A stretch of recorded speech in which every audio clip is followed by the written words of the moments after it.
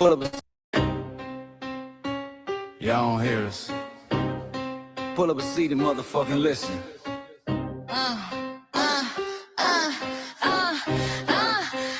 Pull up a seat and motherfucking listen. Pack your bag, time to go home. Talking crazy on our soil where our blood and bones grown. This our grind, we outside on it. While y'all fools on the outside looking, y'all show no respect to Black America, so leave. Y'all don't get it, so it's time to go home. Get the hell up out of America, take your digits, make it just fly on. Y'all don't get it, so it's time to go home. Get the hell up out of America, take your digits, make it just fly on. You landed on the tarmac, fresh off the boat. Talking about y'all building nothing, man, you choking on the note. My ancestors the reason that this country even breathes. Picked the cotton, built the White House, planted the seed. Jim Crow laws, redlined the map, we was the target. You think that struggle's a costume, man, you can't mark it. We fought the wars, we bled the blood, we died for our future's chance. And you come here and give our legacy a side eye while throwing shade on the guard. While you benefit from doors we kick down with our last breath. Now you spit on the architects who stared down death. Disrespectful, that's disrespectful, ungrateful. A slap in the face, the only people who gave a fuck. So let me show your ungrateful ass to the right place.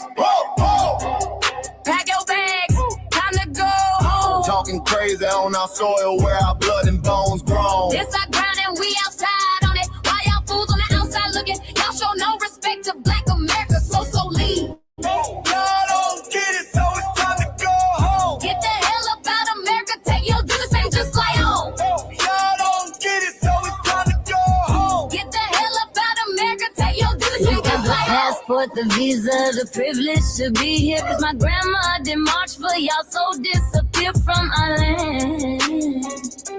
You cosplaying our pain.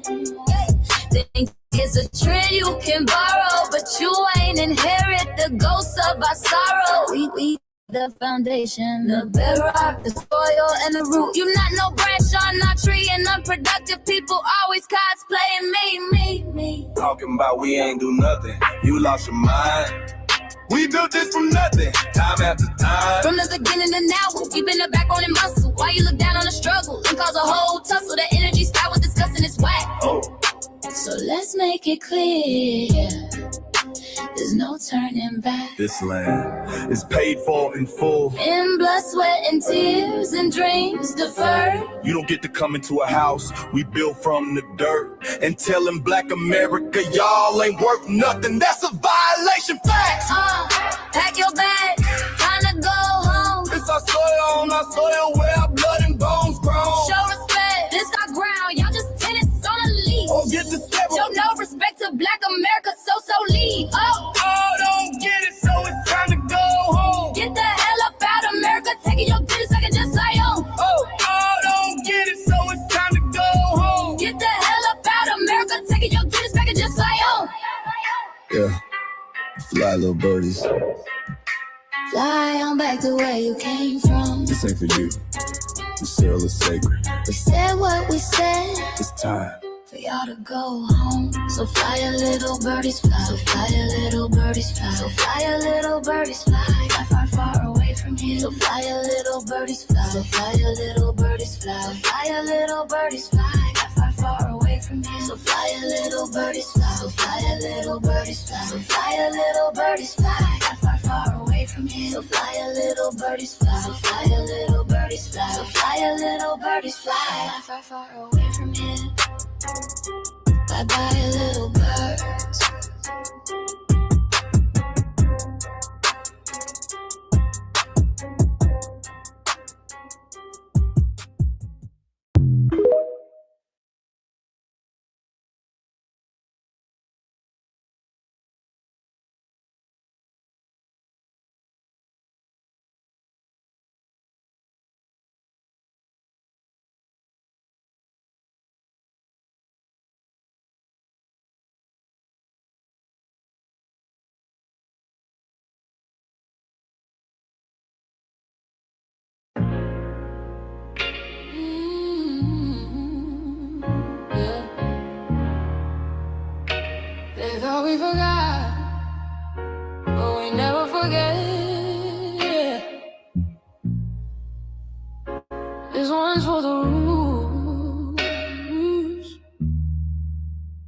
We built this land from dust and tears, 400 years, and we still here.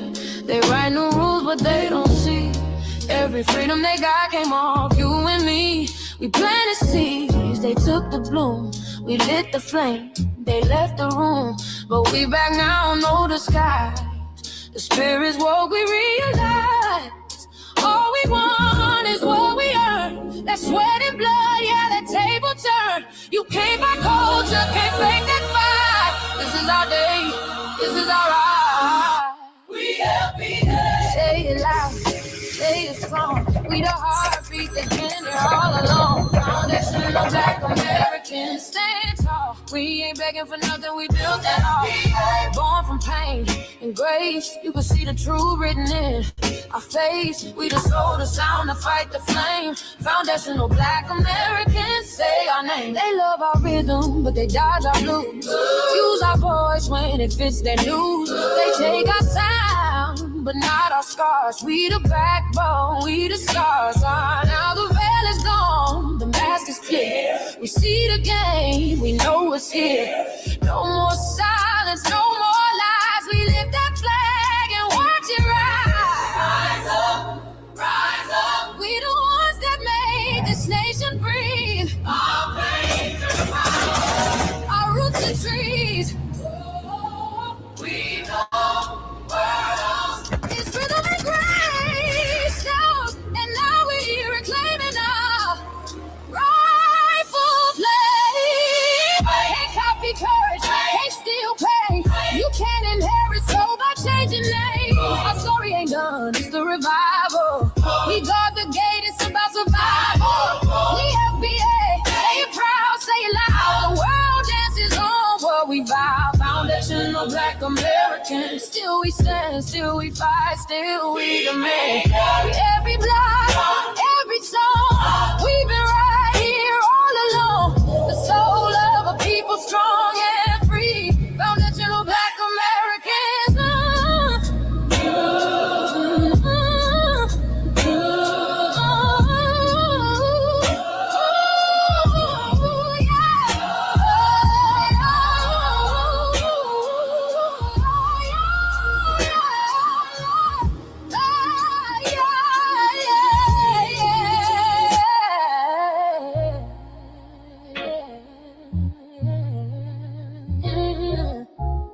We the first, we the root, we the fire. Still rising, still here. Foundational Black American. We set the tone and they copy the cadence. Dance to our drums and deny the foundation. Wear the style but don't honor the source. Smile in the crowd and you distance and force. Say you not us but you rap like we breathe. Take the rhythm, then fuse the receipts. I ain't mad, I'm just holding the glass. Showing the mirror, now answer it back. I ain't here to cancel nobody. Just keep it honest, keep it solid. If you eat from the table we built, don't act surprised when we guard it. Do you like that? Do you like that?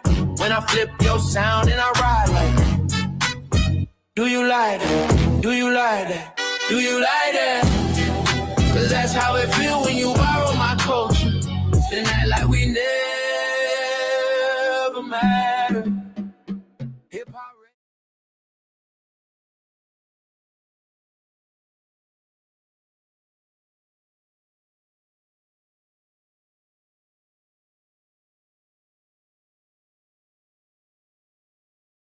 Mike Larry.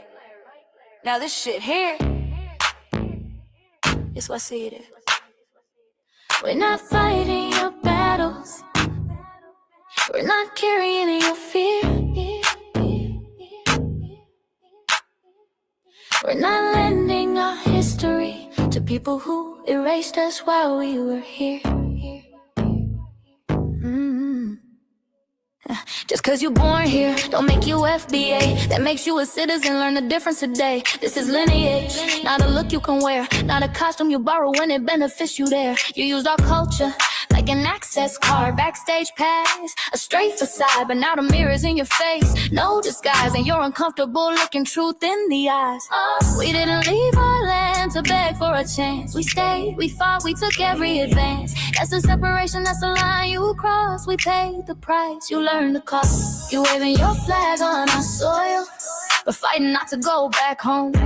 Waving your flag on our soil, building comfort on a foundation you didn't know. We waving our flag, red, black, and gold. Stood our ground, never sold. You waving your flag on our soil, but scared to build what you claim you love. Our humor, our style, the way we move, the smoothness, the sound, the things we prove. Music we birth, language we shape, innovation forged under constant escape. Warrior spirit means stay and defend, not flee your land and rewrite the end. You call it success, but don't confuse the two. Ease came after what we went through. You abandoned your land and called it strategy. You waved that flag loud, but won't return to build your legacy. That contradiction tells the story for you.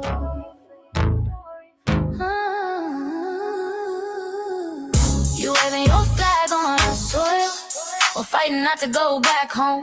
We waving ours where we were forged, every inch earned, every brick known. We can't be deported, and that truth changes everything. We can't be deported, and that truth changes everything. We know who we are, and now we see who you are too. Just because y'all born here doesn't make you FBA at all. It makes you an American citizen. It's biologically impossible to be us, because it's a lineage, not some damn costume you can just put on to look cool. You immigrants and immigrant Americans has used our culture as an access card, a backstage pass to our culture. Now y'all have to look in the mirror. Our sense of humor, the aesthetics, mannerisms, the style of dress, the smoothness, the creativity, our genres of music, innovativeness, our slang, our warrior spirit by staying on our homeland and fighting and not fleeing to somebody else's land to beg for a better life and shit on the very people who fought to have us there. That's who we are. And we know who the hell y'all are waving your flag on our soil and fighting to make sure y'all don't go back.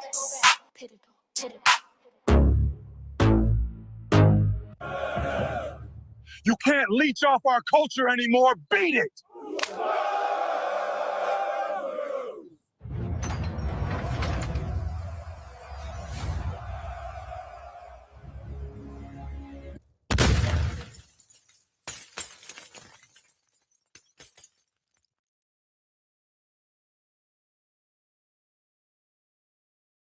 Mike Larry, man, you did it again.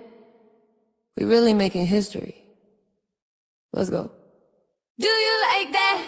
Do you like that? Flip your sound, how you like that? Do you like that? Do you like that? Say it loud, don't walk it back. Do you like that? Do you like that? You grew up mimicking us, now y'all switch it up. Turn the carbon copy, y'all ain't black, what the fuck? It's funny y'all connecting to our culture like it's Wi-Fi. Wi-Fi? Surfing on our waves of our culture, no more agua. Killing my culture for all these years. Look how time flies, all these colonizers in disguise. All of y'all hate, y'all still hate us outside. Study doctor, vampires, the blood of our gift. They copy the flavor, sip the juice. Love the results, hate the truth. Who? Do you like that?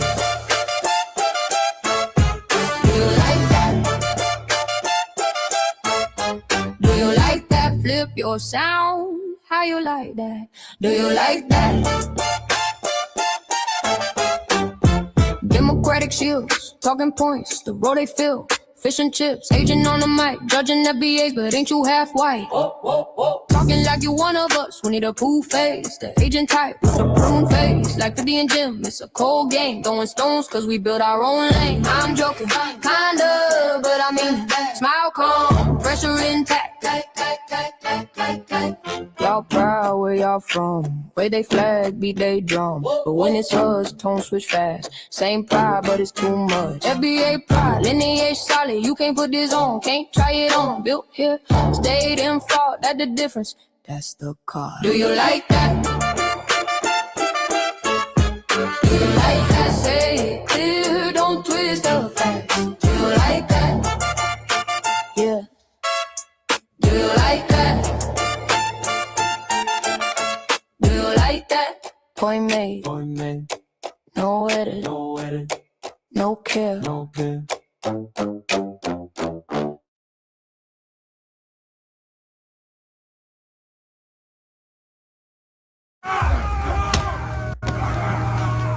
You know, erasing history is something that you have to do when it comes to conquest, domination, and destroying a people. If people knew who they were, and what they were capable of in the past, they will understand what they have a possibility or a likelihood of doing in the future.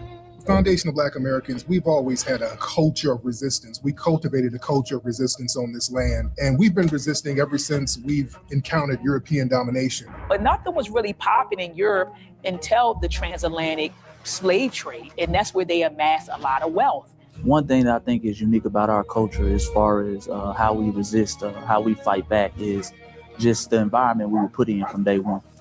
Being only 13% of the population, the white supremacists were very meticulous about keeping that population at a certain amount. There was never a period when we did not resist the encroachment of the white man. They have a natural behavior of authority no matter where they go. That's why they'll step up in front of us in the line at the store. We're not important. They don't even see us. We've never been able to excel. We've never been able to relax. We've never been able to just be, which means that existence is resistance. It must be something in our DNA, our historical background, to when something doesn't sit right with us, especially spiritually, in our souls and in our spirit, we just say no. We live in resistance. You know, from the moment we're born, we're in resistance. And it's handed down generation to generation. And so I think that cultural resistance is actually in our DNA, in our epigenetics, and then it blossoms out into the culture. So there's almost nothing in America that we do, from song to dance to politics to the way we talk, the way we dress, having coded languages considered to be slang today. Everything about Black American culture is a form of resistance. Of course, they want to always downplay our contributions to the global tapestry because they continue to act like our number one export in this country is not Black innovation. Everyone understands that our resistance has been the cornerstone of what foundational Black Americans have always done. We are the life that breathes everything into this nation. The further back you go, the further Black you go. It's just simple like that, brother.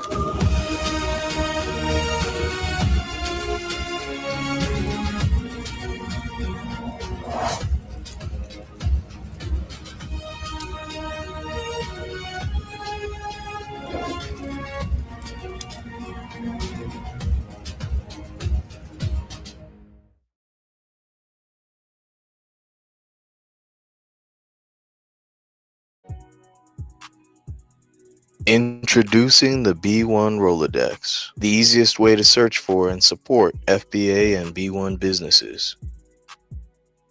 Hundreds of entries from the Black grassroots for the Black grassroots.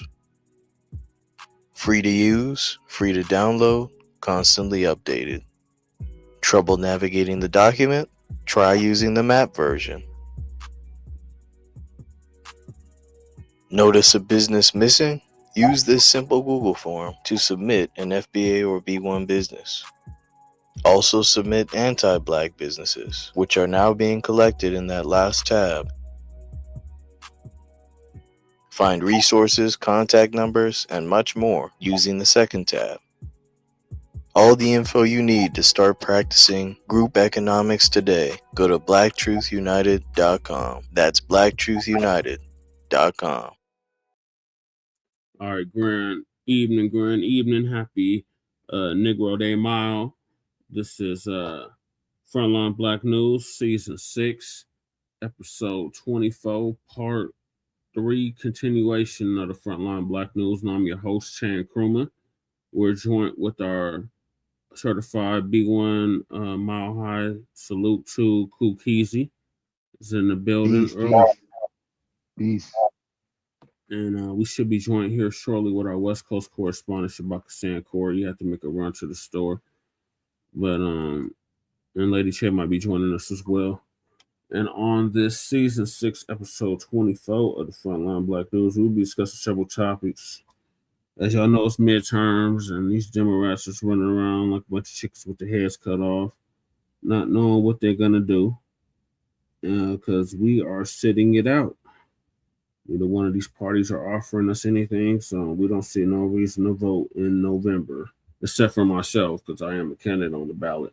But outside of me, no, we don't see no reason to vote, and that's because none of these candidates, none of these politicians are offering us anything tangible. So let me pull up this show. Give me 1 second. There's Shabaka. What you got on the agenda tonight? What up, Shabaka? Right on time. I was just starting the introduction. Oh, all right. We got our brother Peace. Hey, Keezy, how you be? We got Roly Pauly Martin. Man, I'm in here for the long haul. All right. We got Roly Pauly running around talking about we need to go out and vote. Roly, you still can't say what Democrats will do for us. That's the first. Does he have any new tricks? No. Same played out playbook. Then why are DNC Shills targeting Killer Mike? What? They coming after Killer Mike? I've been seeing a lot of headlines about it. I really haven't brought myself to click on nothing. I was gonna tap in with Line Blacc had to say about it, but I'm gonna play I've been skipping over that because I have my reservation. However, I do have some reservations about Killer Mike, but yeah, I guess I'm gonna have to be looking into it. He was a Bernie supporter. It was? Yeah, he was big time on Bernie Sanders. Okay. Then we got Waka Flocka Flame. What was his famous hit? Keezy. Black and Yellow. It's been so long. I know he did have a hit that was just like so big that it was a crazy big hit because it was hard in the paint. Blew up quick as hell off that one hit. I think he knew he couldn't rap. He just got that one hit. It was like, yep.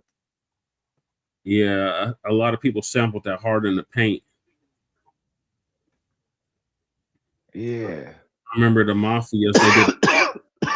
But yeah, I heard about him, so we're gonna cover that. Yep. So he went in at that Chud the Builder, the one that was black people saying racist ass shit, not thinking he was gonna get his head knocked off. I just say salute to Waka Flocka for being having enough balls to use his platform to speak up for black people. Right. And then he's the one that said that we was already here too. Remember, he caught a lot of flack for that. Yeah, Waka Flocka, I think he's actually, unfortunately, part of the Dane Calloway crowd. Yeah. I allegedly, I don't know. I can't tell you for sure. Well, we got him. He's calling out that white supremacist, so shout out to him for that. Then we got a Latino Democrat wants to give illegal immigrants the right to vote in LA, Shabaka. What you got to do about that? Give them the right to vote. Where? In LA. In LA. Oh, hell no. Then we got they fighting hard for it. What is her name? What was her name, Shabaka? Who that? Kalia Ali. Oh, yeah. Kalia. So are in this content, are they gonna give their argument on why they need to have that right? I guess. I don't know what these Latinos is doing. What is the argument? Why do they need to do that? Well, their argument there, being from Southern California, Keezy, their argument is that California, Arizona, New Mexico, and the great state of Texas, say it for that. Mexico, $20 billion. We don't want to hear that shit. It was already sold, man. You can't own something that you sold. If I sell you a car, I don't still own it. Right. Right. That's So- why they got what they call a title on it. Yeah, if you trick the car off and blow the engine later, you can't go back. And I don't owe you. I don't got nothing to do with that. Hey, my man, every car that I sold as is, sale is final, no refund. Yep. So then we got Khalia Ali's former wife reveals why Ali left the Nation of Islam and telling Ali he'd die a vegetable in anger. Then we got that Agent Vlad. He responds to our brother Corey Holcomb. I met Ali too. Yeah, I saw him. Did I tell y'all that? Oh yeah, I did tell y'all that. I said that on this show before, huh? Yeah, you did. You met Muhammad Ali? At McNichols Arena, I believe it was. Okay, you get a picture of it, bro? No, but I got his autograph. Okay, that's even better. My mom still has that. You know, your moms keep all those knickknacks and old stuff. Yeah. Yeah, preserve that, wrap it up in plastic, man. You know what I'm saying? So you can pass it on down to the generation. I was a kid. It was like early 90s. Yeah, that's when McNichols was still open. Yeah. And Yeah, early 90s. That's and I it was tell like you, a game against. I don't know what's going. It was a game against the Phoenix Suns and the Denver Nuggets. Okay. Mm-hmm. And one of the special guests happened to be Muhammad Ali out of nowhere. Wow. Okay. And speaking of autographs, Keezy, I got Ron Lyle's autograph. I got it wrapped up there in plastic. And it's a picture that he autographed for me, man, when he fought Ali. Wow. Mm-hmm. Hey, you know the funny bit about that story is my older sister had got those tickets for free from her school. And she decided that she was gonna have a house party. And my parents was ordaining this, and she wanted to get rid of me and get, so I wouldn't be there when all the teenagers was at the house party and all that. So yeah, I remember Record by the Temptations. and then she missed the chance to meet Muhammad Ali. She was mad. Yeah, I know she was. Then we got they going after Stefon Diggs. I guess he had his court case trial today, and they found him not guilty. So what's the Stefon case about? All right, so he probably is on the release line. Hopefully he should be out. Then we got building trust across divides. Then uncovering the Taíno identity, copper skinned. Then our unhoused neighbor news, our illegal migrant news, and our local Denver/Aurora news. And we are based out of East Denver, North Aurora, Colorado. Get the news from a frontline and Black First perspective. We are a part of the new Blacc Media and also the signal boosters of the new Blacc Media. We have been around for 6 seasons now and counting, and we have several platforms that are part of the Frontline campaign. Frontline Black News is the first one, which we started back in 2020, 2021. And Shabaka's Black Experience Enhanced, which we just had, is based on the 50th anniversary of the founding of the original Black Panther Party for Self-Defense. We started on Blog Talk Radio.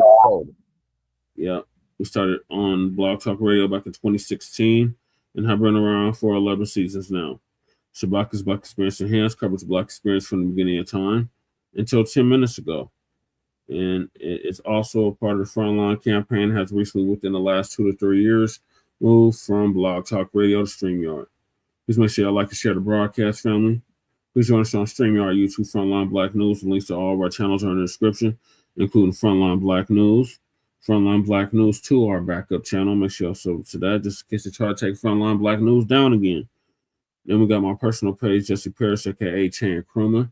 That's how I stream all the city council meetings here in Denver, Aurora, and the local Denver and Aurora Black events. And then we got Lady Chase backup channel, Seduction Doll. Make sure y'all sub to that so she can start going live on that YouTube channel. Then we got her main channel, The Revolutionary Agenda. Make sure y'all sub to that as well. She should be dropping an RBA sometime this week. She did one last week, so make sure y'all check that out. Then we got Shabaka's YouTube channel, Geneb 1. Make sure y'all sub to that as well, so Shabaka can start going live on YouTube. Then we got our cousin, Jay Militant, out the Bay Area, out of Fairfield in San Francisco. He's going through it right now, but make sure y'all sub to his channel, Witchcracker TV with Jay Militant. Then we got our brother who's with us right now out the Mile High, Bellside, Cool Keezy. Yo. 100. Happy 5-5 day to all the Bellsiders. Then we got Breeze Omega, who was live earlier. I was chopping it up with him briefly. Make sure y'all sub to his channel. He just surpassed 1,000 subscribers, so salute to Breeze. Then we got our brother, the Church of Black Power, who's out of Watts, California, who's now in Houston, Texas. Make sure y'all sub to his channel. He's heavy as well. He just surpassed 3,000 subscribers. And he just created our own Freedmen Party. More details coming. So welcome to the Freedmen Reparations Party. Yeah, that's big. Okay. Then we got Torian Rain Reloaded, who actually put Lisa Cabrera on. I just learned recently. Our brother is sitting at 67,000 subscribers. Let's make him get 80. He's out of DMV area, Shabaki. And then we got last but certainly not least, Black Truth United. Do you know where Black Truth United is out of, Keezy? I think Black I didn't Truth even ask him never. I think he's out the Midwest somewhere. But salute to him. He's been on hiatus. But he came up with that B1 Rolodex, which I showed the ad for earlier. I seen him on a live not too long ago the other night. Yeah, but he ain't been going live on his own stuff, I guess. PeakTube link again. Oh, I'm sorry. I just sent it to you, Shabaka. Hell, as long as he's still around, it's still good. Yeah, he just went on a hiatus on his YouTube channel. Me too. I've been doing my, we all, some of us got other things that, come up. See our boy Black Alpha shouted you out earlier. He played one of your videos. Man, that's crazy. I was just seeing that. I looked up and was like, man, I missed it live. Let me check this out. Yeah. Then I also too want to mention World Radio out of Philadelphia, PA. Yeah, shout out to my mom's birthplace. All right, and then so the link to the Rolodex is in the description. The link to submit your business to the Rolodex is also in the description. Then we got cancel the Congressional Black Caucus and create a foundational Black American Caucus. And the petition link for that is also in the description. Then we got Sister Brooke out of New York. Her call to action. Make sure y'all submit them letters so they can get free there in New York. And then we got support Lady Chase GoFundMe. If y'all haven't already, donate to that. That is also in the description. Then we got the 103-year-old elder who's on the verge of losing her home on almost 40 years in South Central Los Angeles, now known as South LA. The link to that is also in the description. Donate to that if you can. And then me, as you can see, I'm on the ballot for office for House of Representatives here in the state of Colorado for House of a historically Black seat that is currently being occupied by Caucasoid. We got to get her out the paint. We don't see her hardly ever, and she don't do nothing specifically for us.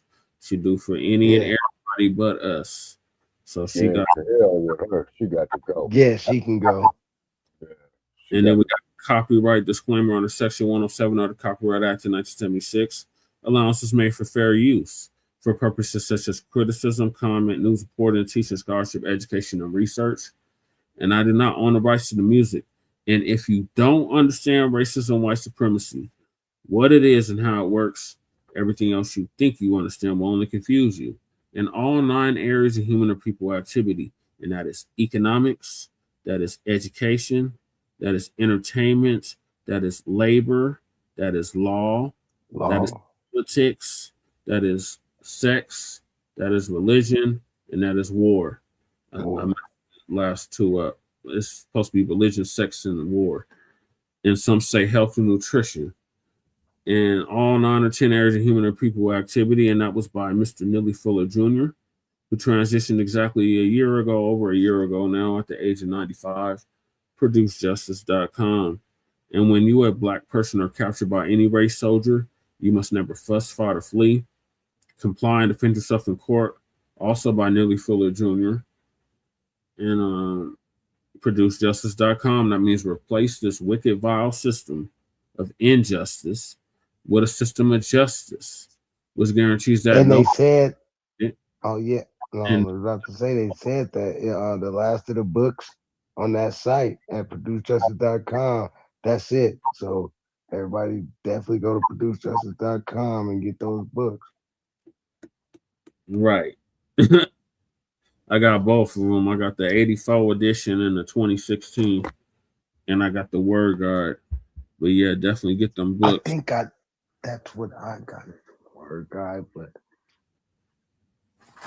where is it? It's the compensatory. Tariq needs to do another holiday package. I lost my damn Foundational Black American Race Bader book. I have that. These books are important, man. It's best to. I love it that you promote that because it's best to have something that you can physically pick up because the digital thing is not guaranteed. Right. You're gonna be able to have that at all times. Mm-hmm. And they omit a lot of stuff in the digital.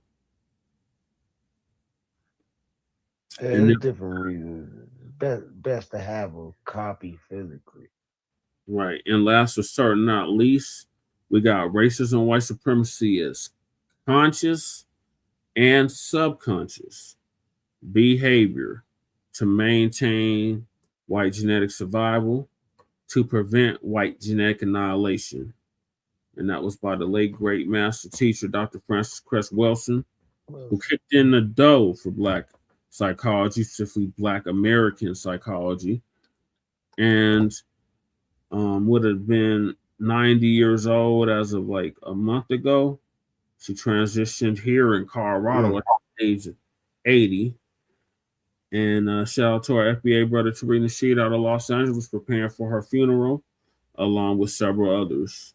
So those are the topics. Make sure y'all hit that like and subscribe button. All right, Shabaka. My son can hear us. So tell my son Amir good night. Tell his butt to go to bed. Okay. Hey, Amaru. Speaking of children, here come Amaru. What do you want, Amaru? You've been hiding this whole time. Now you want to get on camera. Come on, boy. Yeah. Hey, my son can't run. He can't run in the living room because I got the show playing in my room. And I guess he can hear it in his room.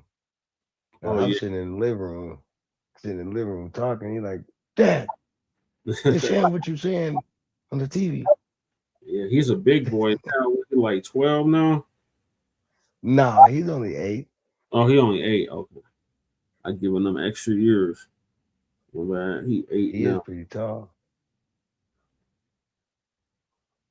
Yeah, he's gonna be a big boy. All right, so the Roly Poly Martin and the rest of the Democratic Shills is running around like a bunch of chickens with their heads cut off. Shabaka, they don't know what to do. And they can't tell us what the hell the Democrats gonna do for us. So what are we doing voting for them? Exactly. So I'm having a problem sharing this YouTube link to my page. Oh man. There's always something with them and they bullshit. Mm-hmm. And this motherfucker's just sitting up here pinwheeling. So Professor Black Truth going on that once I find the damn video. I got so many queues open. It's ridiculous.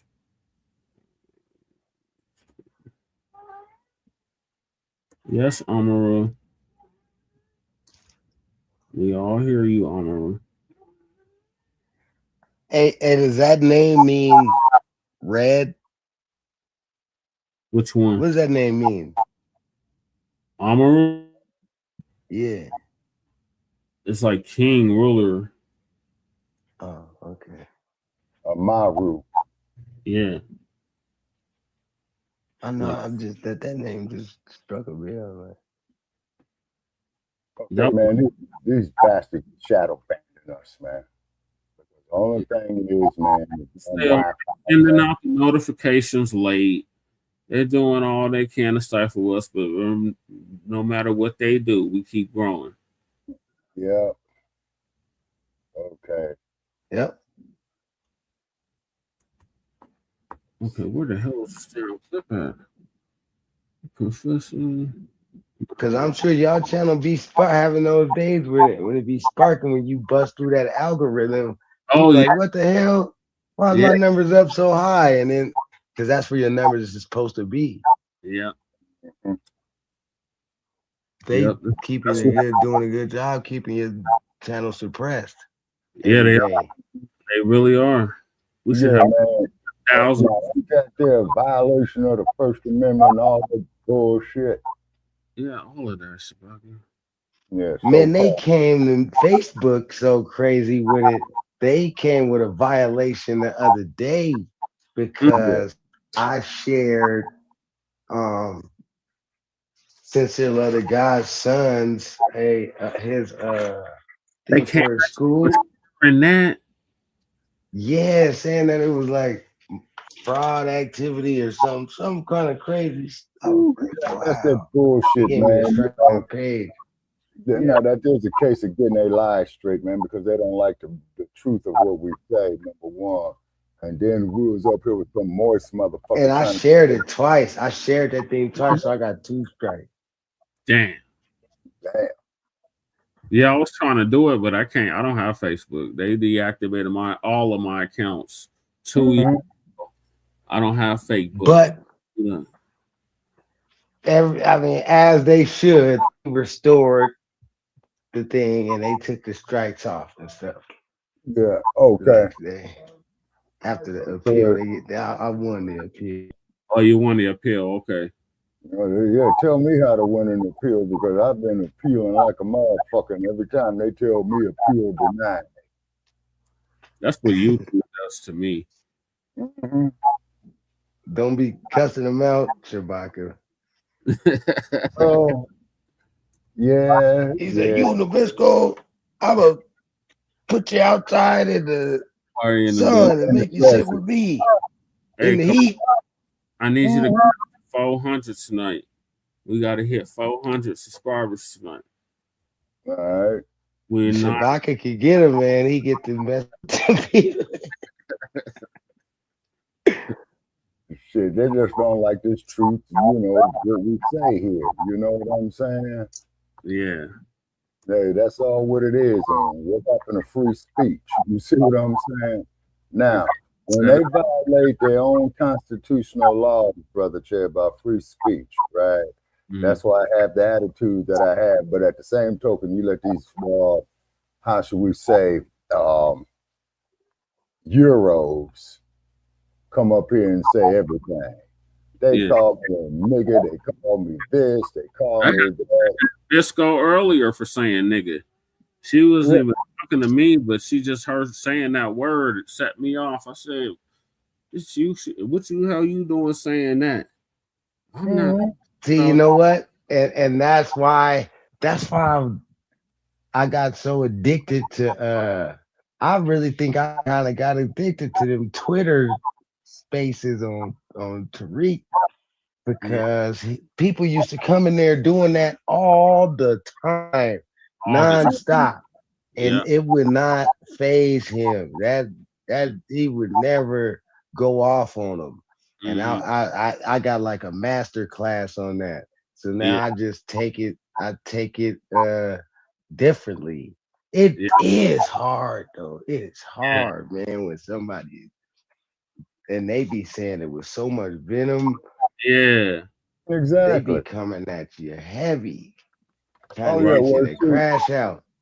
now see, the reason why they do that, Keys, is because as long as you and I are going back and forth, having hatred amongst ourselves or any other brother for that matter, right? Then we're okay. But as soon as we start telling them of what they are, you say, "Oh no, you Yeah, violating." they don't want you to defend yourself against them. But yeah, you can kill each other all day. That's cool. But once you start defending yourself against white supremacy, they got a problem with that. Oh yeah. Oh yeah. Problem with it. Yeah. Okay. Gonna give us an update on these Democrats losing their minds. That's good. Truth. Yeah, man, they ain't even With the allowed Federalist to- Society flunkies on the Supreme Court. Family and fellow soldiers, I'm the professor, and this is the moment of truth. With the Federalist Society flunkies on the Supreme Court having carried out their attack on the Voting Rights Act, it seems that some of the boule bootlicks have crawled out of their hole, and they're, of course, giving their opinion on it. Folks, we need to call this what it is, and that is an absolute attack on Black America by the Republican Party. And there should be a state of emergency in Black America with what is going on. What we should be looking to is having a freedom summer where we are educating, informing, and enlightening folks, signing people up. This must be the most aggressive Black voter campaign since the Civil Rights Movement. Somebody please tell Roly Poly that we've been here before. No, literally, this has happened before. Louisiana Republicans sued a majority Black congressional district, and the Supreme Court rubber stamped it. This is not new for me. I've been down this road before. 33 years ago, the same court and the same plaintiffs, for the most part, filed a lawsuit against at that time, the 4th Congressional District. And they basically said that it was a racial gerrymander. And the courts ruled that they were right. The legislature went back and eliminated the district. Here we go again. I've never served a day in Congress without a lawsuit in the Supreme Court. Now, you notice how Congressman Cleo Field said that this happened 33 years ago. That would have been 1993, the first year of Bill Clinton's first term. So, as I told you on Sunday, these attacks on the Voting Rights Act are not new at all. It's been going on for generations, long before Shelby v. Holder 13 years ago. Of course, the difference is there wasn't a Supreme Court packed with Federalist Society operatives then. As soon as W began packing the course with Federalist Society flunkies, that should have been the quote-unquote state of emergency for the Democrats and certainly for the Congressional Black Caucus. This certainly isn't the first time the GOP's been undermining Black political power by targeting Black elected officials. They've been doing that heavy for decades at the state level, starting with when Republicans controlled the Michigan legislature and passed that so-called emergency manager law, which the voters rejected, but the GOP legislature passed the exact same law, only in pieces, even though that should have still been illegal. The result of that was Republicans declared that the Detroit City Council was barred from running its own city, and they then carried out the genocidal poisoning of the Flint water supply. Democrats got control of the White House, and what did the tether-in-chief Obama and his tether Attorney General Eric Holder do about all this? Nothing. They didn't prosecute anyone. There were no measures put in place by the Democrats to punish the Republicans or even to rein them in. Obama instead did a no-good photo op in Flint where he pretended to drink the water, and he declared that he had replaced some pipes there, so that was all he had to do. And then Democrats gained control of the Michigan legislature. They drove the Republicans out of the majority, and then Gretchen Whitmer became governor, and then you got another Democratic state attorney general. What have Democrats done in Michigan to punish Republicans for all of their legislative crimes against Black Michigan residents? Nothing. And that's the reason why the Republicans did the same thing in Jackson, Mississippi, and then they did it in Tennessee with Memphis and Nashville, and now they're doing the same thing in New Orleans. Oh, and did I mention that the lawsuit that was used to justify striking down the Voting Rights Act came out of Louisiana? While all these attacks on black cities has been going on across Democratic and Republican administrations, what have the Democrats done to retaliate for this? Because black people have certainly been voting for them. The Democrats did nothing. See, what Roly-Poly isn't telling you is that we've already had freedom summers and freedom winters and freedom springs and freedom fall fish fries. The problem isn't getting black people to vote. The problem is that we never actually get anything for our vote. So while Roly's getting all worked up about a voter drive, I want to know, what are Democrats going to do for black voters if we vote for them again? Notice how that never, ever, ever gets mentioned. Nobody ever says what black voters are going to get from Democrats if we put them in office. Democrats certainly never say what they're going to do about all of these attacks on black civil rights. What are they doing about the attacks on black voting rights? Democrats never say what they're going to do. And this is just Roly-Poly trying to sell the soap. He's still trying to prove to the DNC that they need to put him on the payroll and make him a consultant, because Roly-Poly knows how to galvanize those black voters, don't you know? That's all he's doing, auditioning for a job. So he's repeating the same old stale gibberish. He can't even be bothered to update his DNC talking points. What is the policy going to be to stop these GOP attacks on black America? And more importantly, what is the punishment going to be? Even Roly-Poly doesn't talk about that. The problem isn't that Democrats don't know how to use the so-called bully pulpit, or that they don't know how to throw their weight around. All it took was a handful of campus protests criticizing Israel, and Democrats immediately jumped to the point and proudly told the thugs in blue to carry out Benjamin Netanyahu's agenda in the U.S. in flagrant violation of the First Amendment. So Democrats know how to have sharp elbows. They know how to put on the steel-toed boots and run roughshod over people. They just can't do it with the white right, that's all. As Democrats see it, this is a good thing that's happening because they hope it's going to put the kind of pressure on black folks that will get black people to abandon our demands. Stop putting pressure on the Democrats to do anything. Just mindlessly vote or the Republicans are going to get you. Democrats aren't saying what they're going to do. They've just got their shills out here saying, panic everybody, only the Democrats can save us. Well, based on what I've seen, Democrats can't even save themselves. Cleo Fields is saying that there need to be term limits for Supreme Court justices. I actually like that suggestion because it's exactly the kind of bold, radical thing that needs to happen. But the problem is, why isn't Chuck Schumer saying this? Hakeem Jeffries isn't raising hell about it either. Ayanna Pressley mentioned it in passing. The most that I could find about Hakeem Jeffries is that he did mention Supreme Court term limits back in the summer of 2024. So in other words, just in time for Trump's reelection. Jeffries claimed that Biden was right about the idea, but does anyone remember that senile old codger actually talking about it? When did Joe Biden ever make Supreme Court term limits a part of his electoral campaign? When did he ever deliver a major policy speech about it, or a minor policy speech about it? Did he ever mention it at a State of the Union address? Because that would have been the perfect time to bring it up.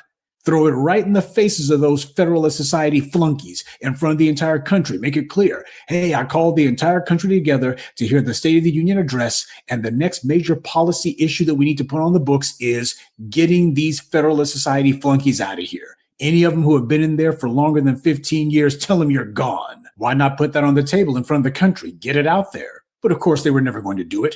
It was never going to be the subject of a major policy speech or even a minor policy speech, or any policy speech at all. So even with Hakeem Jeffries having done a blink and you'll miss it mention of Supreme Court term limits, exactly how seriously are we supposed to take this suggestion?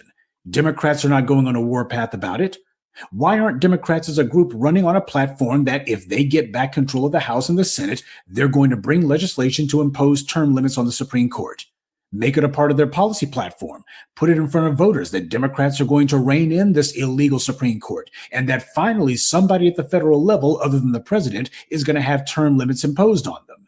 Democrats are anything but enthused about the prospect of demanding Supreme Court term limits. Maybe it's because as soon as you bring up that subject, people start going, well, gee, when are you guys going to vote to have term limits for members of the House and the Senate? Interesting how both the Democrats and the Republicans' knees get to knocking whenever somebody talks about term limits.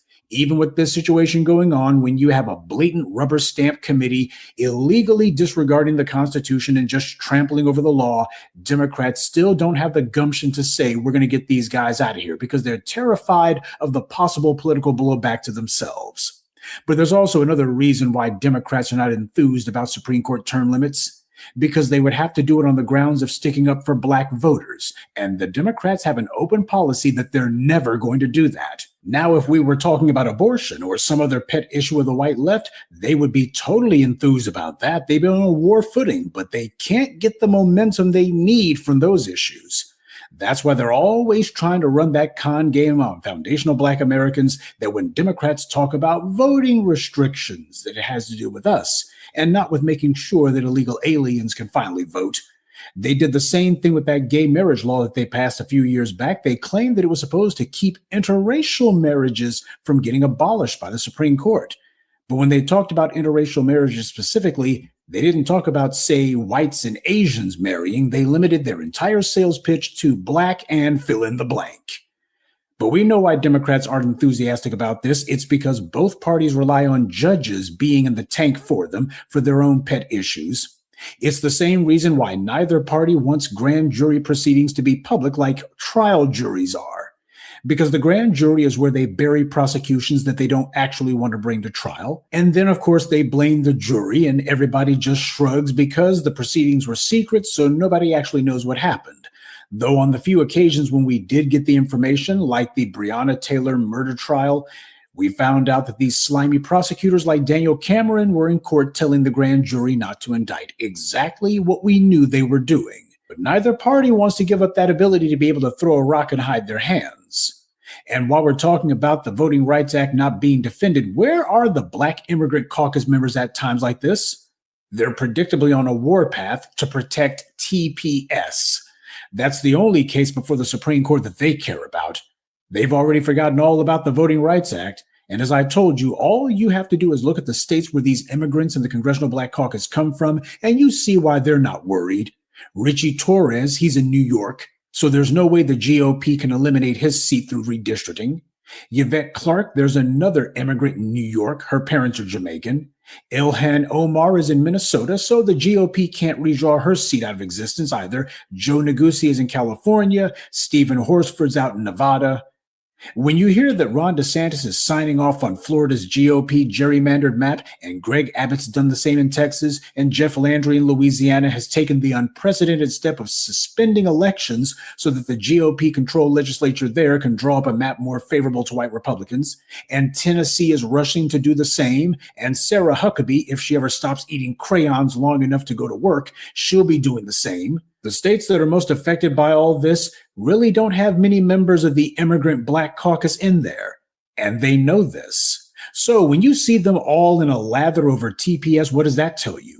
To them, this is an opportunity to replace the FBA bootlicks who are going to be out of office soon, and in their minds, they'll be telling Democrats, this is why you have to hurry up and get more immigrants in here and give blanket amnesty so that we can help replace or reinforce those black voters down south. But in reality, they don't want to live in those states because those are the poorest states in America. Their immigrant kin are going to go to New York, Los Angeles, Chicago, places where the economies actually work. And they'll be there backing up the Richie Torreses and others and telling them that they'll support them when they run for Senate or for governor. That's the three-dimensional chess that the immigrants in the CBC are playing. Wes Moore knows he doesn't have the FBA support that he wishes he did, so he would love to have other immigrants there to support him when he tries to run for president. So immigrants like Roly Poly are trying to gin up some support so that Haitians like himself don't risk getting deported, but not once will he say what's going to actually be done.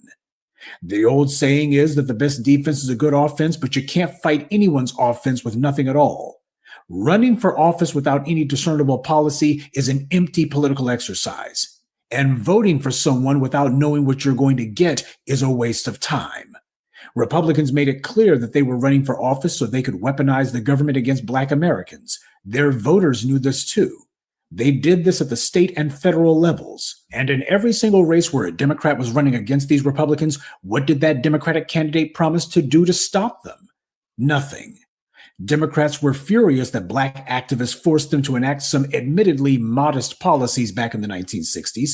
People like Joe Biden, though, admitted even then that they hated those reforms and opposed them. Democrats decided back in the 1960s that they would never again allow Black to be shoehorned into the subject of national policy.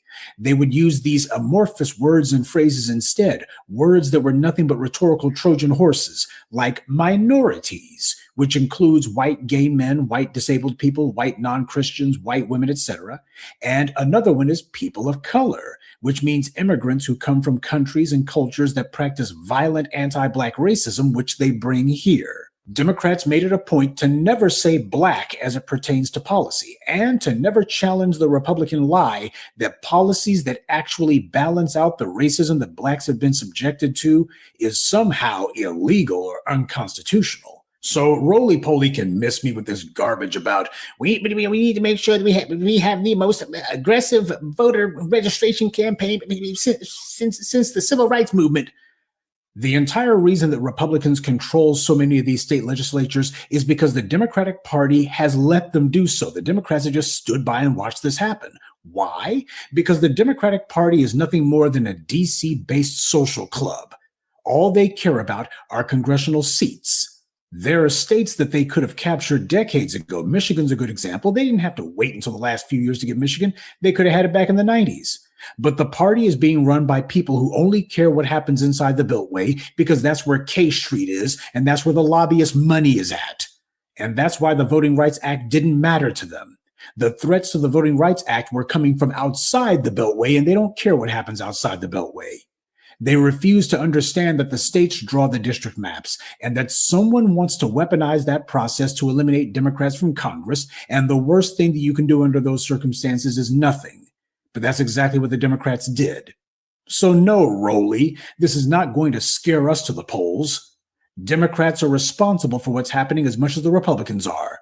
There will be no more voting without Democrats saying what they're going to do, and what they're going to do is what we tell them. The threat from the white right is real, but it's not new.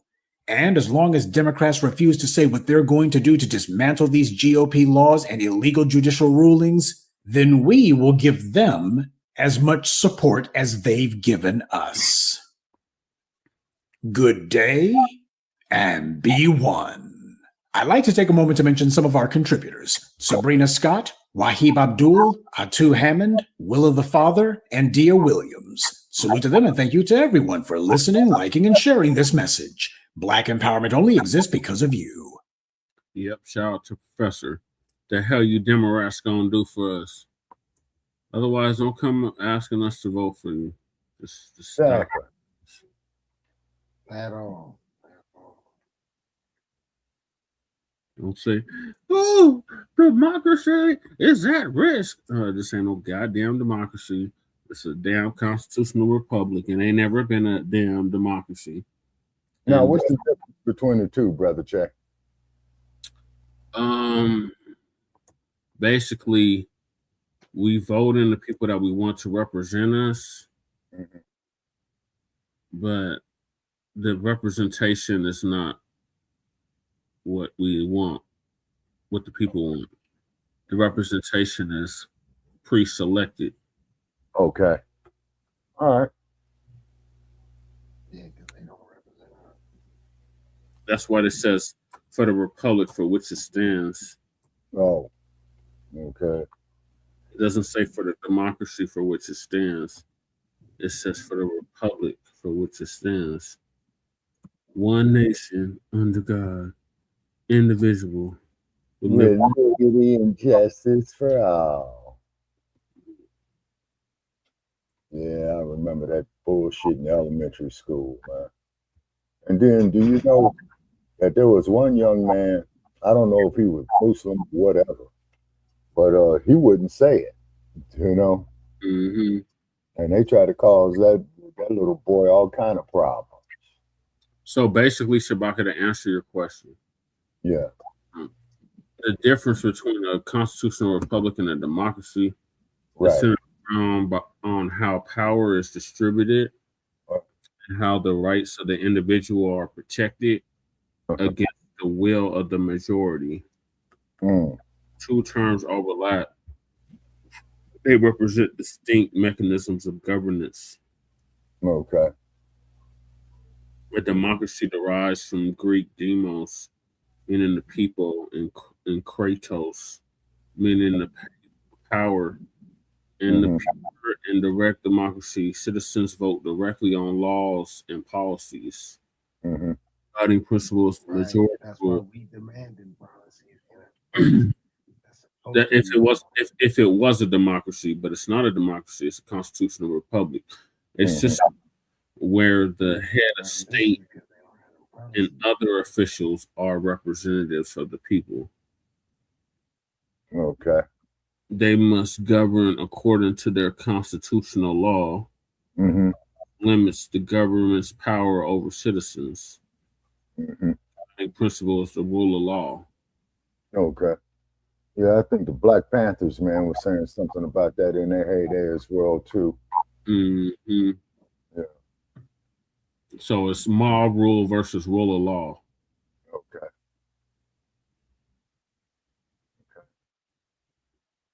So basically, a democracy would be mob rule. So republic is rule of law. Okay. Okay. So the demonocracy is mob rule. Yeah. Wow. Okay. Right. Yep. Okay. So what are your thoughts on what the professor just laid out about these Democrats and what why they never tell us what they're gonna do, but they want us to go out and vote? Yeah. Well, like the professor said, you know, they're taking us pretty much, you know, taking us for granted. Stupid. You see what I'm saying? And want us to turn a blind eye. That's why they think they can talk down to us and talk crazy to us. Yeah, like Obama with that finger wagging bullshit, man, when they didn't turn out for Kamala in great numbers. Yeah, and it's the benign neglect policy. They Yep. are operating under that policy that prevents them from doing anything for us because that's their go-to policy. Oh, shout out to TD Media. Are you talking about TD Media? Said TDS channel. Yeah, we familiar with him. We're getting the trolls tonight again, Shabaka. We're getting the trolls. I think we got a tether or two in the chat. Okay, just say oops upside the head with the wrench. You know, they're being respectful so far. Oh, okay. All right. Can't say it's a tether then. Yeah, look at the name. Look at this name. Does this look like an FBA name? Short 3704 TDS channel. Okay. Oh no. Now it looks like a light. I can't see the comments. I'm not looking at that. Yeah. Right. And I think he was responding to me where I said, No, look like somebody ain't having too much good time at Cinco de Mayo. They got time to check out the front line. Hey, Cal Dog, what's going on with you? Nothing popping at the taco house. Yeah. We got in the building. Okay, and the cold part about this shit, you know, these other groups, you know, just think there's something to be fucked over. You know what I'm saying? Yeah, and later for that, Shabaka, them days are over. Yeah, you know. So now it's gotten so bad the Democratic Shills are coming after Killer Mike. Killer Mike. I thought he was a big old Democratic Shill. The shit coming after him now. They turned on their homie. Yeah. Yeah. So the one, don't give us an update on that once I find the damn video. Okay, wait a minute. Okay, now somebody got a comment right here. Okay, that's Cardenas 7 points, just like back in 2012 during a re-election of Hussein, in Michigan. We voted down the right to work, and somehow the Republicans was able to get the bill passed. Okay. Okay, Cow Dog saying that Killer Mike straddles the fence too much for me. Yeah, yeah. He do, Cal. And remember, he was a big Bernie Sanders supporter too. He was. Mm-hmm.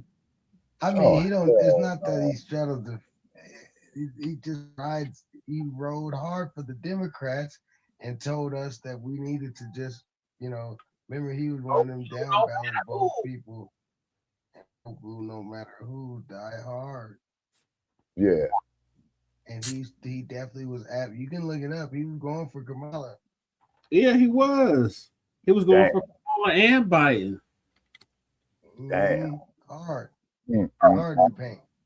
Well, Kamala's a high mileage job. Yeah, sounds like I called her ass out at that book signing. Then she's, Jack Daniels or vodka or whatever. Told her, on behalf of Foundational Black Americans, you're not offering us no reparations, no vote. Exactly. Because remember, she said, I'm entertaining it. Because when Al Sharpton, bobblehead Sharpton asked her, are you going to run again in 2028? Oh, I'm thinking about it. Okay, bitch. Well, then that means you on the campaign trail already. Yeah, exactly. That's the dog said this fool is awesome. Then y'all going to lose again. Mm-hmm. Then you're going to have old JD up there with Dump Jr. as the president. Mm-hmm. Yep. Mm-hmm. Yep. And then, people, some clown is going to sit up there and call me all kind of niggas and shit like that, right? Mm. And had the audacity to echo what that brain-dead ass broad said. You ought to be thankful for slavery, otherwise you'd be worshiping the tree. And I told this dumb bastard, if you really look at it, the tree gives you oxygen, right? Right. And you need oxygen to live. And told his ass that the tree was too generous with his ass for giving him out. He is pro-police too. Yep, good point. Yeah. So he's pro-policy enforcers. Yep. Mm-hmm. Damn. Full shot. Meaning he's pro-slave or slave catcher. Yep. He's pro raccoon. Yeah. Yep, he's pro-raccoon. Oh boy, when is this raccoonism in Boston? When is that going to be cured, gentlemen? Never. It's incurable. It's like the, I look at all those zombie movies like that. Yeah. Dawn of the Dead and shit. Hell yeah, hell yeah, hell yeah. Every coon they be trying to come coon it up to you and try to get you on that. Yeah. And then when you get up out of there. Yeah, and then when you tell them your reasons and you try to speak to them in a respectful manner why you ain't with that bullshit, then they want to sit up there and get to a bunch of name calling and shit. And I've been they come up all looking stressed out, zombied out, whining about Trump, and stuff. And you be like, man, get out of here. Get out of here. I don't want to hear it. I don't want to hear that bullshit. Yeah, exactly. And they go blaming you with all that. Like, oh, that's because you didn't vote for Kamala. Yeah, shit. The only thing I can say, they want me to vote for Kamala. The motherfucker don't have to pay me $10,000. I'm an 8%er. I didn't vote for that bitch. Oh no, neither did I. And then when you do go to the poll place, the Democrats are just gonna say it's our fault every time anyway. Yeah, like I said, man, when I voted for president last, I put down Charlie Brown and Snoopy, I think. Blame it on the couch. Don't blame it on me.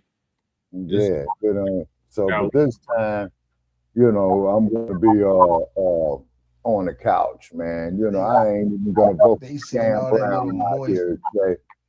Yeah, because they see all the moist attack dogs on you. The little moisture tech dogs from TikTok and Twitter. We all Yeah. had at you on. We did all them videos out. Then I throw down all my shit on TikTok. You know what I'm saying? I'm trying to build up Instagram So followers. far, I have not gotten to any arguments on How TikTok. are you? How are you sitting there holding the phone, recording a video, and getting emotional? Right. Yeah. Getting all angry. You're yelling at the phone. Or Yeah, man. Yeah. That's what turned me off, Cool Keys. You motherfuckers got the yelling at me. Oh, you that goddamn black ass Shabaka Sankor. And I said, yeah, you know, in the flesh. You know what I'm saying? Well, you pro-black bastard and all that. And I said, hey, cat, check this out, man. You know, I don't have to be all that, and I'm not going to stand it, you know? So I just went on and told him, fuck you, man. You know what I'm saying? And I don't like having to say that to people. But when I sit up here and try to talk about shit that I've lived through, oh, man, that wasn't so. And I'm saying, motherfucker, I lived through it, and I witnessed it. So how is it not so? Right. Well, YouTube says, okay, there's your fucking problem right there. You going by what YouTube says. Mm-hmm. That's their damn problem. Because you know, man, when they do historical footage, brother, tell you know they edited that shit, right? Yeah. And then just like the hell I'm having, man, a boy trying to share that Ali video, man, when he sat up there and told white America about themselves. You know what I'm saying? Mm-hmm. That's you know, I could share. Yeah, man, and I couldn't share the shit, Cool Keys. You know what I'm saying? All right. So DeJuan gonna give us an update on these Democratic Shills that Keezy was just alluding to. Okay, and I'm gonna try to see if this Bluetooth is working, brother Jay. Okay. Val Hawkins, very good. Like I hear like Weak and Freaky, I hear like a little bit of DJ Rogers in that and spirituality. I feel like it's some gospel in it's gospel in everything. Even like G'd up is like, come on now, but you still feel the church. That's a good question, because that got a lot to do with my foundation of being positive, and it's spiritual. Yeah. And it's upbringing and it's uplifting to hear the music that can coexist with that. So yes, some gospel is nothing but the truth. You know. I don't know who he interviewing somebody on Instance and Ashtrays. Okay, let me fast forward. He forgot to cut that out the video, I guess. Right here. Well, for now, what's up, chat room? What's up, everybody? The DNC Shills was out of office. Remember, MSNBC had his Negro Purge. So you're not going to find that on other places. And if you do, you might have a lawsuit on my hands to hand down to somebody if you hear that somewhere else. Yeah, because the last interview he did with the sister that did the lowriders, that started the lowriders, I guess Sparta Logan. Che, can you hear me? Yes, I can hear you now, Shabaka. Okay, it sound like I'm drowning again. No, but I hear an echo. Okay, all righty. Okay, let me close this door here. Okay, Yeah. What about now? It's gone. Okay, yeah, because that's the idiot box that's on in the next room. Okay. Yeah. Okay. We're just going All right, yeah. Girls losing their minds, they crashing out like Black Alpha was just talking about. They crashing, Right. losing their minds. Now they're going after another shield, Killer Mike. Mm-hmm. Yeah. Shit is crazy, man. You know what I'm saying? So the one B gonna give us an update on that. Okay. So back to what we're talking about. So yeah, they coming after Killer Mike, man. They coming after him. And I saw this stuff when I did the Culture United last week. It's through Justin Hunt. That was one of the questions. What do I think about the Democrats and people going at Killer Mike? Because Killer Mike, you know what happened was after that Supreme Court decision was laid down on the Voting Rights Act, the DNC Negroes, instead of saying, hey, okay, the weakening of the Voting Rights Act started in 2013 under Obama. Instead of we've had Obama that had 3 years, he could have fixed it.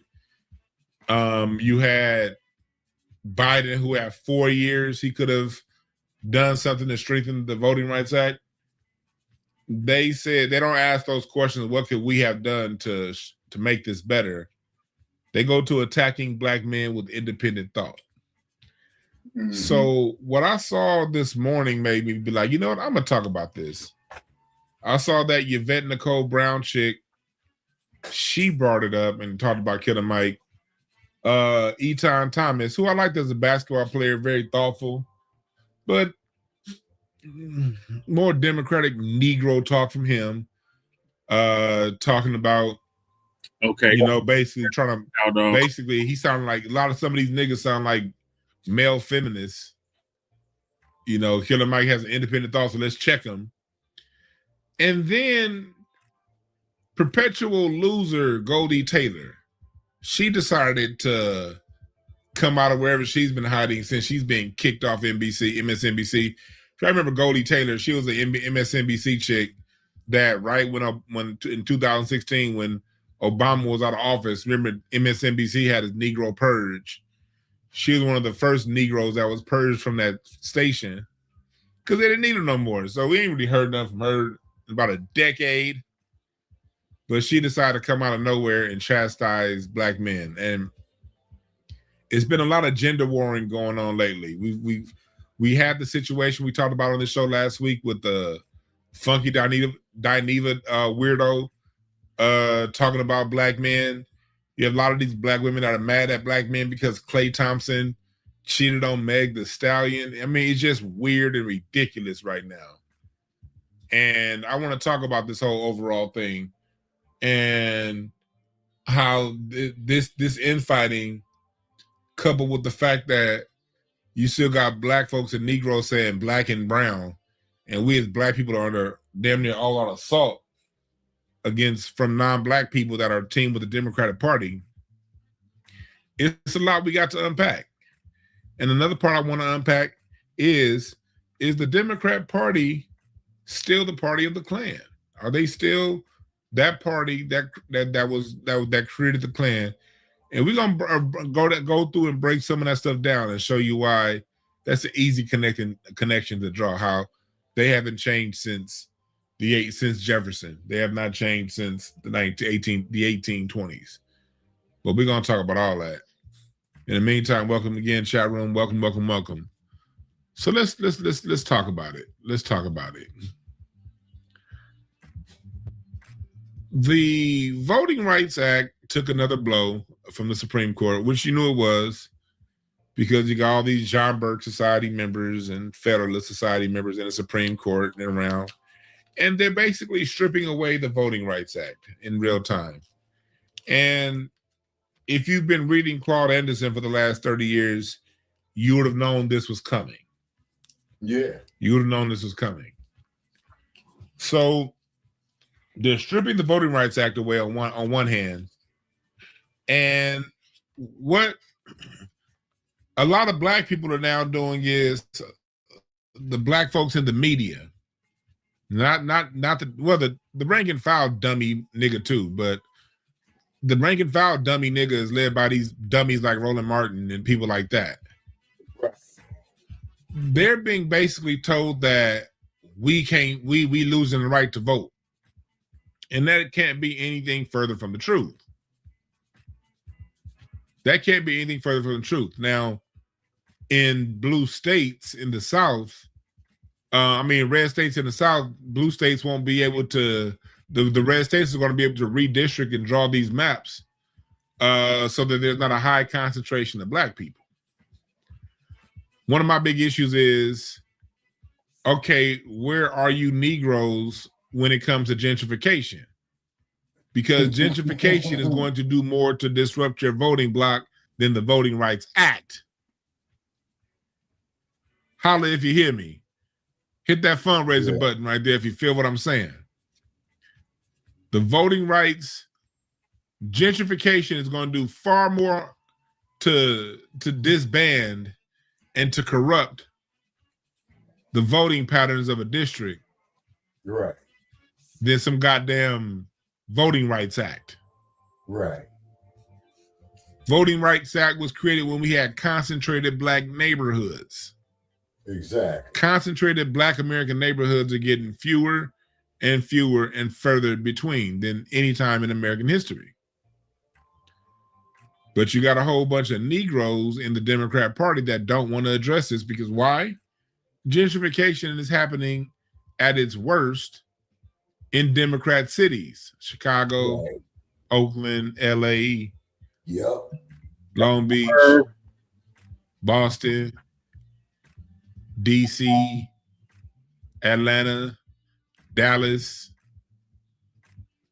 Houston, even in red states, where the areas where the big cities where the Negroes are concentrated, gentrification is happening right there under Democrat rule.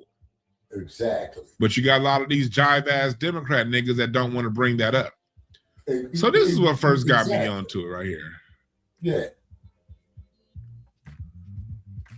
This is something that Eton Thomas said, former basketball player who's trying to be a thought leader. I'm telling y'all right now, watch out for these athletes. He's the smartest of the bunch, but what being the smartest of a bunch of retards isn't much to say. But let's break it down.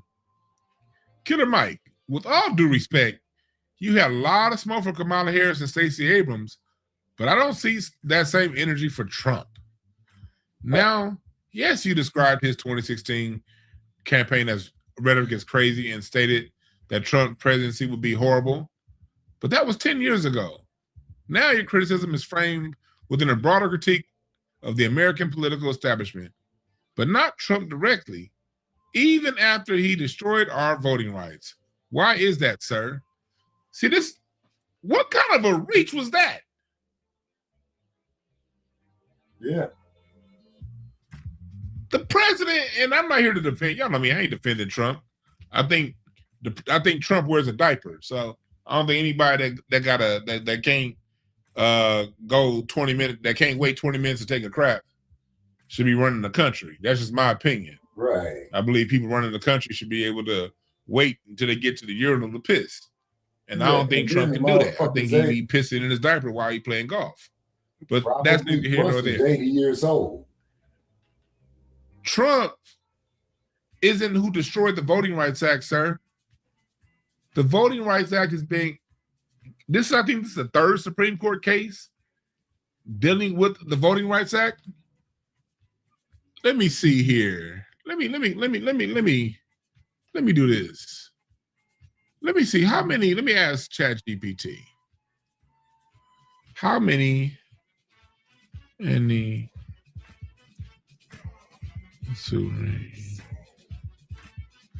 Court may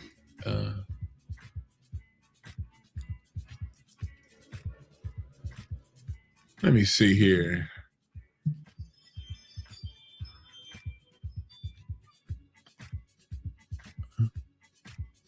Here we go. Yeah, that's what it was. 2013, Shelby County versus Holder. There was in 2020 a redistricting. So there have been two other major rulings on the Supreme Court within the last decade plus. So this is the Supreme Court. That's why we have three branches of government. See, these people are attacking Killer Mike without a firm understanding of three branches of government. Three branches of government. And the reason you have three branches of government is so that nothing changes in America. It's literally why you have three branches of government. And anyone who had a political science teacher that was worth their weight told you that. So it was the Supreme Court. Now, the Supreme Court struck at the Voting Rights Act while Obama was president. What does that tell you?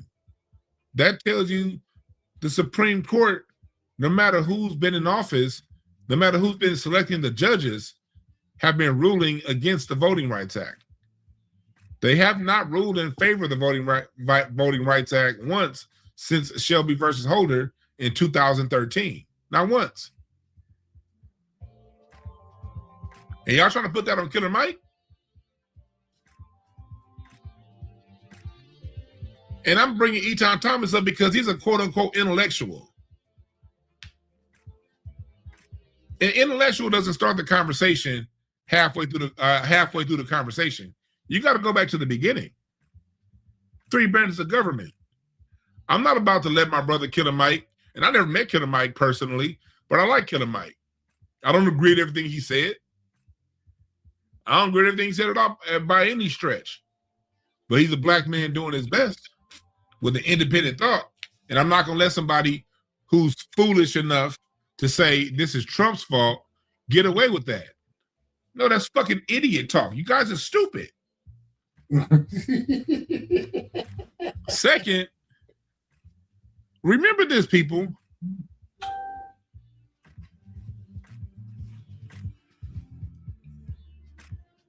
Ruth Bader Ginsburg should have retired 2008, 2009.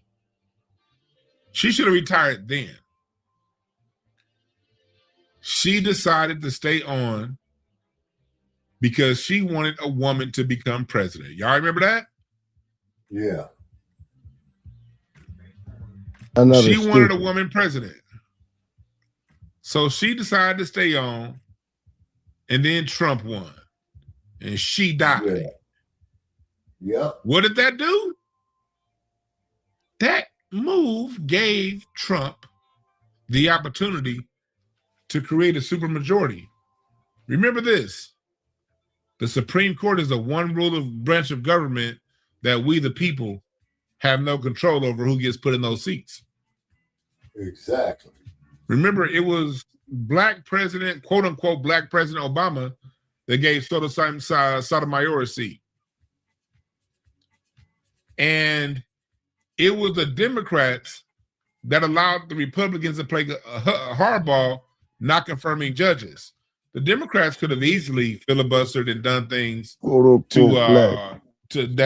the Republicans wanted and shut things down over them holding out from Obama selecting another justice, but they didn't. They allowed the Republicans to run roughshod. All I'm saying is what you see here is both parties working together for the same end goal. And I'm tired of black people being the face of stupid. Yeah. This is the nigga that wore the glasses. He's always on camera reading books. And I ain't got no issues with Eton Thomas, but he's always one to be on camera reading books and got the long locks. And it's always you long dreadlock niggas that be trying to look like y'all are the most refined, smart dudes. Y'all remember Tales from the Hood? Yeah. The long dreadlock teacher that ended up getting his ass whooped. Y'all remember that? Yeah. Tales from the Hood?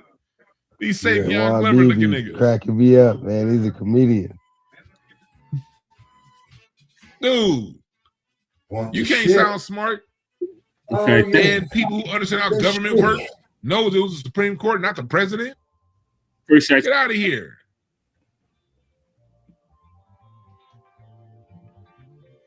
Then there was this article right here by Goldie Taylor.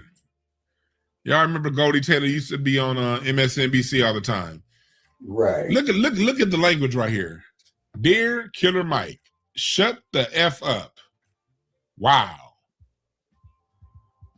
Y'all see how these broads talk? At least Eton Thomas was respectful. Look at this dirty broad right here. And if I say, look at this bitch, people will have an issue.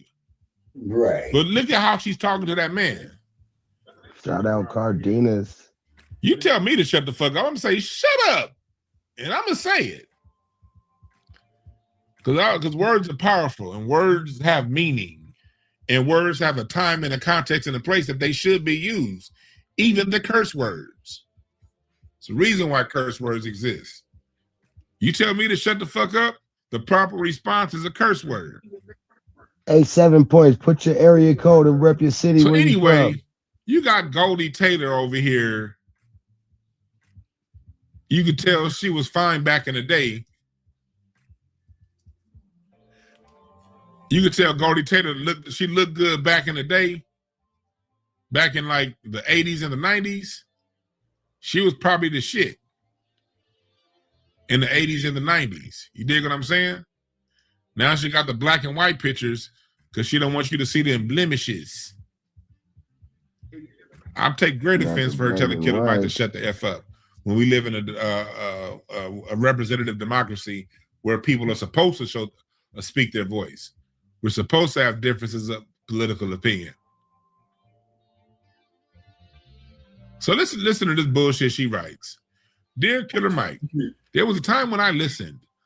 Who gives a fuck? When you spoke up about organizing and ownership and building something durable for Black people in a country that has never made it easy for us to breathe, let alone thrive, I listened.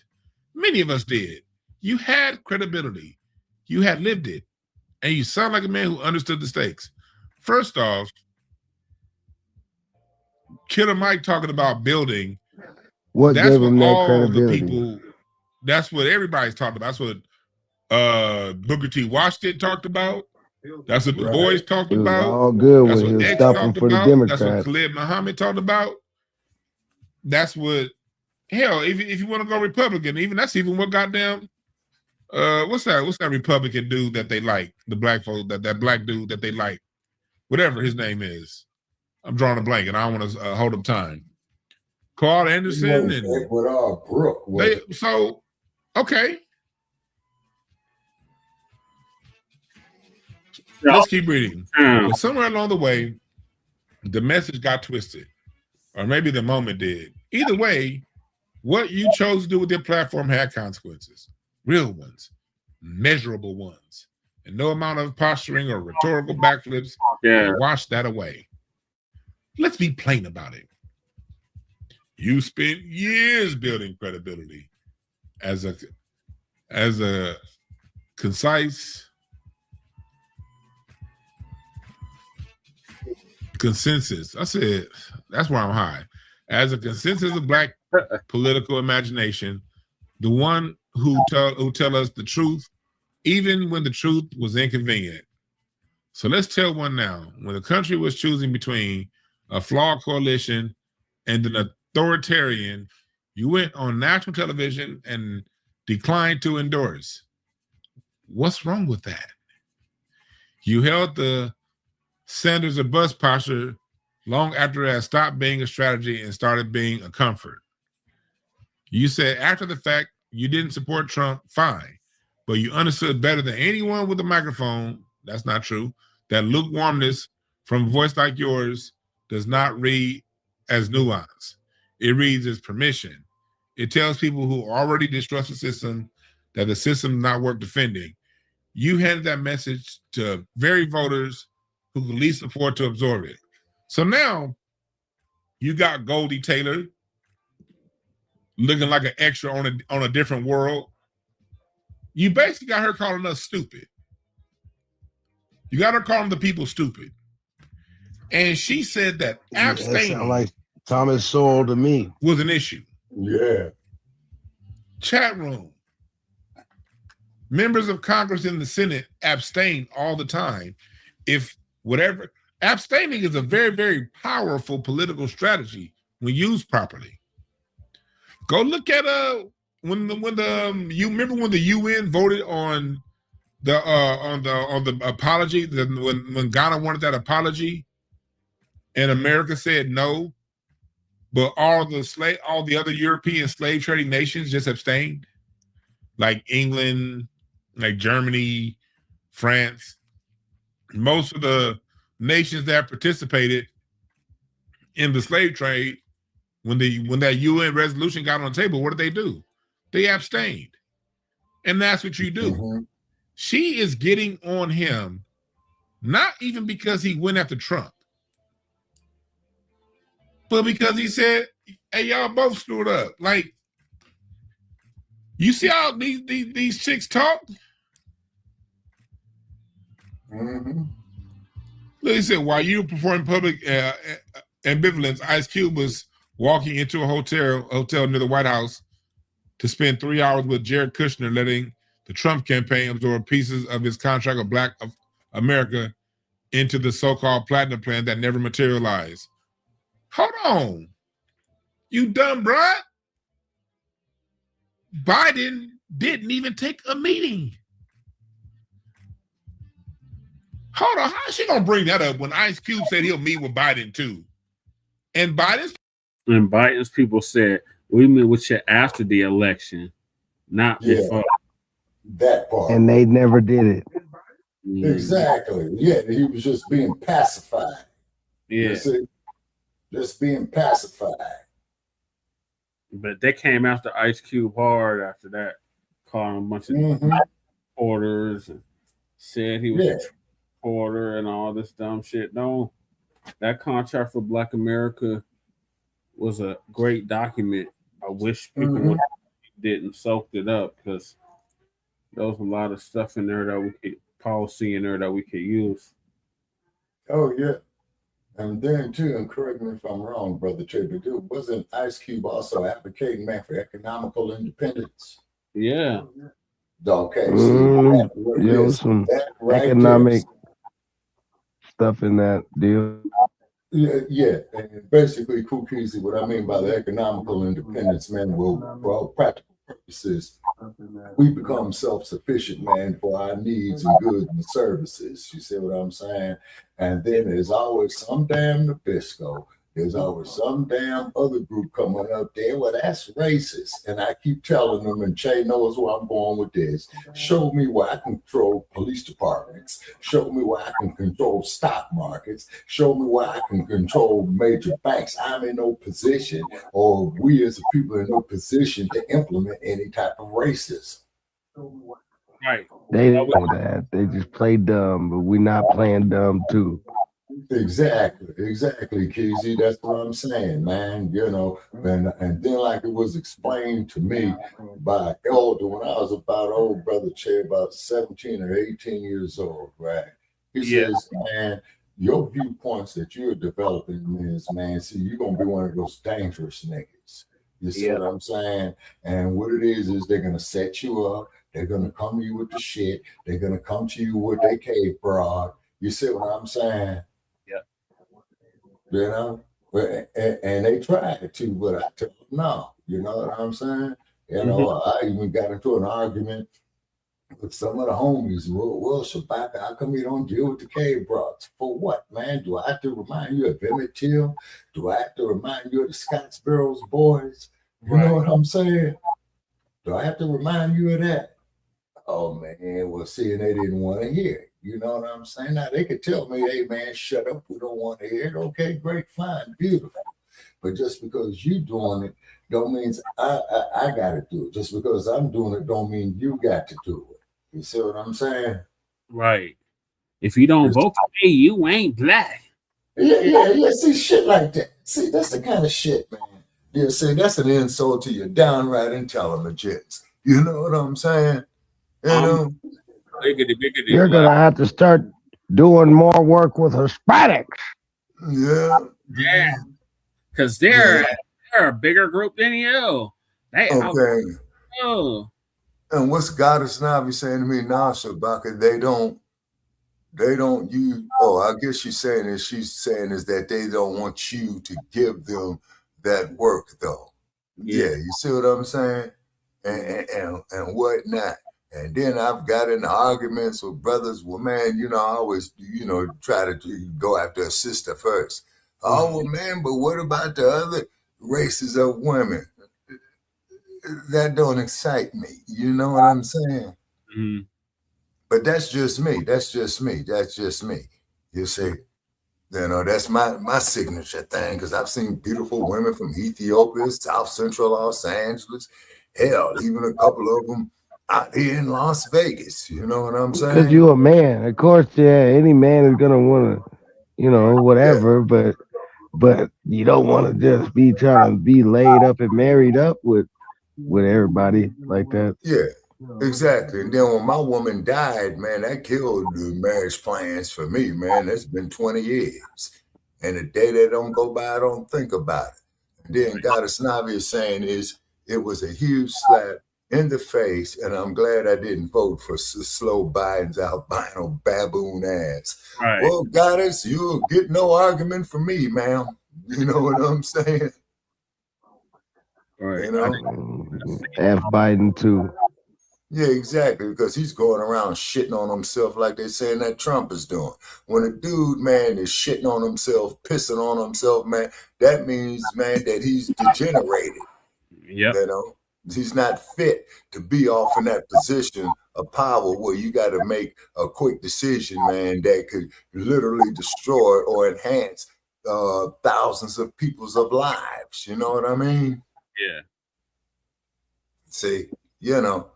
And then just like when what's his name ran Sambo, as we call him, Brother Che, with all that finger wagging, and then he gets up there and says, well, I can't do nothing strictly for black people and all that old type of shit. Andrew Young said that same bullshit when he was trying to get off into a primary or presidential election. I believe, what year was that, Che? 1980 or 84, I think. Yeah, you would know better than me, Shabaka. Yeah, I think it was about 80 or 84, I think. You see what I'm saying? And then, well, we got to serve all the people. Motherfucker, is you crazy, man? What are you going to do for your own goddamn people? And then keep in mind, like the dumpster, he's up there serving his own people. I really don't have an objection to that. The only thing that he told me was that he wasn't going to do shit for me. You know what I'm saying? And I appreciate his honesty.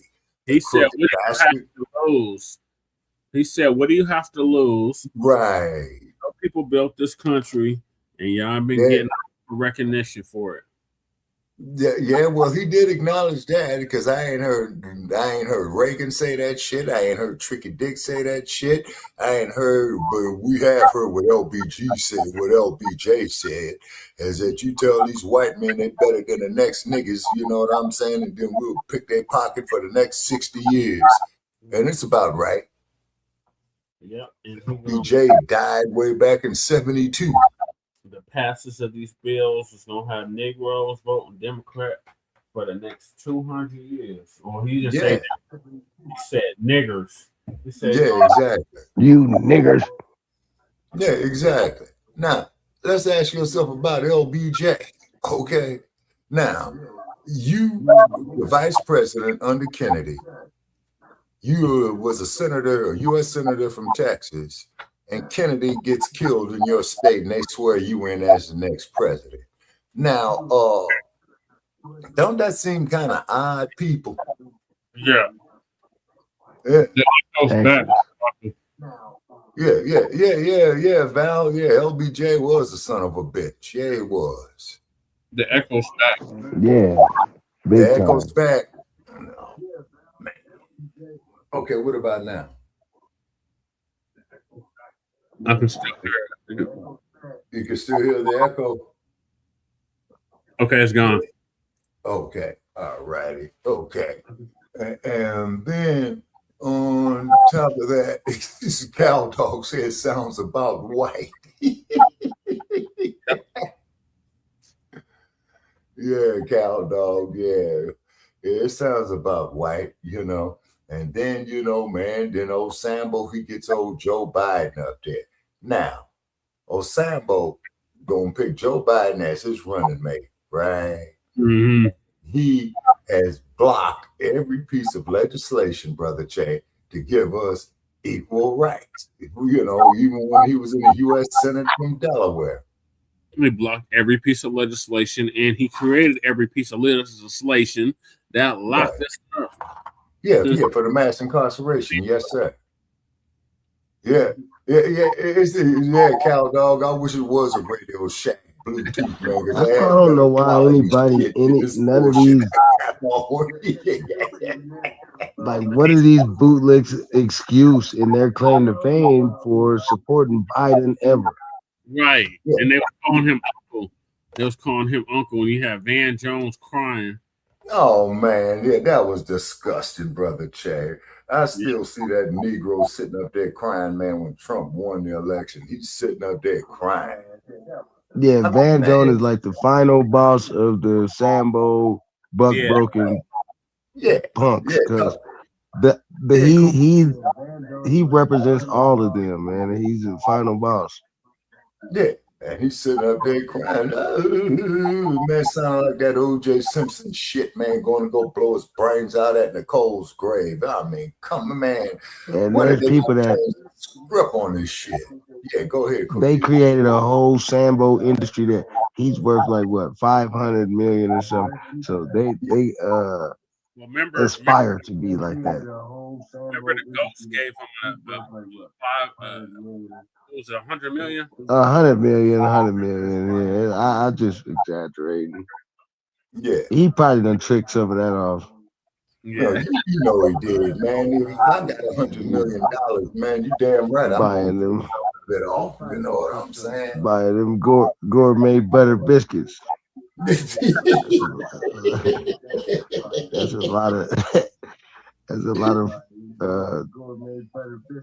French butter biscuits or whatever you mean. I don't know. Then what they gonna come to you with, fellas? The Valley of the Dog. You know. That echoes back. I can hear myself and you and Keezy in the background. Okay, brother Chen, I'm hearing a little bit of echo on your end. I don't have nothing on, so I don't know. Okay. Echo. Okay, echo's gone. Okay, yeah. Okay, it's probably me twisting in the bed right here, you know. But the point is, though, Black family, as soon as we come up here and saying that we want to do something for ourselves, you guy is racist. Now, all you motherfuckers, other groups is telling us that we shiftless, lazy, and don't want to do shit. But as soon as we come up here and talking about that, we want to do something, now all of a sudden we're damn racist, man. I mean, we got to understand, people, this shit is chess, not checkers. All right, I'm going to get back to man, I ain't heard of no Radio Shack in so long. Right. Yeah, they've been out of business, cowed off for at least 15 years that I know of, man. Yeah. People didn't meet. Man, what is she talking about? See, these people are just dumb. Right. This is why Black people are so confused. These are the people that media allow to be the representations of Black voices. Right. These people are the representations of Black voices. Does it not make sense why Black folks are in such a screwed up position? Yeah, it makes all the sense in the world. I'm not even gonna read all this shit. This is stupid.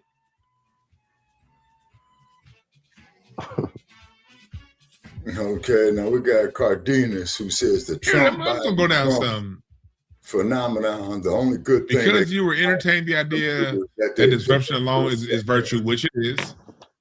The man at the center of it all, Donald Trump, was telling us exactly who he is. Yes, he was a man who took a full page out and calling it the execution of a Black and brown teenagers. They go Black and brown. Oh Lord. There goes another person pushing Black and brown.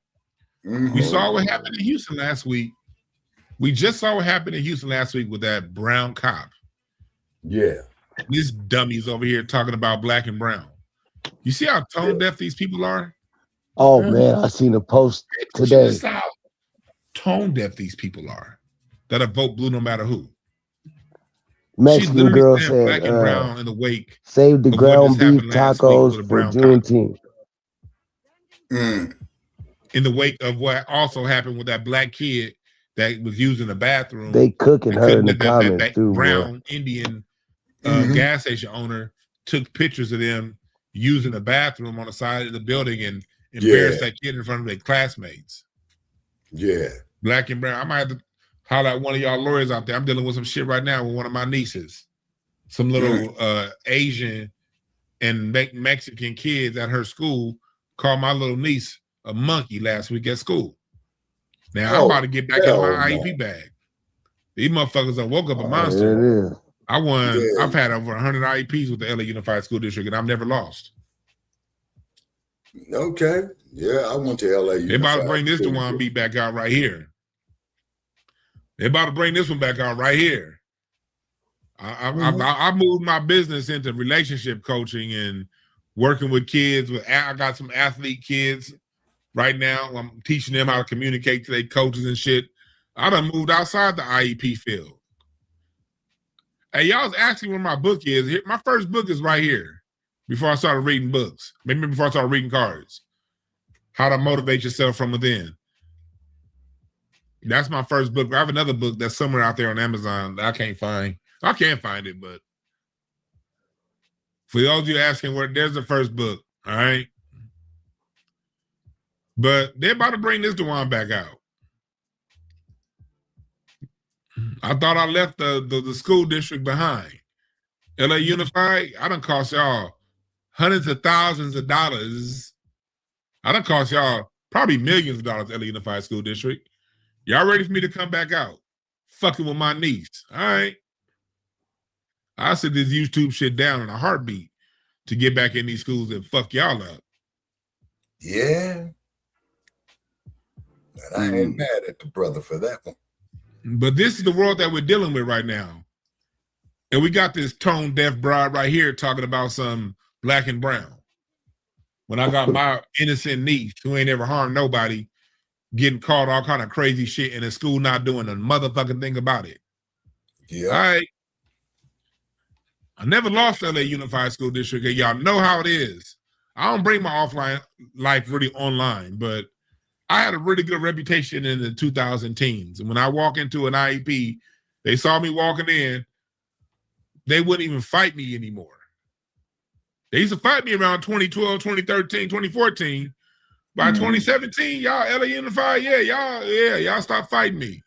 333 Beaudry Ave, Los Angeles, downtown California, that tall ass black and white building where y'all hold all your IEPs. And not the IEP, no, you hold your IEPs at school, but where y'all hold your cases, yeah.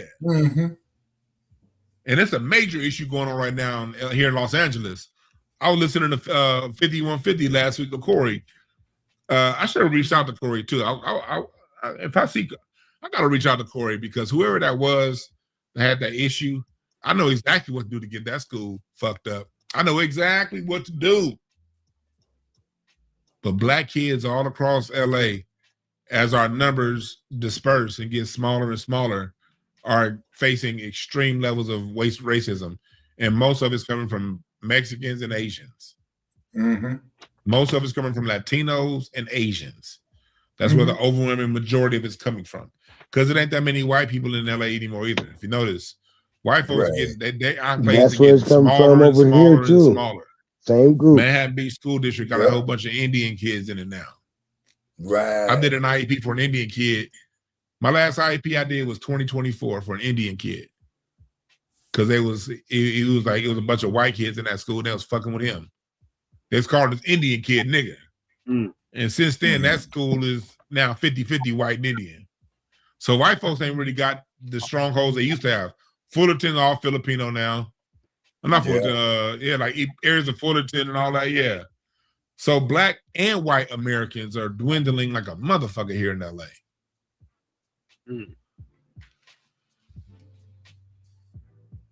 And on the black side, you got a lot of black folks moving out of Los Angeles. And last thing I need somebody coming in after deal saying they can't afford to live there. The South. No. Exactly. You niggas ain't got shit on lock in the South either. Nowhere in America got, and for black folks, we got anything on lock. Black folks are in a messed up situation from east to west coast. Yeah, we are all under siege. From Canada to Florida, nigga. So ain't no moving from this shit. You better fight where you are. That's right. That's what we've been saying. Yeah, they going through it right now, man. Y'all got, y'all can hit me up, man, because that's my website, breakthroughas.org. This is my website. Hit me up. Okay, Dawn.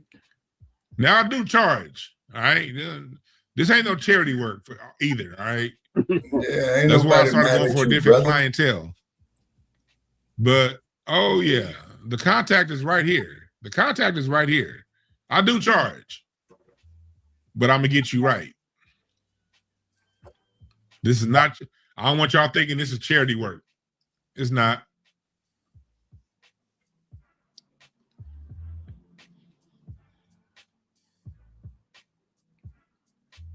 It's not.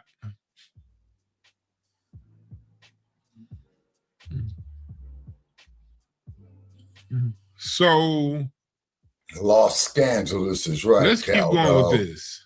Yep.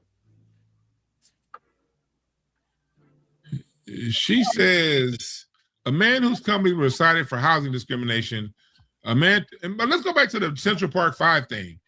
Remember, the Central Park 5 was prosecuted by Democrat judges. Yep. It was in a Democrat-run New York, and the media is Democrat leaning. The New York Times, all that stuff is Democrat up and down the line. Right. All Donald Trump did was write his own racist opinion on what the other racists were doing. Those was two sets of racists. Them racist Democrats put them black people in jail. Those racist Democrats prosecuted them. Those racist Democrats threw out evidence that could have exonerated those Central Park 5. Right. And they want to. I met them too in 2020. Conflate that with a nigga who wrote an opinion piece. Well, you dumb bitch, I'm gonna conflate you with all these black people who are in office right now stealing our shit. Goldie Taylor, since you want to do some nonsense like this and equate somebody with an opinion piece with the ones who are actually doing it, then Goldie Taylor, you just as bad as goddamn Joe Biden, who threw all those black people in prisons with all those 3-strike laws and crack laws that he helped put on the books.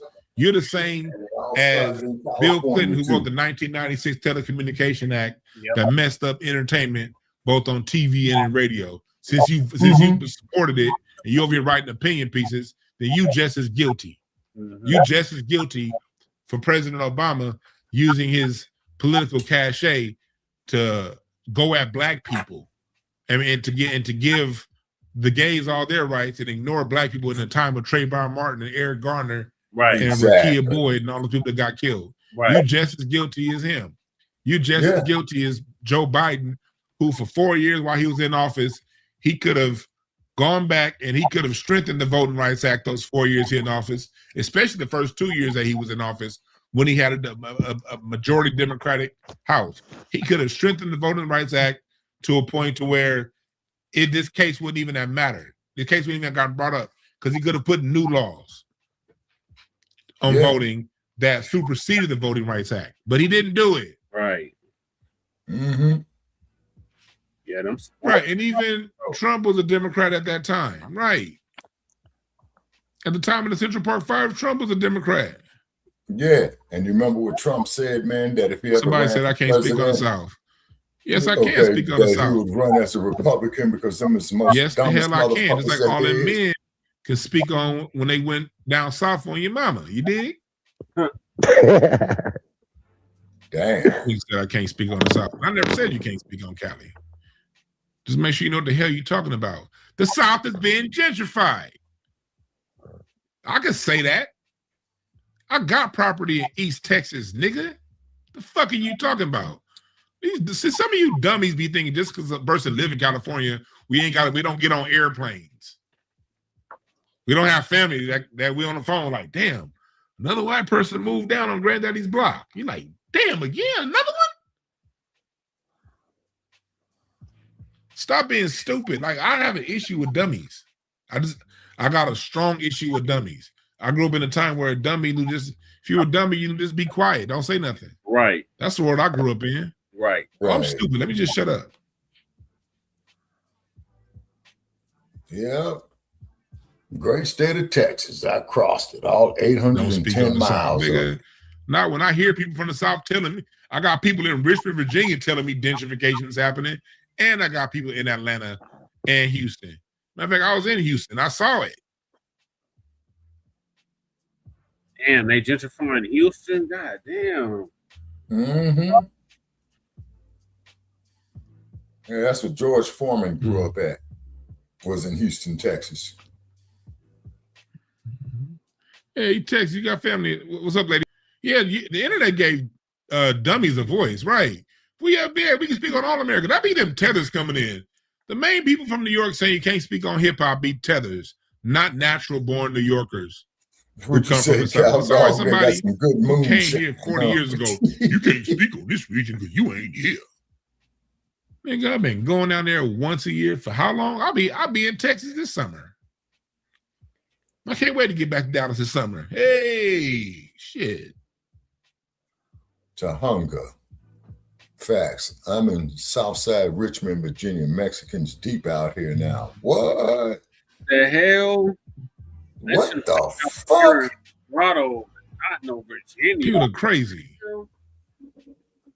Yeah, Indians flooding in. Now, is this true in every little small town all throughout the country? No.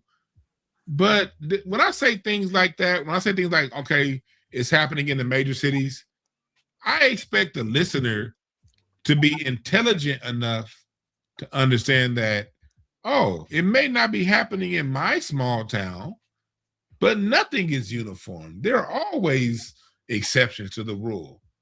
Although it's not happening in my small town, it doesn't mean it's not happening in Chicago. It doesn't mean it's not happening in Dallas. It doesn't mean it's not. I expect the listener to be that have that intelligence. You dig? I don't see myself as somebody who has to spell out every word. Right. If you're the kind of person that needs every single word spelled out to you, I ain't the one to listen to you because I ain't gonna do it.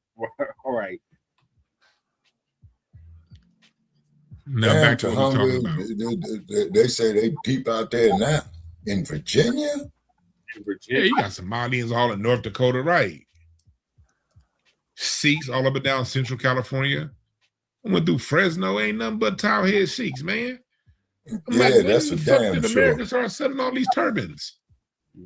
All up and down the 99 freeway. Because usually when I go up the 5 freeway, I stay up north, I go to 5 or the 101. Man, No, I ain't taking a 101, man, from LA to Frisco, man. That's too long. I take that I-5 all the way live. This happened. That's a straight line up and down the whole West Coast. What's up, Nicole CNC? I ain't seen you around in a bit. Get that coastal view when you do it like that, Shabaki. You gotta take that. Yeah, and it is spectacular, that coastal view, particularly when you get up around this place I ain't seen yet called Big Sur. Yeah, that's where old boy Clint Eastwood, had him a crib at. It was up there in a place called Big Sur. It's good to see you in the chat. Yep. Yeah, too many people are dumb these days. But let's get back to this. I'm Yeah, sorry. Cal, damn that 101, man. It's too long for me, man. I'll take that 5 all the way live. It says that. So she's talking about him not standing strong against Trump. And that's what a lot of these people are doing. What I don't like, yeah, they do, is the tone of Killer Mike shut the F up. When all Killer Mike did was abstain. One thing I'm pointing out to y'all is how these people mislead. Going back to Eton Thomas. Trump, after he destroyed our voting rights. Meaning, you don't understand that there are 3 different branches of government. Right. You dumb niggas don't understand. Black folks, the reason why we don't vote on the Supreme Court, because the Supreme Court was installed to make sure that the oligarchs, the people who really run this country, get their way. Yeah. Exactly. And not too much power is going to the people. Every time Congress and the Senate voted in something that goes to the people, and the president signed said legislation that went to the people, the Supreme Court then spends decades tearing those advancements away. Exactly. If you look at the civil rights of the late 1860s and the mid 1870s. Yeah. The 13th, 14th, 15th Amendment and all those, that was all we ever needed. Mm-hmm. We didn't even need the 1960s civil rights movement. We got all of our rights in the 1800s. Yep. It was a Supreme Court that cut those rights away. Yep. And reworded those rights and changed those rights to where they benefit corporations more than they benefit anybody of any race. Mm-hmm. Remember this, civil rights legislation benefits corporations the most. Wow. Then after corporations, well, see, a corporation is a legal it benefits white women and so on down, handicap and so on down the line. But understand that the corporations benefit the most from civil rights legislation. Like when corporations want to take any kind of workplace laws away, they use civil rights legislation. That they argue along the lines of civil rights legislation. Did y'all know that? Yeah.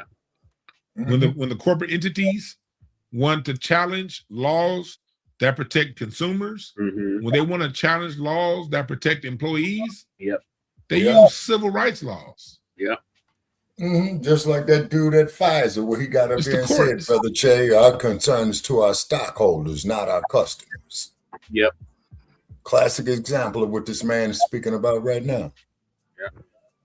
But don't come around to me like some fake ass intellectual and not be able to acknowledge the court's roles in this, and to want to call out a black man over what the court's decided, over two parties that don't give a F about you.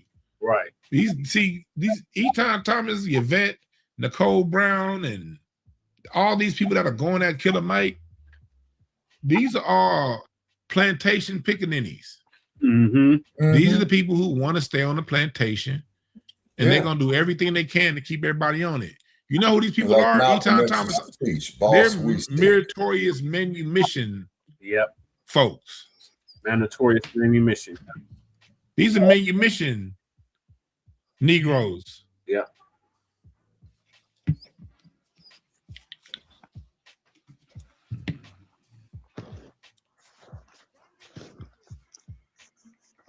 Exactly what they are.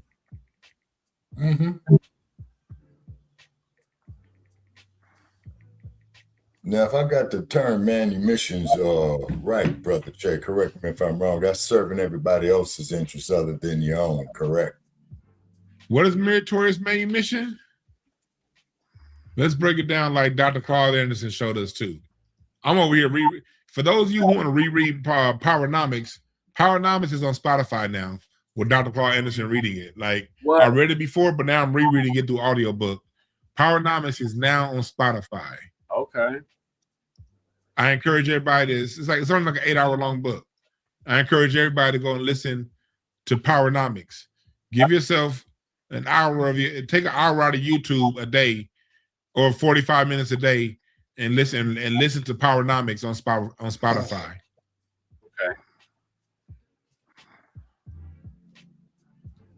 Get back on Spotify just so I can listen. Let me see here. Here we go. I don't want y'all to see me misspell meritorious manumission. Because I for sure butchered that word. But ChatGPT knew what I wanted. Let's look at this. Let's look up meritorious manumission laws in the 1800s. As I said, I told you to look up meritorious manumission laws in the 1800s.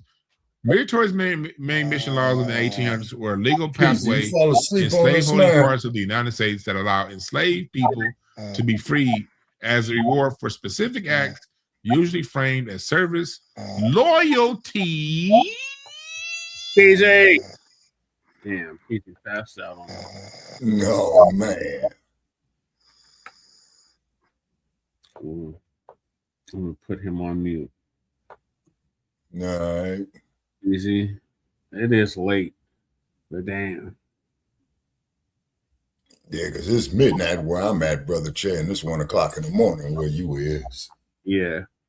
So where Keezy is, it's probably going on, man, about 3 o'clock in the morning. No, he's here. Oh, okay. Okay, in the same time zone. Okay. Or heroism. They left out inventions too. What is Meritorious' main mission? At its core, it was this: an enslaved person performed an act considered exceptional. A white authority, often in slavery or court, petitioned for their freedom. The state had to approve the manumission. This was not automatic. This is what Dr. Claude Anderson frames as what Willie Lynch really is. Willie Lynch never existed.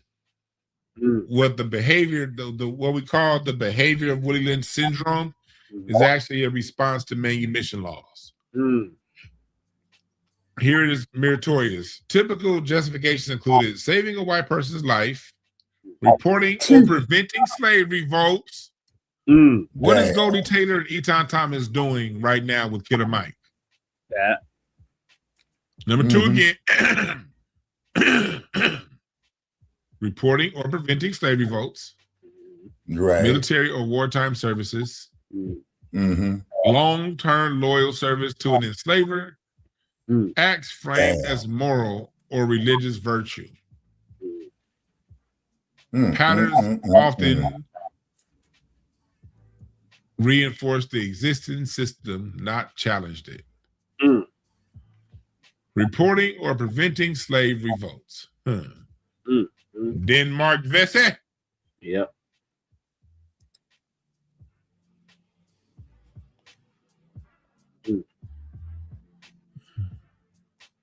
Still in 2020.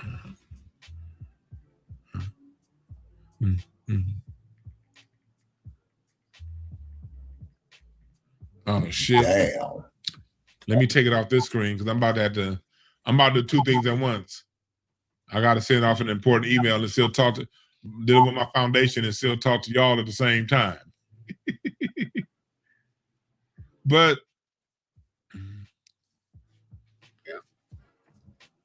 let me see here. Yeah, it was in the belly of the beast. And see behind the kitten and told going us. back to Pay Goldie no Taylor attention to the man and behind the the curtain. situation.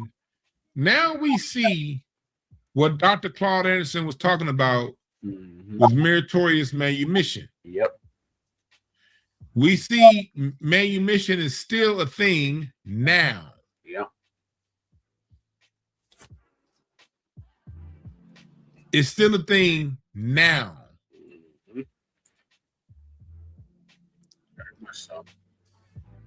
Here we go. Copy. Paste. Oh, come on now. So the reason why I'm bringing that up is when you see Goldie Taylor and you see this big old backlash to what's going on, you see where it's coming from. Oh shit, I'm gonna knock my water over. These are those manumission laws still playing through. When we talk about like quote unquote the legacy of slavery, this is one of those things that they talk about. This is one of those things that they talk about.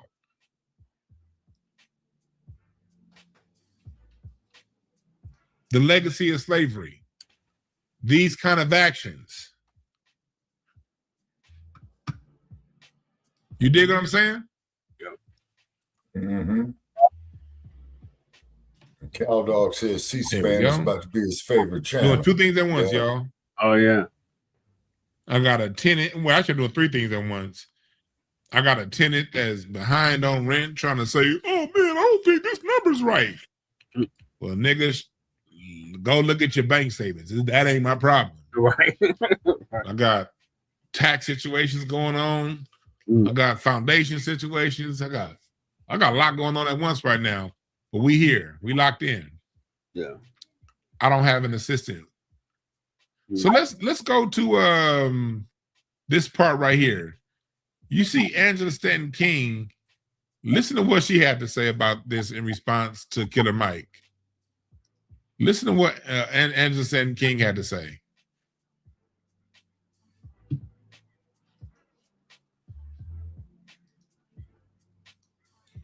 Listen, there is a lot of online chatter and criticism of Killer Mike because he did not support Kamala Harris. And here's the thing, all of the hate and the chatter and the criticism of Killer Mike is coming from Black women. Now, I am not surprised that Black women, the Black widow, are tearing down another Black man.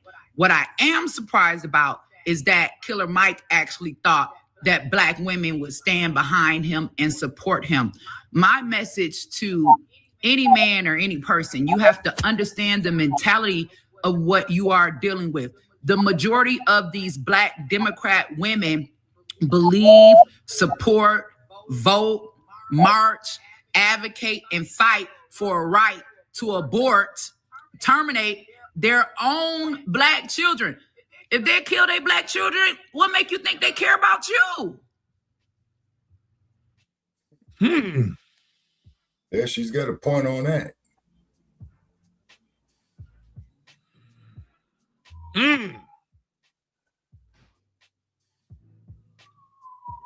God damn.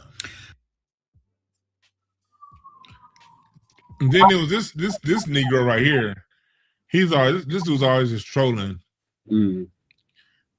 He's talking about Killer Mike did not support Stacey Abrams, and he did not support Kamala Harris. Fuck both. Well, why didn't he support them? They none these people never talk about the policies and the reasons why people don't support. Exactly. And these are the Black and Browners.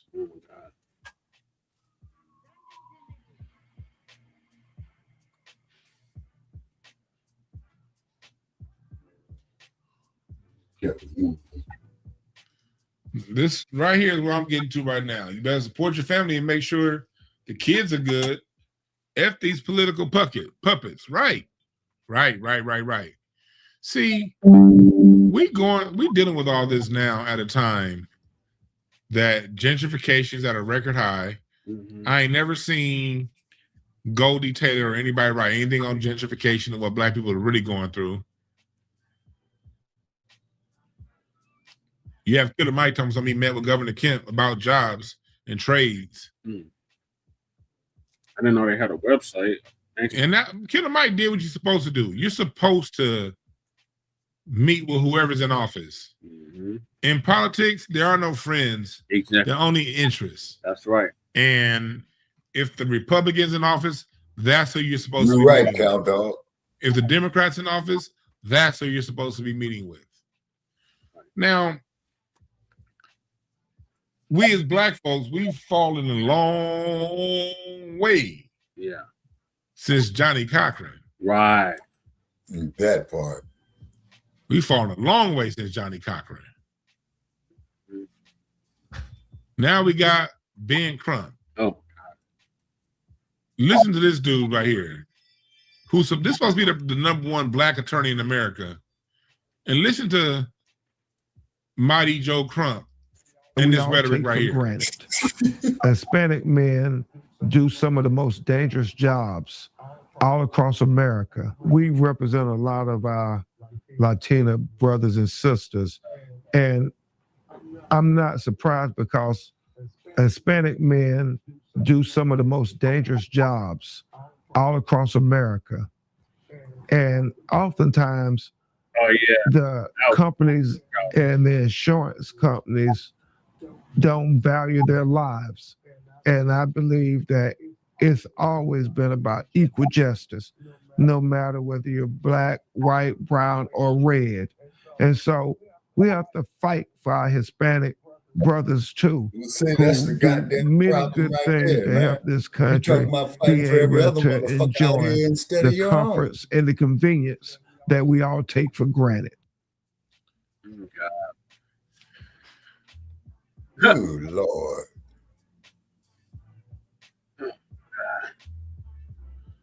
I propose a trade.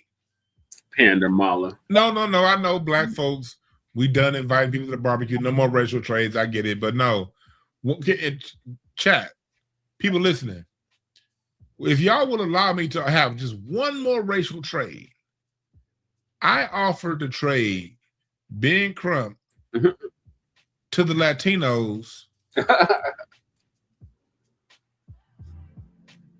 for 5 cents off at Taco Tuesdays around the country. How about that? Every black person in America gets a nickel off I of tell Taco y'all Tuesday. about Taco Tuesday. And y'all can have Ben Crump. We ain't got to make our own. We'll go to y'all trucks. We'll go to the truck. Just give us a nickel off. He ain't worth much. Yep. Y'all can have him. And let Ben Crump be the face. That's what he is, a stepping of Latino civil rights. He has an amazing record. Okay, that's too much. Latinos. Okay, I offer Ben Crump to the Latino community for $5 off at Ramona's. The one on Western. Hell, I'll go to the one on San Pedro and 69th. Is it a deal? It's a hot spot right there. San Pedro on 69th. Yeah, that's on the east side. Yep.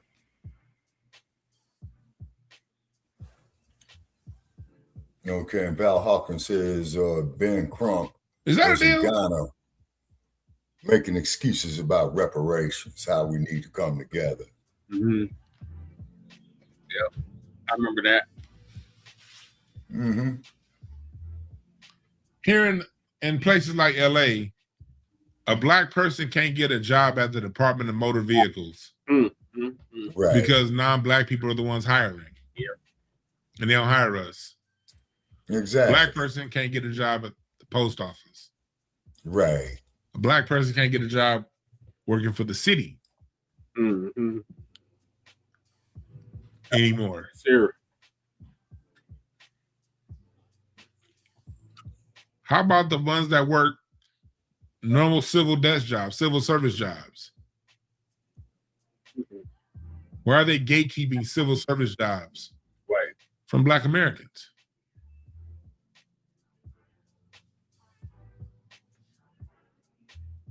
Because they don't want you building up retirement funds for them. I trade Ben Crump. I'll trade Ben Crump on my left for that razor he uses to get such a clean shave off of his face. Because I don't trust a nigga with no mustache. Right. Whatever straight razor he uses to get that mustache clean, I'll trade Ben Crump for that razor. I'm not gonna use it for my mustache. I can use that razor to line my mustache up a little bit more. You know, you gotta get that blade, get it right. You know what I mean? Is that a deal? We just you can have it. Just let me hold that razor that you use to shave, because that's a cold razor to get shaved that goddamn clean. We went from Johnny Cochran to this.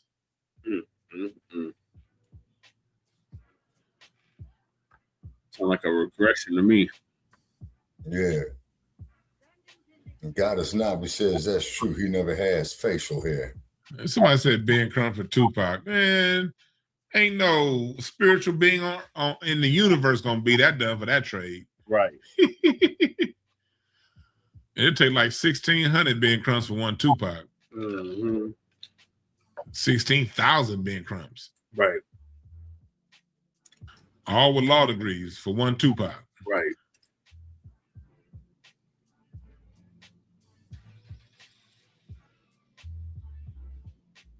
But this is what's going on right now, and it's a major issue. Yeah, it is. I said my niece got attacked verbally by Asian and Latino students. I listened to what my sister said. My sister's a teacher, and my sister teaches at a school that's mostly Latino. And my sister loves her students. But the shit that she got to deal with the administration, it's ridiculous. Right. Utterly ridiculous. The racism in those offices that with me, even going back to my company, Breakthrough Advocacy Services, I had a pretty big contract last year. And if you're having workplace racism, I do anti-Black racism training. I did a 8-week training last year. And I got another client coming up that we're scheduled to start in the fall. Usually when I take on companies, I don't take on one company at a time. But I have another company that we're scheduled to start doing some workplace training in the fall. But I do workplace communication, anti-Black racism training.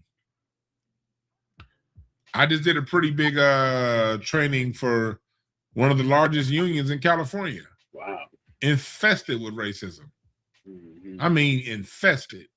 I believe it. And I just did a full-on training, an 8-week training to help them deal with the communication and how to communicate to people in a non-aggressive tone, in a non-racial tone. We just started doing that, so the stuff is real. Yeah, shout to the one. The thing that's gonna stop us the only thing stopping us from getting this done right and getting this, the only thing stopping us is we as a people aren't focused right on the issue. Right. We aren't focused on the issues. We're still too busy saying Black and brown. We're still too busy acting like this issue doesn't exist.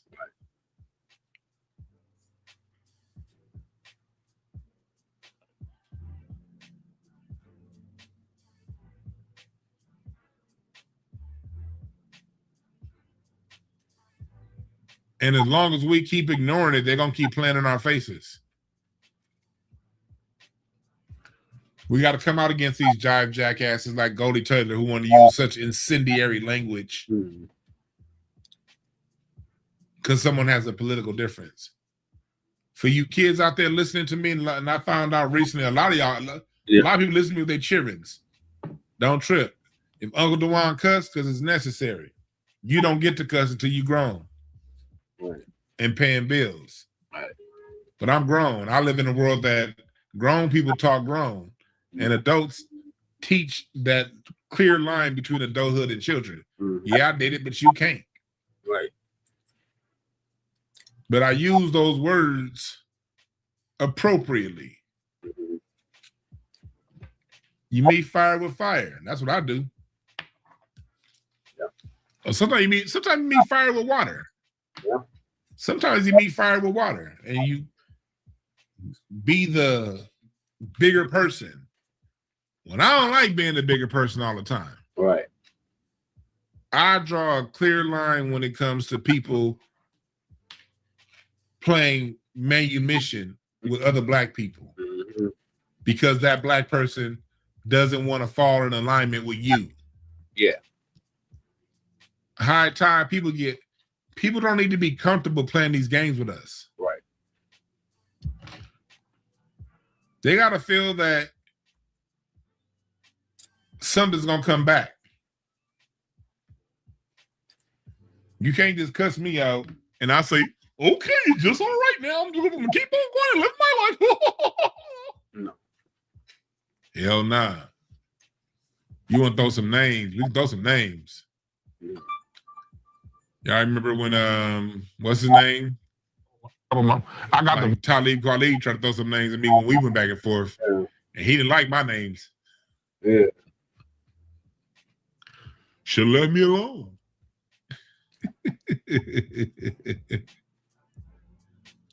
Leave me alone. Yeah, I'm tired of being bigger. You ain't got to be the bigger person all the time. No, you don't. Right. You do not have to be the bigger person all the time. Nope, nope, nope, nope, nope, nope, nope, nope.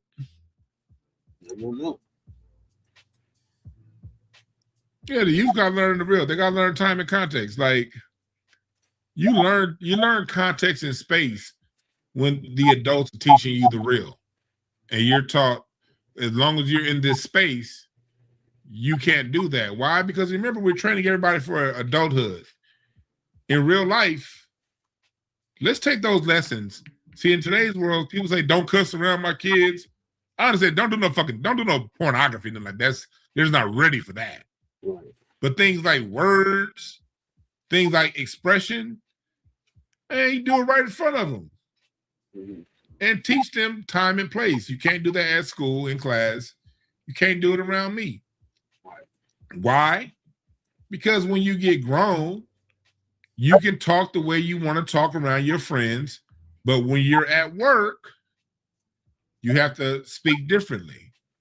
You can talk the way you want to around friends, but when you're at church or around grandmama, you don't cuss around grandmama. I still don't cuss around old black people, old people in general. Right. I did a comedy show last month at Faithful Central, because at the clean comedy shows and church comedy shows, you can't cuss. Man, but once I get on stage and I see all them old people out there, I ain't gonna cuss anyway. I wash my mouth around the elders. Man, I ain't about to tiptoe around no goddamn 9-year-old. Right. Shit, I'd be goddamn. That's what I'm glad.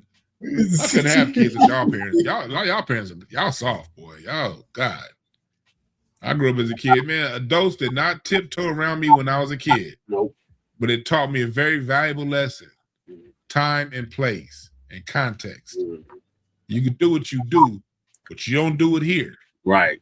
And that's behavior you're going to repeat the rest of your life. You don't stand in a courtroom and talk the way you talk around your friends. Right. You don't go around the elders and talk the way you talk around people your homeboys you've been known since you was 10. Yeah. Time, space, and context. Time, space, and context. And it's good to be nice and to be respectful with your words. But what if people don't respect nice and respectful? What are you going to do? If people don't respect nice and respectful, then you speak to them in language that they do respect. Right. Bitch. Right.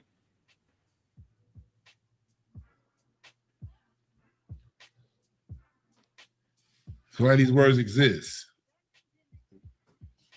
Look at Larry. No, Larry, I will cuss in front of you. Larry said, you cuss in front of me, and I'm your elder. No, you're Larry Elder.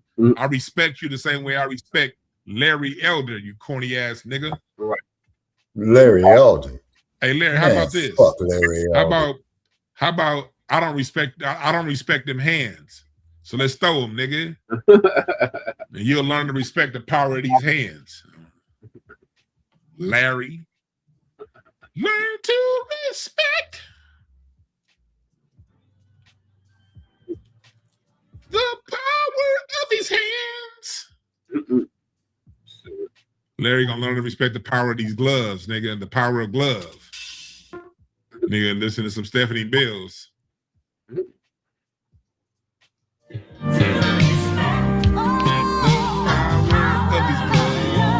Larry learn to respect.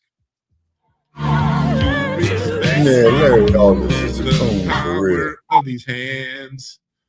Larry's learn to respect. Yeah, nigga.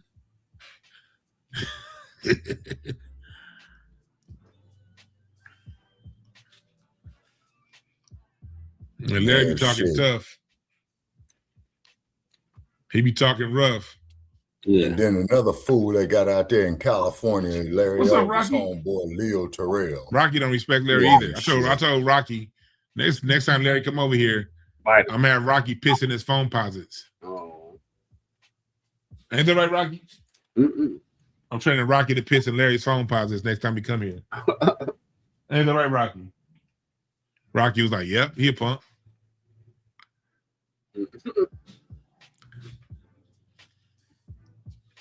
But that's what it is, folks. You can't let nobody. I believe in respect. Look, and if you one of them people that love your party, that's fine too. But you can't go around policing other people. Appreciate that, Big Daddy Kev. The Battle Cat interview, yeah. I believe the vote. You got to vote your pocketbook at the end of the day. You got to vote your consciousness. You got to vote your pocketbook. Yeah. That's what it comes down to. Actually, your pocketbook, then your conscious. Make sure y'all check out my interview with. Why did it go to that screen? Why did it go to that screen? Check out my interview with DJ Battlecat over on Incense and Ashtrays. Vinyl just got shipped to me today. Oh, wow. You know what I mean? I see what Thundercat is doing in that acid man, fusion. I play with all those guys. Oh, I mean, my God. it really goes to show that when it comes to hip hop, you're not hip hop. The producers like you, the super, you're a musician. Yes, sir. And that's what a true musician is. Yeah, this right here, this did so many wonders for me. And because the rhythm is to be performed in so many ways, but this is what got to me first. That and the rhythm of being a DJ, to be able to keep the rhythm of funk or any other music alive. You know, I was glad I was able to do it both. And all my appreciation from the South, from the Midwest, you know, East Coast, LA, and all the way around the world. Thank you guys for understanding where my heart is, you know, as a man and as a musician and just a brother who just want to give back to the earth. This is what happiness is to me. Thank you. I salute. I got one DJ Battlecat, legendary hip hop producer. Make sure y'all check that interview out. Yeah. On Incense and Ashtrays. Go to @Incense and Ashtrays. Y'all see it down there. Oh, that's real. Subscribe to Incense and Ashtrays. It's a 2-part interview. Yeah, get to that second part. Oh, that's who he was interviewing at the beginning of this video. That was DJ Battlecat. Okay.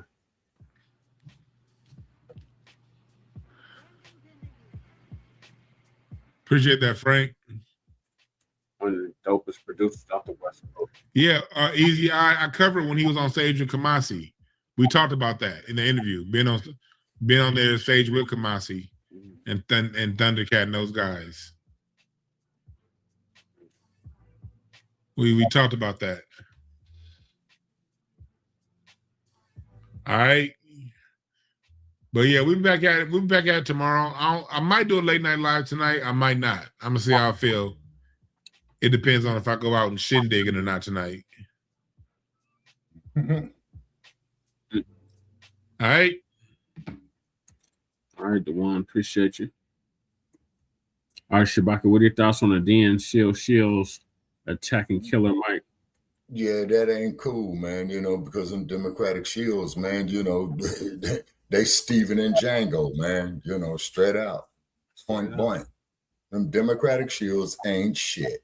The only thing them motherfuckers is out here doing, man, is trying to line their own fucking pockets, man, at our expense. You see what I mean? At our expense. And then these other groups of people is coming up here attacking us randomly.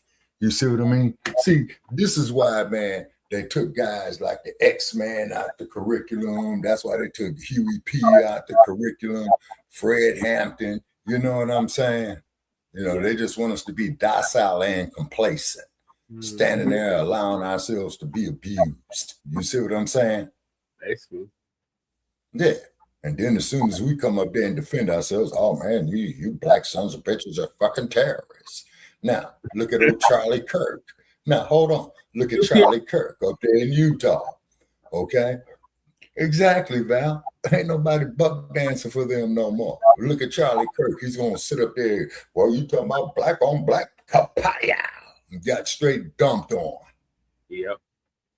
But I'm glad it was in Nabisco that did it. Right. See, because out there in Utah, man, you only got like about 150 black folks throughout the whole damn state. You know what I'm saying? You know, see, and we got to get our strongholds back. You know, like we had there on the south side of Chi, man, like we had there out there with us brothers from out there in View Park and Baldwin Hills. Yeah. See, we lost all that. And then, man, like when I was driving through there, Brother Che, you know, about a month and a half ago, man, I think a couple of months ago, you know, man, it just broke my heart, man, of the blackness that I saw. You know what I'm saying? Yeah. And so I went over there to the barbecue shack that used to be Mr. Jim's and got me some beef ribs, man, and my potato salad and what have you. I ate my meal, man, and got on the highway back to Sin City. You know what I'm saying? And I mean, like when you see the area where you come up at, man, go get blighted, man, it takes something from you. I mean, spiritual. It takes something from you. You know what I'm saying? Like the 5 points. You see what I'm saying? Yeah, yeah, that's exactly what I'm talking about, Val Hawkins, the Jungles. Yeah. And say it takes something from me. Okay, I'm out after Sister Demetria K because I know she's got something smart to say. Oh, yeah. This is speaking of your hometown, Shabaka. LA. Yeah. LA. Yeah, city of Lost Angels. Gone. LA Democrat, Latino Democrat wants to give illegal immigrants the right to vote in local LA elections.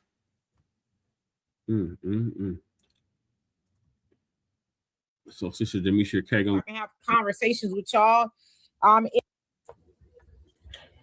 Hello, everybody. I am Demetria K, and I hope that you are having a great day. I should say that you can find me here Tuesday through Thursday, 11 a.m. Central Time on the African Diaspora News Channel. Again, Tuesday through Thursday, 11 a.m. Central Time. And then, of course, on my own channel, you can find me at the Demetria K Show on Facebook and YouTube Sunday through Tuesday, 5 p.m. Central Time, where it would always be my pleasure to have a great conversation with you. So just really quick, we are going to be talking about a Latino Democrat by the name of Hugo Soto Martinez that sits on the Los Angeles City Council. Well, he wants to give illegal immigrants the right to vote in local Los Angeles elections. You heard it right. So we're going to get into that in just a few. Albie Chill, how you doing? King Noble in the building. Hope you're doing well. So what I'm going to do is I'm going to get started. I know usually I like to wait for everybody to come on in, but I'm going to just get started so I can get done sooner so I can have conversations with y'all in the comment section. So anyway, what had happened is again, a city council member by the name of Hugo Soto Martinez wants to give illegal immigrants the right to vote in local elections there in Los Angeles. I'm going to show y'all a video real quick of him kind of explaining what he's trying to do. Then I'm going to get a little bit more into the weeds with it. So here we go. Is that we have folks living in this country who've been here 20 years, they've started a family, they pay their taxes, many of them are homeowners, but they don't have a say over the policies that affect their children and their families on any given day. The motion only asks to seek to explore whether we want to head in that direction. I think the details of who's going to be involved, how we're going to do it, all that needs to get sussed out. Okay.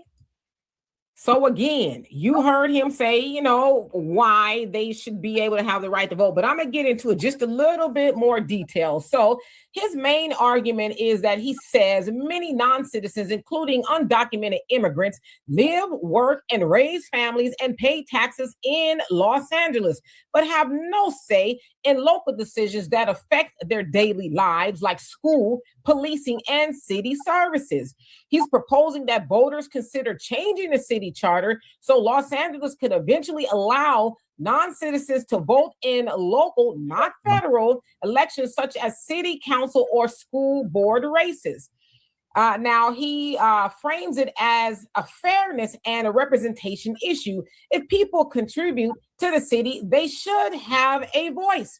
He also tied it to protecting immigrant communities, especially during increased immigration enforcement and political pressure. This will not apply to federal elections, which it is illegal under federal law. The proposal is in its early stages and would still need voter approval and additional steps to become reality. The bottom line is he believes local voting rights should be based on community participation and impact, not just citizenship status. While critics argue it undermines the meaning of citizenship and voting rights. Okay, now I want to get just a tiny bit into who he is exactly. Before I get to that, it should be said that there are some cities in America that illegal immigrants, or as they say, undocumented, can vote, like in New York. Let's see, in 2021, they passed a law to let non-citizens, including some undocumented immigrants, vote in municipal elections. However, this law was struck down by court, so it's not currently in effect. Maryland and a couple of their municipalities, they can vote in some things. Now it says these laws generally allow all non-citizen residents, which can include undocumented immigrants. Voting is limited in city-level elections, only like the mayor and council. San Francisco, they allow non-citizen parents, guardians, regardless of immigration status, to vote in school board elections only. This is one of the clearest examples that includes undocumented immigrants. Then Oakland, they approved, but it's not fully implemented. Voters approved a measure to allow non-citizens to vote in school board elections. Implementation has been slow, but the policy direction is similar in San Francisco. So there are some, 36 right? Mexico. Now, regarding Mr. Hugo, he is a Los Angeles City Council member, District 13, and they're right now in campaign season, okay? He was elected in 2022, so he ain't been there that long, okay? Just keep that in mind. Now, before politics, he was a labor union organizer with hotel workers unions, Unite Here, Local 11. Politically, he's aligned with the Democrat Party and is also associated with the Democratic Socialists of America, placing him on the more progressive left wing of local politics. He was born and raised in Los Angeles, growing up in a working class immigrant household. His parents were Mexican immigrants who worked as street vendors. As a teenager, he left high school and started working at 16 to help support his family after his father became disabled. Now, it says Soto Martinez has openly said that his parents were undocumented at one point. He often references this in his policy position, saying his parents worked hard, paid taxes, and raised the family, but had no political voice for many years until becoming a citizen. He has also said growing up, there was always underlying concern about deportation or family separation, which shaped how he views immigration policy today. Okay, so that's just a brief synopsis of him. So basically, he is saying that I want to make it so that illegal immigrants, I listen, okay, this is what I have learned to be called newspeak, right? It's where you can no longer say that it's illegal immigrants, right? You have to now say undocumented. Just like now, you can't call people homeless, even though that's what it is. You have to say they're unhoused, right? So that's what it means. It's new speak, right? We have to say new words because the older words that we were saying forever, you can't say those anymore. It's because it's unkind, right? Or we don't like the way that sounds, so we have to change it. But what it is what it is, right? It's illegal immigration. So he's basically saying that illegal immigrants need the right to vote. They need a voice because they work, they pay taxes, and they're a part of our city, right? Now, of course, y'all remember last year when ICE went running through there and, everybody was up in arms because ICE was looking for undocumented people, which there are a lot, especially in Los Angeles. So you really saw a lot of politicians, ICE out of LA, back off and all this other stuff. So he said, hey, we want them to be able to vote. Again, his background includes his parents who came here illegally. Okay, now it sounds like they're here legally now, but in the video, he says, basically there's people who've been here maybe 20 years, and it's like, wait a minute now. You've been here 20 years. As he said, they might own a house and you've been here 20 years and you ain't thought to get your citizenship.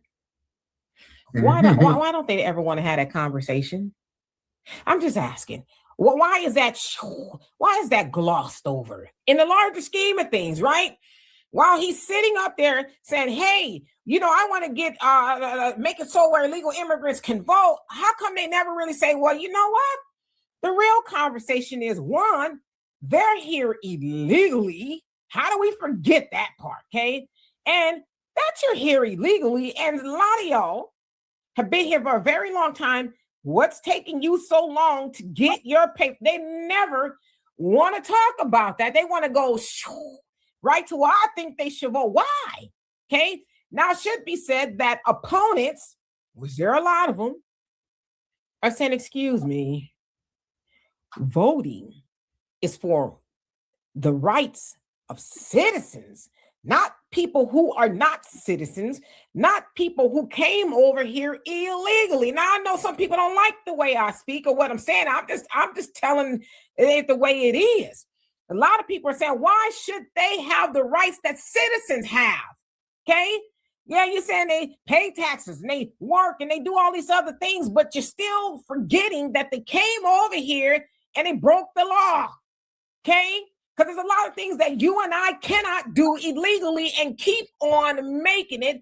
And nobody's going to come to our rescue and say, well, forget all of that.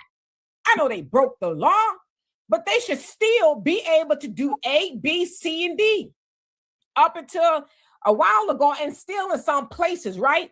If you have a felony, you can't vote. I know they're starting to change it here and there, but think about that. There are some places that felons cannot vote, but a person coming over here to break the law, right? Coming over here, crossing the border without permission is breaking the law. You got people who are fighting for them to have the right to vote. But let me say this as well. I'm not mad at him. I'm not mad at Mr. Soto Martinez. You know why? Because that's what you are supposed to do. When you get in political office, you are supposed to wield the power to help your people, right? You know what does bother me is that our so-called Black leadership, when they're misleadership, right? And there's a lot of this is, self-appointing. Oh, I'm the Black leader. Who told you that? Okay, but anyway, ours are supposed to do that, but they don't. You know what they do? We've been over some of these things before. And I'm just going to stay in LA. Okay, I could be all over the United States, but we ain't got that kind of time. Where do we want to go first? Okay, I want to show you what our political Black leaders do for everybody else, and then what they do for us. You ready? Here we go. Mayor Bass.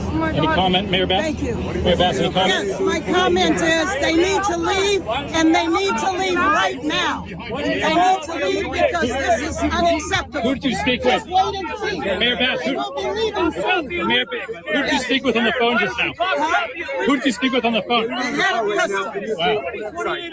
pistol. Also, we're going to have a reinstitution of the Angelino card, something that Mayor Garcetti started during COVID that will actually provide cash assistance to people. Because, you have people who don't want to leave their homes, who are not going to work, and they are in need of cash. It's a couple $100. I don't know the exact amount. You heard her, right? The mayor of Los Angeles is a figurehead. She don't have no control over nothing. Race, I should say. A lot of people do not like the job that she did as her first term as a mayor. Now, y'all might remember she was also a congresswoman for many years, and then she went back to Los Angeles to become a mayor again. People do not like the job that she's doing, but that was last year where she said that she wanted to give illegal immigrants Angelino cards because they were afraid to go outside due to all of the ICE raid activity that was taking place there in June, again, of last year. And she says, just a couple of $100, but this is going to help them in a sense, pay for food or whatever it is. Never mind that there's a lot of homeless Black folks out there in Los Angeles who are sleeping on streets. And I showed y'all, and I think y'all seen it all over, where there was a Black woman that was coming out of the doggone gutter because that's what she slept in the sewer drainage area of Los Angeles. They showed her climbing out of that. That's where she slept. But yet there's Karen Bass, who was talking about giving an Angelino card. Now she says, it comes from private donors. I don't care if it came from Mickey Mouse. Why are they getting money and they're here illegally, right? See, again, they want to gloss over that. They want to fight for that. But you know what Karen Bass is doing for Black Angelinos? Well, I wish I could show you a video, but there isn't one. But I did my due diligence and I looked 2024. So She was talking about some sort of reparations for Black Angelinos. Of course, it's the same old education, fair housing, and, we want to close the wealth gap with, things like that, but nothing substantial. And then so she was supposed to roll something out. They talked about it a little bit last year in 2025, but as of now, it's just crickets, right?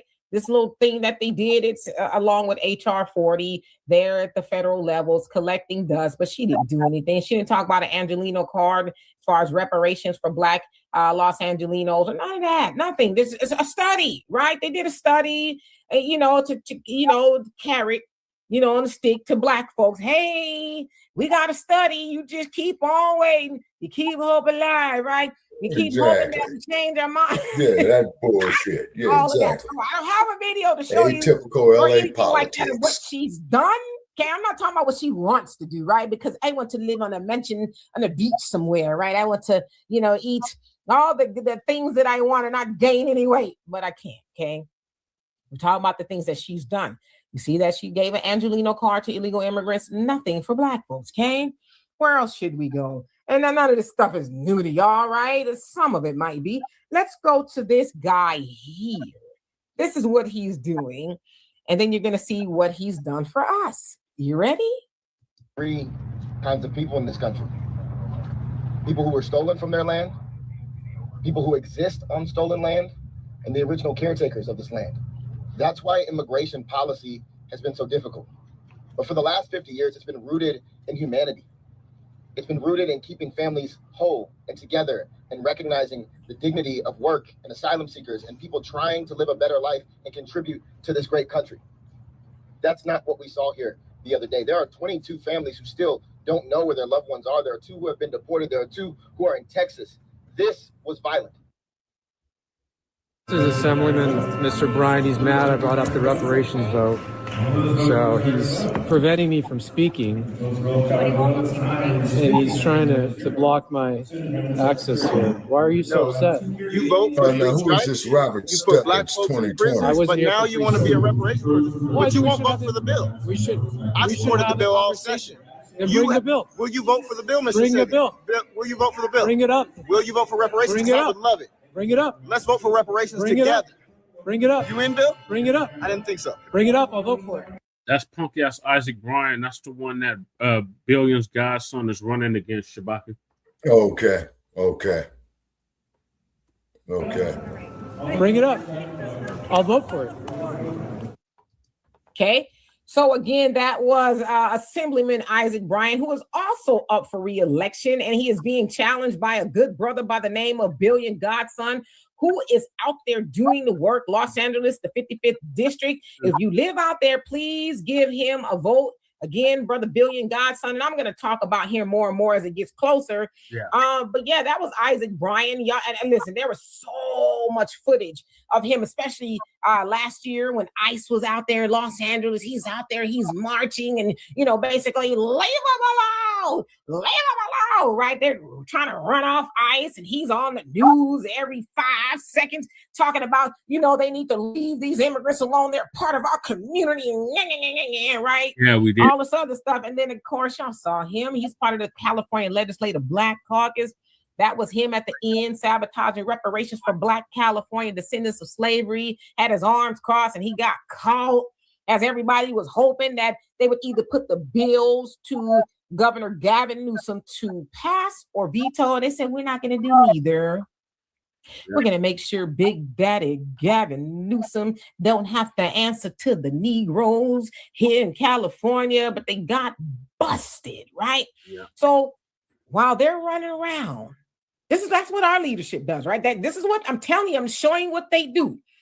They run around and they help all the other communities. Us, well, we got to wait and see. Oh, it's a multi-year study. It's like, listen, bald head sucker. Mm-hmm. I'm talking about Isaac Bryan, okay?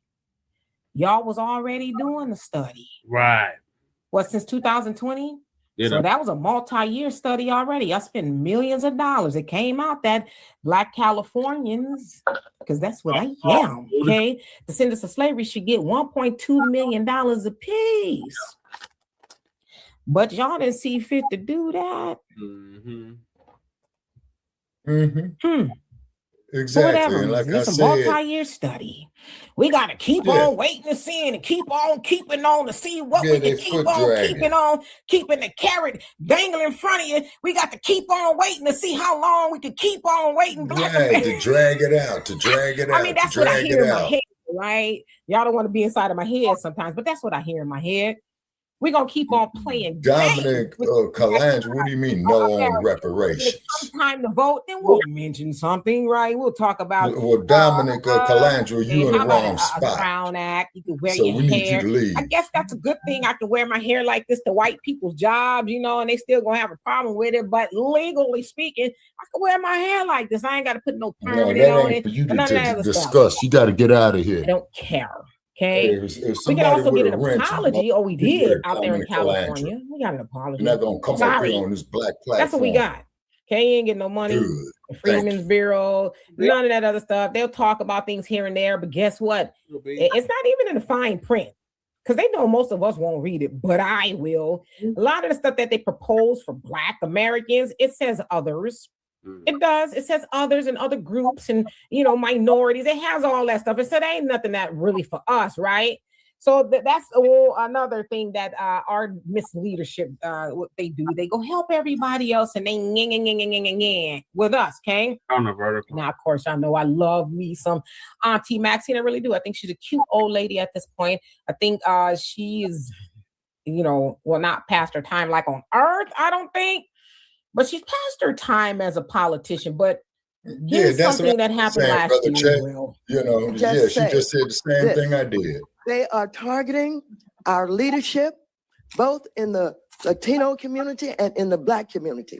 And while they're targeting them and following them, I'm on the street and I'm following ICE and I'm targeting ICE. And I went to the deportation center. We are resisting. And I want to tell you, you are seeing the biggest coming together of the Black and brown community that we've seen in this city ever. Maxine, we are organized. Maxine, we are coalescing with each other.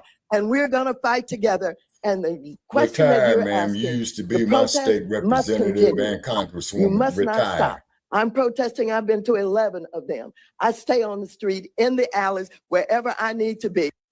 Okay, that's just a small snippet of Auntie Maxine, who was done reclaiming her time at that time. But you know, the more and more I play that clip, and I know a lot of y'all probably like, why does she keep showing us that clip? Because I'm never going to stop showing you these things, because we should never forget the foolishness that these Democrats do to Black Americans while helping everybody else. But again, the more and more I listen to that clip, I extract other things. I'm like, hey, you know what?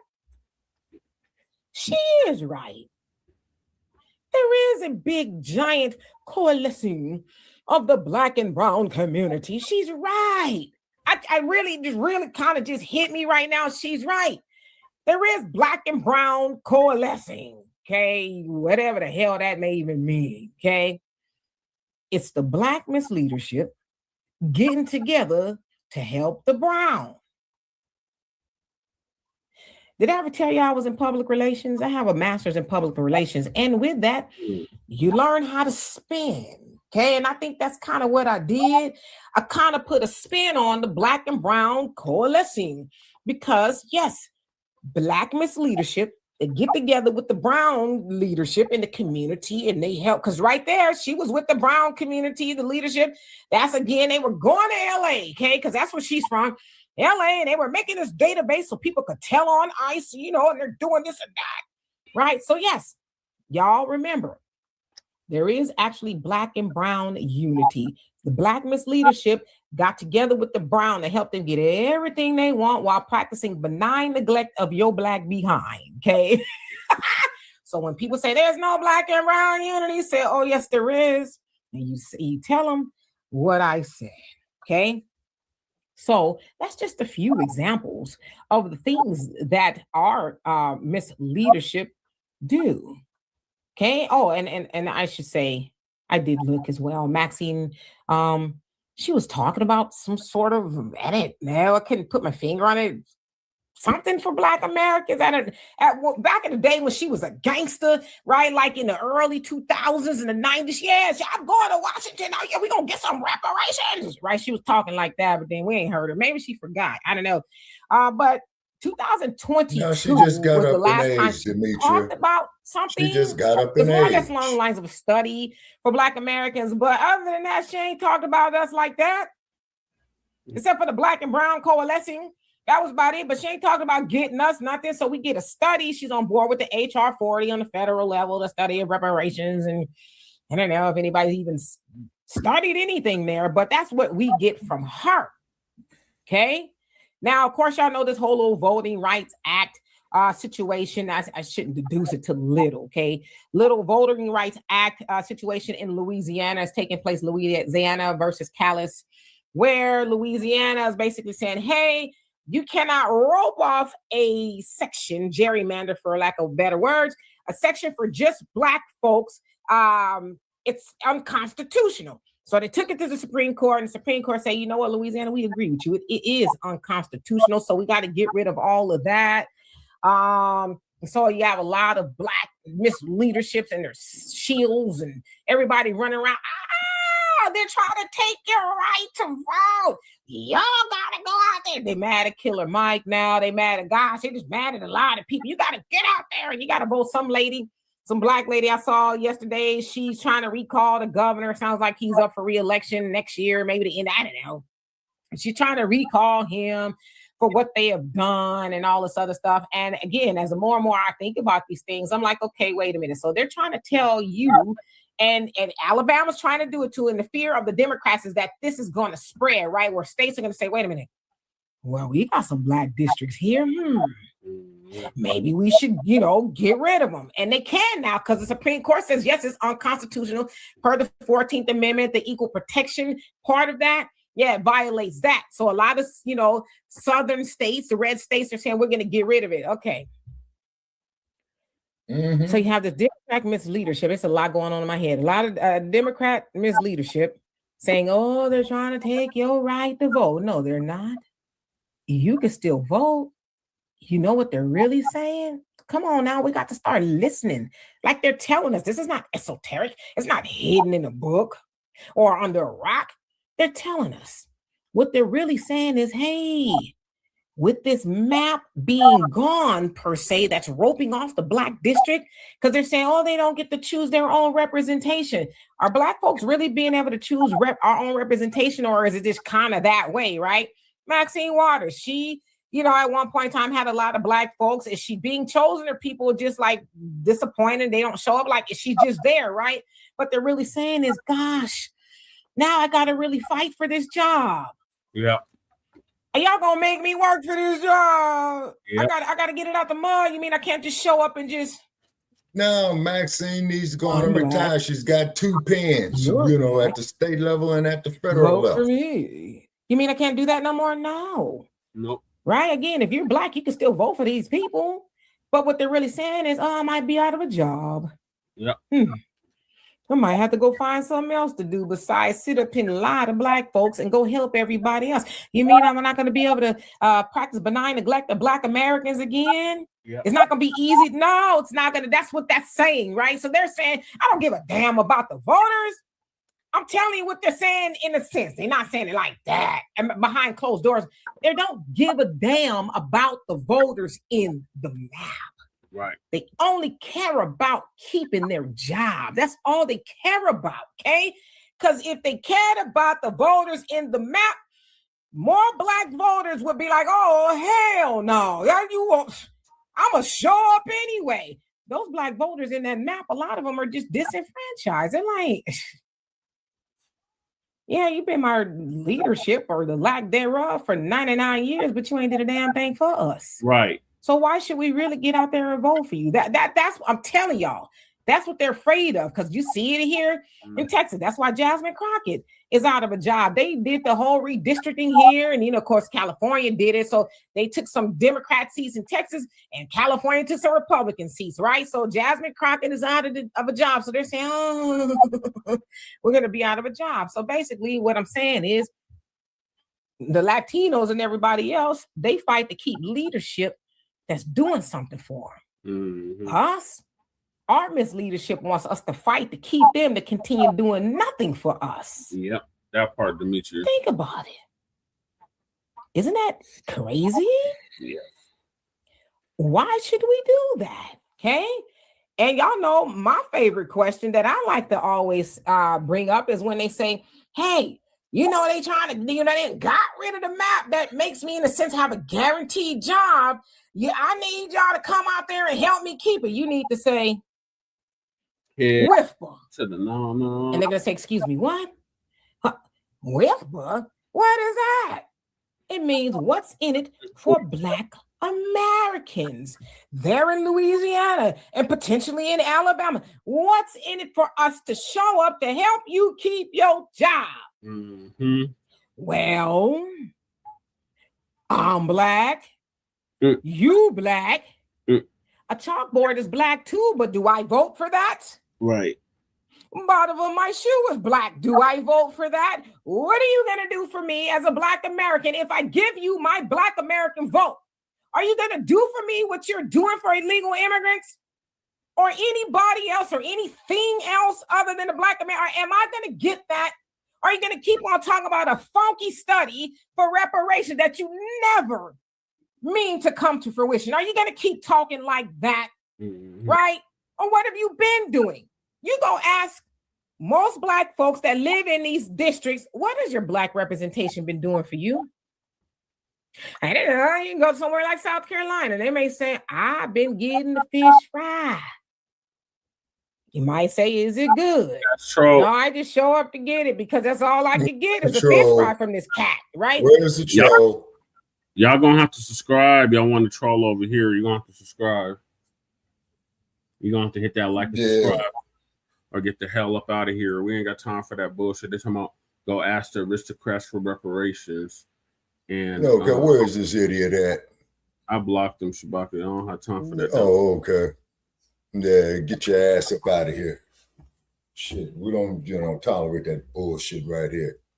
Because you ain't saying nothing positive, So when we get you idiots, that there just tells us that we're doing something right. Yeah, we definitely. And I want to make that perfectly clear.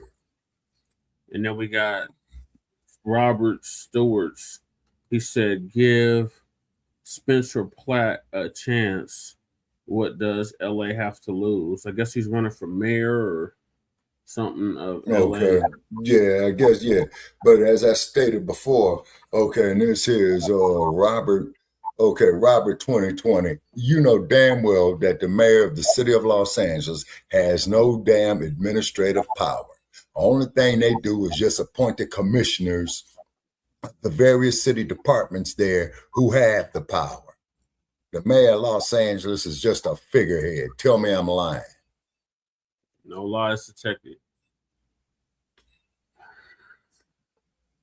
Yeah, we can't see your response, Robert 2020. But if you ask most people who live in these districts, what are you getting? They got to subscribe to leave a response, Shabaka. Yeah, okay. She going on. What is in it for FBA? That's all we want to know, Democrats. Don't come to us talking. You need to better. This is the election of our lifetime. We got to get the orange man out. What is in it for FBA? Well, yeah, cut the goddamn check, to quote you. Cut the damn check. They've been doing the job since 1991, and so I just vote for them. They got the biggest signs, they got the most commercials, and so if I do it, I just go because that's the name I know. But they ain't gonna be able to tell you exactly, right? They might say, "Well, they working on it," but what tangibles are they delivering? I sit up in press conferences. That's what the Congressional Black Caucus did the other day. They had my ears, I thought they were going to start bleeding. I took the liberty to listen to the Congressional Black Caucus for y'all. Right after this announcement came out of Louisiana from, the Supreme Court, they all got up there and they were bloviating. Oh, we got to keep fighting and we're going to keep fighting. All I heard was, wah, wah, wah, wah. That's what I heard, right? And I heard a lot of Black and minority. I heard some Black and brown. I heard all of that. I'm like, wait. Again, y'all, I'm telling y'all, if y'all just listen to them, okay? Just stop listening to the Shills because they gonna leave off that part, okay? If you just listen to these people talk, they'll tell you what their intentions are.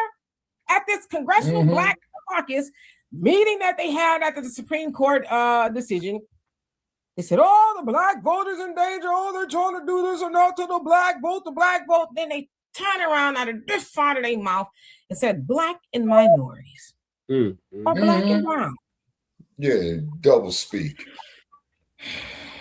Double speak. 1965 Voting Rights Act was not for no minorities. That was for us. Right. See, they talk a good game. They lead off with, oh, the black people. Hey, black people. That's to keep us emotionally. Oh. But then they say brown or minorities. Yeah. So we get this, right? That's what they give us. But ask yourself, when they saying anything about immigrants, do they say and black people? Nope. Black Americans? Nope. I don't know. I don't hear everything. Y'all can help me. Do you all ever hear them saying, when they out there in back alleys like Maxine Waters looking for ICE, do you ever hear her say anything about, well, I'm looking for the popo that be roughing up black folks? That ain't went nowhere. Right. Black people are still the most endangered group of people here in the United States of America. Do you ever hear them marry our issues with illegal immigrants or anybody else's community? You do not. But they take the opportunity to get up in these little funky waste of time press. I listen to them because that's just kind of my job.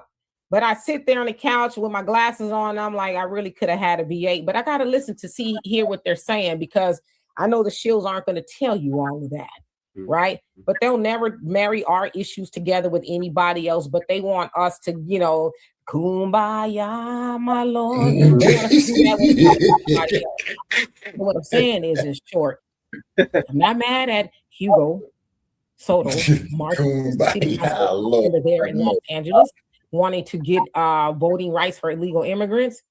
That's what he's going to do. His parents are illegal immigrants, so he's just trying to help them along. See, eventually, they're going to be on all the boards. And mind you, he sits on the Los Angeles City Council that had Nuri Martinez and all the other ones that got caught talking bad about black folks and dark Mexicans, the Oaxacans, and calling people babies, monkeys. That's the same city council meeting he sits on. Eventually, shoot, it's going to be all of them up there, and they're going to get everybody and their mama that's illegal to be able to do whatever they want. Yep. Right? So we need to start looking into people who do something for us too. It's not only because people say, well, I can't just do anything that benefits black people now. We're not saying only, we're saying and also. Okay, that's what we're saying. So I'm not mad at him, but I'm mad at us for continuing to vote for people who continue to show us and tell us, I'm not going to do a damn thing for you. I might lie and say that I am like I'm not going to do nothing for you, but I need you to continue to vote for me. That's what I'm mad at. I'm mad at us because we don't say what's in it for black Americans. We're starting to, right? And they're starting to get it because we saw Kamala not too long ago.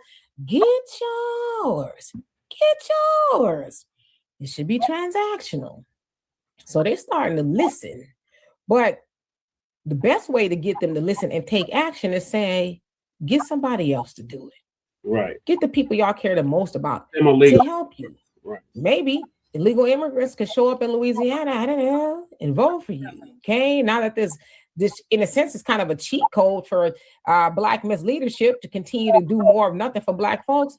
Get them to show up to help you. Maybe they will. I don't know. Remains to be seen. So anyway, let me see what y'all. Yeah, Albie Chill, get yours. Get yours. That just cracks me up. Oh, also, before I get into the comments section, y'all please come see me at the Columbus, Ohio Black Expo, along with the African Diaspora News Channel with Brother Phil, Sister Vicky, I believe Sister Emma will be there as well, but there's going to be food, music, and they set the vibe, and the vibe is very nice. You're going to hear from people like October London, Mooney Love, Dead Press, and Loose Ends. Love me some loose ends. There's a lot of food and there's stuff for HBCUs and marching bands. Like, you do not want to miss this. But in order to do that, you have to go to OhioBlackExpo.com, OhioBlackExpo.com to get your tickets. Please and thank you. All right, now I'm back in the comments section. Then, of course, we have a little thing called the African Diaspora News Channel app. It's been scrolling down there at the bottom. If you got it, thank you so much. If you don't got it, please and thank you. Okay. Anyway, Gold Crown Eyes, how you doing? Troy, what's going on with you? Mike, nice in the building. How are you? Yoshi Matthews, how you doing? Hope you're doing well. Albert Chills, as I seen white liberals upset about this, which was surprising. I don't know why they're upset. They get to vote the way they want. Everybody gets to vote the way they want to vote, right? It's not stopping you from voting. Right. You know, I think that the Black leadership should have to work to keep their job. Right. It should have to be like, whoo, I don't know if I'm gonna make it this time. I hope they come in. No, you should have to fight for that. Okay. And if you're doing a great job, and listen, let me also concede something else. I'm not saying the Republicans ain't up to some foolishness. They probably are. Is there some racism involved? Absolutely 100%. But again, Black leadership, it's time for you to get on your square and do for the people who put you there the most as well, right? So yeah, Tyson, how you doing? He says, I disagree with Mr. Martinez's idea too. I don't think that illegal immigrants should show up to vote, but who gonna stop them? Who gonna check them, boo? Who gonna check them? Again, I just showed you our Black leadership, especially there in Los Angeles, they running around helping him. Do you not think they don't agree with him? I guarantee you they probably agree with him. You're right. I mean, hell, Karen Bass, the mayor there, she gave him money. And when I say them, I mean illegal immigrants. So you don't think they agree with them? Yeah, they agree with them. I don't agree with it, but they do. I'm quite sure they do. I'm waiting for the video to say, hey, Mr. Hugo, hell no. Okay, they illegal immigrants shouldn't be able to vote here. Elevated engineering was going on. It says broke into the country and now want to vote in elections. Insane. It is insane, but in some places I illustrated they do it to some degree, right? Spunk Onion, how you doing? That's an interesting name. It says, they are illegal. Come on, Cali, you better step up. It remains to be seen. It really does. We'll find out in November, right? Infamously, what's going on with you? Hope you're doing well. You say, oh, hell no. King Noble says American citizens can't go to other countries and vote, but they want them to do it here. He says, oh, they've been here. Been here for 20 years. They bought homes and all kind of. You mean you bought a home and you couldn't take yourself to get your citizenship? McQueen, how you doing? Says I'm sick of these illegal immigrants coming over here with that entitled mindset, thinking they're going to change stuff. Take yourselves home. I say that. Well, I mean, wouldn't you go somewhere if they open the doors and say, come on, you come get all you can get. You got people, politicians who are going to romp and stomp for you. You're going to get an Angelino card with money and you get a phone. And it's going to have an app on it to tell you where to go, who to go talk to. And then you can get some housing and shelter. And wouldn't you go there? I would. I sure would. I'd get my little duffel bag and I'd head right on over there. I surely would until the gig is up. D, what's going on with you? He says, no way, Jose. Slap trap, what's going on? Says illegal immigrants not in white areas. No, again, when they came over here, they said you could go to the south side of Chicago, you could go to places in New York, y'all could set all up and over there, mostly in Black communities, and your Black misleadership, go to them. They'll fight for you, they'll help you. Okay. Like Mayor Brandon Johnson, which I hope Chicagoans make him a one-term mayor, but he'll help you, he'll fight or crash out, he'll cuss out Trump. Him and JB Pritzker, who's the governor, they'll fight. Yeah, y'all go over there to the Black communities and they'll help you. Brandon, how you doing? Says Mexicans are white. Well, some of them think that they're white. Are they really? Or are they just saying they're white? El, how are you doing? Hope you're having a great day. Darnell, what's going on? Says they think California belongs to Mexico. Well, I guess historically speaking, yeah. But it doesn't now. I guess that now, because if we believe that the mother of civilization was a Black woman, that doesn't Earth belong to Black people? Right. Maybe that was a reach. I don't know. Fountain Media, what's going on? Says Democrats are a disgrace to this country. I will never vote for a Democrat again. They've never done a damn thing for our communities and they don't want to. It's been said that maybe they can't. You can't help Black people. You know why you can't help them? Because then they won't depend on you anymore. If you help them, then they might say, hey, well, what do we need to, try to chase that carrot? We actually helped them close the wealth gap and all of that, right? And don't you think that a lot of the Black misleadership should spend a lot of time talking about Black folks learning how to be self-sufficient again, like we were there in this picture of Villa Raro, Madam C.J. Walker, like all the 1,200 Black towns that we had. Teach them that. Give them resources so they can build their own communities. They won't do that. Yeah, exactly. That's what I'm talking about. Upon them, because that's how they stay in office. Exactly. Which is why this map, the Voting Rights Act thing is a very interesting conversation if you really just stop and think about it long enough. Judy, what's going on? So they don't care. They can straddle between here and there. He says we can't, therefore they would be in charge of our lifestyle. Yeah. Let's see, Lady Day, how you doing? Says I hope Trump do something. Yeah, Trump's got a lot going on, like in the Middle East with Iran, to start with. Michael, how you doing? Says, if this ever allowed to happen, the United States as a country will cease to exist. Well, the Democrats, they're trying very hard to make it a reality. And it's been said that they're really trying to, especially replace Black American vote or get another class of voters by trying to ramrod this stuff through, because that's what that is. All the things that he could think of in Los Angeles, he wants to try to get illegal immigrants the right to vote. All the things they got going on there, and that's what you want to fight for? Just Reason, how you doing? Says, right, they are white for census purposes. Our votes are whited out and counseled by white Mexicans and white Hispanics. Yeah, a lot of them do classify themselves as white. I told you I used to work for the census, and a lot of them would say, yeah, we're white. Okay. Because I couldn't tell them they weren't, I'm just saying, how you doing? It says, if you're not an American citizen, you don't get the right to vote. Well, if they pass laws and ordinances to say that they do,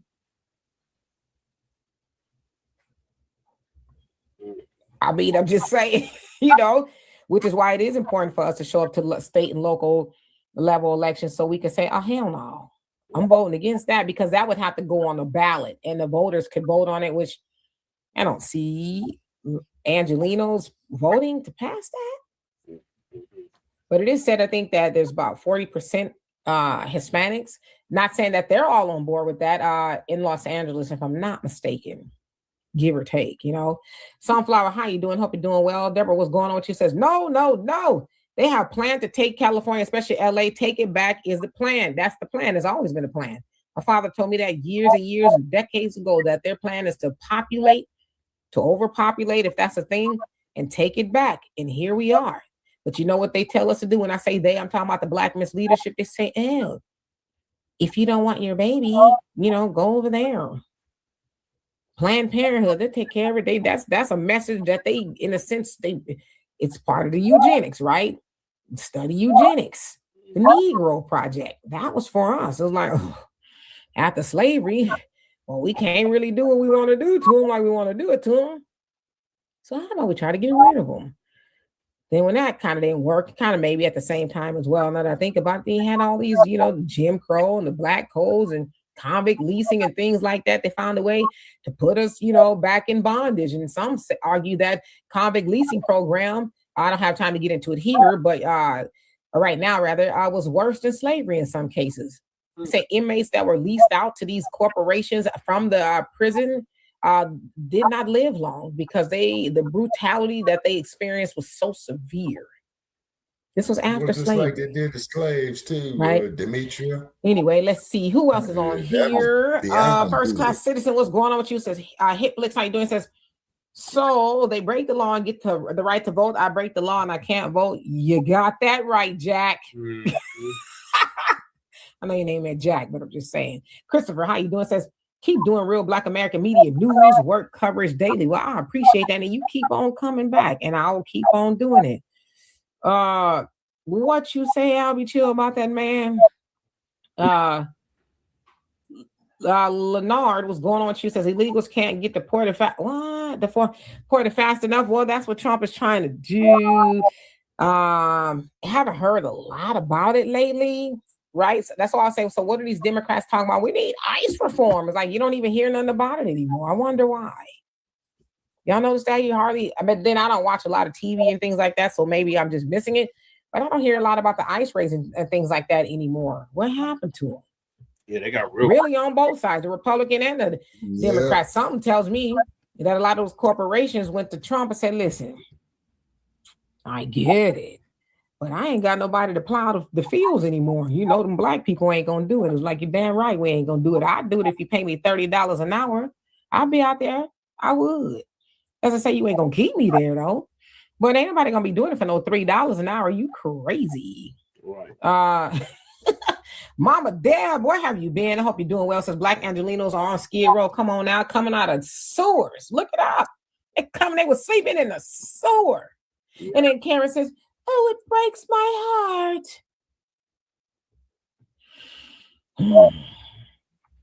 heart. Skipping down. Michael, did I say hi to you? If not, hello. It says Karen Vasquez, you crazy. Typical dude. Okay, you're gonna miss Layla Ali, Shabaka. Okay, you talking about Kalia? Yeah, you're gonna miss Kalia Ali. Okay, yeah, because I'm sure I've seen it before, man, but I'm just exhausted, man. Yeah, let me fast forward so you can get to that. All right. Okay. All right. Yeah, see what memories she brings back. I'm supposed to be on Waka Flocca. God damn it. Did I play Waka Flocca? No, I think I forgot Waka Flocca. God damn it, I think I skipped the topic. Let's see.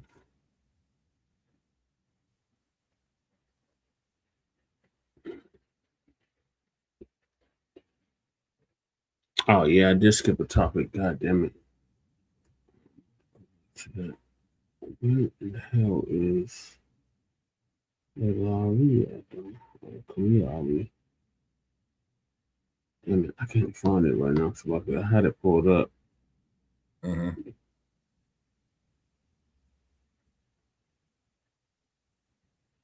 thought I put it in this queue, but it's probably in a different queue.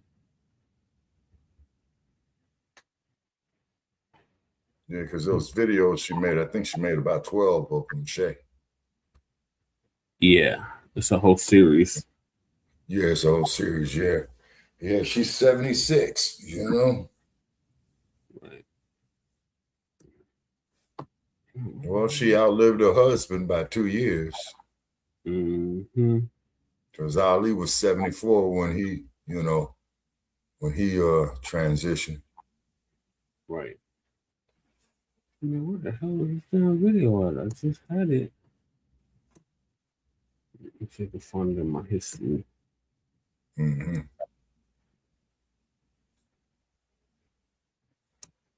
had to close a bunch of windows, so I might have closed it by mistake. Okay. Yeah, clear. Yeah, there you are. You found it? Yep. All right.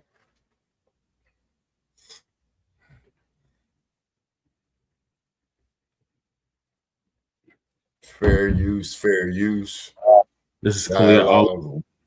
Ali's second wife reveals why Ali left the Nation of Islam, and it's telling Ali he'll die of vegetable and anger. Okay. If I'm not mistaken, Ali, he left the Nation of Islam, right? Do you know the reason why? Oh, no, we both did. And in 1975, when the Honorable Elijah Muhammad talked about the Nation of Islam, he said he was going to give it up and he's going to discontinue it. He said, I want people to start following my son so he can teach you the true Islam. And he said that in a speech. Everybody heard it. And he said, I am going to dissolve the Nation of Islam. Just learn, you've learned something from it. But there's time for Islam 2.0 or whatever that is. And so you can learn about the true Islam. And we all did. We all transitioned and start following the Imam Warif Muhammad. Okay, that was Elijah's son. And he said him and that's what Farrakhan we had a do, falling and out. that's what we did.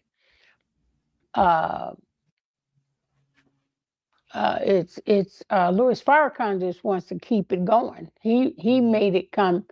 He did it on his own to bring it back. It wasn't Elijah Muhammad's wish, but Louis Farrakhan wanted to bring it back, and he brought it back for whatever reason. He brought it back, but that wasn't the road we were supposed to continue with. How do you feel about Farrakhan? Uncle Louis, that's what I used to call him because I've been knowing him all my life.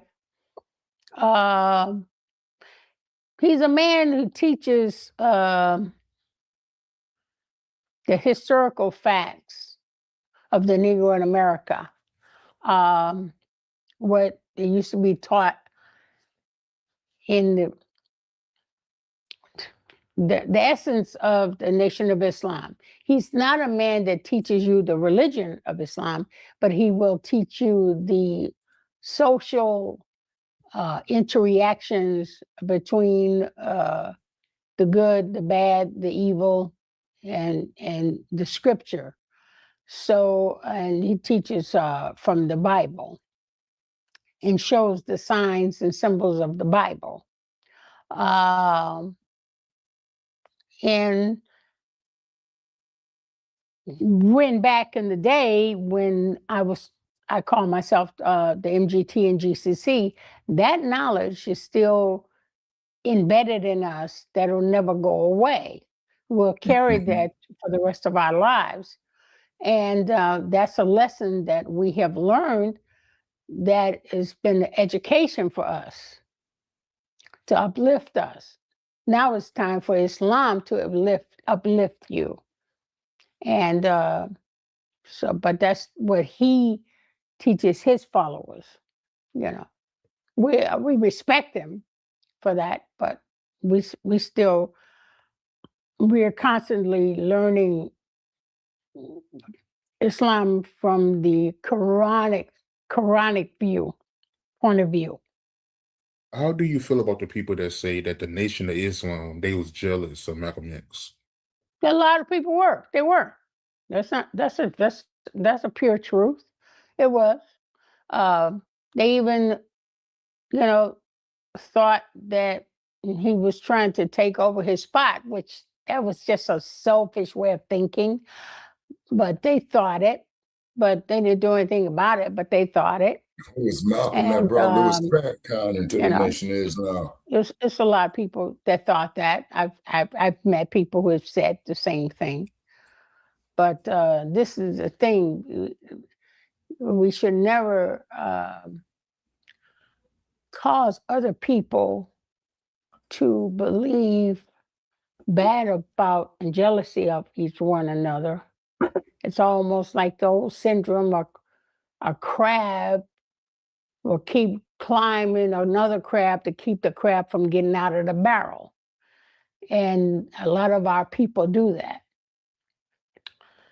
They still into that negative learning process where they're jealous of one another. And it happens. It happens to all people. But I am so happy, and I feel that the spectrum of Muslim women in America or Muslim women all over the world are their freedom came because of the Prophet Muhammad, may peace and blessings be upon him. The freedom of a woman is there. And there's a lot of Muslim women who helped wars and helped the children and helped the husbands. Matter of fact, they were warriors, women who, when Muslim men fought and was tired, the women would take over and fight for them until they rested. And then they bring their men back to continue the wars. These women did a lot of things. Now, in their independence has always been there. It's just that, you know, you have Islam and you have Hislam, and a lot of the Hislam is made by men who are insecure, and they will hold the woman back thinking that's what they're supposed to do, but truly it's not. The Quran does not teach the women to hold back. It teaches the women their own freedom in Islam. And it's the men who try to cover up the women so much that nobody can see them because they know how insecure they are. So a lot of it is not Islam, it's Hislam. And I came up with that word years ago. To your knowledge, was there any informants working for the Nation of Islam? I have no idea. I never knew of anybody. I don't know if there was going. If there was, I don't know anything about it. But I'm sure there probably was. But I don't know anything about it. I mean, anytime somebody have an organization, there's always going to be some pull, chants, and quotes, and deviancies in any kind of religion organization. This is why it's independently made for you to be guided by the Holy Quran and not people's groups or cliques. You know what I'm saying? It's very dangerous. This is very bad to have groups and cliques. You're supposed to be conscious of what Allah teaches you and what's right and what's wrong, because you will be punished for what you do. You know, a long time ago, do you see how people get revenge on people?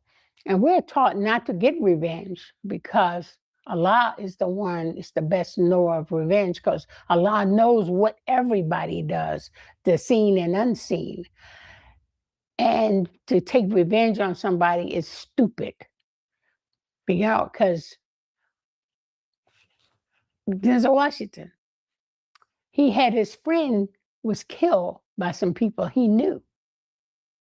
And 5 of them was involved. And you know what he said? He said, I'm going to kill each and every one of you. But the sad part is I can only do it once. And that is to say that when you take revenge on somebody, you can only do it once. But when God takes revenge on somebody and pays them back, he do it 10 times over, let alone 3 times. 3 times is horrific, but 10 times? Wouldn't you rather let God punish that person for you 10 times than you can do once?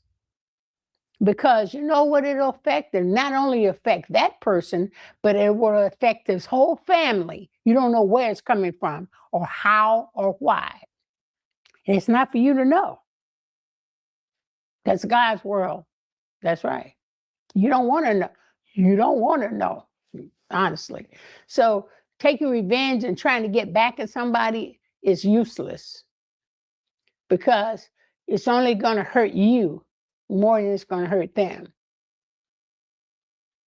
That's why I say anything that you did to me, you're going to get paid back. You're going to get paid back. Because I'm going to leave you there. I'm going to leave you with this. Before I divorced Muhammad, say, you doing all this? You think you fine doing all this, going to that person, going to this person, going to that person, just playing your little role? I said to him, one of these days, you're not going to be able to get it up. You're not going to be able to walk, talk, sit, or stand. You will go out of this world a vegetable. Believe that. Now, I said that out of anger. I said it out of knowledge of him and what he did and everything. And I said it. But when I said it, you know what Ali said to me? Why you want to say such a bad thing? That's a bad thing. He says, well, what you worried about it? Because everything you said comes true. He said, that's terrible. I said, well, I'm so sorry. I'm sorry, but it's true. And every time he spoke to me, He said, "You forgive me?" I said, "I forgave you a long time ago." That was, I think, was the hardest thing to do, was forgive him. But when I forgave him, I said, "Look, I'm just going to forgive this guy." I became free for the first time. I felt free. I felt free of all the bad stuff, all the other stuff just melted away like it never happened. But I was wondering why it happened to me. And then I realized it didn't happen to me. All that happened was happening for me. Right. And that there, ladies and gentlemen, was dialogue, or the art of dialogue, and that there was the second wife of former heavyweight champion Muhammad Ali. Okay. And getting ready to call it a night. And those, please share this episode again and again and again. You can share it on Twitter. You can share it on Facebook. You can share it on all your social media platforms. We're going to start, sharing some of our episodes on Instagram in the future after I go over it and study it over with a fine-tooth comb. But Muhammad Ali, when it came to heavyweight boxing, he was the greatest. But all of what she was speaking of was the accolades that came with him being heavyweight champ, plus of his popularity that he had. He was the most recognized figure on planet Earth in the 1970s. You see what I mean? And then, of course, I don't have no comment on Mrs. Ali's or Sister Khalid and Mr. Ali's relationship that is between the two of them. You know what I mean? Regardless of how I feel about it, regardless of whatever viewpoints that I have, you know what I'm saying? But that there was between her and her husband. You know what I mean? Yeah. But he was the greatest living through that, because as I reflect on my life, of course, when Ali was in his heyday and in my youth and whatnot, of course, he was a part of my youth growing up, and then, of course, that video that I'm trying to get to you, Brother Che, that I'm having the most heck of a time for, was in 1967 when he was giving his lectures with the glasses on, you see. But for some odd reason, they got a tight shadow band on that. You know what I'm saying? Yeah. I should have been able to click it and paste it. You know what I'm saying? But I can't. I can't. So I don't know if that is a state, that's keeping his intellectual property. But I'm willing to bet dollars to donuts as those individuals over there in, how should we say, the Bay Area, Brother Che, right? About doing that. You know what I'm saying? And then, of course, too, the RWS would love to erase Mr. Ali from my memories, but it's not going to happen. Not if I can help it. Just see. Because I will keep real. As long as I'm up here upright, I will keep sharing his videos. I will keep sharing his fights. I'll keep sharing, of how he told white America about themselves, just like Dr. Khalid Abdul Muhammad. When he got up there and said on Phil Donahue, Phil Donahue said, you said that Jesse Jackson is a half-baked, half-coon, half this, have that Uncle Tom nigger, and Khalid said to the utmost of his ability. Yeah.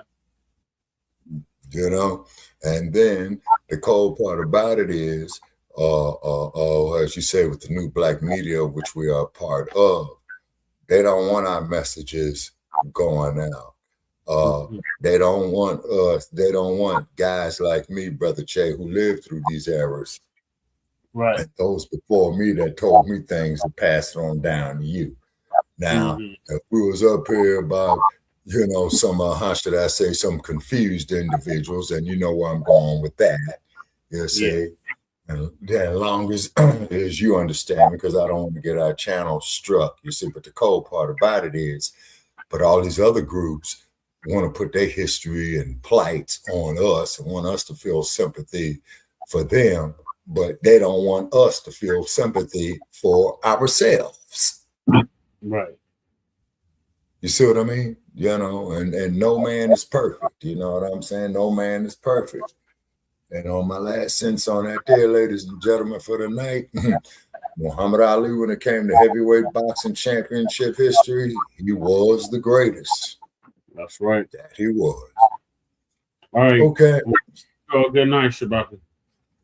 All right. Okay. Signing off from Sin City. Come on, 7-Eleven, and made the Denver Nuggets lose. Playing in the division and your Nuggets.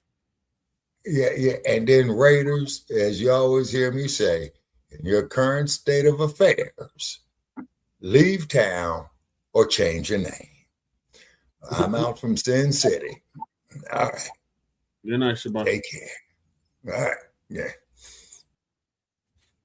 All right, so I forgot this topic right here. Waka Flocca going off on that racist streamer, Chud the Builder.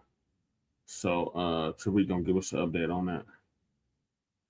It's a little dude that I seen, a little white kid running around asking black people are they chimping like that, calling them niggas and all that. Hey bro, that shit lame as f. Let me tell you why it's lame. First and foremost, you run around blicked up, calling people niggas. So if they put their hands on you or shoot them, you going to jail because they ain't even use a weapon. You dumb as fuck. Number two, bro, why you antagonizing people to crash out? Number three, bro, you creating a race riot. A race riot, bro. That America don't even need right now. And then, nigga, if you want to die, bro, just pull up in the trenches and do that shit.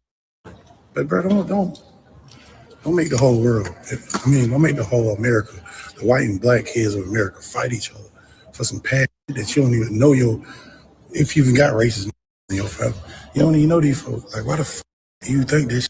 One thing we gotta talk about, Chud the Builder, he's doing his shenanigans out there in Tennessee. For those who don't know, there's a white tea supremacist out there in Tennessee who's running around antagonizing black people. He runs up on black people, filming himself. He's streaming, calling black people the N-word, trying to provoke a response so that he can pepper spray them, and he carries a gun, a pew-pew with him. So he's raising a lot of concerns. Shout out to Brother Arthur in here. Arthur has been working tirelessly to get him deplatformed, because what he's doing this for streaming revenue. The white tea supremacists, they like to see racial antagonism towards us. They'll monetize that. So he's trying to use racial antagonism as a money-making scheme, basically.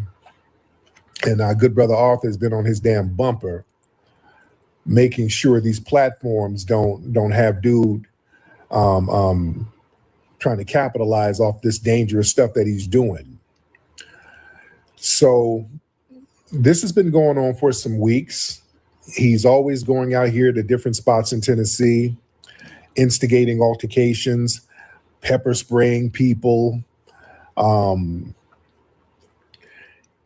Shout out to Waka. Waka Flocca did a video about him, because now it's getting hot. People are like, the dude days might be numbered.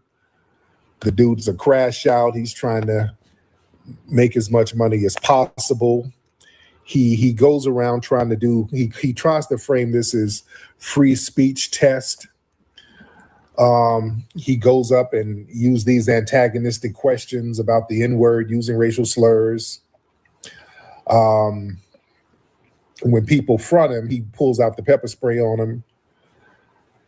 Waka said, hey, man, dude, if you want to crash out, just come down to the trenches if you really want to go out with a bang. But he said, hey, man, you armed up. You out here provoking people. Yeah, you just dumb, man. You just out here antagonizing people. You're trying to create a race riot that America doesn't need right now. So Waka called him out. He said, "You're doing a lot of dangerous, unnecessary things," which is true. Yeah, Chud. And there was one video where somebody, I guess he was doing that to a group of black people, and they went and vandalized his truck, and then he tried to run them down and chase them down and spray them, but they were ducking and dodging. They wouldn't let it happen. And he kept saying, Chud was like, "Yeah, I'm going to call the police. I'm going to call the police." So he's one of them. He's on some coward stuff. He still needs the police to back him up. And I think the police is in cahoots with him, to be honest. The fact that they've allowed him to do this for as long as he's doing it. And I think when he tried to pepper spray some of the brothers, the cops detained him for a quick minute, but he knows that they're treating him with kid gloves. I think he got some people on the inside of the police out there.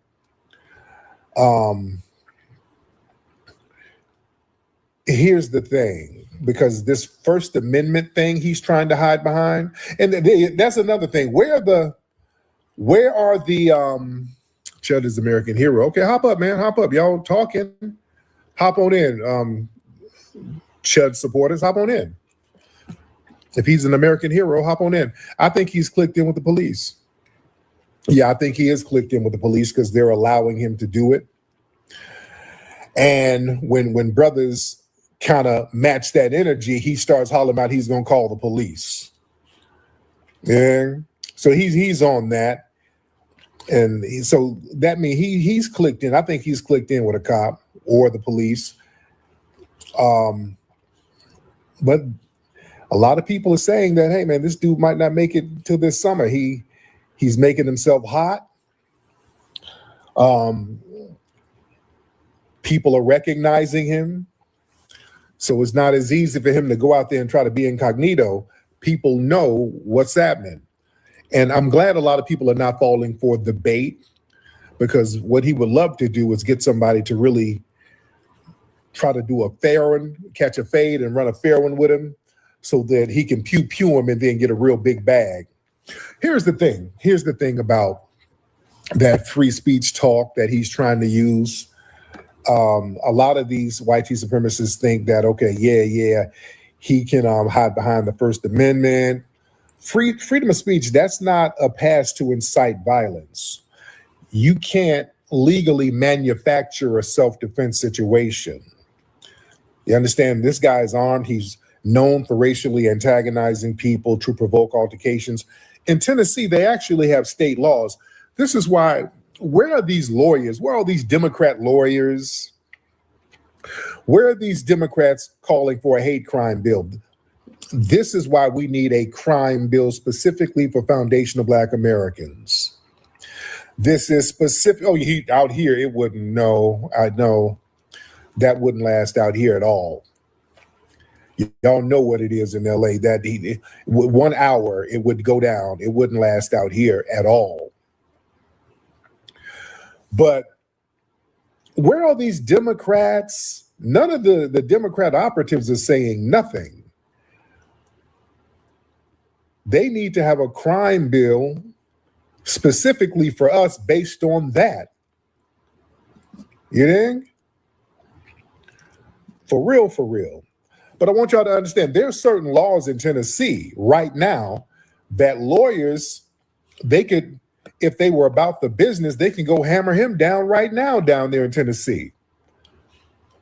They got the Tennessee Code 39-11-611.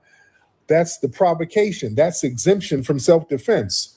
See, a lot of these people, they operate under the misconception that if they insult somebody until that person swings at them, they can pew them or pepper spray the person and say, whoops, I'm standing my ground. That's legally false. Under Tennessee, you can't claim self-defense if you provoke the confrontation and you were the initial aggressor. If a person initially starts a conflict in Tennessee, you forfeit your right for use of force in self-defense, unless you clearly attempted to retreat and the person that continued to attack you. But the judge and jury, they have to look closely at who initiated the hostility. This dude is known for initiating hostilities. There's another code. There's an assault and aggravated assault code. In Tennessee, you don't have to physically hit somebody to be charged with assault. If a person commits assault, if they intentionally or knowingly causes another person to reasonably fear imminent body injury or harm, or if they cause any kind of physical contact that's extremely offensive or provocative. If somebody's getting in folks' faces while you're armed and letting folks know you're armed with pepper spray or firearm, trying to create a situation where a person can reasonably fear that they're about to be attacked, that can warrant an assault charge. And if a weapon is brandished or used to threaten somebody, that's escalated to aggravated assault, and that's a felony. See, people gotta know how to work the law in their favor. You know, and also disorderly conduct and fighting words. See, the First Amendment doesn't protect fighting words. Words spoken face to face are inherently likely to provoke an immediate violent reaction. Under Tennessee's disorderly conduct statute, it's a crime to intentionally cause a public annoyance or alarm somebody by engaging in violent or threatening behavior in a public place. So if you're intentionally using racial slurs in an aggressive provocation, you're trying to start a fight, that crosses the line from protected free speech. That's disorderly conduct. Yes, all that free speech stuff, no. He's way past that because now this guy has a track record. And from what I understand, he already has a harassment charge. So I think he has an open case now. And also there's a civil rights intimidation statute out there, 39-17-309. They have a statute that functions similarly to like a hate crime law. If a person injures or threatens to injure or coerce somebody with the intent of unlawfully intimidating them, specifically because of their race, because he's doing this based on race. He's antagonizing people based on race. You chimping out, N-word, chimping out, N-word. He's antagonizing innocent people based on race. So if that antagonism is clearly racially targeted to intimidate Black citizens for existing or enjoying public spaces, that statute applies. That's civil rights intimidation in Tennessee. Where are the damn lawyers, man, who can stand on this stuff? Yeah. Excuse me. See, when these cats run up antagonizing and all that, man, hey, get on the phone with the police immediately. Y'all need out there in Tennessee, get on the phone. Use the police to your advantage. Use the police because he's going to use them to his advantage. That's what he wants to do. He's going to use that to his advantage. Yeah, where the hell are these lawyers? A big time lawyer. Yeah. All my Tennessee lawyers who's licensed in Tennessee, holla. Let's see what's happening. Tennessee lawyers, holla. Yeah. Y'all need to reach out. All these lawyers out here, catch me on the gram, flexing your law degree. Let us know what's happening. Y'all need to get out here and step up and say, hey, man, we down for the cause. And we can slide money to you if you need it, but we need to know where you are. Yeah. Let me see who else we got. We got a lot of folks in here. Yeah.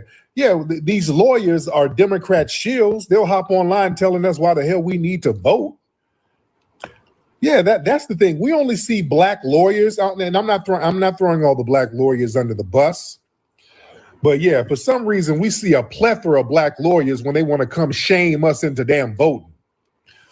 Yeah, when they want us to support Kamala or whoever, then y'all come out talking about why it's so important to vote. Where the hell are you when we got these crazed white supremacists out here? Where were you then? Where are you? Yeah, I don't want to hear all that. Man. Excuse me. But yeah, listen, hey man, now you got some cats. From what I understand, this Chud guy really operates around the suburbs of Nashville. I haven't heard him going nowhere near Memphis. All right. I'm hearing that he's doing a lot of stuff around the suburbs of Nashville. I haven't heard him going near Memphis. Memphis is a little different. Memphis is different. I haven't heard him go nowhere near there. He's going to the tourist spots. Yeah, I know Memphis is with the business. Yeah, that's why I'm like, for a minute, I'm like, what part of Tennessee is he in? Because I know Memphis will slide. Okay, so he's out, from what I understand, he's in the suburbs of Nashville doing all this old nonsense. Yeah. Yeah, so hey man, y'all be careful out there in Tennessee, man. Y'all be very careful with these people. I got a lot of people trying to get in. Oh, hey ma'am. Hey. How are you Hey, doing? Terry. How you doing, dear? I'm good. I'm good. Good morning. Yes, indeed. Nigeria. You're in Nigeria, huh? Mm-hmm. Yes, indeed. I'm in Los Angeles, California. Wow. Yes, ma'am. So how? It's midnight. Yes, indeed. Yes, ma'am. So how can I help you, dear? Have I battled her before? Have we talked before? No. Okay. All right, so let's do a battle a little bit later. A little bit later, we'll do a battle, okay? We'll do a battle later. Thank you, dear. Okay. She's a little dry. Yeah, a little bit dry. She's a little dry. Yeah, I'm about to get bored. She was nice, though. She was nice. Just a little dry, but she's nice. Yeah. She had her little eyelashes and hair done. She's a nice lady. Say that women be trying to choose. Now, who are these people? Okay, I got a bunch of people right here. I didn't mean to hit that button. Oh, okay. I'm getting a whole bunch of foreigners trying to pull up. Speaking of pulling up, y'all get your tickets to pull up to the Hidden History Museum, ladies and gentlemen, on Saturday, May 23rd. All right? Get your tickets at hiddenhistorymuseum.com, ladies and gentlemen. I can dig it. I'm on my way. Where you going, Rootwork Jones? There's some musty suckers on the streets. I got to go handle that. I got to split, baby. Can you dig it? When you need to clean the stank off the streets, you don't call your mama. You call Rootwork Jones. Rootwork Jones is a stone cold dude that keeps the stanky suckers shaking in their boots. Listen up, chumps. I'm looking for Dolomus. You dig it? Rootwork Jones is getting down gritty, taking on the mustiest sucker in the city. Dolomust is my name, and staying good and musty is my game. Where is Rootwork Jones? This is a super soul brother getting rid of the stank. And you can for sure take that to the bank. Take that, you musty jive turkeys. When Rootwork Jones dealing with drama, he finds time to deal with foxy mamas. Why don't you come on over here and give me some of that root work, sugar? Rootwork Jones. He's bold. He's bad. And he's keeping the suck. Rootwork Jones coming to a theater near you. Go to rootworkstyle.com.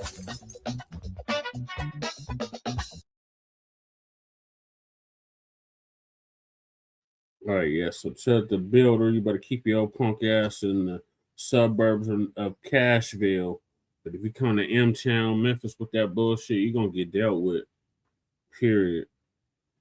So moving along, we got Asian Vlad responds to Corey Holcomb, dissing Aries Spears, and accepts invite to show after beef.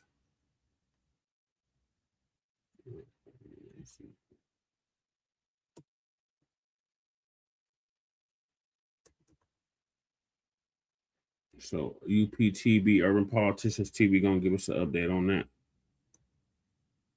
The who? Oh, no. The Gooey Raccoon. He into it with Vlad, old boy. Oh. I ran into Vlad at the show. What show? At the We Them Ones. Tell Vlad to He come said he on wanted 50. See, the Lost Mind think on his show because he's a Caucasian male and they think I'm supposed to go to him. How much you gonna give me, master? Come on my show for free. Vlad, we ain't got to talk about how you disrespected the minister. We ain't got to talk about that. We ain't got to talk about that. You was trying to get me to come on your show back in the day before you knew who I was, and we had something to say. We had something to say where it didn't work while I went on your show. But if you come and step to me at my show, I will do a show for you. You ain't got to pay me. Just like I hope you ain't hoping I pay you for this. Come on my show. We are not savages. We not finna talk crazy to you. We might be able to iron out differences. Because I already know the gooey raccoon to put some up. I know he needed you. Who say whatever. I would have Vlad come on my show. Want me to tell you? Because I believe we can have a conversation. I believe he would talk to me in a way respectfully, and I would talk to him in a way respectfully, even if we disagreed on something. Right. That's what I believe. I would take the chance because Vlad has a name. If Vlad wants to come on the 5150 show, and the reason he would have to come on the 5150 show first is because it would show goodwill.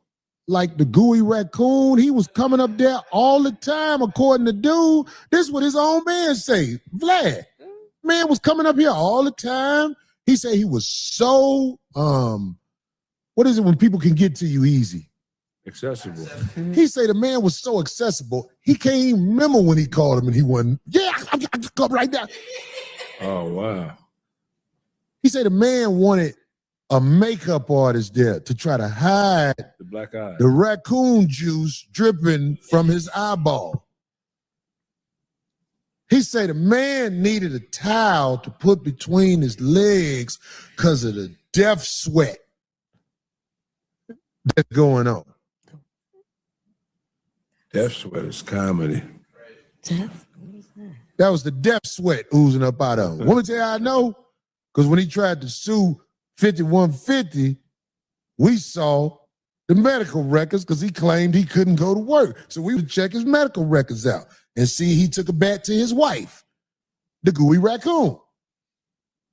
We was able to see all this. I know the man is lost mentally. I almost feel sorry for him. If you got to go through life looking like that, built like that, the desires he have where you kissed the man in the mouth on a video and said, mwah. You was getting a little popularity. You start smelling yourself and went up against the man that was helping you grow because you can't help you grow. Go do your show again and watch what happened. You're going to be out here like the rest of these busted-ass niggas talking shit about me. Looking for a YouTube check that's enough to get some Jordans out. Yo, it's Big Ant, the spokesman, man. We back. Another edition of Urban Politicians TV, UPTV. Make sure you stay on your pivot at all times, man. Had to come tap in as the game that got super heavy and super petty at the same time. But if you know like I know, when you got certain type of relationships, so-called friendships, and business dealings, this is what happened when it's done online. As now, DJ Vlad recently having issues with Boosie that made it to the internet. No matter how they want to call it, it is what it is with them two right there. And I know that they both feel certain type of ways about things. As now Vlad has already put it out there that he is looking forward to working with Charleston White in the future. Somebody that Boosie didn't get along with, couldn't see eye to eye with and things of that. And I ain't even got, I'm probably going to do a video on that. But now he done fell out with Aries Spears. You know what Vlad does? Now he's going to link with somebody that Aries Spears has had issues with throughout the years, Corey Holcomb. And I had a link in the description where you can watch the clips in the beginning in full from the 5150 show where he said, hey, I'm down to pull up. Let's do it and things like that. Now, Corey Holcomb issues with Vlad go back to the Minister Farrakhan time. If y'all know, that was like right when the pandemic started. Corey Holcomb from the show actually is the one who hit me to the issues with Vlad and things like that. He the first person I seen talking about it with Minister Farrakhan and how Vlad didn't want to do other people interviews and he had his issues. And Corey Holcomb that went all the way down through there on Vlad, completely disrespected him. I want to say, if I'm not mistaken, if I am, I'll fix it and take it out. But I think he didn't even win at Vlad's wife, just keeping it all the way 100. Corey Holcomb has no holds barred when he going at people. That's just what that is. But Vlad now, because of the fallout with Aries Spears, he's willing to go on the show. That's petty. It just is what it is. Me, that ain't my lane and that ain't my game. I'm not finna go to your show because I fell out with him and things of that nature. If we've been rocking it cool all this time, I'll be like, you know what? I'm done with it. If it wasn't already in the works or in the process, well, we all understood what it was. But if I chose a side already, okay, cool. If we meet organically in the future or whatever and do something, that's cool. But me just going right to you right afterwards, bro, that ain't how I get down at all. Just keeping it all the way 100. But this is how Vlad do business. He don't care about that. He know that he being petty. Now, when it comes to Aries Spears, his issues with Corey Holcomb, his issues with Aries Spears go back to the incident. I think it was like about 10 years ago now, maybe 2016, 2017, when he got into it with Zoe on the show. Zoe punched him down because he kept being disrespectful. Aries Spears is one of them dudes that does that. Zoe and Corey Holcomb end up having issues eventually, but Aries Spears put that lawsuit out there, took it all the way down through there and tried to play the victim card when he knew he was going too far. And at that moment, that's when I knew Aries Spears was a different type of dude, keeping it all the way 100. But as you heard right there, Corey Holcomb went all the way in on him. He ain't letting him up. He called him the raccoon because of his eyes, and he gonna go in on that on him. He talked about that scene with him kissing that other boy. That was unacceptable, completely disgusting by Aries Spears. And that's also when I knew that this dude had no limits and would do whatever to be relevant, possibly, or get a check. Then the other stuff he had with Tiffany Haddish, Aries Spears is a weird dude, but this is how it's going to play out. I'm going to keep y'all updated with it. And why not? People want to tune in. I'm actually looking at how the chaos going to build as well. It's all part of the capital C's: controversy, chaos, confusion, conflict, and confrontation, to be a part of the conversation.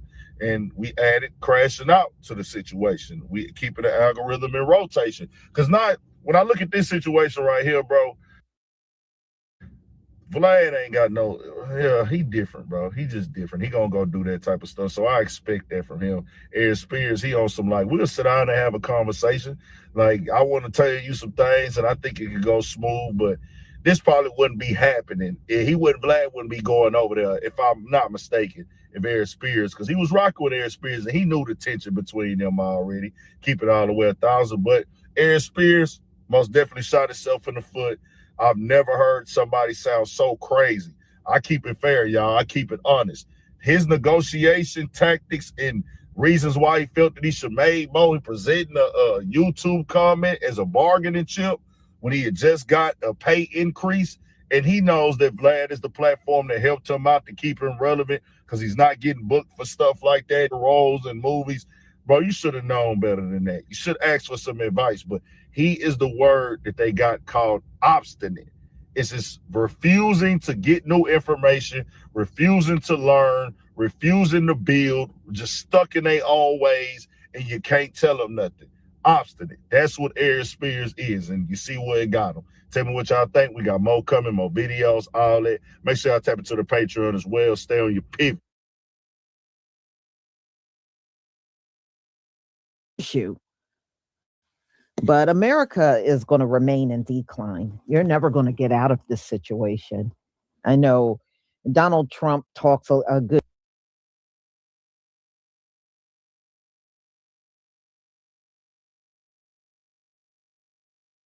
Oh yeah, to hell with Asian Vlad and to hell with the gooey raccoon. I ain't got no love for either one of them. Shame on you, Asian Vlad, for instigating this madness. But the next topic is can't remember which damn position. I want to say wide receiver for the Patriots. Stefon Diggs case was, he was found not guilty. He had that tether housekeeper that accused him of choking her out. This never happened. So Tariq's gonna give us an update on that.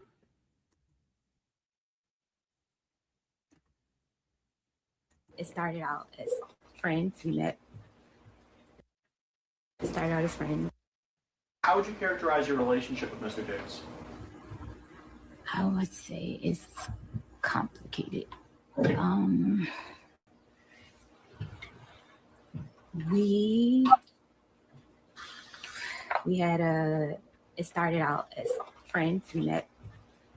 It started out as friends, became sexual, and we would meet up, hang out, and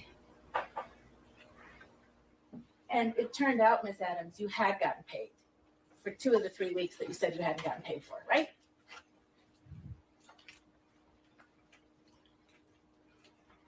this is missing a whole lot of stuff. The yes or no question. I can't answer your question correctly without the proper evidence. Your Honor, may I approach? Read it.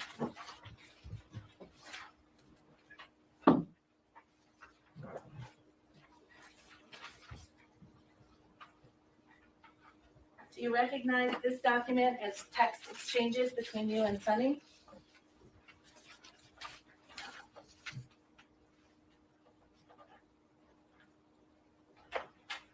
Greetings, Lady Shay. Yes. Dated December 9, 2025. Greetings, Lady Shay.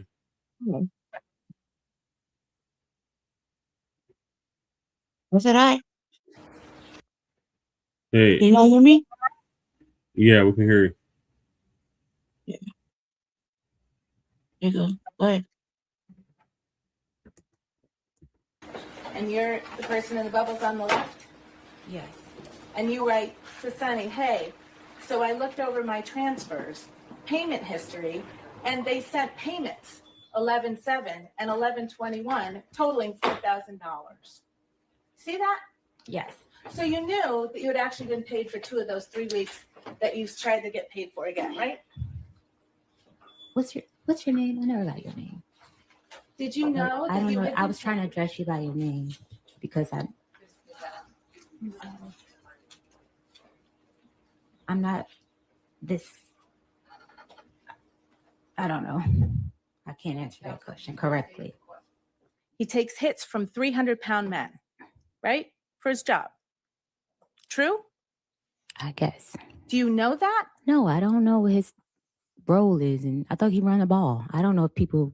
I'm not sure what he does. How many games that Steph Diggs has played in have you attended? I don't know football. I don't watch it to know what's what. I've attended a couple games.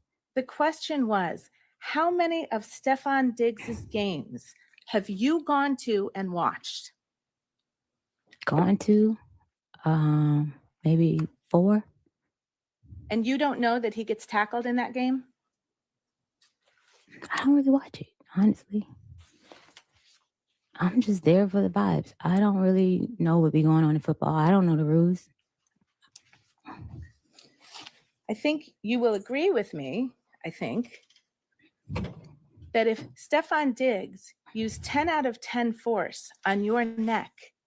It was 10 for me. For my little body and what I couldn't breathe, it was a 10 for me. The question was, estimate the level of pressure that the suspect used during strangulation. It felt a 10 to me. I could not breathe. So you chose to answer a different question than the one you were asked. This questionnaire is about me. Why wouldn't I answer it about me? This is not a questionnaire that's a united, I don't know how to say it, a global, this is about me. This is what happened to me. Okay. But you will agree with me, hypothetically speaking, if Stefon Diggs used 10 out of 10 strength to choke someone, anyone, that person would have bruises on their neck. I would not agree. Sustain that objection.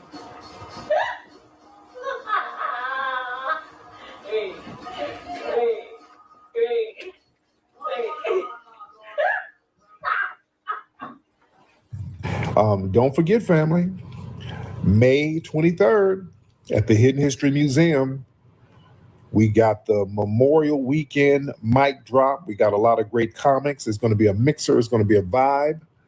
So you guys come on down and join us. Get your tickets at hiddenhistorymuseum.com. It's already a lot of people coming, so I want to see your face in the place. Come join me and Dwan B. We're going to have a great time up there. hiddenhistorymuseum.com, ladies and gentlemen. While we're letting everybody pile on in the room, shout out. Well, last night we had a great broadcast. We shout out to our good brother, the hip hop legend, Lil Rodney C, who called in. Everybody enjoys that episode. Did y'all hear the interview with Rodney C, hip hop pioneer? That's on my Ism Radio YouTube channel. A lot of people like that. They love that interview. And it was impromptu. It was an impromptu thing. I wasn't even planning it. I didn't even know he was going to be in the room. He came up and we had a great conversation. He dropped some real good game. Oh, we got a couple of people hating. We got a couple of Latinos who's, some of y'all know who we're talking about. They're already hating. Oh, they're hating. Yeah, Lil Rodney C. Lil Rodney C from the Funky 4+1 More and the Magnificent 7. Oh, he was dropping the heat. Yeah, they get mad. You can't get, what you gonna dispute him? I mean, what the hell? That kills me. Some of these people who are Johnny come latelys, they want to try to dispute people who were for real there. How you gonna dispute somebody who was there at the beginning? Documented. Yeah, Rodney C is certified. Rodney C is on all types of flyers. The man was in the first hip hop movie. Rodney C was on one of the first rap records in '79. Rodney C is on mixtapes from '77. How you gonna dispute him? That's not, you're not at liberty to, come on. Dude, yeah, go look up on YouTube, DJ, I think it's Stevie Steve and Rodney C, mixtapes from '77. Yeah, that's somebody who was there. Yeah, Rapping and Rocking the House. Hey, that's one of my favorite all-time songs, Rapping and Rocking the House. So I want to see those pioneers get the proper credit they're supposed to get. That's why I did the movie Microphone Check. Yeah.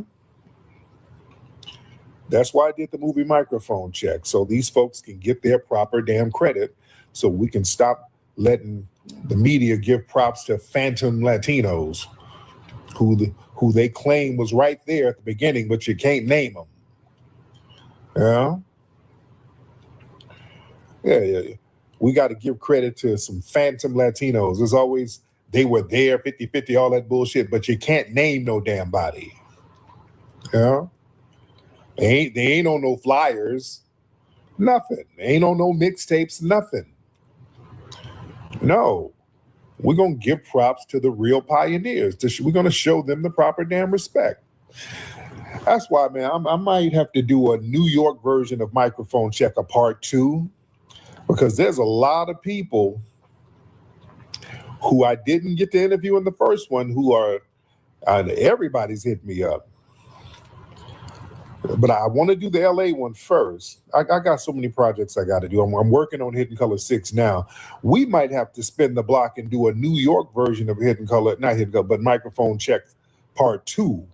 Do another version to really double down. And there's a lot of people who I wanted to get in. There's some more people from the Furious 5, DXT, Rodney C. I want him in. I want some of the other folks, Brother Caleb, I would like him in it from the Magnificent 7. I want all those cats who were around in the 70s. I want to get Fab Five Freddy.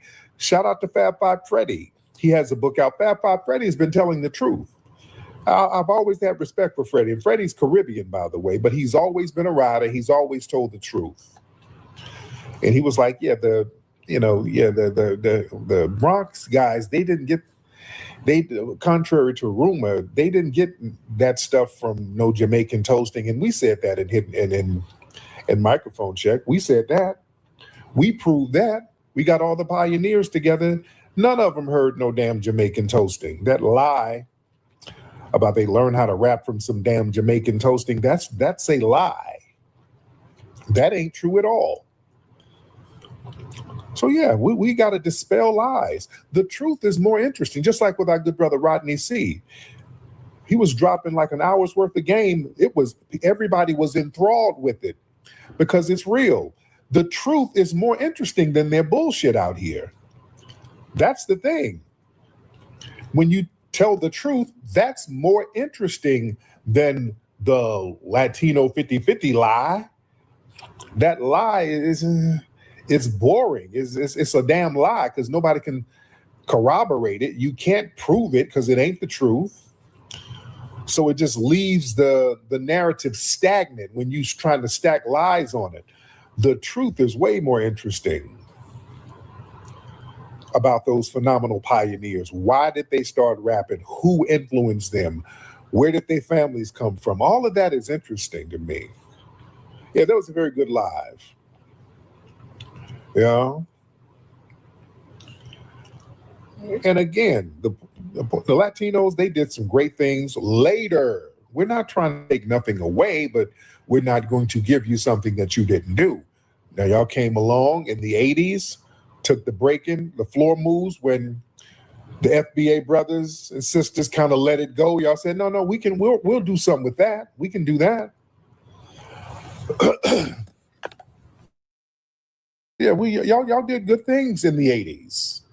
But we're not going to sit here and just act like there's some phantom Puerto Ricans that were around doing all this damn hip hop. We're not going to do that. We're going to tell the truth. Yeah. But yeah, a lot of folks love that interview with Lil Rodney C. So y'all need to check that out. All right. Yeah, and it was done on the fly. And that's why it's important for interviews like that, for people like myself who are fans of the genre. I'm a fan of it, and I have a certain level of respect for it. So we're going to get deep and respect the conversation and the history. You said I got chalk on my head and my picture. Yeah, I got a fresh. They kind of put the chalk on you to line you up right. Yeah. Just like they put chalk outlines around niggas who leave your mama's house because her coochie be killing niggas. So yeah, that's what chalk is used for, different things. So anyway, let's get into some game here. Excuse me. God damn. It is badass LA air. This LA air be tearing me up. That's why I be all congested. But y'all know what I got to talk about. Y'all know what we got to talk about, ladies and gentlemen. The Stefon Diggs case. Have y'all been following that, ladies and gentlemen? Oh, we got to get into the Stefon Diggs case. Oh, we got to get into it. Oh, have y'all been following this thing, man? Stefon,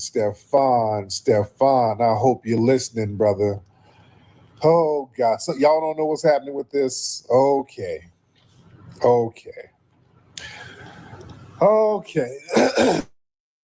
Stefon Diggs is in court right now. Okay. Stefon Diggs is in court. Yeah, some of y'all don't know. Okay, here's what's going on. Who does Stefon play for? What team? He's a NFL player. Who does he play for? Y'all know he had a baby with Cardi B. That's who she had a baby by. She had a baby by him, but he got a whole bunch of other baby mamas. Stefon is out here just smashing everything. He's with the Patriots. Okay, he's with the Patriots. So Stefon is just out here smashing everything right now. Brother, you got to reel it back. So this woman who he hired as a cook for him, a live-in cook, she said back in December, her name was Jamila Adams. She was a quote, live-in private chef. She said there was a dispute over some unpaid wages, saying that he owed her. And then she said he busted in the room angry, smacked her across her face and choked her. put his elbow around her neck, leaving her short of breath and light. So she was acting like she was down bad. He pleaded not guilty. They said, this is unsubstantiated, this is uncorroborated, this was motivated by finances. So the trial starts, and they were trying to get into what the relationship was about. She said the relationship was initially friendly, and she said it got complicated, then it became sexual, and then she took a $2,000 a week cooking job, $2,000 a week cooking job, and moved in. Now, he's banging Cardi B at the time. He's banging all these other women living in the house, coming in and out. So he's trying to be the super player. This bro. So this chick, man, this Jamila chick, it's a clout chase. It's a sack chase. She looks a little older. Nobody can say, how old is this woman? How old is this woman? She looks older than him. All right. No, she's getting some miles on her. I don't know what her background is, but some people say she might be in her 40s. Yeah, so she looks like she's around 40-ish. Not a bad looking lady, but she's aging out of the game. All right. Here's the thing. She's kind of aging out of the game. I don't have a pic of her, but when I do the playback of this, I'm going to play a court video. But look, in court, they're lighting her ass up. Yeah, these are just accusations. Dude, his lawyers, Stefon's lawyers, they're giving her the business. They are giving her ass the business. They done called her lying about payments. They got her just looking real scandalous. They got some text messages and some receipts where she got payments and then said she didn't get it when she was trying to double down and get more payments. After she said she got so-called assaulted, she was all in shock and she couldn't take pictures of the injuries. There were no injuries. Pictures. She was like, oh, I was just too shocked. But then they pulled up a video of her right after the so-called assault. She's up here dancing and booty popping, giggling and cockeying and kikiing. And like, you don't look too shocked and down bad here. So they're lighting her up. They're tearing her up. They're lighting her up. They bringing receipts on her. They were like, is this you? Did you say this? Huh? She's up there acting dumb.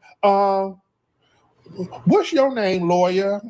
They're like, ma'am, she's making a damn idiot of herself. Yeah, this was a sack chase gone wrong. Yeah, he was smashing. Yeah, he was smashing, and I guess he'll job and just have a whole bunch of live-in cooch. Stefon, brother, this ain't it. This ain't the climate for that. This ain't the climate for that, brother. Stefon and other people like him. Brothers, if you got your money up, if your money is up like that, man, you better understand the game out here. It's a whole different game. Right now, Stefon, man, people are looking at you like a walking lick. When they see that you loose dicking out here, you're loose dicking. You out here just banging everything. All right, I understand that. He's a young dude, 30-something or whatever, dude. You got to put a little ism in the game right now. You out here acting like a rookie. Damn, bro, you ain't got nothing to prove. You got to tighten up your ism, bro. Yeah, out here loose dicking, just throwing it out here. This ain't the move right now, dude. You got to be more. You got to be discreet. You got to be low key. You dig?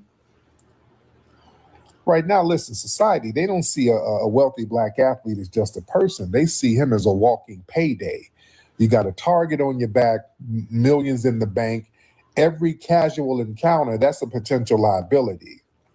There's a cottage industry of bad faith ass people out here right now who will try to leverage your status for a payout. So you gotta be vetting folks, man. And mixing business with bedroom dynamics, you don't want to do that. You got an employee that got on the stand and put all your sexual relationship business out there before she was hired. So you're blurring the lines between, so now that creates a breeding ground for entitlement, you know. And right now, man, we live in an era where just an accusation alone, you know, that'll derail a multi-million-dollar career. You know, people running these extortion plays, they know that the legal system and the court of public opinion will do enough damage for them to get a bag and for you to lose yours, especially with brothers. So yeah, we don't really get the benefit of the doubt like that. So they know how to weaponize bias to force a settlement. And it sounded like that's what this chick was going to do. She was going to try to get a settlement out of it. Because a lot of these folks don't want to go to court. Because a lot of times when they go to court, the shit falls apart. But just the court fees and all of that. And he must have some top-notch lawyers. But yeah, he took it all the way to court with her ass. And they're lighting her little ignorant ass up. They're lighting her up. So it's not going to go nowhere, but hell, the damage is done to a certain degree. You're out here already paying these damn lawyer fees to make this woman look more clownish than she already is. Yeah, she's in that whole Tony Busby vibe where these frivolous lawsuits are just thrown at you. You know? The real hustle is not really, like I said, it's not winning in the courtroom. It's the threat of the headline. When you're an NFL free agent looking for a contract and you have a headline with the word strangulation or assault, that's radioactive. So these extortionists, they know that agents and PR teams and management, they'll advise the athletes to just make it all go away, write a check. So the shakedown is built on fear of losing corporate endorsements and all that stuff. And they've incentivized frivolous lawsuits out here. There ain't really no penalty for running this play, especially on black athletes and wealthy black folks. Now you can't do that on wealthy YT celebrities. There's penalties for that. But yeah, they encourage that. For black people, they want somebody to come in and topple your wealth. So yeah, you got to be careful out here. And just being undisciplined, man, you got to stop handing out VIP access to people who haven't earned it, man. You better surround yourself with some solid people that you done grew up with. Man, you don't have a revolving door of these randoms coming in and out your crib, living with you. Come on, bro. That one did the whole live-in cook. Yeah, that woman has that form of thought look, like she's trying to get up out the streets with it. You got to be careful out here.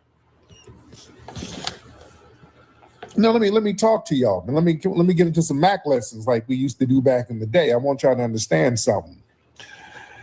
Y'all better watch out. And this, like I said, this woman looks like she's 40-ish. She looks older than him.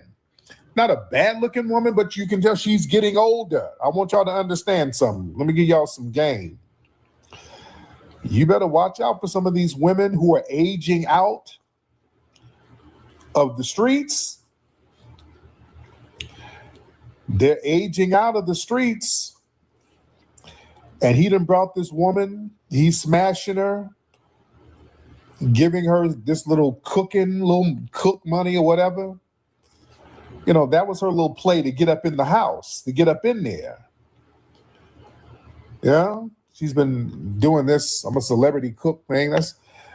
That's a side hustle to Thoughton. The real hustle is Thoughton. All right, that's the real hustle. Yeah, dude, you got this woman in the crib. You got some miles on her. She's about to age out the game. You got all these young women running in and out the house. You got celebrity women running in and out the house, Cardi B. You got all these young women running in and out the house. So this woman aging out sees a whole plethora of new recruits coming in. So she knows her days are numbered. She knows that little weak thing, that's going to dry up any day now. She knows that. Yeah, and that was one of the little problems. He was going on vacation with all these other chicks and all that. She was feeling a certain way, so she knows her days are numbered. You better watch out for these people who will try to burn the whole house down. Yeah, the wall is coming. They know the wall is coming. Yeah. She know the wall is coming. Yeah. She knows that she ain't out here catching like she used to. She probably was catching back in the day. She get flued out, get a little rent paid, and back when she was in her 20s. But now, them 20-somethings out there getting it, and she's getting that little measly $2,000 a week thing. She's around this high-profile, high-valued, highly paid Black athlete. She knows the wall is coming and the door is about to be shut any day now. So, hey, let me get this severance package. That's what it is. They treat these dudes, man, a lot of these women who are aging out of the game, they treat some of these dudes like 401k plans when the streets don't worn them out.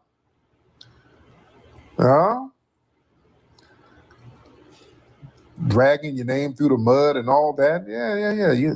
Come on, man. That's why you see these old white tee women who was trying to sue Cosby, all these old white tee thoughts from back in the 60s. They were thoughting it up. Now, all of a sudden, they're old. They can't get that thought money no more. Hell, there's a Black man who is well-to-do. They can sit in the block and say, hey, well, something in my drink multiple times. Yeah. It's a cold game out here. It's a cold game out here. You got to be careful. Yeah. These women been out here in the streets. They're seasoned. The money is drying up. When that wall hit, they know it's going to be hard. They don't want to be a Walmart greeter. They're terrified of that wall hitting. Women who got a lot of fly shit based on their looks, you've been getting a free ride and you've been getting flued out and rent paid and car notes and you've been getting it popping. And then that wall hits, it just comes out of nowhere. That wall hits and then all of that stops. It's a cold game. Now what you gonna do? Yeah? Oh, it's the Great Wall of China. Now she got to work at Walgreens. That's why they be bitter. You see some of them women working at Walmart and Walgreens and Costco. Mad. They used to be baddies back in the day. All right? Some of them used to be baddies back in the day. They mad as hell. The game was unruly. Yeah? Be having an attitude. They working at the DMV now. That's why they got an attitude in there. They're like, damn it, I got to sit here and fill out all this damn paperwork. I used to get flued out a decade ago. Dudes was flying me out to Miami. But that bacc got big and just things happen. The hormones changed, just things happen. The wall hit sometimes. That's just life. And they didn't cash out. Yeah. But yeah, this lady's looking for a cash out. Y'all got to be cognizant of that. Y'all got to be prepared for that, fellas. Yeah. Man, the cultural cost of this is very, very huge. Yeah. These women, they've been in the game long. They see the window closing. They can't compete in the dating market. And not only can they not compete, Stefon is bringing the new recruits all up in the house around this woman. So you know she tried to get one last lick. Yeah, this is her last lick she gonna get. Yeah, you got to watch it. They get some of these women who aging out. They get access to some balling dude. They want to hit one last lick. You know? This their last one. This the last lick they're gonna be able to hit. They're gonna try to cash out. Yeah. So you got to be careful out here.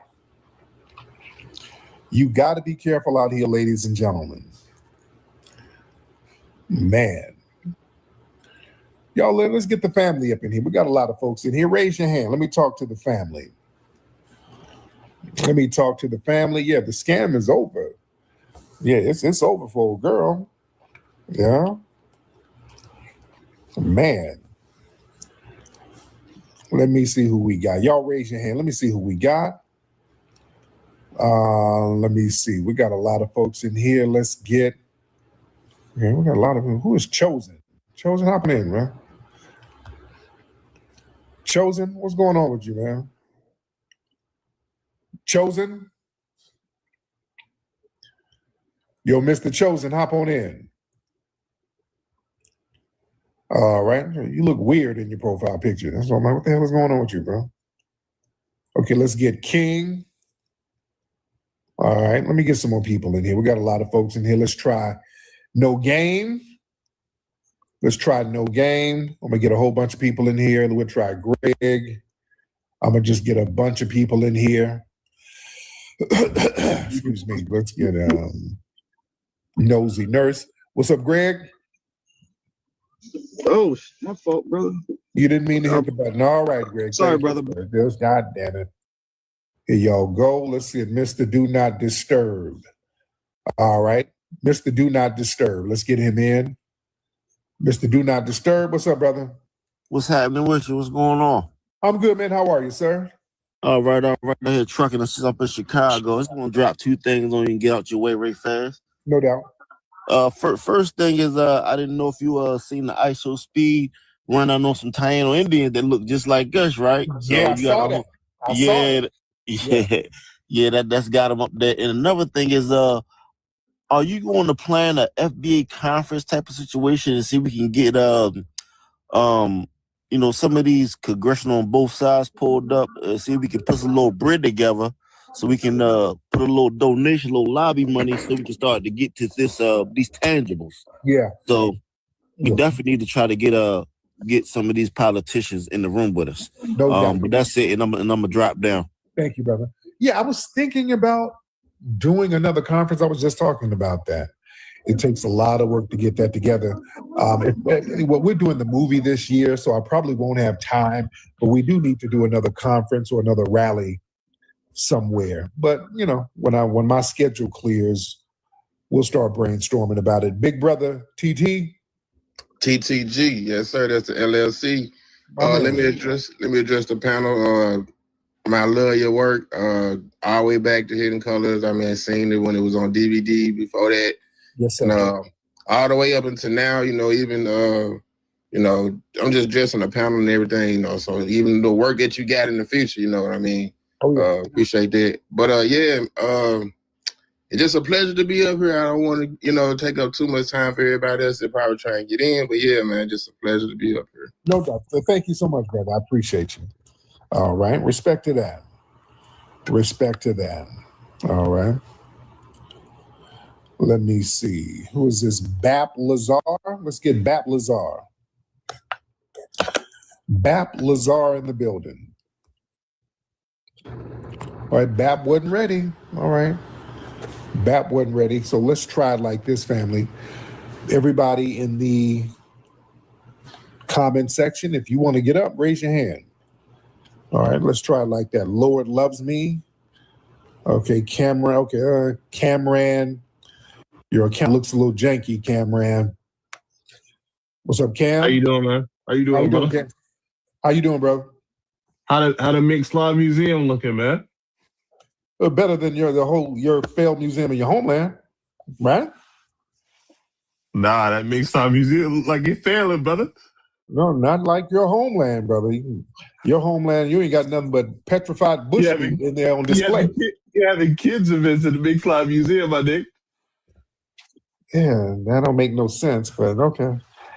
It's a failed museum, though, brother. It's a failed museum. How? And then everybody's up there. How? What do you mean? Who's up there? How is it a failed museum and it's open and successful? How? You only open like 3 days out of the week, my nigga. 3 days out of the week, man. Come on now. It's a failed museum. It's a failed museum, brother. How you ticklish, Tether? How you projecting, sir? No, I'm not projecting anything. Yes, you are. You're projecting. You fake laughing. You sound corny, all ticklish and moist. Are you jealous because your homeland has a failed museum that don't nobody respects? Are you jealous because you got lynched 60 years ago? Yeah, but you're fleeing Tether. You're getting lynched in your homeland. That's why you had to come here. But right? You had to beg white people for rights, though. You had to beg us for citizenship. But you had to beg white people for rights, you had though. to beg all of us for citizenship, though, right? But you had to beg white people in particular for rights. You had to beg us for citizenship and food, right? How did those German shepherds feel 60 years ago? How did those German shepherds feel? Yeah. It felt like hunger biting your stomach in your failed homeland. See? Then those water. Oh, okay. God damn, your trolling is corny. All right.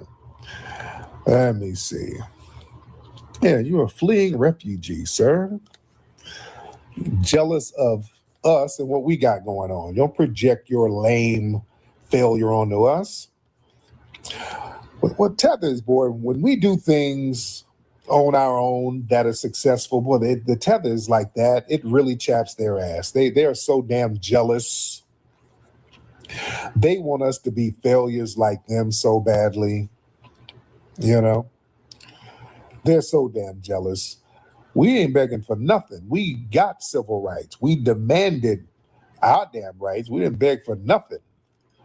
We forced the issue. We pressed it. We're not you. Yeah, they want us to be like them so bad. No, we're not like you, sir. That's why you're over here with us. You're corny, goofy, and jealous, and you're over here with us. We'll work for you. Nah, then else will do. I got that rule work for you. And reservations for two. Rule work for you. Nothing else would do. I got that rule work for you. And reservations for two. I got that rule work for you. Nothing else will do. I got that rule work for you. And reservations for two. Stepped out clean, I'm fresh out the door. Natural sin, but it's hitting like more. Confidence high, got me walking real slow. Every move got a vibe, let it flow.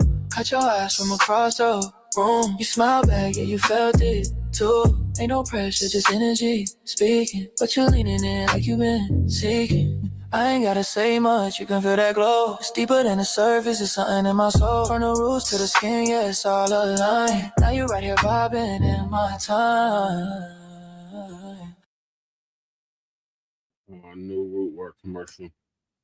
All right, Lady Che, what are your thoughts on Stefon Diggs' case? I've seen it. I watched a little bit of it yesterday. I felt like she was too emotional, too overly talkative. She didn't have her shit together. She shouldn't have been intermixing business with personal, but he shouldn't have brought her to the crib any fucking way. If it was gonna be like that. She didn't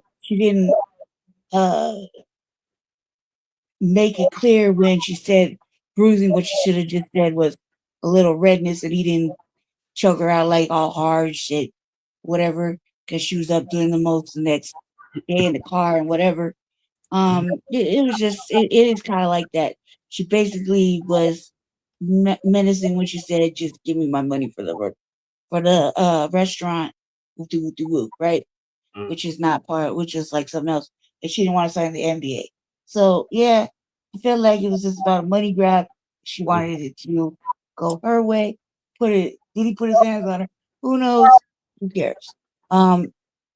Shouldn't have been. It sounded like she was real petty and kind of bitter about not being invited to some shit that somebody else got to go. It sounded like she was, kind of jealous in a weird ass way. So I felt like the trial was wasting my fucking time, but it was like whatever it was. I felt like he's right. What Treat kind of said. I don't know about the extra shit he was saying about, order this and order that, bitches. I don't know. It's a lot. But that this right here, it sure did not look good for her at all. Except it looked like she was, on some other shit. Especially with texting him and kind of instead of it being business, it's like personal, too much more. Instead of it being like, I just cook for you, motherfucker, it's like more personal, intertwined. Kind of like it's kind of like having a side bitch. Yeah. That's how it kind of came off. Like side bitch, fucking jealousy and weirdness. And she probably got loud, and this is what I said it was probably a long time ago. You know what I mean? She probably was, $2,000 for a week for groceries. I was like, what the fuck? You know what I mean? And she didn't answer my question about when he came home that day before did she even have a meal made? But she didn't. See? Nope. So that was right the last time. Aside from that, all jokes aside, I don't really give a fuck about this case. I don't care what it looks like. I mean, either way, if you act like a trick, you get treated like a trick. Yeah. If she act like a gold digger and all about whatever, then she gets treated as such. And she did basically in court. So she got treated like that. The lawyer, the lady lawyer, was all on that ass, and the judge too, because she kept fucking up. She kept over talking, trying to over explain, trying to add to shit, and she just was not listening. She was like, it's too ampy. It sounded like she just wouldn't sit still. You know what I mean? She was like, she's all over the place with her testimony. Like really, the judge checked her a few times, and the motherfucking lawyer, the female lawyer, was on that ass. So like on that ass, and then when they hit her with the videos, it's like, I mean, after I saw the first video or the one with the clip, I was like, it's a wrap for that. She's sitting in the car. You know what I mean? She's not like if she was bruised or, I mean, that's a big man to slap you. You know, so surely your face will welt up. I mean, I can speak from experience. It's a big motherfucker man. Slap you, let alone try to choke you around. And, she didn't say he did some old, grab your motherfucking arm and spin you around type shit. She did try to make it more than what it was. And I don't think her distancing math was really right. Can't say 3 feet. You say like two steps. Depending on for him, it's probably like 1.5 steps. You know what I mean? Versus 3 feet. That's a whole different level of distance. Yeah. So the second video is when she's over there dancing by the wall. You can see the dresser and the bed are real close together. Well, not real close together, but close enough. You know what I mean? So it doesn't seem like she was in a very big room if you look at it from that angle. Aside from that, I've done my basic analytics about it. It was a waste of my time. I can't wait for the abortion relations trial. Yeah, so I heard they found him not guilty. Well, of course they would find him not guilty. With that level of testimony, I would find him not guilty too. But we'll see what he does with that afterwards. You know what I mean? Right. So. All right, so I'll move on to the next topic, and that is building trust across divides. So Lisa gonna give us an update on that. Is this the last one? It's the second to last one. Shalom, everyone. Good to see you all here. Hope you're doing well. Well, y'all, there are a lot of white people online that can't understand why Black people don't trust them. And you know what, y'all? I don't believe these folks are that naive. You know, this stuff has been going on for centuries. And it's not like y'all have done anything to make amends. You haven't done nothing. That's why this whole stuff has not gone away. It's still being spoken to this day because you have done nothing. You think it's going to magically go away and everybody's just going to go on with life. It's never going to go away. It is unresolved trauma. And that trauma has been passed down through the generations and nothing has been done. The bottom line is if y'all would have given reparations, you wouldn't be hearing none of this stuff today. You wouldn't be hearing nothing. We wouldn't even be around you to say anything. Most of us probably would have went on with our lives, started our businesses, got homes and kids off to school. You know, we would have been building our Black Wall Street, many of them all over the place. But you want this to go away, but you don't want to do anything to make amends. Well, that's very unrealistic. And it probably explains why you're still listening to this stuff today. It would have been cheaper if you would have just given the reparations at this point. Look at your society now.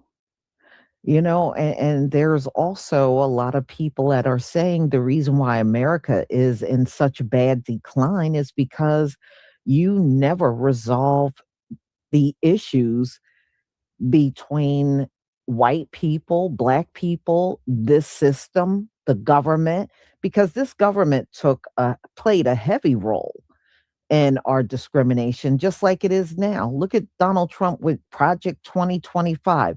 He's trying to get rid of our history. He's trying to get rid of our authors that wrote books.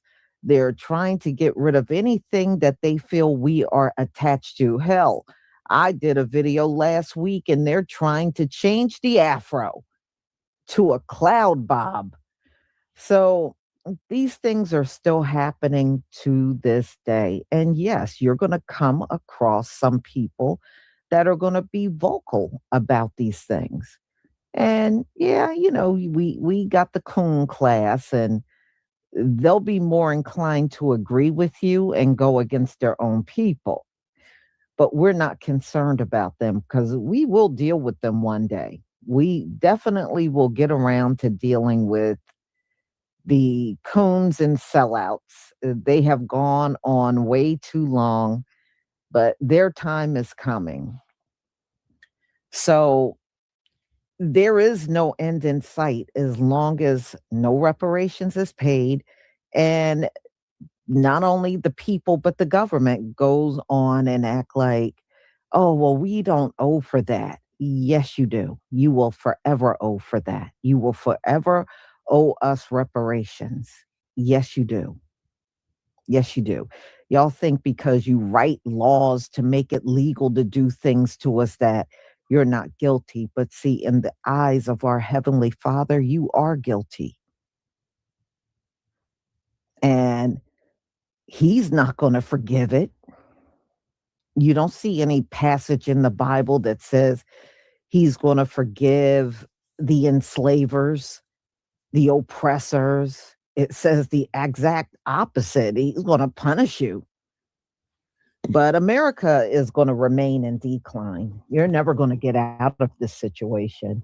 I know Donald Trump talks a good game, but Donald Trump's not capable of running this country. That's why the country looks the way that it is, because the man is not capable of running the country. He can't make it better. And in fact, at this point, none of you can. None of you can make this better. So let's hear what people got to say about why we are having problems trusting white people, and quite naturally, some of them are offended. But you know what I notice about the ones that are offended? The ones that get offended, they make it all about them. I didn't do anything. I didn't do that. They make it all about themselves. This is not about an individual. It's about a system that has been in place for centuries.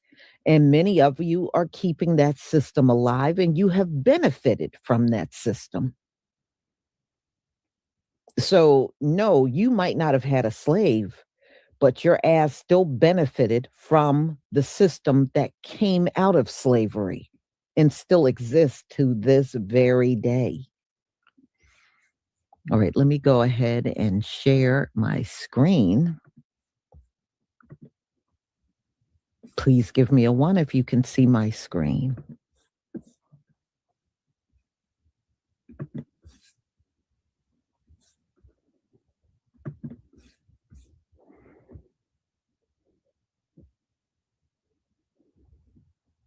Thank you.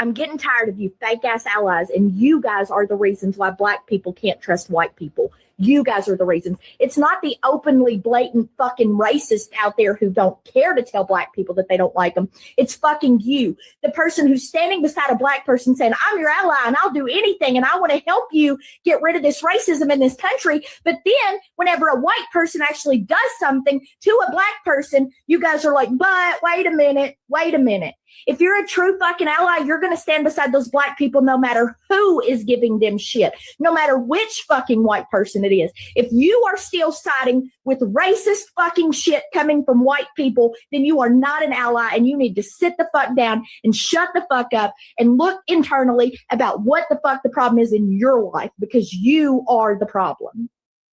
There is something so insidious happening right now to the black community, and most white people literally have no idea it's even happening.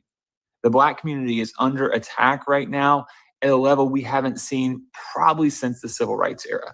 You know, with the Supreme Court gutting the Voting Rights Act earlier today, you've got the purge of black federal workers, attacks on nonprofit funding with the whole DEI boogeyman. You've got attacks on the social safety net. Overt racism is on the rise across the board. And they're tired, y'all. They are exhausted by this onslaught. And it's self-proclaimed white Christians leading the charge against them on all of these fronts. So if you are a white Christian and you are not deceived by Trump, we need to rally together around our black brothers and sisters right now. We need to form a wall around them, and we need to say no more. No more, because this isn't right, and we cannot stand by and do nothing as they are getting absolutely pummeled like Reconstruction just ended or something. There is something so... I recently saw a video of a black woman telling a group of white women that she will never trust them and will always be suspicious without even getting to know them just because they're white. You know what I expect of white women? Not a damn thing. Nothing. I expect nothing of you because you have never given me anything. I can't trust you. I want to explain why I am totally okay with that and why you should also be okay with it. As a white person, I have a weapon system that was built right into my skin from the day I was born that I can use against black or brown people whenever I want. And even though I have no intention of doing that, I could. And that's what matters. Let me explain it this way. Imagine that there are two people sitting across from each other at a table, but one of them has a weapon aimed at the other. And this person keeps reassuring the other person saying, trust me. I'm not going to pull the trigger. I know every single other person that's looked like me has pulled the trigger, but I won't. I think anyone choosing to get up and walk away from that table and not take the chance is completely reasonable. There are many white people who mean right and in heart want to do right, but there are so few. If 10,000 rattlesnakes was coming down that aisle now, and I had a door here I could shut, and in that 10,000, 1,000 meant right. 1,000 rattlesnakes didn't want to bite me. I knew they were good. Should I let all these rattlesnakes come down, hoping that 1,000 get together and form a Sheol? Or should I just close the door and stay safe?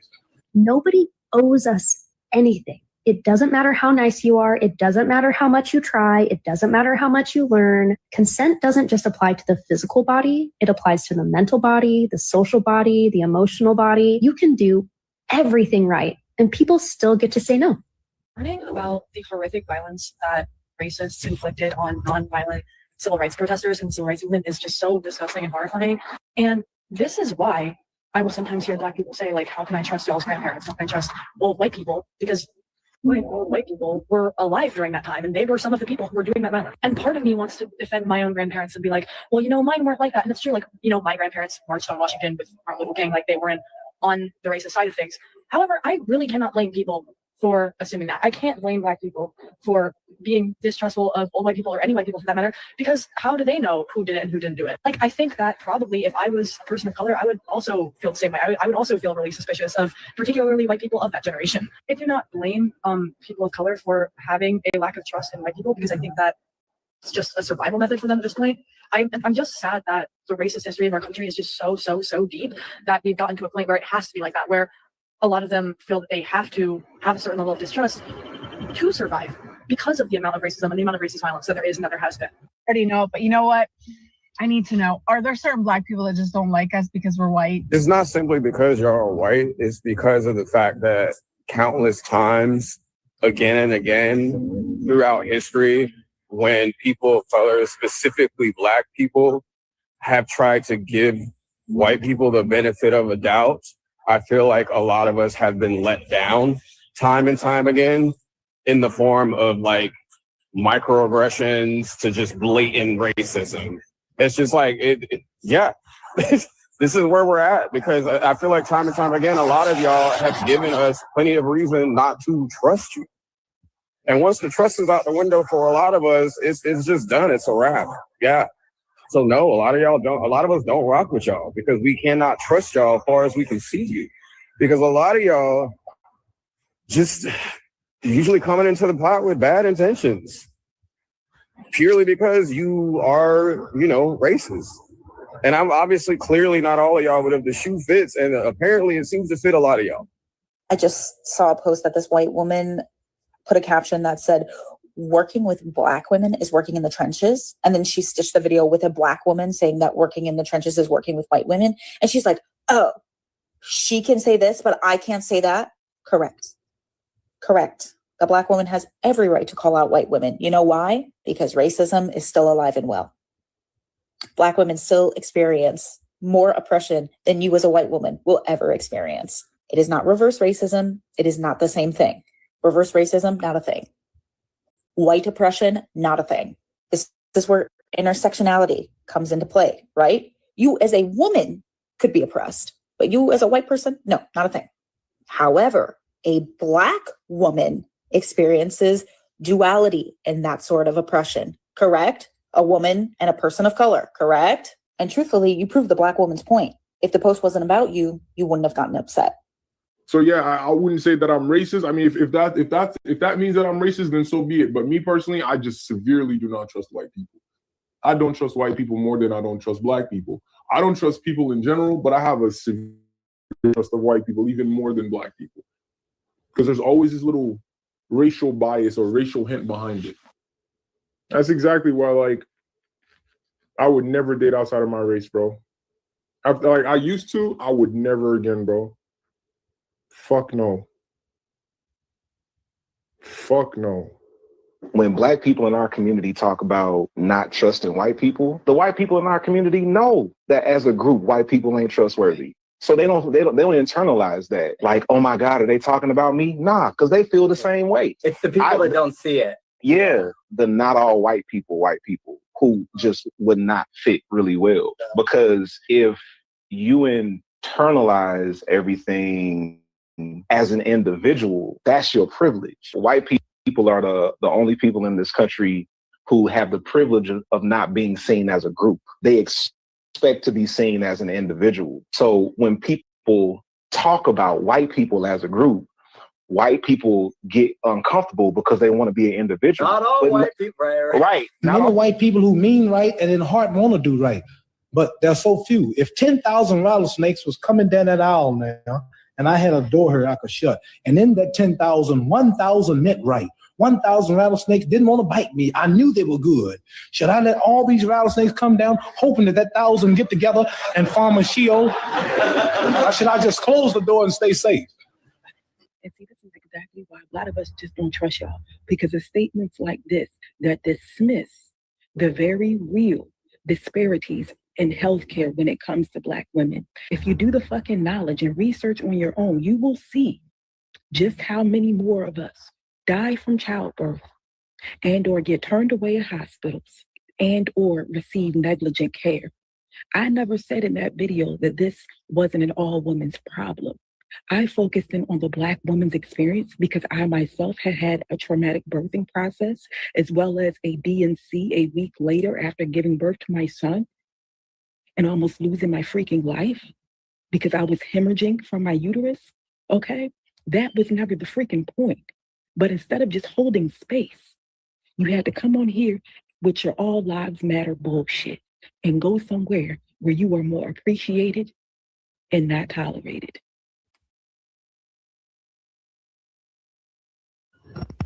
I'm going to go out on a limb and say white folks seem a little agitated since November 5th. MAGA especially seems to be put off and angry, which is weird because didn't they win? But to the white people who didn't vote for Trump, we hear them up and down all social media going, Black folks, Black women, why are you mad at us? We didn't vote for Trump. It wasn't all white people. What they're referencing is to 57% of white voters who put that man back in office, as opposed to the 41% who didn't. And if the number seems a little incongruous to you, that's because the other 2%, well, those are the motherfuckers coming up on social media saying they ain't voting for Kamala Harris because to vote for her is to support a genocide.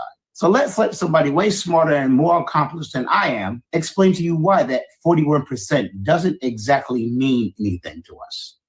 There are many white people who mean right and in heart want to do right, but there are so few. If 10,000 rattlesnakes was coming down that aisle now, and I had a door here I could shut, and in that 10,000, 1,000 meant right. 1,000 rattlesnakes didn't want to bite me. I knew they were good. Should I let all these rattlesnakes come down, hoping that 1,000 get together and form a Sheol? Or should I just close the door and stay safe?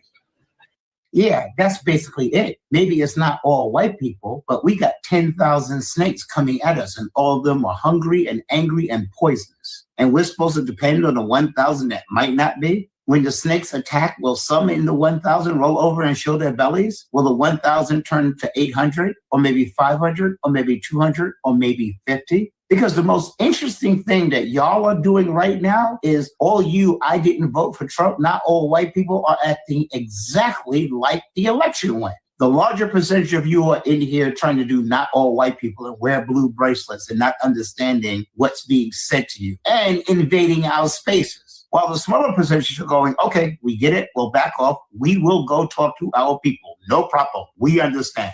You are mirroring exactly what happened in the election. And you're wondering why Black people don't trust you? Do me a favor, stop resisting. It's time for rebellion. Don't resist, rebel.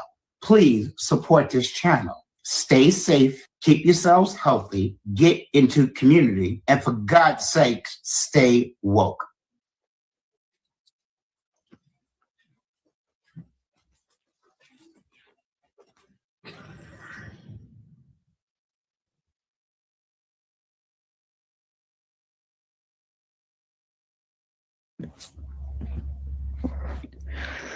So, y'all,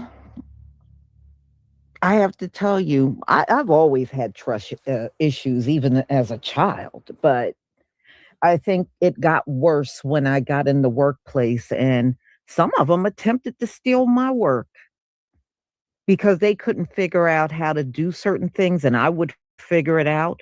So they would literally try to steal my work. Okay. And it's happened more than once. It was not just one white person. It was a couple of them that attempted to steal my work. And I knew right then and there, I'm like, you couldn't really fully trust them. No matter how they try to sweet talk you. Oh, not all of us, not all of us. There are good white people. Really? There are? I must be, maybe it's where I live. I don't know. Maybe it's where I live. They must be in other states. They're not in my state. I have to ask some of you that live in other states. They must be in your state because I can't find them in mine.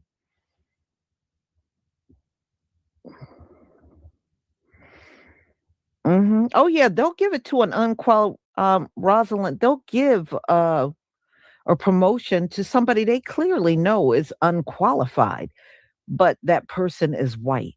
See, unqualified and white is acceptable. Isn't that what Donald Trump shows us every day with his administration? Unqualified and white is acceptable. Okay, the White House is the biggest one practicing that right now.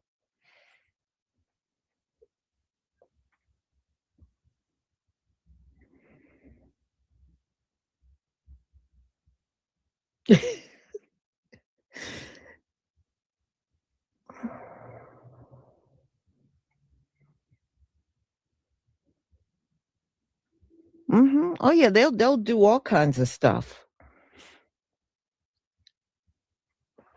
One job I had, the day that I left, I took the hard drive out of the computer and put a different hard drive in it because I knew they were going to go in there and steal my work. And somebody I worked with that had my phone number called, and exactly she said, as soon as I left, they ran in my cubicle, turned my computer on, and they were trying to get to my work. But see, these folks want to tell you they're smarter, they're better, they do everything better, which are all lies. And then your actions is, I'm going to go steal the work of this Black woman and put my name on it. That's what they wanted to do. They wanted to steal my work because my work was way better than theirs, and they knew it. That's why. It was way better than the crap they were doing.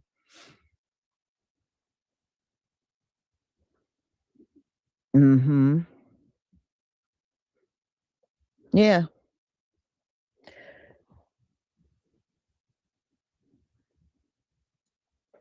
No, they don't work hard. Back in the day, they used to take cigarette breaks, and the ones that smoke, all they did was stay away from their desk half the day, running outside, smoking on cigarettes, and then going out there. And they would only supposed to be out there 10 minutes. They would be out there 20, 25 minutes. I seen it all the time. Or they would take multiple breaks just so they could smoke some cigarettes. Instead of just taking 2 breaks, they'd be taking 3 and 4 breaks. I've seen that too. And don't let them go out for lunch and have drinks and come back on the job drunk. I've seen that too.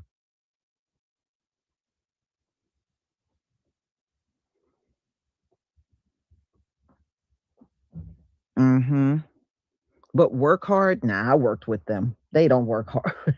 Maybe some are good, but overall, no. They do very average work and work hard.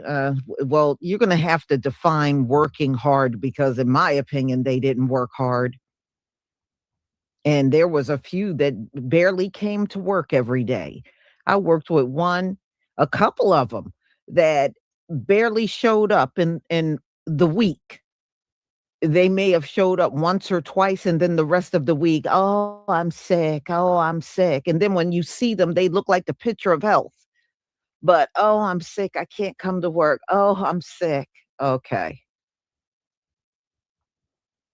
And I remember one time there was this one woman in our office always complaining about being sick. And I had a personal day off, and I went up to the mall. And this was probably like back in maybe 90s. I went up to the mall, pair of shorts, just strolling around the mall. But according to her, everybody at work, because they all bought it.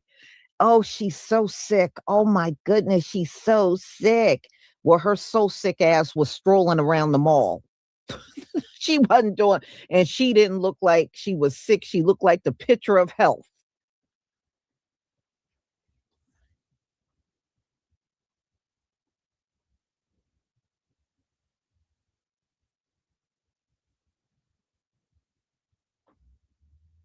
Hmm. So, y'all, I'm going to go ahead and conclude. Thank you so much for being here. I appreciate it. And starting tomorrow, I should make this announcement. Hold on 1 second here.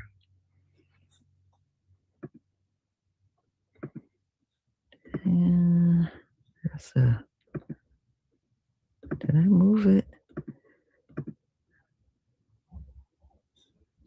Okay, well, starting tomorrow, the hairspray bundle, the hair growth spray, and the Chebe hair growth spray will be on sale. And I just got to get that posted, and I will get that posted later on today. So you'll be able to get that for 25% off. So, y'all, thank you for being here. Thank you for your time, and have a wonderful day. Be on the lookout for my next live. It will probably be more like around 5:45 or 6:45 later on. So I will see you then. Shalom. All right, Lady Che, what are your thoughts on what Lisa just went over about there not ever being trust between us and the whites? I don't know why that's even being discussed now. We're at war, and that's how it's supposed to be. So, why would anybody want to interact with people who don't give a goddamn? And I don't even want to get into it because it's stupid. They're too grown for this shit. Like, why is it even a question? There is no trust, and it's never gonna be there. There's never gonna be any trust as long as we're breathing right now. They're not gonna. It doesn't matter if they until they, when they do right, then we can change. Oh man, if you think so, but I don't think so. I think that we should just get accustomed to the idea that we're just toys in their games, and until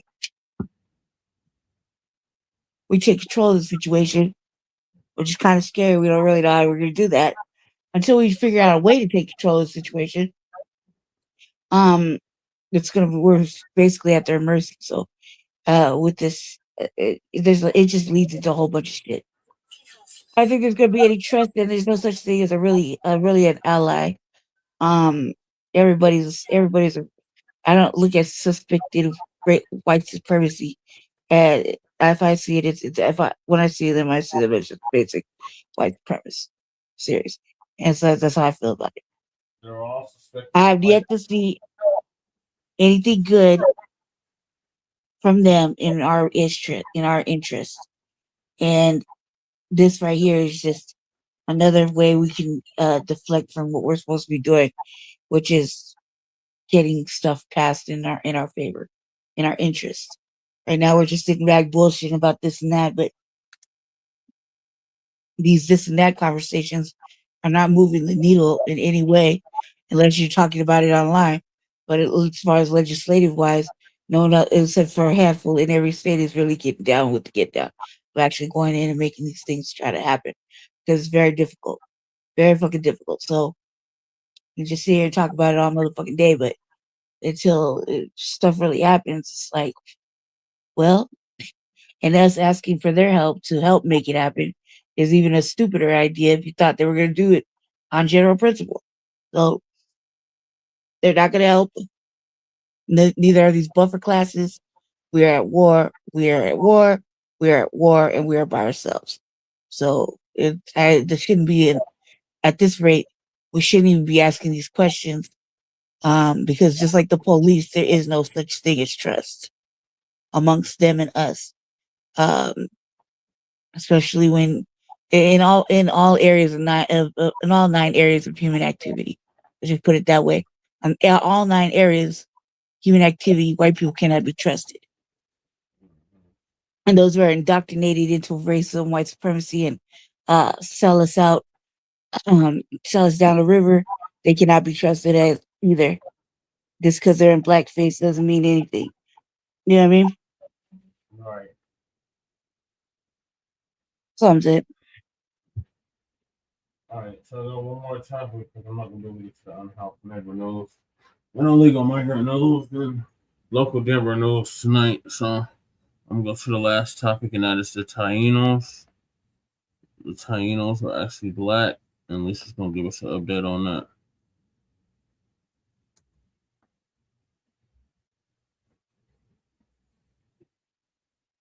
Oh, they look like that's red. They look like some pale people. Does keep running around here talking about it, Taíno, we Taíno. Well,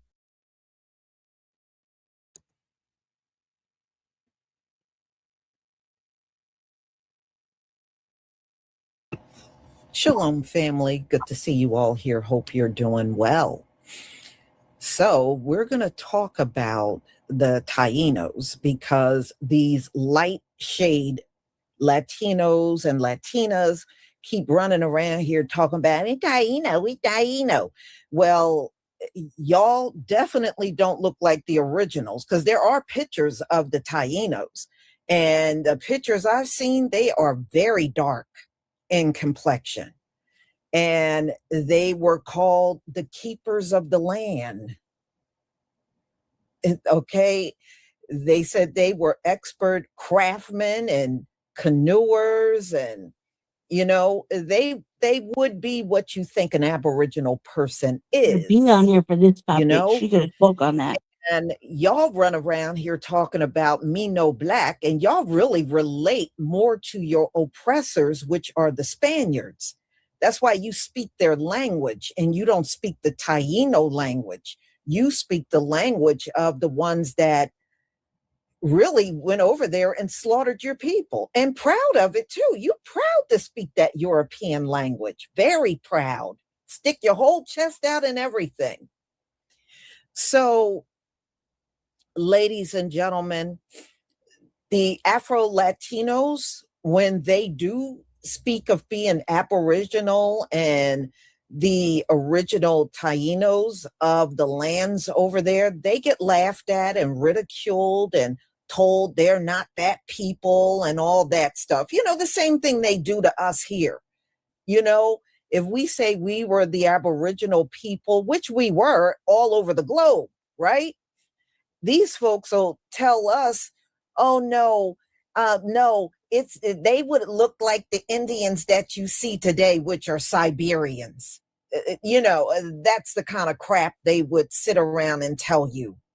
But now many of us know better, and we know that these folks have been lying all over the place about who is who. And I was even taking a good look at what they called the Red Indians, y'all. They don't look red to me at all. They don't look red to me at all, but they're Red Indians. Well, where are they? Because the ones y'all label as red, when I look at them, they don't look red at all. They just look like some pale people. That's all they look like. That's red. They look like some pale people. But that's supposed to be some Red Indians, y'all. I mean, I think we have been deceived about everything. Everything.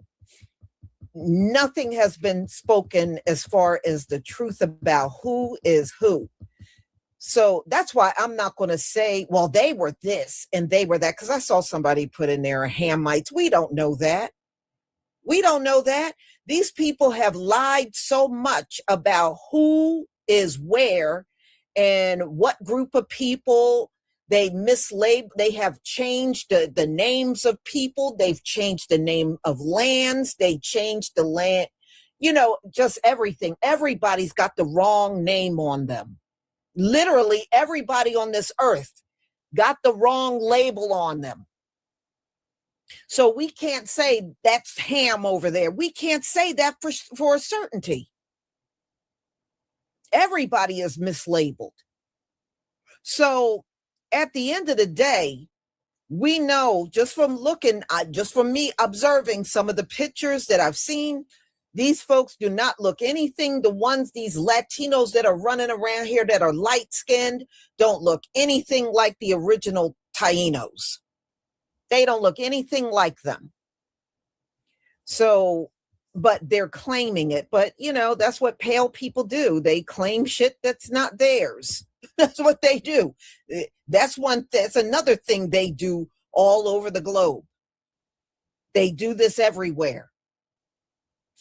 So we're going to get into this, and you're going to hear from some of the people that live right there on the islands, and they know who the real Taínos are, and these light shade Latinos running around talking about, we Taíno. They're full of shit. They're full of shit. Remember, if it's a mixture looking person, that's not an original person. You know, they'll claim they are, but they are not original. All of the Aboriginal people on this planet were dark copper color, or what they label today as black. This was once a very black planet everywhere. Even the Gentiles among us were black. Everybody was at one point in time. These lighter shade people that have rose up on the earth are all fraudulent in what they're telling you they are. They're even lying about who they are. And just telling you they are lying about who they are. Okay. Let me go ahead and share my screen.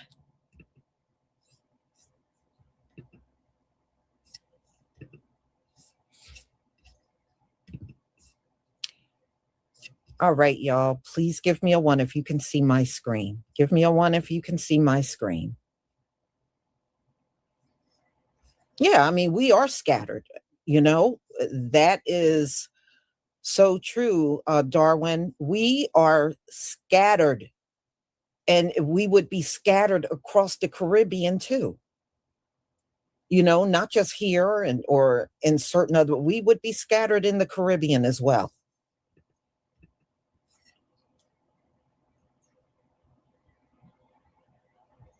Thank you. Thank you for the ones, everybody.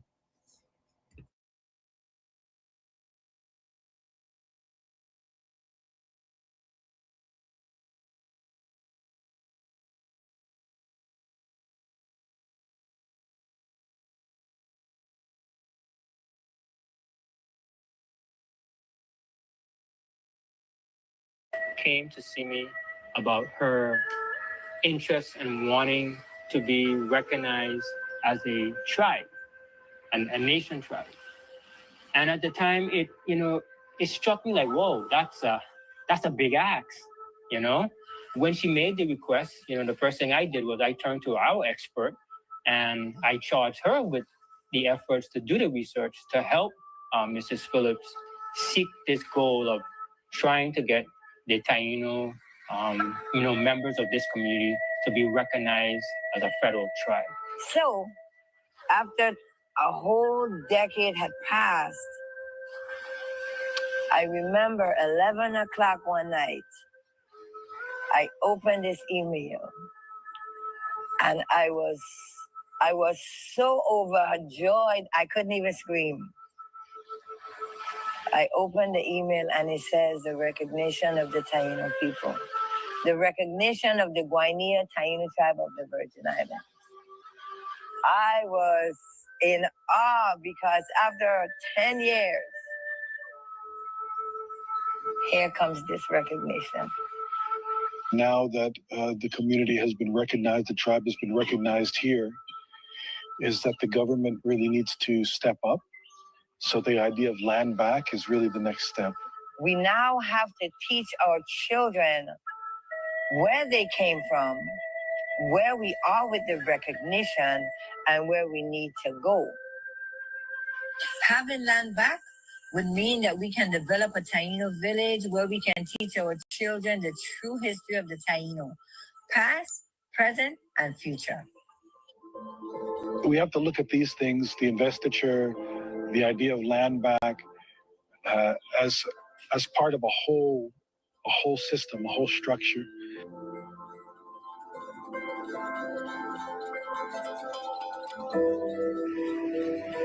I show speed, ignorance be gone. We got to talk about the Pan-African propaganda.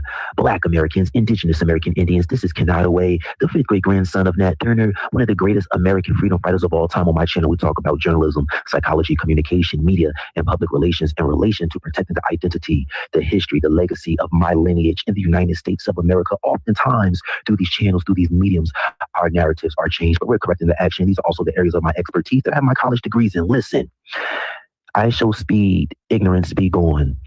He stumbled upon some Taíno Indians in the Virgin Islands, and they are very melanated, look similar to Black Americans in the United States of America. And they say that they are the original people of the island. The original people, let me say it again, the original people of the island. And I show speed looks so shocked. Let me see your hair. What kind of hair is this? The same hair you've been looking at in the United States of America?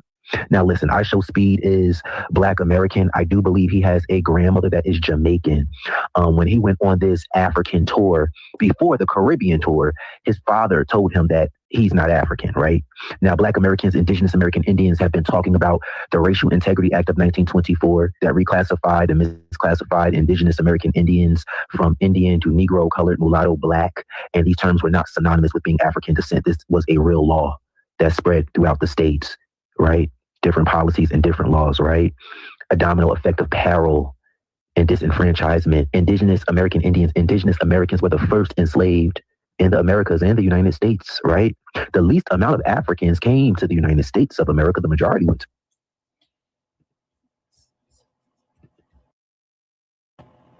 Okay. Now, you know, another reason why I believe these folks are telling the truth, because let's be real, in the Caribbean, they hide these Afro-Latinos and Afro-Indigenous people. They hide them. The only ones they want to show you are the light-skinned ones that we know are mixed with Spaniard, right? Those are the only ones they want to show. Even when you look at their TV, like Telemundo, all they want to do is show you the fair colored ones. And they go above and beyond to hide these people. They don't want them seen. And you got to realize it's something to that.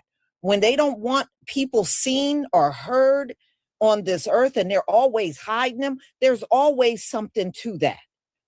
You know, yeah, we know it's racism, but it's deeper than racism. It's just like the hatred they have for us here. Yeah, it's racism, but it's way deeper than just the racism. It's deeper and it's more spiritual. And you can see it's the same way in the islands. They hide people. It's racism, yes, but it's also spiritual and why they hide these folks and don't want them seen at all. So let's go on.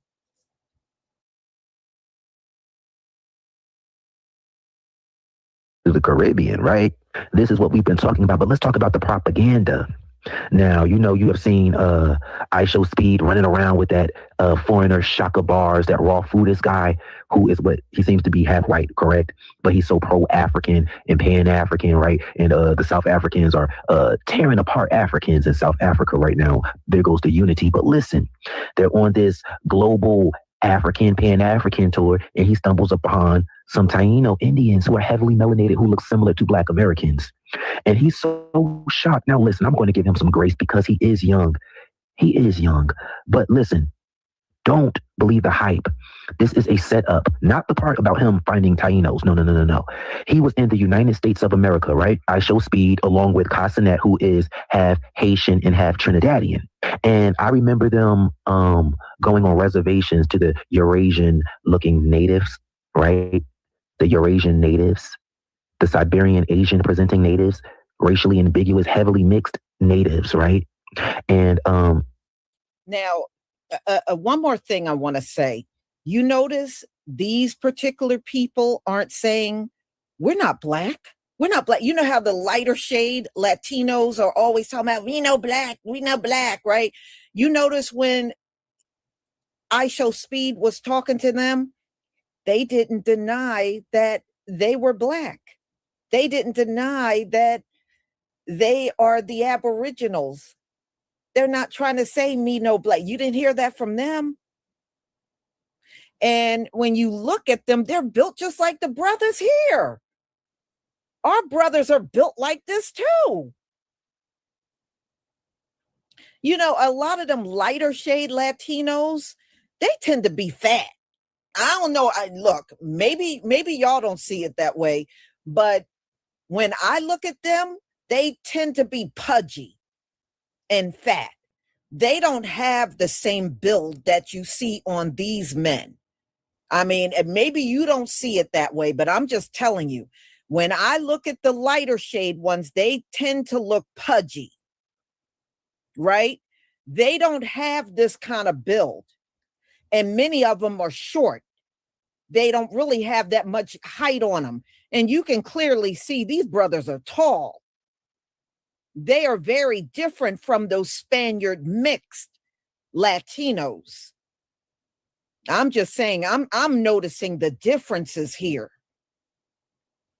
All right, let's go on.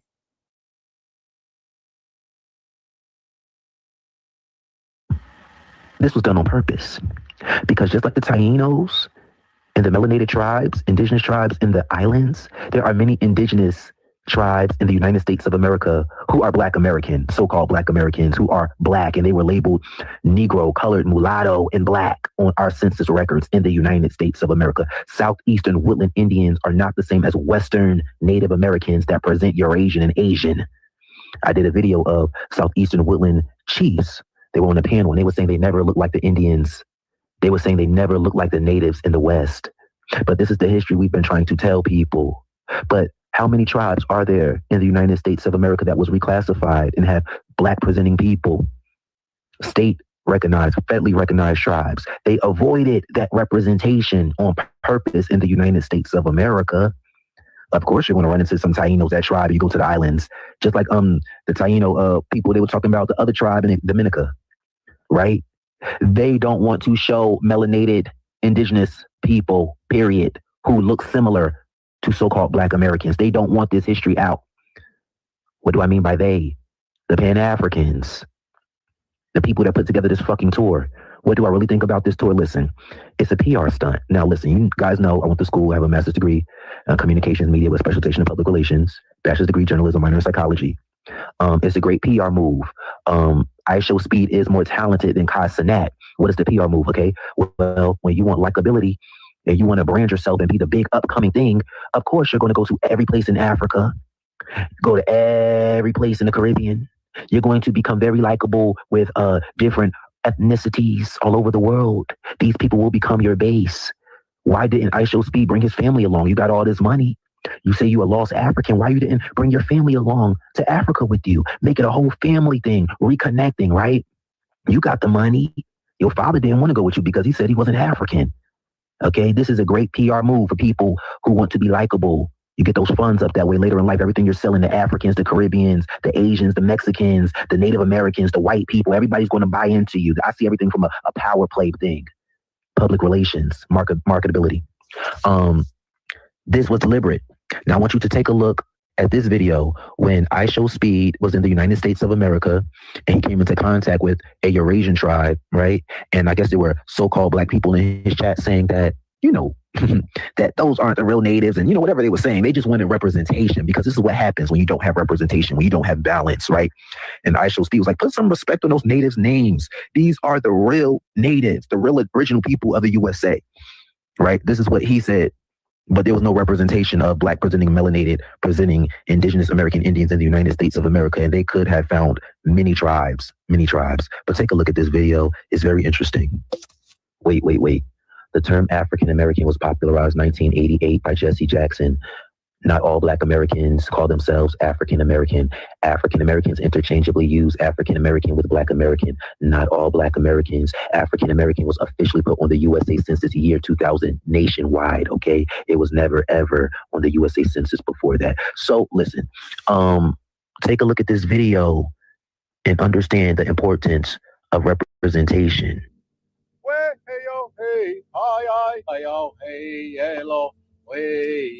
Thank you so much, man. Thank you. Mostella. It kind of got me going.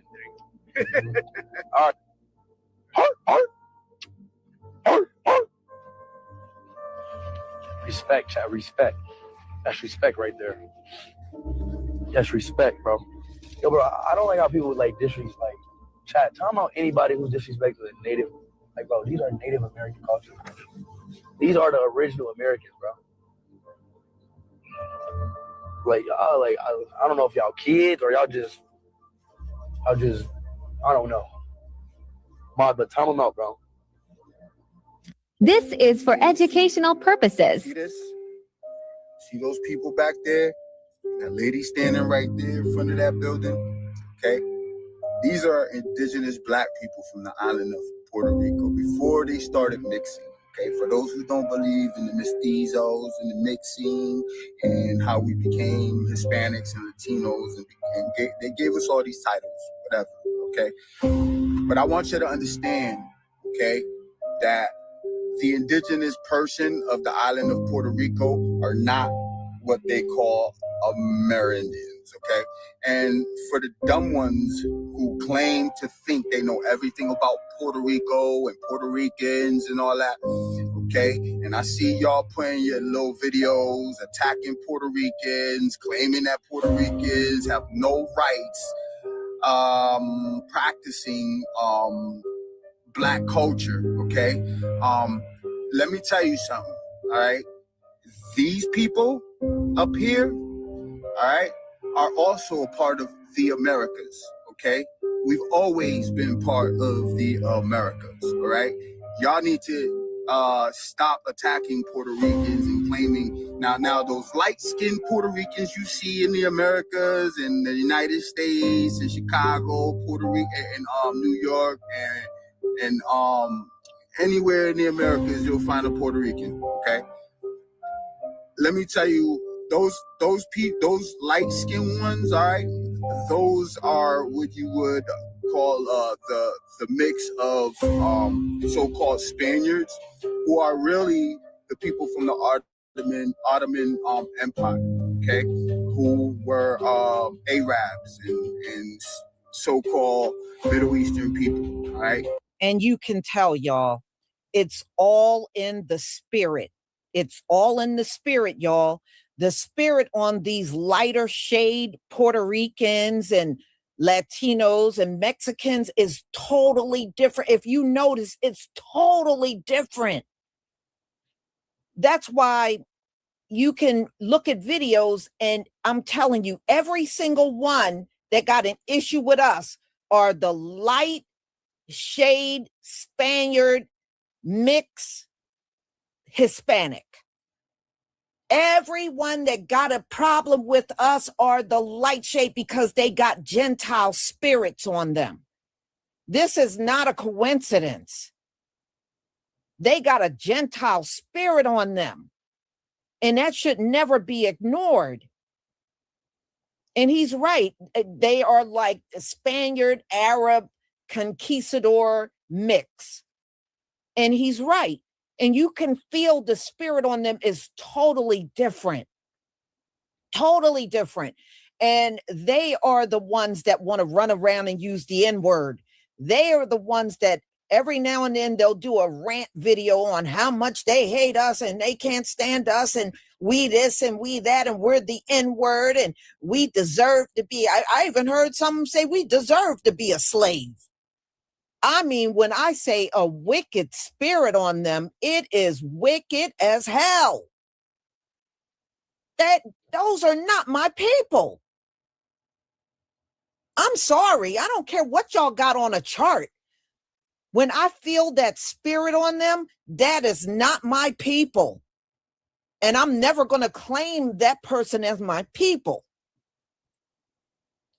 And I think it's wrong for you to put a chart up and not tell people there are differences in the lighter shade populations and the darker shade populations in the Latino world. Y'all don't teach that. You pretty much teach that one size fit all. Oh, they're all this and they're all that. No, they're not. No, they're no. You can feel their hatred, just like you can feel hatred on a racist white person. You can feel the hatred on racist Latinos too. You can feel that spirit on them, that wicked, evil, demonic spirit that's in them. And for you to put a chart up and then tell us we should ignore that, I think that's wrong. Those are not my people, and I'm not going to claim them. No. I'm sorry.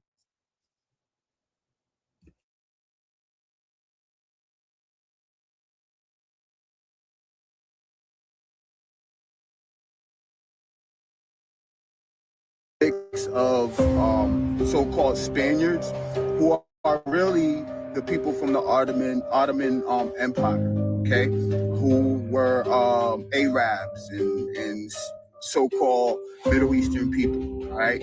So all y'all claiming to know everything, all the black people from the Americas, from the Chicago, from New York, from anywhere, from down south and all that claim they know everything they need to know about Puerto Ricans, aka the Borinquen, aka the so-called Taíno, Arawakan, all right? Do your due diligence and research and stop talking like you know everything about Puerto Ricans, all right? Stop talking like y'all claim that Puerto Ricans are Amerindians, all right? So-called Native American Indians. No, they not. They're purely black indigenous. And for those who don't know, Jamaicans would be considered Taínos, okay? Haitians would also be considered Taínos. You see where I'm going with this? And most of the Caribbean islands are dark-skinned people till this day. So let me tell you right now. I know he's trying to address us, but what he fails to realize is most of us know that. Most of us know this. We know that Taínos were in Puerto Rico, they were in the Virgin Islands, they were in Jamaica, they were in Haiti, they were in the... We know this. I don't know why he think we are so ignorant we don't know this. We do know. Those Taínos were all over the Caribbean island. I mean, what he's saying to me is not shocking, but I don't know. Maybe he talked to some of our people that didn't know, so he's assuming we all don't know, which is false. Many of us know. Many of us know they were all over the Caribbean islands.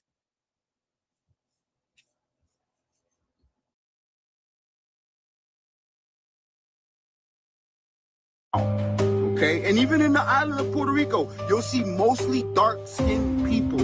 For those who don't know, all right, but claim they do know, all right, here it is from somebody who has Puerto Rican roots and Haitian roots. Here it is coming from somebody that knows about their own people, all right, telling you, all right, giving you some knowledge about my people. There you go.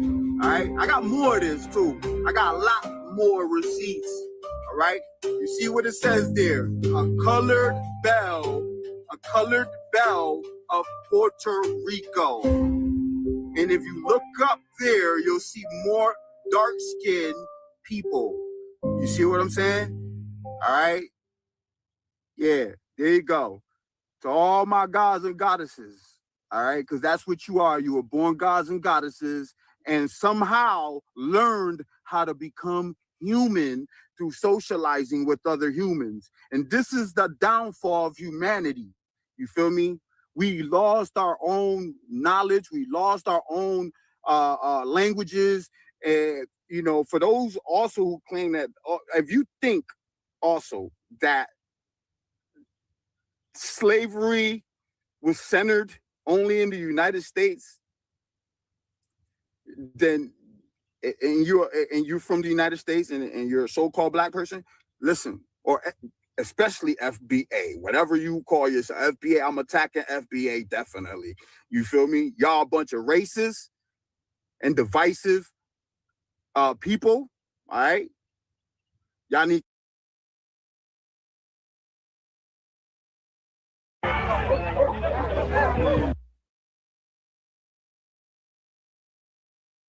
Okay, we ain't listening to that because these dummies don't even know what a racist is. We don't have no power. We don't have a system in place to be racist against Puerto Ricans or anyone else. So I'm just going to skip over that part because he doesn't know. He's so busy telling us what we don't know. He doesn't even know what a damn racist is. All right. So, you know, I don't need to hear anything else from him. All right, let's go on.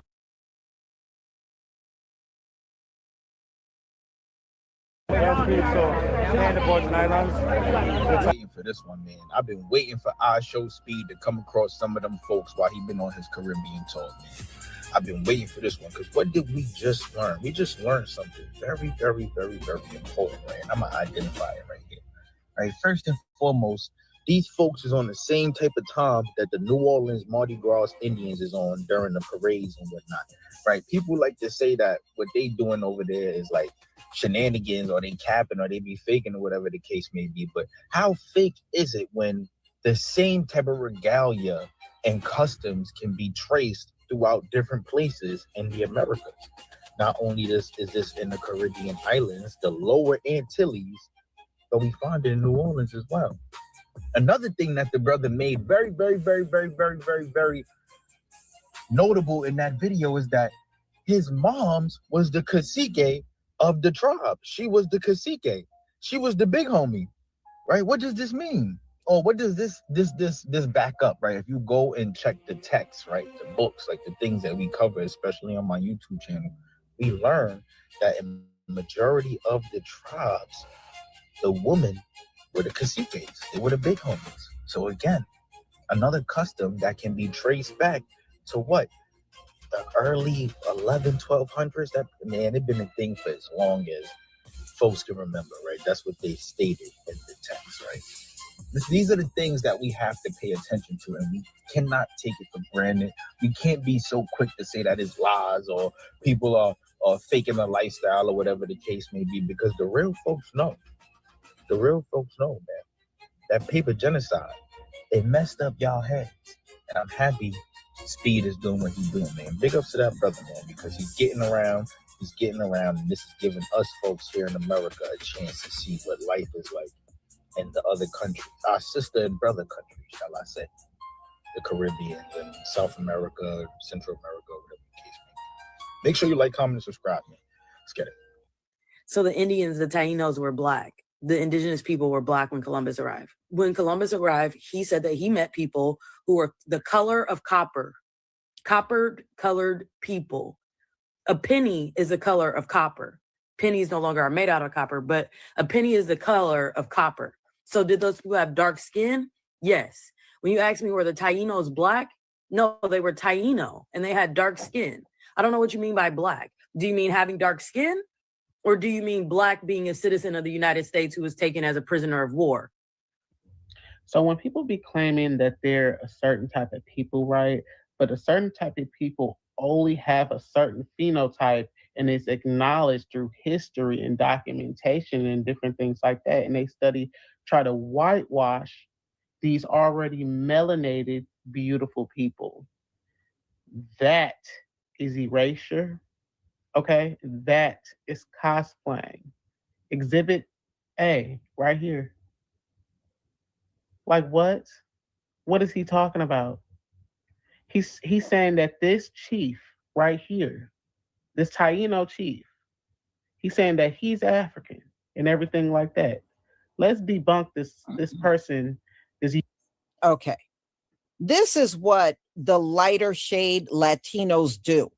When the indigenous people say they are who they are, they always say, because they woolly haired and dark skinned, oh no, y'all are a bunch of Africans, so they're doing the same thing they have done to us in this country.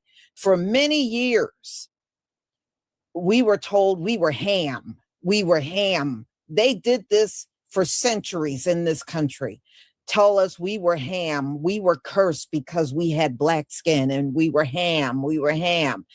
They don't so much do that anymore. Maybe a few of them, but it's nothing like it used to be. I used to hear that more when I was younger, especially in childhood. Oh, y'all are Hamites. Y'all are ham. All of y'all are ham.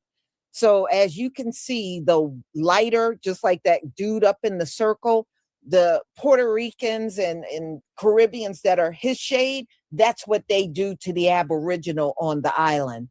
They do the same thing. Tell them they're African. You came from Africa. You're African. They do the same thing they did to us in this country. Everybody that's dark on the islands are all Africans. And just like they did that shit to us here in America. That's what the lighter shade Latinos do all the time to them. Or if they say they're Taíno, family members and they were chiefs, or they, or they had some big title. Oh no, y'all were just a bunch of Africans. You weren't no Taíno. That's what they do. And I was like, it's got to be something to it, especially if you see that same pattern going on with these people that they did to us. It's got to be something to that, y'all. Absolutely.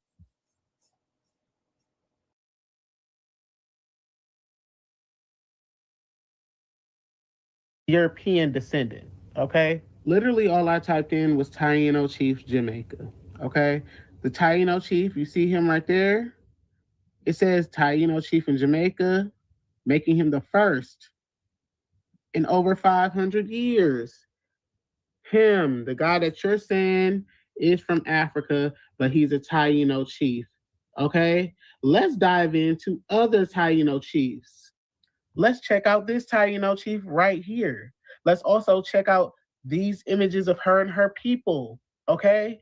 Y'all cannot sit here and whitewash history over here. Y'all not about to do it. It's going on too long, okay? We're here to debunk all that, okay? To show who was actually here first, what the actual indigenous people look like here, okay?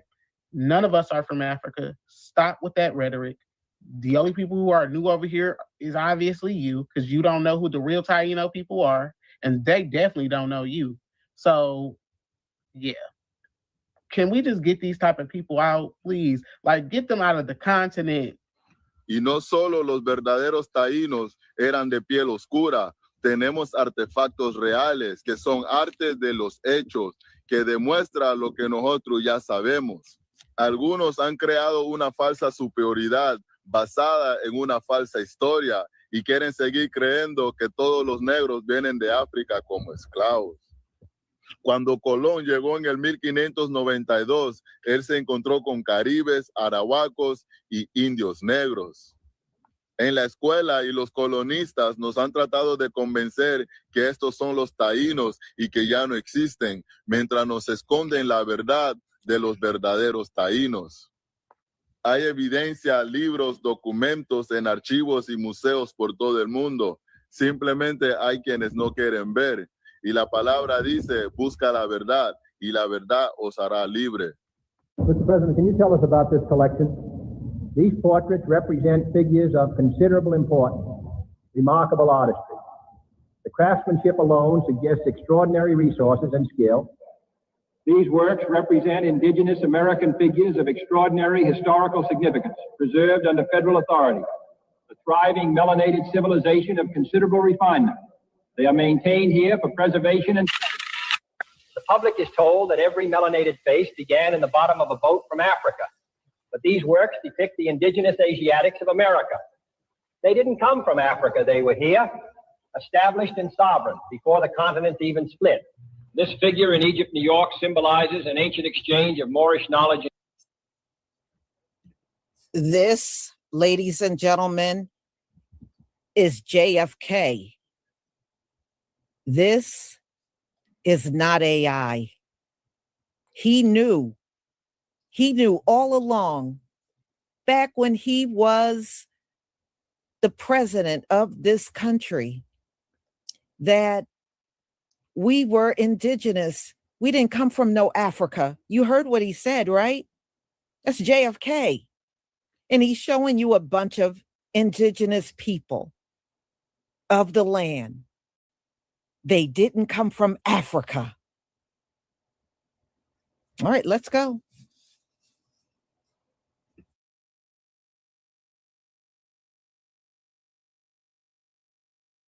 Gold, a relationship that predates our modern institutions. The iconography suggests guidance, instruction, stewardship. Wow. Mr. Kennedy, thank you for bringing us here. This is incredible. She looks just like my grandmother. Very well may be. History has a way of hiding in plain sight. We are looking at the true empresses of America, the matriarchs of the Tamari Empire. The history taught above ground is a stage theater. If Kennedy continues, we will lose everything. He is gaining too much power. The blacks belong to us. If they wake up to who they truly are, we will lose everything and Rome will fall. We all took the oath to defend Rome. We have to act now. Make the order. Mr. President, who are these figures? The human mind, when cultivated without constraint, produces extraordinary achievements: art, governance, science, architecture. Yet history often records triumph selectively to disregard black excellence, emphasizing white accomplishments while minimizing. If Kennedy continues, we will lose everything. If they wake up to who they truly are, we will lose everything and Rome will fall. We all took the Freemasonic oath to defend Rome. We have to act now. Make the order. Mr. President, why preserve such a collection? I love this spot. I don't know why. I was so attracted to this thing. But yeah, the artifacts are beautiful. They are. I mean, some of them I've seen before. Not all of these, but some of them I have seen before. Like some of the paintings that he showed in the beginning, I have seen those before. But some of these other things I have not seen before. I have not seen before at all. But it is beautiful.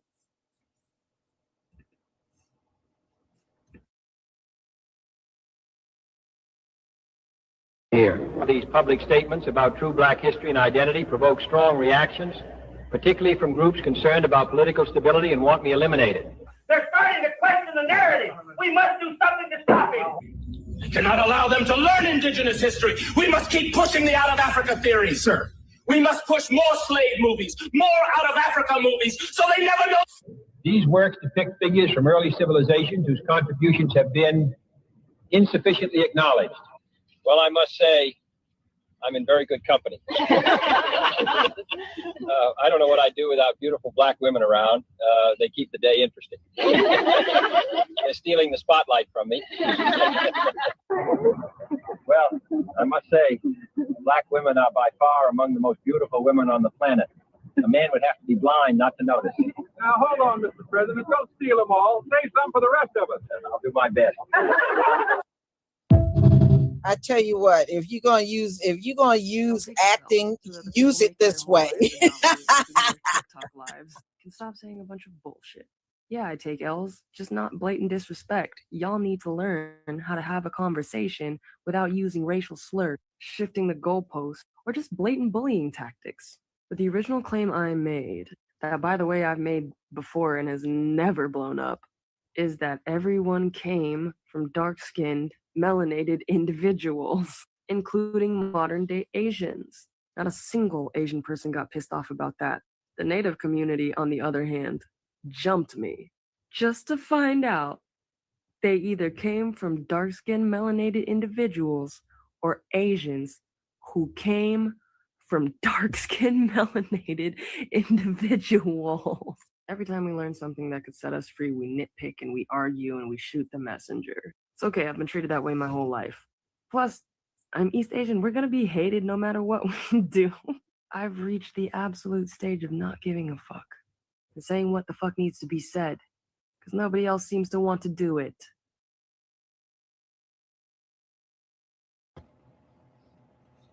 Okay, now what she's talking about, she had put out a video bringing out the fact that Taínos were Black.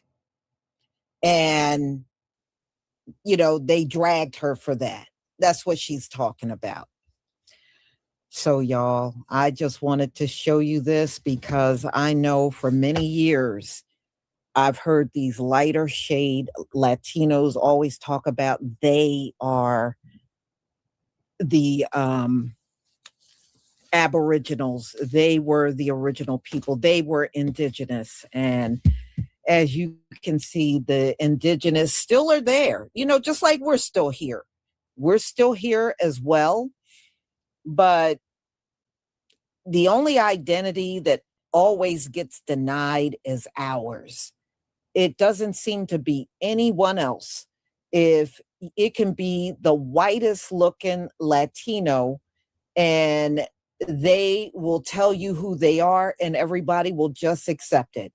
But if we say who we are, the Aboriginal people, oh, somebody wants to get upset and argue with us. And even online, I have seen people put videos out talking about, you know, our lineage and we were here before Columbus and stuff. And there's always somebody that's going to come in the comment section. You weren't here. You weren't here. And I'm like, what? Or it's some Latino person claiming to be the original Indians and it was them. You know what I mean? It is just, we are the only people to get fussed at. Even if we say we are the original Hebrews. Oh no, they're over in Israel. That's not you. That's not you. You know what I mean? We always get told what we're not by a bunch, and it's always consistently a bunch of Gentiles, or it's some melanated person with a Gentile spirit on them, you know? But it is what it is. One thing you can't do, you can't look at these people and say, well, that ain't what they are. Yeah, you know, we know those islands at one point in time were melanated all over, you know, all over, you know, and when the Spaniards came, that all changed. That's why many of you light-skinned people, you only been around for a few hundred years. You're really not in any position to say who is what, because you haven't even been on this earth long enough. Y'all ain't been here long at all. Y'all really are some of the most recent people to show up on the earth. So I'm sorry, I won't be looking at no history lessons from many of you. You know, just like I don't take history lessons from many of these people over here because they are notorious for lying about history. And I can see y'all are too. I can see y'all are too. So, y'all, I'm going to go ahead and conclude. Thank you so much for being here. If nothing else, I hope this was very educational, if nothing else. So I will see you tomorrow with my next live on all new topics. And I want to thank WeNext. Thank you. This is why he was taken out. Yeah. And thank you for your support for my channel. Thank you so much.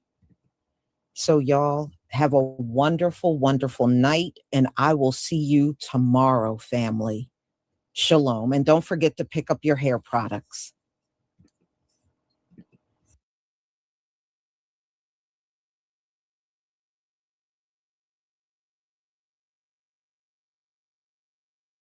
Well, family, Operation Dudula started as a South African anti-migrant pressure group and political party founded in 2021.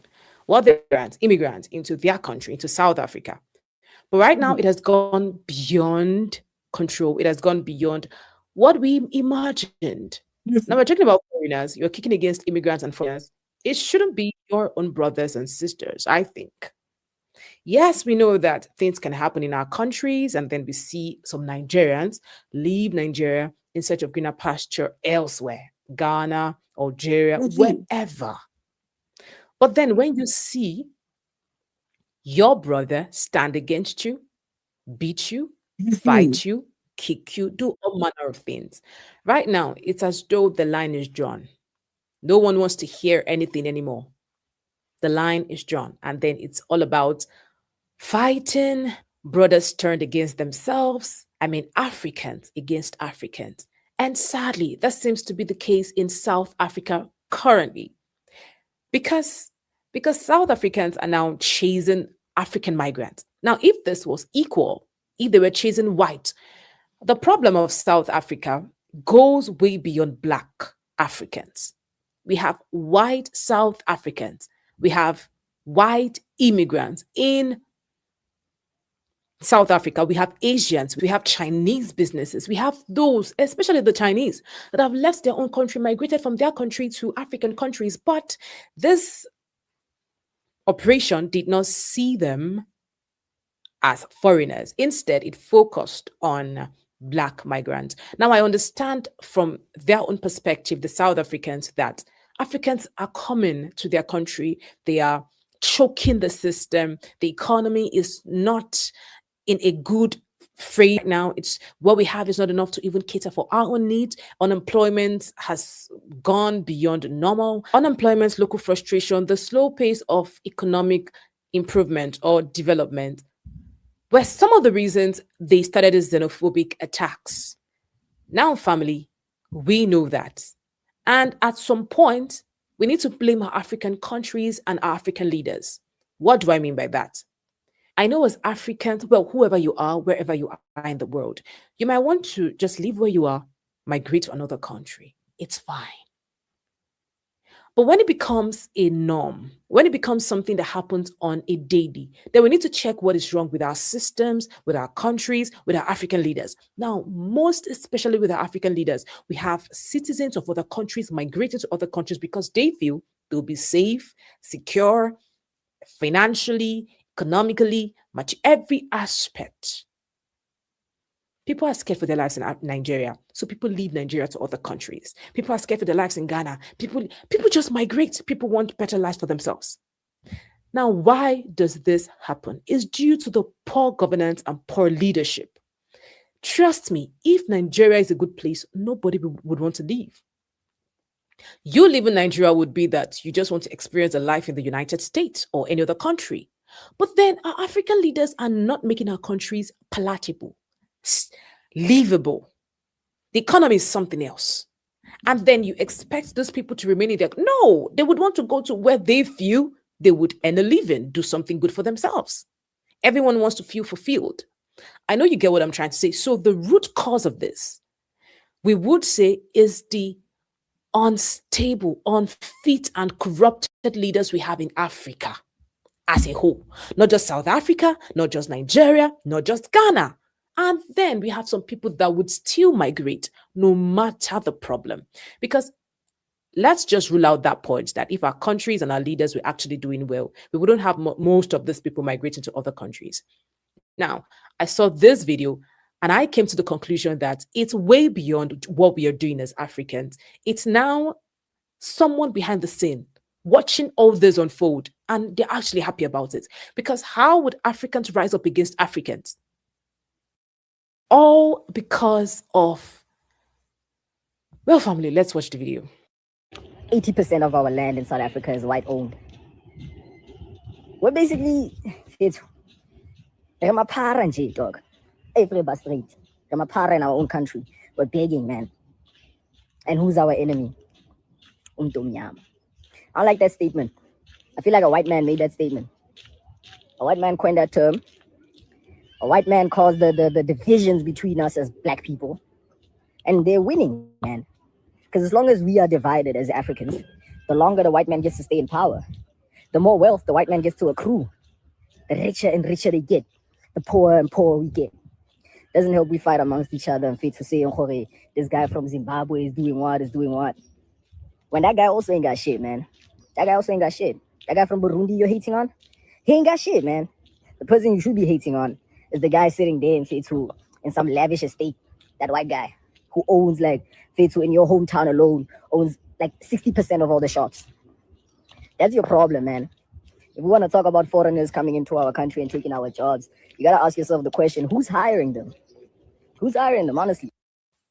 So many people said Africans were involved in this. Africans were involved in the freedom of South Africa from the hands of the colonial masters, from their oppressors.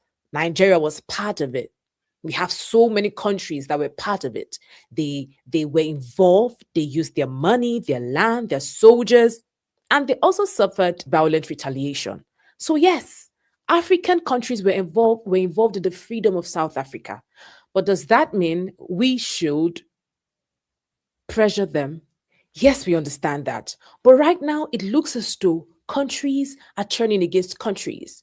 Look at what happened in South Africa. Now, we got a report that 2 Nigerians were unalived in South Africa. Yes. Shops closed. Now, some of the country nationals affected by this, I'm going to list them, are Somali, Ethiopia, Mozambique, Malawi, Zambia, Zimbabwe, Ghana, Nigeria. All those countries are being affected right now, the nationals. Now, imagine Nigerians stand up to say that we don't want you here in Nigeria, South Africans, leave our country. Because honestly, let's be factual. Ghana is doing that right now. Because of what they did to their own national or their own person, some Ghanaians stood up to say that South Africans should leave Ghana. That's not all. Some Nigerians, 2 Nigerians were unalived in this. Shops shut down. I mean, this is not the way to go about it. You know, this is what is happening. There are other ways, other measures. But then again, rising up, I just feel that there is a foreign actor in all this. There is someone behind the scene, right? Someone behind the scene just watching all this unfold. Brothers against brothers, Africans against Africans, because let's be honest, no one wants Africa to unite. No one wants to see the power we wield. They know what we can do as Africans if we come together as one. So they wouldn't allow it. And that is why they keep pushing. They keep pushing in any way possible to tear down Africans. And the funny thing is, they have other foreign nationals, but I'm wondering why they are focused on Africans. And there are other ways to go about this, like I said earlier. Look at what President Donald Trump is doing. He doesn't want immigrants. And then he told them to leave his country or he deports you. You can't do that. I mean, you know, you do not have enough resources. Go to your government, talk to your government, not resorting to unaliving your own brothers, beating them as though they are animals. And then again, African leaders need to make African countries stable, livable for the poorest of the poor. So family, what do you have to say about this? What do you think? Do you think this just started because South Africans are tired of the black immigrants? Yeah, they said so. And the funny thing is the president is actually kind of quiet about it. I'm not sure if we've heard anything from him. Why he just spoke. We need actions, not just words, because actions speak louder than words. Do you think this is a plan? Or they just stood up because they're tired? Comment what you think about this, and do not forget to share, like, subscribe, and turn on your notification button. My name is Linians Akutunu. Thank you for watching. And please download the Africa Diaspora News.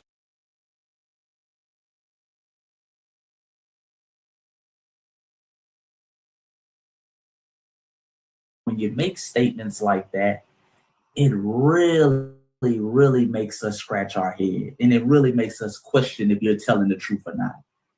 Family, when the hell have you ever heard a foundational Black American refer to our food as slave food? Huh? Let me humble myself. My people are from Mississippi, okay? I was born and raised in Atlanta, Georgia. Both sides of my family are from Mississippi. Both sides of my family are foundational Black Americans. I have never in my life heard anybody in my family refer to our food as slave food. Man, when grandma making that slave food, we've always referred to it as soul food, okay? Y'all let me know in the comment section, have y'all ever, your family members, foundational Black Americans, ever referred to the food as slave food? The only time you hear people refer to our food as slave food are two people, white supremacists and tethers. Those are the only two people, okay? See, tethers run around and they say things like that. Let me play this clip. Remember, this clip went viral years ago, and I'm actually one of the people who blew this clip up. But unfortunately, I didn't have my YouTube page back then to react to. Okay, now this is from years ago, family. This is around 2023. Now this woman right here, and as you can see her Instagram down in the bottom right-hand corner, because she's still around, okay? She's trying to do some little modeling things. She was doing a little hair care industry. But anyways, this African tether, she set up here and referred to our food as slave food because the brother gave her an FBA test. And some of y'all know about that FBA test. You know, I do this sometimes when I'm dating young ladies. You know, I ask them kind of FBA cultural questions. So you asked her, you know about how you would make sweet potatoes X, Y, and Z. Oh, and she got triggered by that, and she said, "Oh, I don't make slave food." Listen to this now. This is how they talk. If you was making sweet potatoes, do you put 1 cup of water or do you put 2 cups of water? What kind of sweet potatoes? Sweet potatoes, candy yams. Candy yams. How much sweet potatoes am I making? Feed how many? Cooking channel? Feed how many people? 1 cup of water, 2 cups of water. How many people are we feeding? It doesn't matter? Nope. 1 cup of water, 2 cups. Well, I'm born and raised African. I'm not African American, so I don't know y'all culture. But if I were to make it, I don't know, shit. 2?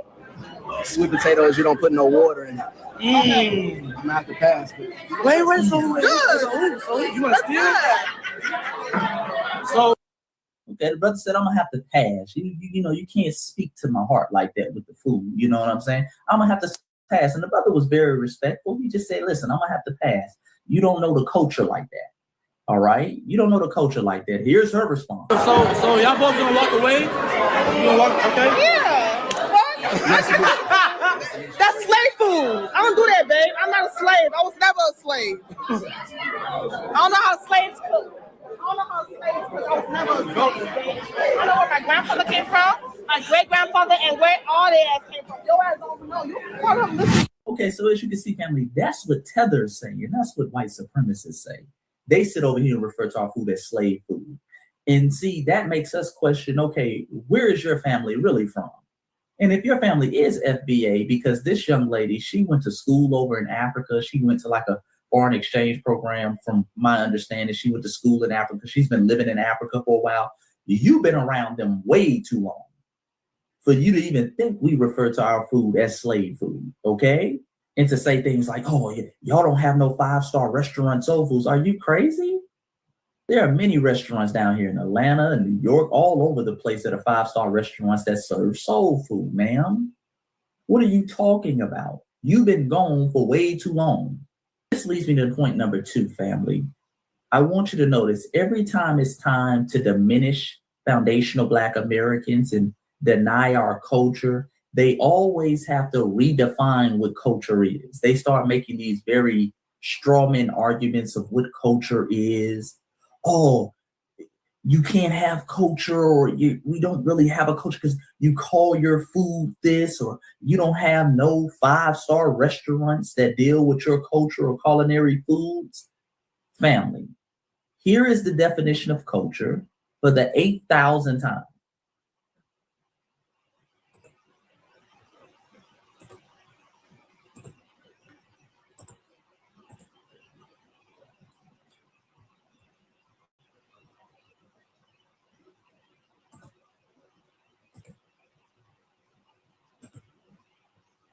And this is from Merriam-Webster Dictionary, okay? The beliefs, customs, arts, etc., usually achievements, different things like that, of a particular social group, place, or time. It's according to Merriam-Webster family.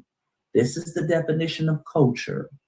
All of this, oh, well, you have to have at least 200 5-star restaurants that serves soul food, that is make-believe. That is fantasy Pan-African battle. Okay? Culture has nothing to do with none of this. And this is why I always tell y'all, family, there is not one university. There is not one mainstream news outlet. There is not one scholar, historian, or professor. Or hell, there is not even one large language model, not ChatGPT, not Gemini, that would tell you that foundational Black Americans don't have a culture. Okay? So all these things they say to try to diminish our culture, to try to tear us down, to try to erase our culture, that just highlights their anti-Black American sentiment. Plain and simple. It's not rooted in any truth. And that's why they go to such desperate measures in order to try to tear us down. But it's not working anymore because we're fighting back against the nonsense.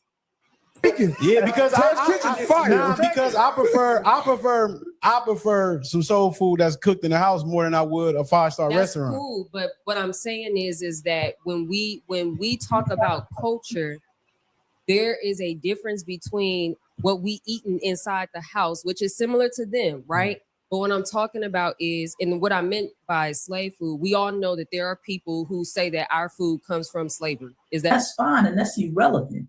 Okay, yeah, we understand that many of our culinary creations and much of our food originated during the time of slavery from some of our ancestors that were enslaved, but we've never referred to the food as slave food. We've always called it soul food.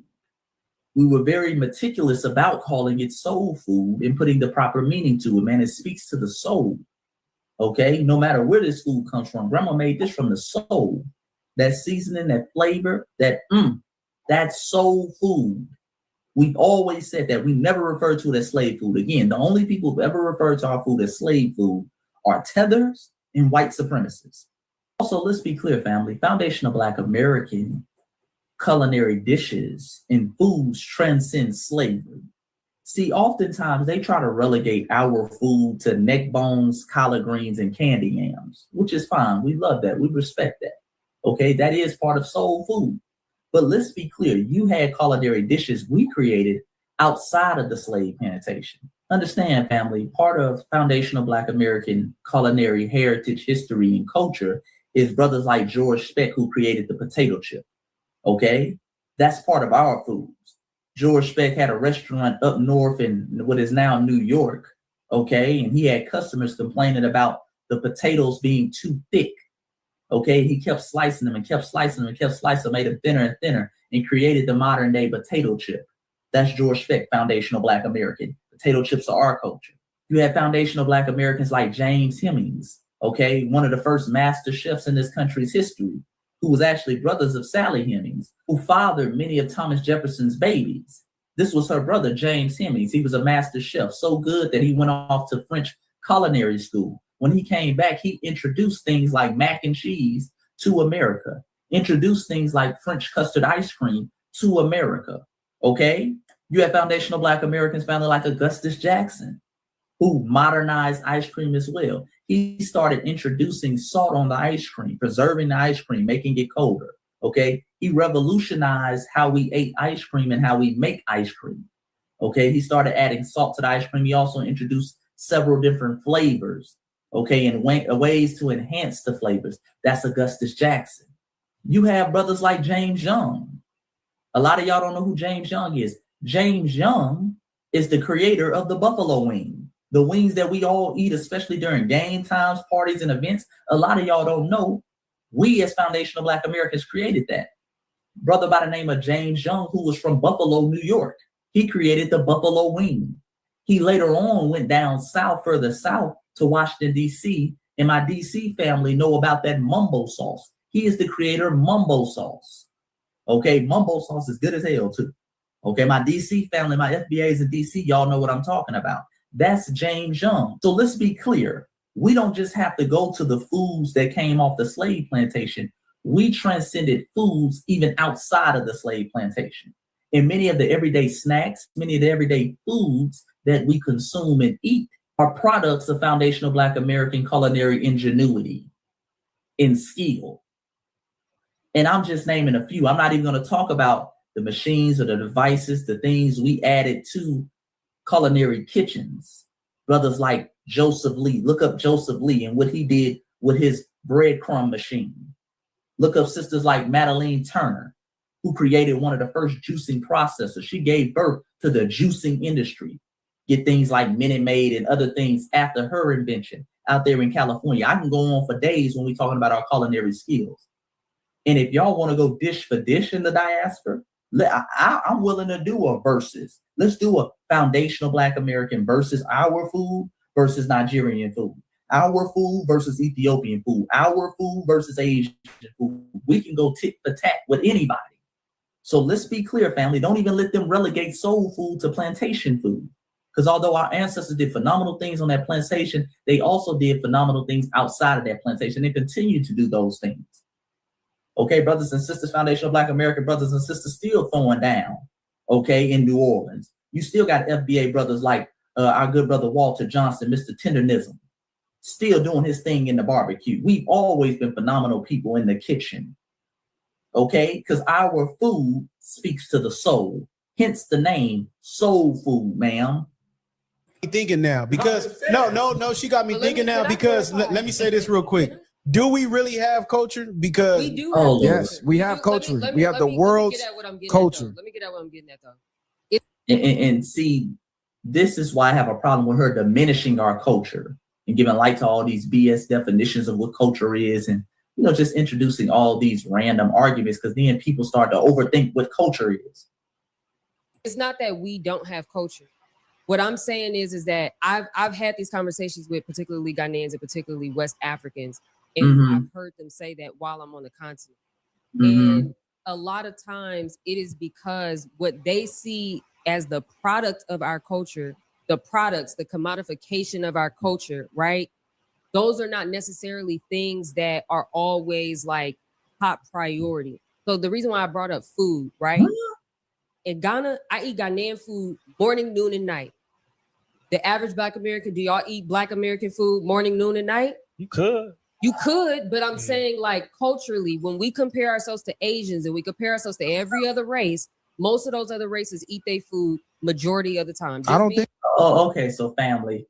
Okay. So Africans over there on the continent questioning whether we have culture because we don't eat soul food for breakfast, lunch, and dinner. So family, if you ate soul food for breakfast, lunch, but you went to go get some Chinese food for dinner, that means you don't really have a cultural food.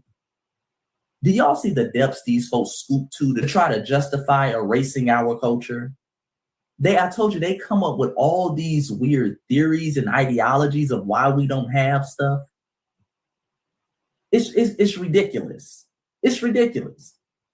And let's be clear, over in their countries, they have other cultural foods. They have KFC, they have all type of fast foods. Okay? I've seen Nigerians, Caribbean people bust down hamburgers and fries, eat buffalo wings and everything else. It don't take away from the fact that they have their own cultural foods, though. Only with foundational Black Americans. We're the only people, we have to eat our food 365 days a year, 24 hours a day, 7 days a week for it to count as a cultural food. If we slip up and eat Chinese food one time, all of a sudden, do you really have a food? Because in Africa, they be eating their food for breakfast, lunch, and dinner. Desperate, family, to tear down what we have. This is what you hear right now. And this is what she say they talk about on the continent about us. And people like her, let's be clear, they allow it to go on. They allow it to go on. But let's continue. So, being real. So let me ask you this. What are your thoughts on the FBA movement? Or the FBA lineage? Be careful. Them niggas ain't gonna do a fuck ass thing to me. First off, it's fuck them. Period, point blank. I don't believe in that shit. I'm a Black American when I'm in Compton. I'm a Black American when I go to Africa. Don't nobody question me about that shit. And if I gotta tell them about my history, I don't mind telling them about my history, but I don't gotta hate another Black person or hate every African that I ever meet just because somebody had a bad experience with an African, because I have bad experiences with Black Americans every goddamn day. And I don't hate y'all. Man, what are you talking about? You don't hate us, but you just said F us. You just said F us. That was your first words that came out your mouth. F them. They ain't gonna do an MFing thing. That's what you said. But oh no, we're the hate group family. I told you these Pan-Africanists, they get real disrespectful every time it's time to speak on the lineage. However, when she was on the continent, according to her, and these Africans were saying things like foundational Black Americans, we don't have no culture. When they over there pushing all them stereotypes that I know that she heard, I bet you she didn't say F Ghanaians. That's what she was. I bet you she wasn't sitting over there popping it like she is now and telling them they're not going to do an MFing thing. Oh, I bet you she wasn't doing that. But again, every time it comes time to talk about foundational Black Americans, every time it gets time to critique us, it gets real disrespectful. Oh, they start popping it heavy, family. Notice it. Notice the two tones. I always tell y'all about this. When it's time to critique our lineage, they rule with an iron fist. Oh, they get very disrespectful. The moment it's time to critique Africans, Caribbeans, non-FBAs, kitty gloves. Well, I've had these conversations with them, and you got to understand their position and their angle. Ain't no understanding when it comes to us. When it comes to us, iron fist. Because we as foundational Black Americans family, I tell y'all this, we're supposed to be the punching bags of the diaspora. Everybody's supposed to be able to punch up on foundational Black Americans unapologetically. And we're not supposed to be able to swing back. We're not supposed to be able to say anything. We just got to take our lumps and continue to strive forward, carrying everybody in the process. We ain't doing that no more. We're not nobody's punching bag no more. You punch us, we're punching back. You say we don't have no culture, we're going to show and prove we have a culture, and then we're going to compare that culture against yours, and we're going to see who really has the culture. And they don't like that. They don't like that we punching back now. But let's let her keep going. So I don't feel the way that they feel. There's no Mac Daddy pimp nigga licking his lips that'll ever make me define my name. I don't believe in that nigga either. Clarify that. Say the names. You on the viral way. Say the name. I would never decide what the fuck my identity is because of him or anything that he doing. I knew who I was before him. So that shit, I think it's a distraction. I think that they helping white supremacy. I think that they helping Republicans. That's how I feel about it. Now, do you? Okay. And again, family, I always tell y'all, 3 certainties in life with Pan-African is death, taxes, and them blaming Tariq Nasheed for everything. 3 certainties in life. Everything is Tariq Nasheed's fault. Blame Tariq. And this is why I tell you, they haven't been able to stop the delineation movement because their arguments against it aren't rooted in anything. All they're gonna do is blame Tariq and lie. Okay? Oh, Tariq is a Mac Daddy. He's a pimp. Oh, he over there, he running a spell on them. X, Y, and Z. Okay, did Tariq make those continental Africans you were sitting with say we have no culture? Huh? Did Tariq come up with the term Akata? Does Tariq spread stereotypes that foundational Black Americans are lazy and shiftless? Or is that continental Africans and Caribbeans? Huh? Those stereotypes and tropes, they predate Tariq. That's why blaming Tariq for everything always ends up falling flat. And then when the blame Tariq game stops working, then they just resort to lying. Okay, because you can't say anything really negative about foundational Black American. It's an airtight definition of what it clearly is. And you sound stupid trying to debunk it, so you just have to lie about it. Well, they're aligning themselves with white supremacy. How we aligning ourselves with white supremacy by delineating and fighting for reparations? Huh? But the other groups on the continent of Africa, these other groups around the diaspora, so-called diaspora, who delineated decades before us, they weren't aligning themselves with white supremacy, right? Huh? When they delineate and go to reparations boards and UN boards like CARICOM, and they say, hey, man, I want reparations for my group in the Caribbean, that ain't white supremacy, is it? It's cool when they do it. It's a problem when we do it. They just be over there lying. Oh, they're aligning themselves with Republicans. And I told you that's a telltale sign. Okay, I told you it's getting ready to be election season. So you know the Democrats, they're going to be sending their shields out here. Okay, they're going to be sending their shields out here. Oh, they're aligning themselves with Republican. That's a lie, because foundational Black Americans are lineage, and everybody knows foundational Black Americans historically for the last 60 years have voted Democrat. 85 to 90% of foundational Black Americans vote Democrat. So what are you talking about? How are we lining ourselves with Republicans? You just throwing out buzzwords. Just like that dude, FD Signifier, the other day, he was talking about, oh, they're aligned with the manosphere. What are you talking about? Anything negative they can throw at us, they're throwing at us. And it ain't stopping us. No matter how much whining, no matter how much lying, you ain't stopping the delineation movement, because foundational Black Americans is the order of the day. It's here, Queen. It's here. So buckle up, Queen. It's going to be a rough ride. Let's continue. Think minus Tariq Nasheed. Let's take Tariq Nasheed out of it, and let's talk about, I guess, what we could say the foundation is, right? Which is us being directly from America or having ties from here through slavery and building our own culture based upon that, our tradition, norms, and values. Do you think that, you know, again, outside of Tariq Nasheed, is there something wrong with that? Us wanting to have some separatism or some originality. We already had that. Did we not? None to my knowledge. Yeah, we had that. Absolutely. What? Like what? The Black American and African American is having that. But then, no, it's not. No, it's not, and you know it's not. African American is very broad, it's very ambiguous, and it's a misnomer. That's why everybody and their mama can damn near at will assimilate into it. Okay? Elon Musk can call himself an African American. He was born on the continent of Africa. He's African. He now has American citizenship. He's an African American. Okay? No matter how much y'all stump your feet. I know they hate when we give that example, but it's accurate. All right? Everybody can assimilate into it anytime they feel like it. Just like that mayor up there in New York, family. What's his name? Madani or whatever his name is.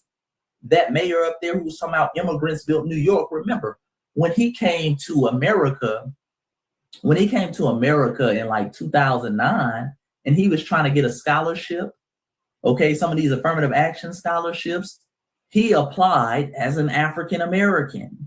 Never forget that. He applied as an African American because he said, hey man, yeah, I'm of Indian descent, but I'm from Africa and I'm coming here. I'm an African American. Okay? They play this game all the time. And other groups understand this. Even on TikTok the other day, I saw this video. Let me play this. Now listen to the words this dude is using. Now this dude is Ghanaian. I think his parents are Ghanaian. He's going to explain. Listen to the words he's using and look at what he has on the screen. Am I Black American or African American? Okay? So she's talking about these words, Black American. Oh, we've already had words particularly for our lineage and group. Okay, no, we haven't. Listen. So my Black folks, do y'all consider people that were born in America, but their parents and their grandparents or whatever the case may be are from Africa? Do you consider them Black or do you consider them African American? Black American or African American? My parents are from Africa. My parents are from Sierra Leone. That's where my parents are from. I'm not from that. I was born in America. I was born in Texas, right? But the thing that's crazy about it is I don't really know much about my heritage. I don't really know much about my tribe, where my family came from. The only thing And very interesting, family. I've been telling y'all this for years as a side note. They always tell us we don't know where we're from. These folks don't know nothing about their culture, history, and heritage outside of the last 50 or 60 years. Okay, let's be clear. But I really know about them is where they came from and like what city they were born in. That's really it. I don't know much about the tribe, the this. I know like my native language. Like I understand my native language, but I don't speak it. What's crazy about it is that I know more about Black history than I do about like African history. You feel what I'm saying? So sometimes I feel a little bit conflicted. Like sometimes I feel more Black American than I do African American because I know more Black history and I'm more Black American than African American. You know what I'm saying? Sometimes I feel a little bit conflicted and I just want to know, like, do y'all consider, like, for niggas like me, do you consider niggas like us Black American or African American? Honestly, like, I'm being honest. Like, whenever people see me, most people don't even assume that I'm African most of the time. Most people just think I'm American. And I mean, they're not wrong. I am American, but it's like, if I was to go back home, they would know I'm American. You understand what I'm saying? Like, they would be, oh yeah, he's American. Yeah, you can tell. He don't look African. You feel what I'm saying? I'll be feeling a little bit. Okay, and that's the end of the video. So he's saying, hey man, do you consider me Black American or African American? In all actuality, neither. We consider you a Sierra Leone American, a first generation Sierra Leone American. Okay? But they play the technicality game. They say, well, hell, I'm Black. Okay? I was born in America. I'm a Black American.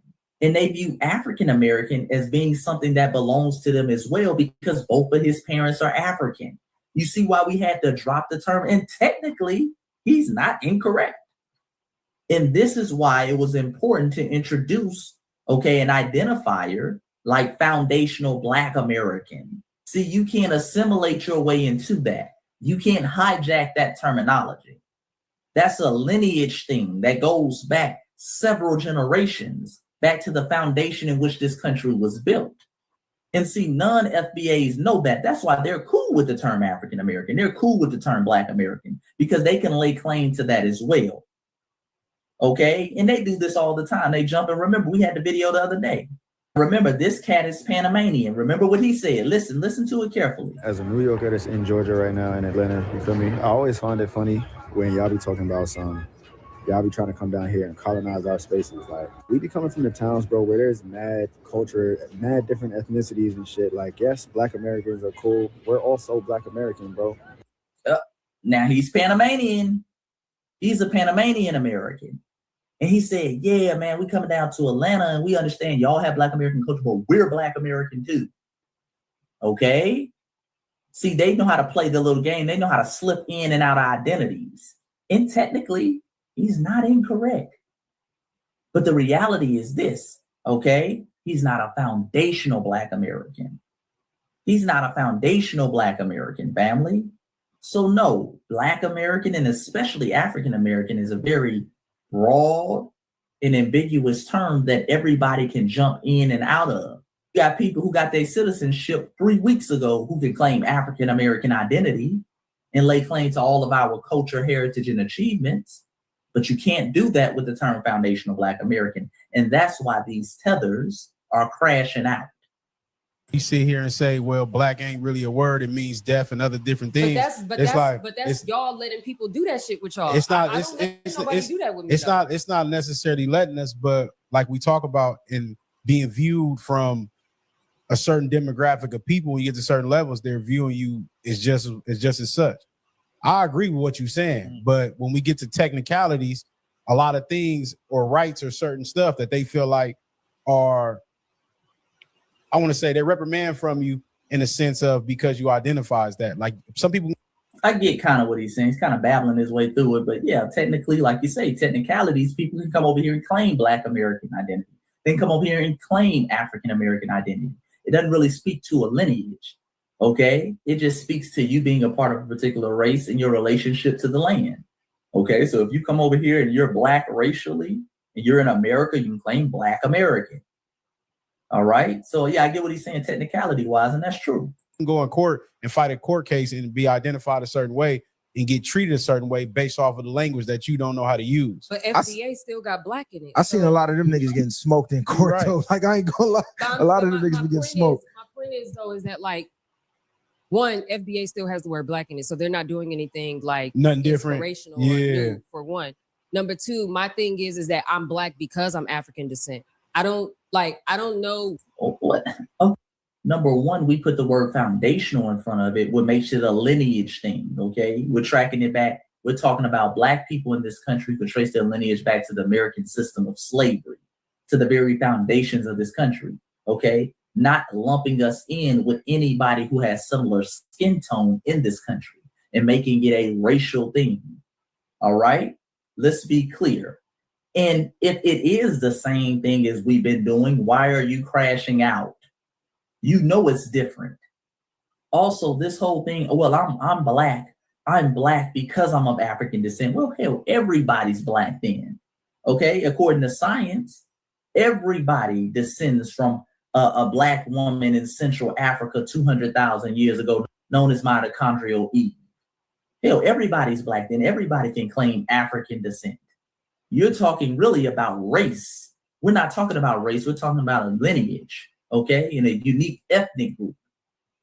But for us, it's supposed to be our race is supposed to supersede our ethnicity or our lineage. And we used to do that. But we realize that other groups work on that type of time. Other groups have always put their ethnic group or their lineage above the race. We've been the only one trying to carry everybody on our back racially, just under some racial context, like we're all the same. Okay? So again, we delineating, we say, okay, now we're going to start standing on lineage business, ethnic business. And that ethnic group, that lineage is foundational Black Americans because they're the part of the very foundations of this country. So it's not the same. And you know it's not the same because if it was, you would be crashing out. Why that is an embarrassment that we have Africanisms in our culture. A lot of our culture does come from Africa. I don't see how that's a problem. Now, I understand that there's certain things that people want to feel like, you know, but we built this here. Yes, we built this here under colonialism, though, bro. Like certain stuff, I don't have, like, I'm not fighting another person. Should that not count, though? You said what? Should that not count? It counts. It's not, it don't count enough for me to hate somebody. Should we even be Ian family, we're not hating on anybody in the diaspora. They have nothing for us to hate on. That's the fundamentals of hating. You got to have something for us to hate on. These folks have nothing for us to hate on, family. In the irony, they always come out what we hate, and you came on here saying FBA. You came on here popping it, being very disrespectful, being very disingenuous in telling lies and painting our whole lineage with a negative brush. But we're the ones who hate. And this is why, family, a lot of people ain't on no Pan-Africanism no more. Just listen to how she's talking. Like no, we could be proud absolutely. I could be proud of something. When I'm in Ghana, I don't have to, I could dress however, I could do whatever I want to. I don't have to assimilate to their culture. But can't nobody bully me out of that. They can ask me certain questions and I give them an answer. The reason I say should you be proud of it, it's like if I bully you and make you build me this whole mic stand and everything else, and I just be like, well, I get all the money from it and you built it, and you be like, nigga, I built that. Like, nigga, but I made you build everything. It wasn't just like you woke up and was like, I'm building all this. But that's how most of our culture has been built. And it don't matter. Family, this is similar to the story of Michael Jackson, okay? Michael Jackson, we all know, and the biopic is out right now. I haven't seen the biopic yet, but I'm going to definitely go to the movie theater and see it. Michael Jackson was forced to do a lot of things as a child against his will by his father, Joe. And Joe gets kind of a bad rep for that. All right. Joe gets a bad rep and they say, oh, Michael didn't have a childhood. Joe was just so hard on him. He was beating him, X, Y, and Z. Now, just because Joe was hard on him, beating him and forcing him to sing those songs and rehearse those dance moves, it don't mean we don't give Michael Jackson credit. Huh?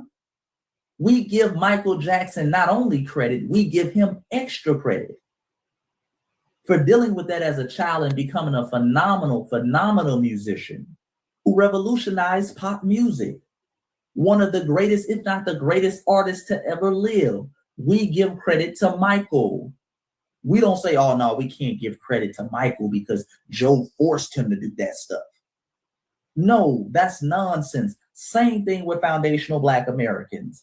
Yes, we were put in an ugly predicament. Yes, white people forced us to do stuff, but we did it, we achieved it, and we built this country. The credit doesn't go to white people, it goes to us. In fact, we get extra credit because we did it in spite of.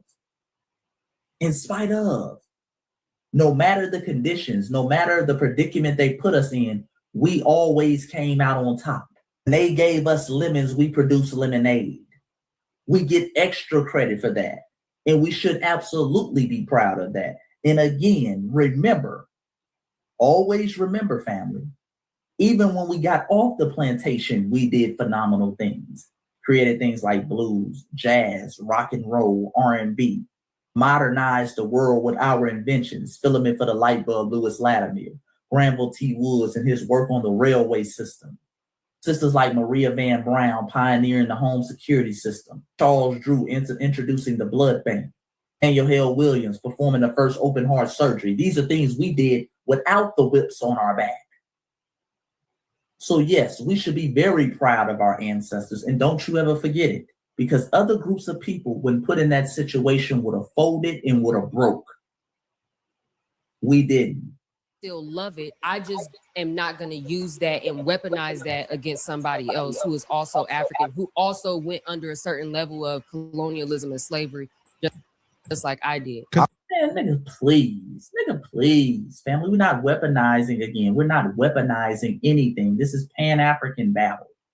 Okay? We're not weaponizing anything. They're the ones who you just said sit on the continent, talk about we have no culture. They're the ones referring to our foods as slave foods. And then when we have the audacity to defend ourselves, defend our culture, and prove not only do we have a culture, but we're the culture, y'all say we attacking them. They always do this. They sit over there and let them punch us because we're the punching bag of the diaspora. Everybody can throw shots at us. And then when we throw a 1-2 back that put them on their back, all of a sudden, hey man, y'all wrong, y'all weaponizing. You attacking them. Get the hell out of here. But let's finish up with this nonsense. If we so proud of that, you should be proud of the motherfucker that made you build it. And see, that's where I draw the line because I'm not proud, me personally, I'm not proud to be American because to be American was not my choice. I'm not proud of that part. I'm proud to be Black because of what we went through. I'm not proud of the American part. Right. Listen and let's be clear. I'm proud to be a foundational Black American. And all three of those words mean something very significant to me. Okay? And deep down inside, sister, you're proud to be that too. Because you're here. You've been living in Africa, but you still found your way back to LA. You still found your way back to LA. People always talking about they ain't proud to be American, but living in America, staying in America, eating off of America. Even when they move somewhere else, they still talking about foundational Black Americans. Make it make sense, man. I don't know, family. Maybe I'm tripping. Tell me what you think in the comment section down below. Like the video, subscribe to the channel. Please, please, please go get my newest books, When Black Americans Stop Singing and Old Black Money. Go get those ASAP, family. Make sure you support. If you already have them, please leave a review on Amazon. It takes like 2 seconds. Okay, leave a review on Amazon. Just click the rating button. Leave your boy a 5-star review because you know it was a classic. You dig? But with that being said, family, peace and Black power. Foundational Black Americans. You are phenomenal, phenomenal people. I mean that. I'm out.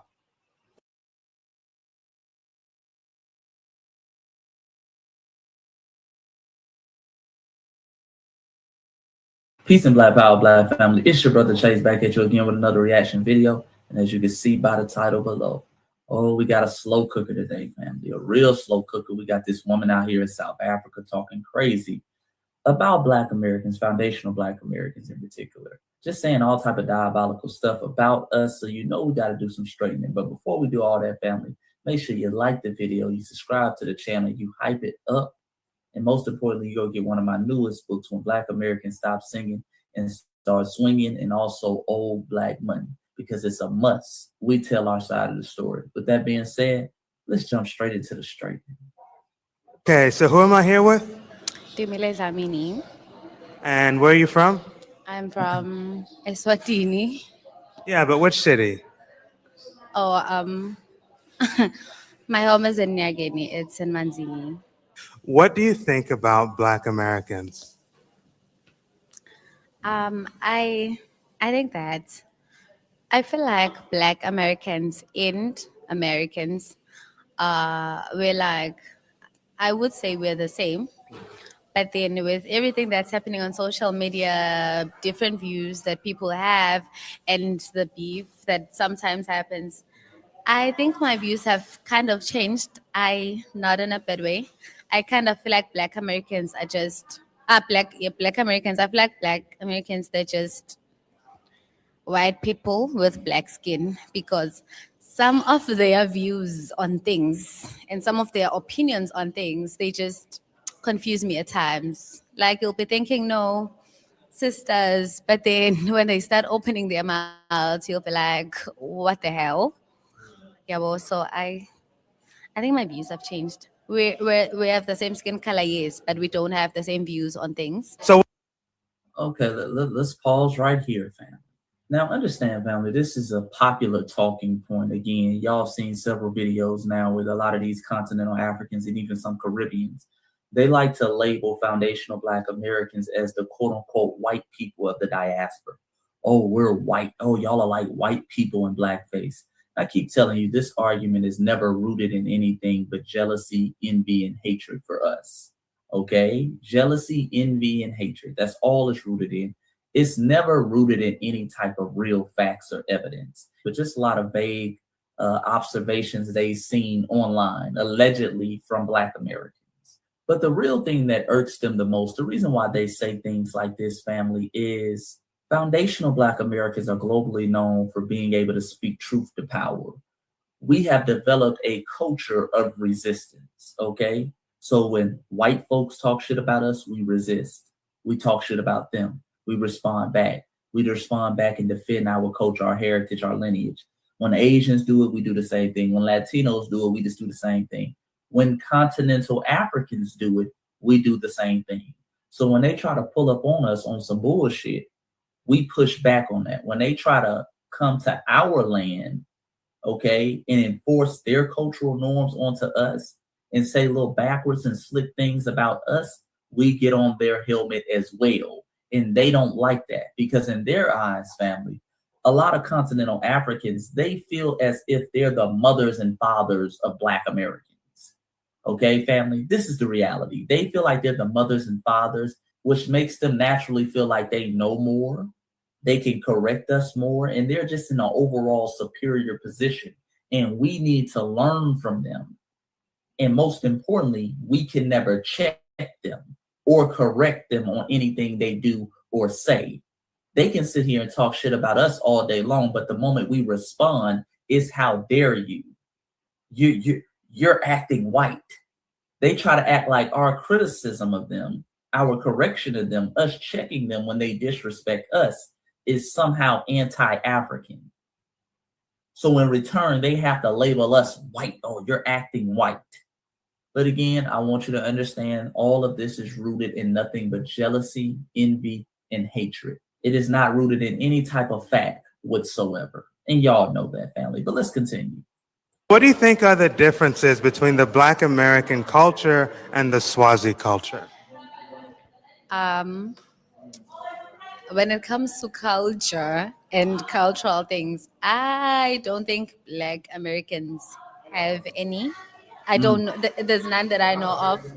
Unlike us, we have the reed dances, we have Bo, Ingala, and everything. I Who? What? Lord. don't know about theirs. What type of music do you listen to?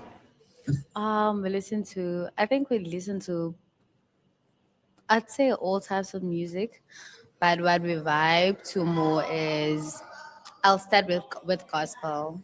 Okay. Yeah. We do listen And to, where does gospel music come from? it comes from all over the world. Like everyone makes it. I do listen to, I listen to Chandler Moore. Yes, I listen to Chandler Moore. I listen to Hill. Is it Hillsong? What? And then I also do listen to our own music. Now, those two artists you mentioned, where are they from? I think Chandler Moore is from. Is it from the States? Not sure. I think it's from the Chandler Moore.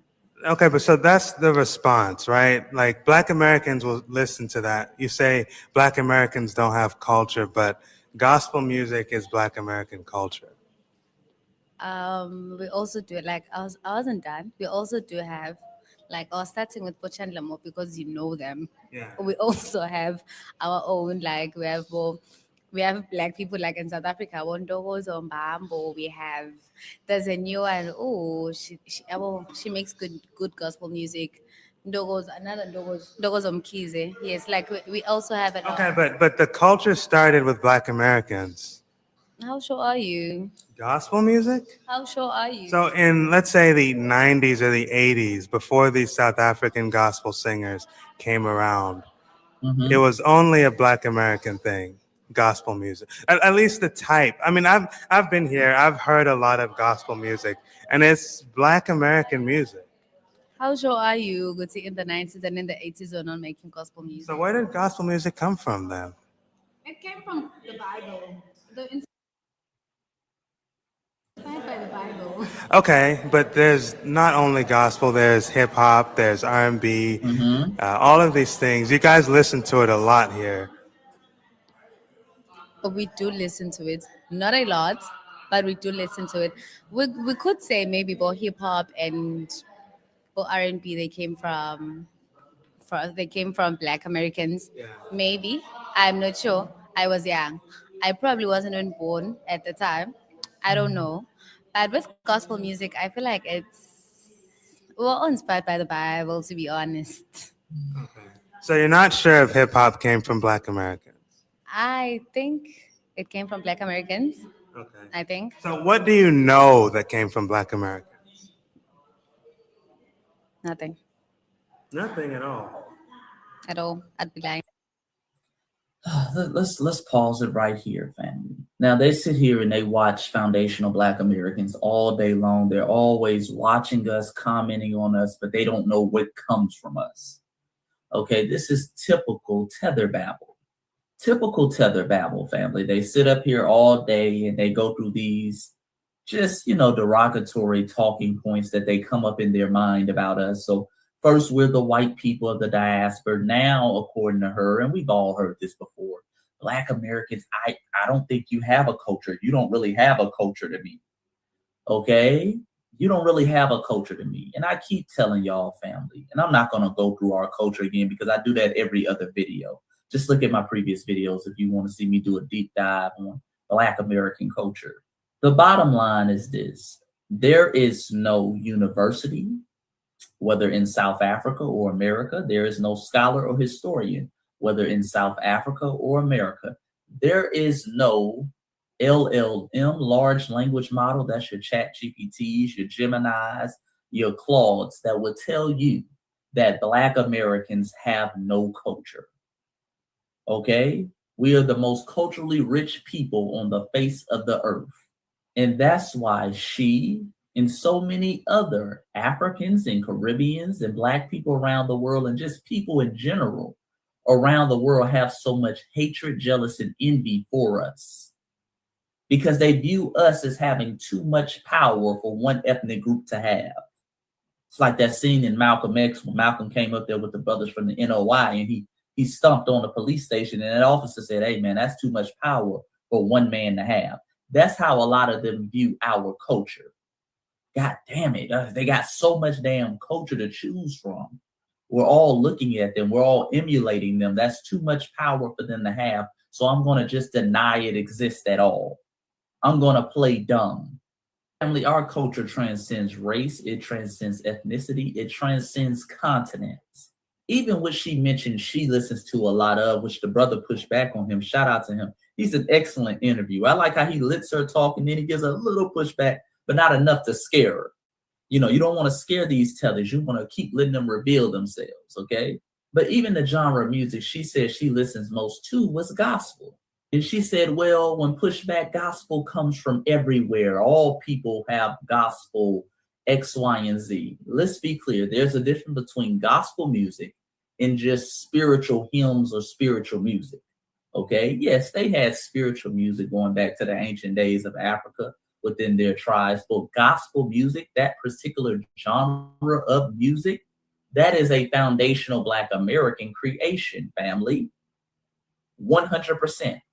Look up and type in on Google, who is the father of gospel music?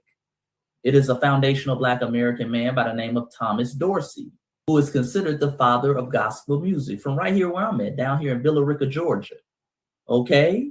You look up the queen of gospel music. It is a foundational Black American woman from New Orleans, Louisiana, who could sing her tail off. Our great ancestor, Mahalia Jackson. We are the mothers and fathers of modern day gospel music in that sound. Not only that, we've had a direct impact in shaping the musical sound of South Africa going back hundreds of years, family. We had foundational Black American brothers like in the early 1890s, like Orpheus McAdoo and his Virginia Jubilee Singers, who toured in Africa like I say, in the 1890s for right around 5 years. That set the foundation for a lot of their early South African musical sounds and styles. I had another brother by the name of Ruben Galuza. Okay, look up Ruben Galuza. He was a famous Zulu composer and singer. He is considered the father of South African choir music. He is also considered the father of Black pop music in South Africa. Family, he received his degree in music in the United States from Hampton University, a historically Black college. He sat under the feet of foundational Black Americans to study music. Understand the connection, family. Okay, he evolved that sound in South Africa and developed their early choir music, their early Black pop music, famous composer out there. You also had the development later on, which became a huge genre of music, which was South African jazz. We know jazz is rooted in foundational Black American music history and culture that was created by foundational Black Americans. One of the early jazz groups out there in South Africa was known as the Jazz Epistles, okay? These are their forefathers or their fathers of South African jazz. They studied and drew inspiration from Arts Blakely and Fats Domino and many foundational Black Americans in the United States. They got their inspiration directly from them. To understand how deep foundational Black American culture has shaped South African music and sound. Even their number one genre of music to this day, a genre of music called, I believe it's called Amapiano, I believe it's called Amapiano, something like that. It's like Zulu for piano, okay, Amapiano. That genre of music, all that is, family, is a mixture between traditional South African indigenous music and foundational Black American music, okay? It takes elements of jazz, it takes elements of house music, which is another genre of music foundational Black Americans created in Chicago. It takes elements of soul and it merges it with South African traditional music. And that is their number one music genre. So again, our cultural fingerprints are all over the South African musical sound. And I didn't even get into our other elements of culture, like our civil rights movement and our Black power movement that directly shaped their Black conscious movement and Steve Biko. I didn't even get into how it was foundational Black Americans like Coretta Scott King, who stood up and were one of the reasons why Nelson Mandela got released. We're not even gonna get into the whole deep dives. I'm not even gonna get into our over 50,000 patents, many of those patents and many of those inventions we see in South Africa today, because that's part of culture. Part of culture is your achievements. I'm just sticking with the music since he brought up music, okay? And understand, even if she didn't know that history of gospel, the bottom line is this. She knows hip hop is Black American culture. She knows R&B is Black American culture. But the name of the game is to deny and deflect and to play dumb. And why do you need to play dumb? Because they view our culture as too powerful to belong to any one particular group. It's too powerful. It's too influential. It's too captivating. So at all costs, don't give them FBA niggas credit for it. And that mindset, again, family, is rooted in jealousy, envy, and hate. Please understand that. But let's continue. How old are you? A lady never reveals her age. Okay. Right, because she can't justify that bullshit that she just said, like she don't know nothing about Black American culture. All right, stop it. So now she's trying to laugh it off, family. Fair enough, fair enough. There was something going on social media, and it was, they're actually complaining about Tyler, saying that in South Africa, she is considered colored, and they got so mad. And I didn't understand, why are they mad? Because in South Africa, if you're like her, you're considered colored. Vele, she is colored when she's in Africa, when she's in South Africa. Also, even if she's in America, we still consider her colored. I don't understand what problem they had with that, because like, she's colored. What is wrong with being colored? And they felt attacked, and they started lashing out. They started talking, and then you could hear like their real views of the things. Could say, oh, we're not actually in this together. They are just not in a bad way. They are just Karens. Okay. Yes. If you know a Karen, Yeah. you'll know. Well, yeah, you got that from America, didn't you? Yeah, she did. If you know a Karen, No. you'll know. Okay. Yeah. Shout out to the brother who's interviewing. Of course, she got that from America, but again, she doesn't know anything about us. She don't know what Black American culture is. Again, this is what these folks do. They're hypnotized with hatred. They sit up there, they soak up all the information from us. They try to walk like us, talk like us, emulate us, okay? Culturally appropriate all of our style, all of our inventions, all of our achievements, and then deny us credit for anything. But let me spin the block and let me address this Tyler situation again, because again, this is a one-sided beef. No foundational Black American is mad about Tyler calling herself colored. No one was mad about that. Here's the reality, and I say it again, family, you can go watch the Breakfast Club interview, which is still up for everybody to see. The reason foundational Black Americans stop fucking with Tyler is because Tyler got her ass on the Breakfast Club. And when Charlemagne the God, our foundational Black American brother from South Carolina, when he asked her very simply, he said, hey, Tyler, explain to me this colored thing. Why are you calling yourself colored? Explain to me colored. Tyler looked at him like this, then turned around and looked at her publicist like, hey, didn't I tell these niggas I wasn't answering these questions? Didn't I tell these niggas I wasn't answering these questions? And didn't respond. And her publicist got up and said, oh yeah, we're not answering those types of questions. So a lot of foundational Black Americans were upset about her dismissal of the question. Her acting like she was above answering race questions in this country. See, we as foundational Black Americans, we stand on business. Okay, if we're more proud than anything, it's being Black. We have songs like Say It Loud, I'm Black and I'm Proud. And we understand that different people come from different cultures around the world. And we understand that y'all don't really use the label Black like that, or the label Black means something different in your other countries. That's why Charlemagne asked her to explain. But when she decided to stick her nose up and not even explain, didn't even want to break it down, a lot of foundational Black Americans said, okay, cool, no problem. I'm not rocking with you because I don't know what you are. Now you're giving me culture vulture vibes. I don't know if you Indian, are you even Black? I don't know. All right. So we said, hey, man, I'm going to step away from it.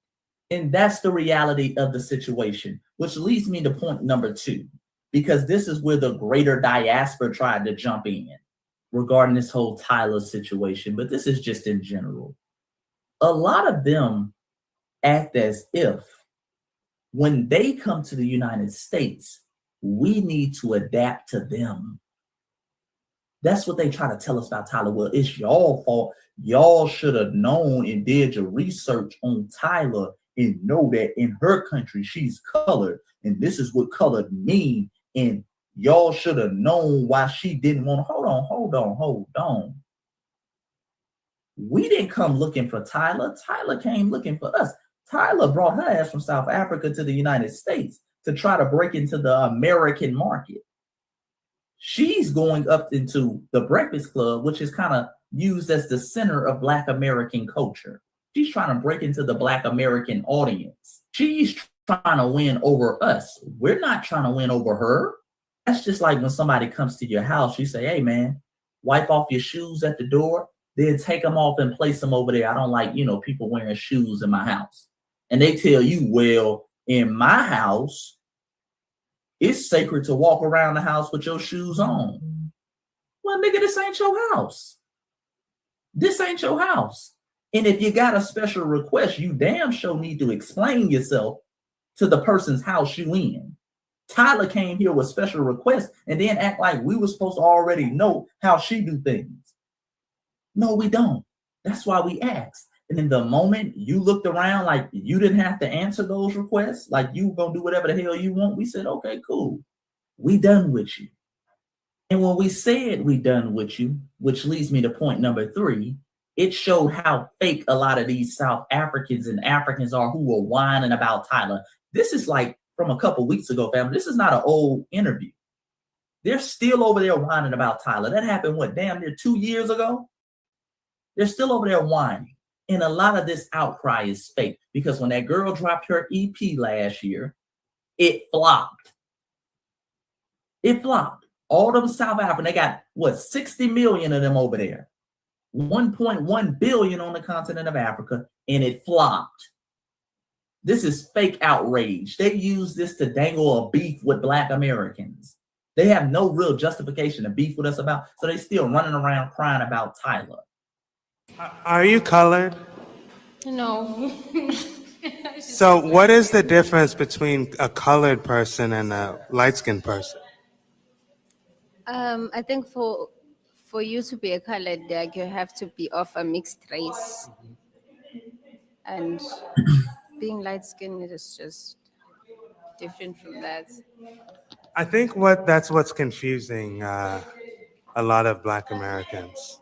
They think that Tyler is just light-skinned, but what makes her colored instead of light-skinned? Before I answer your question, they didn't have a right to attack without getting their facts straight, because Tyler is not light skinned. Tyler is colored. She is of different races. Yabo. So you are considered colored. Maybe if you come from, you have a white dad or a colored dad and a black mom. Even if you're Black, you're still colored. Even if you're dark skinned, you are still colored. You are still considered colored. What was your question again? You answered it. You answered it. Okay. So why didn't Tyler just say that on the Breakfast Club? Why didn't she do that explanation that she just gave? Why didn't she say that on the Breakfast Club? Again, they keep talking about we attacked her. No, we didn't. We asked her a question. We literally asked her, just like the dude just asked you, to explain the whole color thing. Go back and watch the interview, family, on the Breakfast Club. Charlamagne said, hey, man, explain to me this whole color thing. She didn't say nothing. She acted like she was above the question. And it's one thing, again, we don't like as foundational Black Americans, is when people tap dance around race questions and identity questions. We don't like that.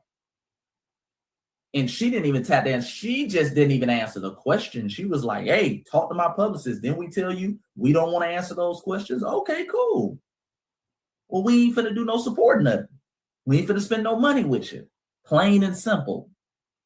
Nobody attacking them. They keep trying to remix what happened. They act like Tyler was on the Breakfast Club and she was going into this TED talk about what color was, and we were just attacking her and not listening to her explanation. She didn't say anything.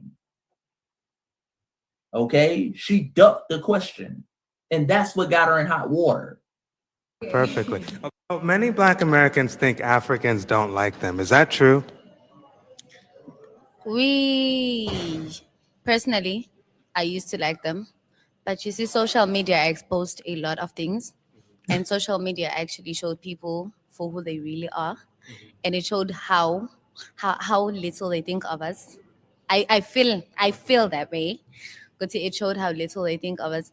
I just feel like, okay, not all of them, because like I can't take one person's reaction or one person's sayings and then conclude on everyone. So I personally feel like with the little people that I saw, I feel like they don't like us like that.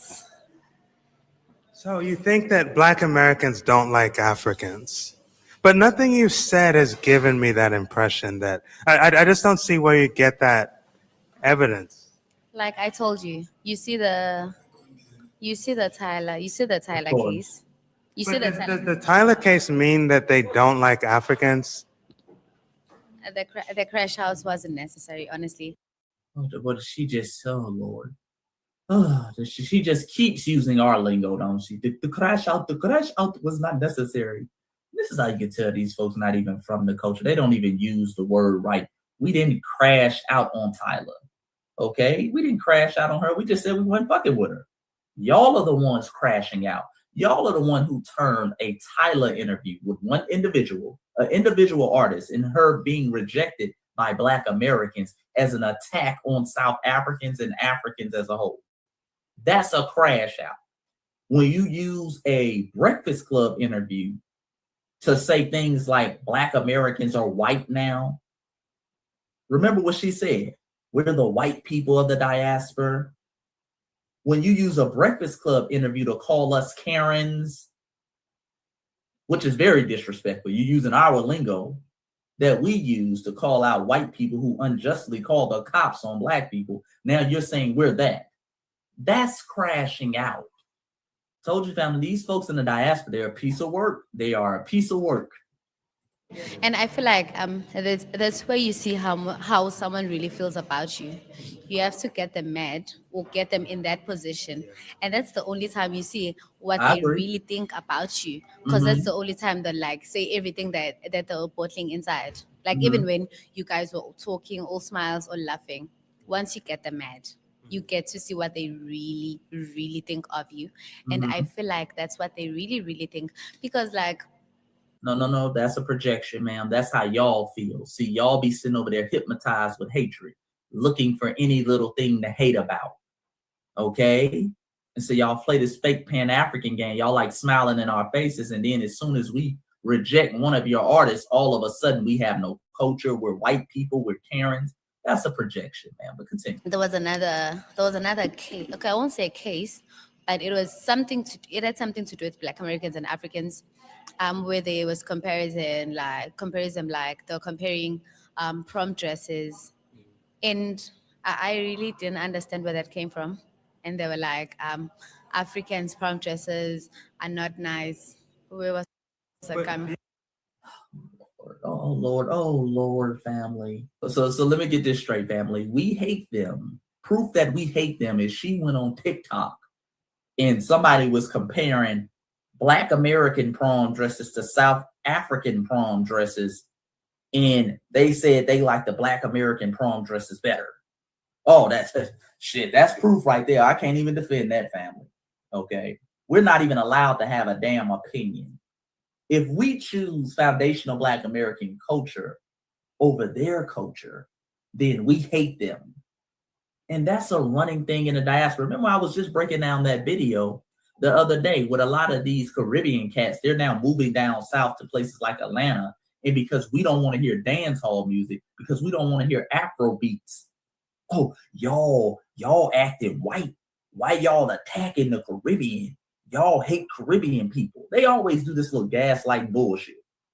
We're not allowed to have an opinion. We're not allowed to just want to indulge in our culture. Okay? That's illegal to them. Okay? And when we do that, then, oh, you're acting white. They have to shame us. Shame on you. You attacking me. Fuck out of here. You guys have prom here? We do. What do you mean? We do. Where did that come from? Probably America. Probably America. From? Yeah. Mm-hmm. I have to do my research on it. Okay, so he put up this little clip. He says, prom is a part of American culture. South Africans have a similar tradition called matric farewell. But they have chosen to copy the American word prom, of course. Of course, that's what they always do. Prom didn't come from America. Where did it come from? I don't know, but I'm 100%. Prom didn't come from America. He asked her where it comes from. Well, I don't know. How the hell you know it don't come from America? Boy, the mindset of these people, family. It didn't come from America. So, a lot of Black Americans think that Africans are obsessed with Americans. Is that true? I feel like Americans are obsessed with believing that they set trends when they actually do not. I can't tell by this interview. Oh, let's just count, family. In this interview, she's used Karens. That's a word coined by foundational Black Americans. She's talking about crashing out. That's a word coined by foundational Black Americans. She's sitting over here talking about, well, we have prom and this and that. That's a word they got from Americans. Sitting over here talking about her favorite genre of music is gospel music. That was started by foundational Black Americans, and the mothers and fathers of it are foundational Black Americans. He's going on and on about the Tyler interview that happened on the Breakfast Club in New York City. New York is in America. She ain't talking about no other interviews with Tyler, but that Breakfast Club interview in America, because that was her coming to fame. Okay, that's all they care about. Oh, you made it to America, you made it big. See, you, ma'am, you know we are the trendsetters, and there's nothing you can do about it because we're the trendsetters. We're the locomotive. We're the train that just keeps on churning, and you're actually, ma'am, the speed bump. See, removing y'all out the picture doesn't stop our motion. It doesn't stop our ingenuity. It doesn't stop our creativity. Okay? It doesn't stop us from being world renowned. It actually empowers us. It speeds us up because many of you act as a speed bump to slow us down every time we get churning, to throw salt on our name. So removing you out the picture actually makes us work more efficiently, makes the drive more efficient. Okay? Makes our trends even stronger. And that's why you hate us. But let's continue. At this point, you could be sleeping on a random day and you'll get Americans telling you that, no, I'm a piano started in America. I wouldn't even be surprised because they're literally entitled to everything. They feel like every trend was set by them. They feel like it's a true hater by them. Every trend was set by them. Oh, this is a true hater right here. Oh, she hypnotized with hatred. trendsetters of like literally everything. Like something's gonna come up, something really nice, and I'm like, no, this came from America. Chill, just calm down, calm down. Okay. Now, would you ever date a Black American? If I like him, yes. Oh, I would. If I like him and I'm not in a relationship, I would probably, yes. What do you think the differences would be in that experience between a Black American guy and a Swazi guy? I really wouldn't know because I only know the Swazi guys. Yeah, boo. So I wouldn't know. And I don't think social media shows that much of it. Like when it comes to the relationship part. Yeah, I wouldn't know. Okay. Now, if you had to pick between a Black American and a white American, which one would you pick? Uh-oh. I think I'd pick a white American. We already have enough Black people in the country, so I'd pick a white American. Wait, again, you have enough Black people in the country? Of course, like if I want a Black man, I'll get a Black man I can get a Black man in country. Like we have them, so I'd take a white American. So what do you think is special about white men? I feel like they're more. I feel like they're more gentle. I feel like they're more gentle. They're more kind. Yeah, that's how I feel. Have you ever dated a white guy before? These folks didn't rape, pillage, and colonize your country, and you talking about gentle. Lord. Ever dated a white guy before? Kind of. Did he just smash and leave? I don't do that. I don't do. So what happened? It was good. It was good. He was kind. He was kind. He was generous. He was caring. A bit racist, but yeah. Oh, you have to explain that part. How was he racist? I think he felt like Black people are like they're like crooks, and Black people are always out there trying to get someone to mug or something. Like for example, I'll be stepping out of the car and then he'll be like, no, you should watch your wallet, make sure your money is with you. And I'm in Babane, like, come on. Where was this guy from? Where was this guy from? I think it was from Spain. And the funny thing is, in Spain, they mug people all the time. They pickpocket all the time. Yeah, that's. I literally told this guy, I was like, every place does have people who mug people. Yeah. Like every place does. Every place has toxic people. You can't just say no. In Africa, the crime rate is what. Every place has crime. Like there's no place that doesn't have that has like 0% crime. I don't know of it, but there's I think a very small percentage like in the world that has like 0 crime rate. So that's what I told him. I told him like even in Spain you can get mugged. It's not only in Swaziland. Was that white guy you dated rich? He was. Yes. How rich? Very rich. How generous was he? Very generous. He was generous is an understatement. How old was he? Oh, he was almost my age. So like 50? No, I'm 50. Oh, come on. And he was not very old. He was not very old. How much generosity does it take to impress you? You have to be very. Like how rich? How rich? Yeah.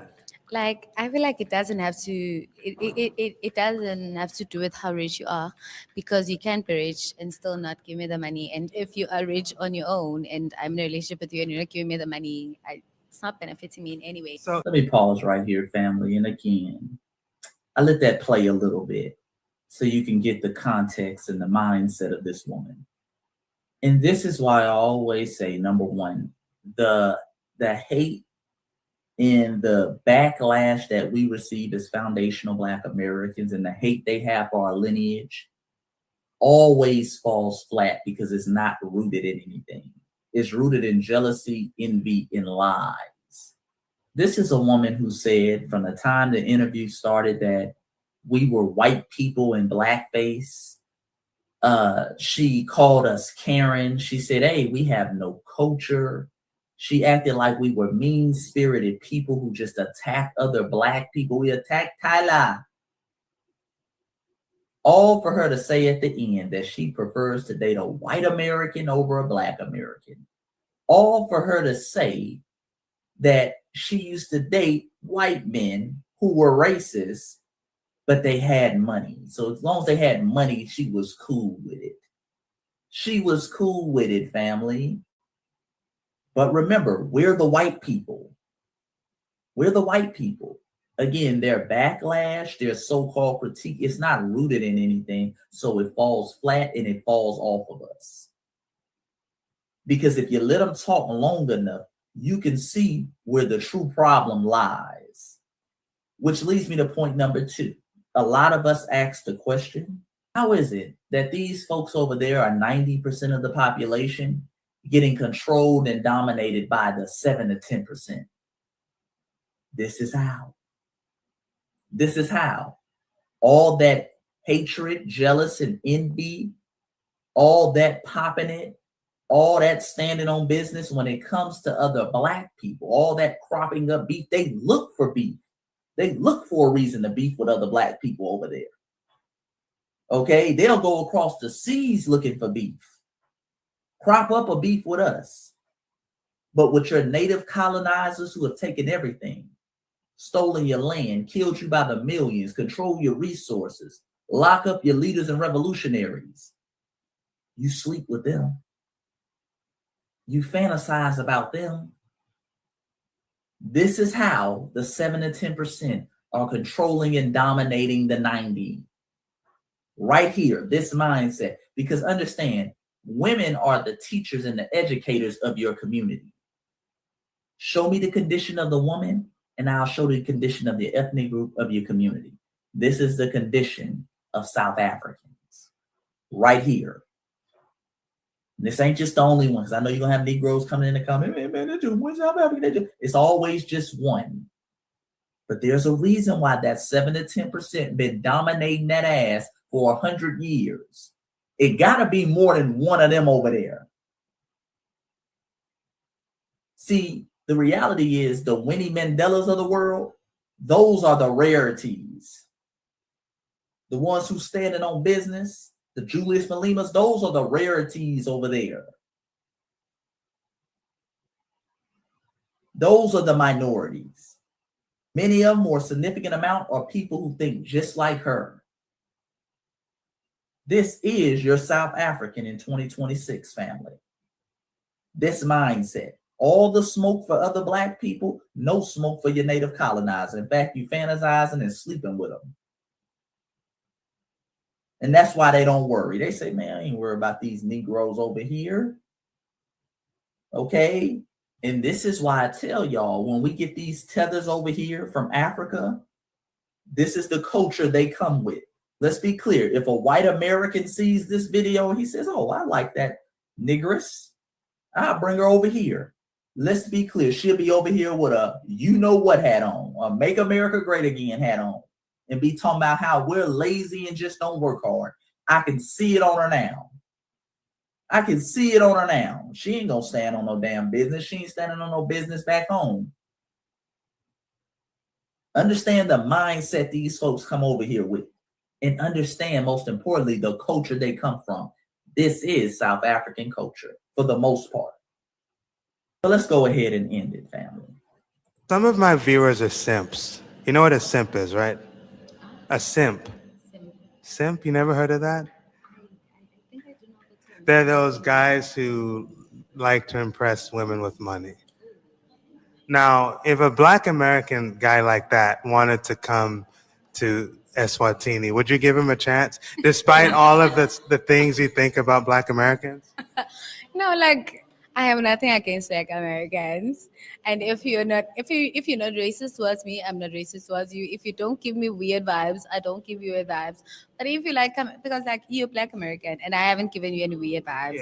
So like if you come with a neutral vibe, we good. But if you come with your Americans came with this, Americans came with that, we gonna fight. Or we gonna fight. That was fantastic. Thank you for answering my questions. Thank you. So let's summarize again. If you're a Black American and you want to be with her, you got to come with respect. Okay, you have to come with a good vibe. You have to respect her people, X, Y, and Z, and you got to have some money. You got to have some money. But if you're a white dude, if you descendants of the people who colonized her land and continue to whoop her and her people's ass to this day, who have 90% of the people living in shanty towns and slums, while that 7 to 10% control the resources of the land, you can be racist. You can disrespect her people. But as long as they have money, and most importantly, as long as they got that complexion, you good. You can't make this shit up, family. You can't make this shit up. But remember, we're the white people of the diaspora. We're the Karens. Understand, we ain't the white people. We a phenomenal group of people. Because these other groups around the diaspora that y'all keep thinking are revolutionary, that y'all keep thinking are fighters and warriors, they ain't. Many of them are not. Unfortunately, it's a minority of them over there. And a lot of times we see skin folk and we think we have some type of numbers. Oh man, if you go to Ghana, it's a whole bunch of y'all over there, man. The police look just like you, but they on some scamming bullshit too. They chopping too. They selling and they in on the corruption too. That's the reality. White folks get over there, they start bucking their eyes and making them the chief of the village. You got skin folk over there, but not kin folk in your struggle. Please understand that, foundational Black Americans, and let this video be evidence that you are a phenomenal people. The mindset we have, that revolutionary energy we have, the fact that we've been in the belly of the beast and we still stand 10 toes down, we still fight systematic white supremacy, that the names we label these devils are known around the world, even by our haters. We got these haters over here, foundational Black Americans, calling white folks Karens based off what we labeled them. You known globally for standing on business. And we're going to continue to be known globally for standing on business, family. Because this fight ain't over until we win. It's your brother Chase. Drop a comment in the comment section. Tell me what you think. Make sure you like the video, subscribe to the channel, hype it up for your boy. And go get my 2 newest books, When Black Americans Stop Singing and Start Swinging, and Old Black Money. And if you already have them, family, please, please, please do me a quick favor. Click that link in the bio and leave a review for your boy. Leave a review. It's so important, man. That helps spread the word. But until next time, family, I hope I went too long today, man. Y'all know what it is. It's your brother Chase. Peace and Black power. Foundational Black Americans. You're phenomenal, phenomenal people. Don't you ever forget that. Salute.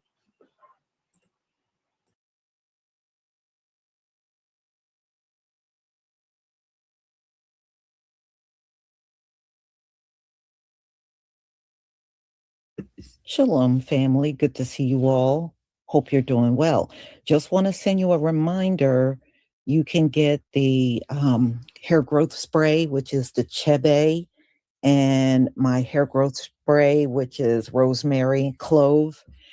And that is 25% off if you want to get that over on Etsy. All right. So, everybody, we're going to talk about the farmers. And I don't feel bad for these white farmers. They were the ones that ran out and voted for Donald Trump. They voted against immigration and ended up losing 100% of their workforce.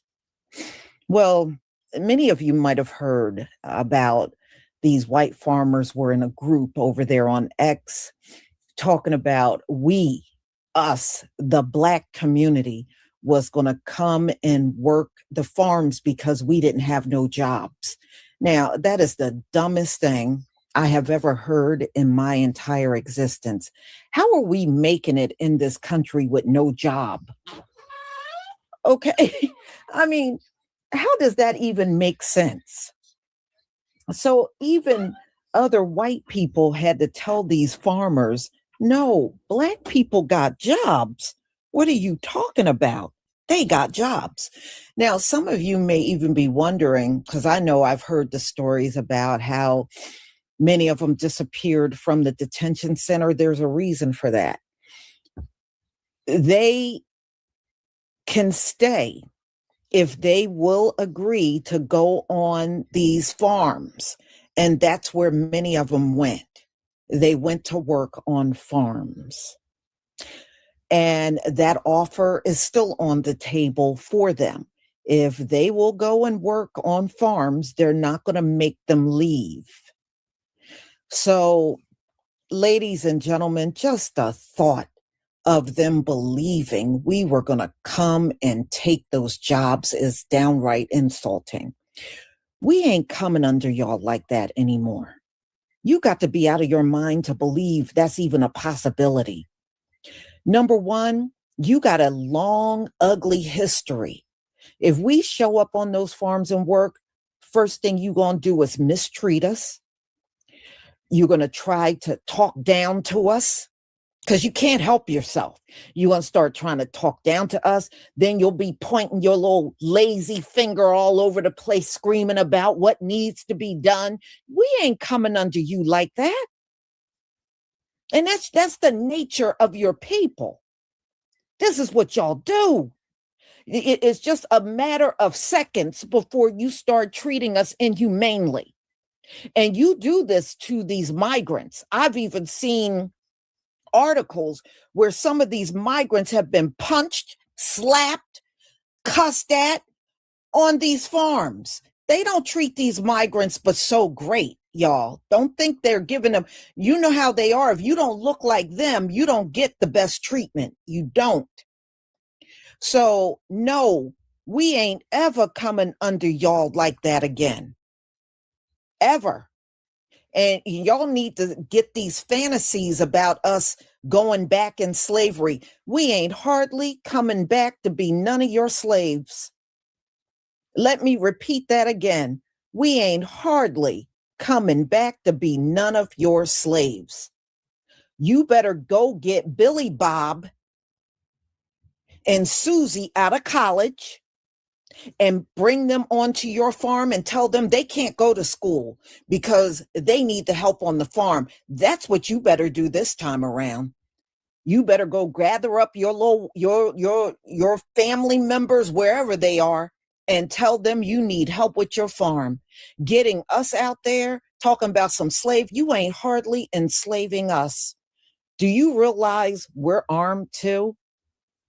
And if it comes down to being your slave and surviving, we gonna survive.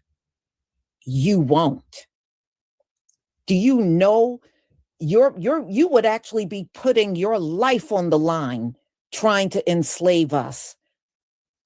If you think this is going to be a repeat of the 1600s, you got another thought coming. I'm just letting you know. Enslaving us is not an option for any of you. Not an option. So y'all, let me go ahead and share my screen so we can get started.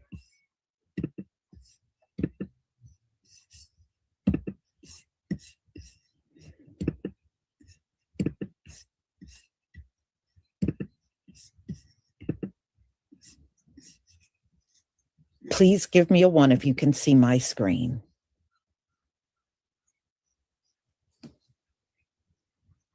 Okay. I don't feel bad for you because you did this to yourselves. You ran out there and voted for Donald Trump. Donald Trump spoke all over the campaign trail about mass deportation. And many of you knew 100% of your workforce were illegals. What the hell did you think was going to happen? So you do this to yourself, but it's Black men and women that should come to your rescue? Are you insane? No. That ain't gonna happen. So since you did this to yourself, you get out of it the best way you can without us. Period.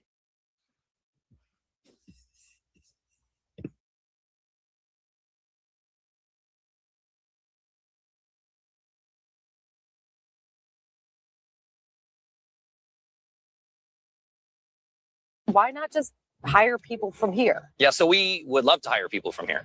The reality is we can't find the numbers of people here. We're in a rural area, number one. Number two, this is hard work. It is difficult work. And there are lots of people that are not willing to do it. There is a clear directive from the administration that they want mass deportation. That is impacting then our labor force. Is that what I'm understanding? It's absolutely impacting the labor force, and the president said so himself. He said the aggressive raids are hurting our farmers. Somewhere between 50 and 60% of our farm labor workforce is undocumented immigrants. If we were to deport them all overnight, then that's 60% of the workforce. That means higher prices for them at the grocery store. You truly cannot make this stuff up, bro. To address farm labor shortage, Trump administration turns to migrant workers. Not a headline that I would really expect to see, right? But it turns out that because there is a labor shortage in the agricultural sector here in the US, aka farm workers mostly, the Trump administration has just made it cheaper for American farmers to sponsor and hire H-2A agricultural workers. For those of you guys that do not know what H-2A is, it is a temporary work visa program. Yes, you heard that right. Visa program under this administration that they're facilitating so American farmers can basically hire folks from other countries that want to come work in their farms here in the US temporarily. Of course, there's a shortage because number one, the immigration raids and Trump's overall immigration policy has scared people away from working on many of these farms, right? But number two, we know that most natural born American citizens that claim to be the most hardworking, those that claim we're stealing their jobs, would never work. These extremely difficult, extremely demanding, and extremely important jobs that keep the US economy running and keep you and me fed with groceries in our stores. So to help alleviate this labor shortage, this administration has adjusted how wages are paid to H-2A farm workers, right? Lowering them between $1 and $7 depending on the state. Farm owners can now also include housing as part of the compensation package they provide to guest farm workers. Many farmers have celebrated those changes made to an increasingly popular visa program, as I told you guys, H-2A, noting the difficulty in hiring American workers and tough economic conditions for the industry. Now, it's important to note that the United Farm Workers of America have filed a lawsuit against the administration for this reduction in wages of H-2A workers. They argue that the rule will adversely harm American farm workers by lowering their wages as well as pushing them out of the labor force entirely. And it is true that the H-2A program has historically had issues with exploitation, human trafficking, labor trafficking, all that stuff. But many people from places like Mexico, Central America, Jamaica, a lot of different countries take that chance and they enter this program to come work in the US temporarily because they earn their income, even if it's lower, in US dollars, and then that translates to more money in their national currency, right? Isn't it crazy how they love us for our labor? They love Latinos for their labor. They love immigrants from other countries for their labor, but they don't love them for anything else.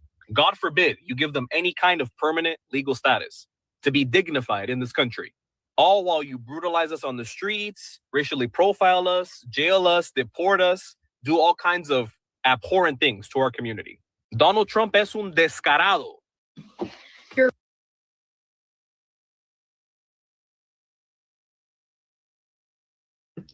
You know what? He's full of shit. Oh, but I thought y'all be boasting that you got a country. You got a country you can go to. Well, then go. If you feel like, oh, they're mistreating us, they're doing this, they're grabbing, they're profiling, go home. Go home. Don't y'all be boasting all the time about, I got a country to go to. I got a country. Don't y'all be saying that? Then why are you sticking around for the abuse then? Dummy. I don't feel bad for you. Go home.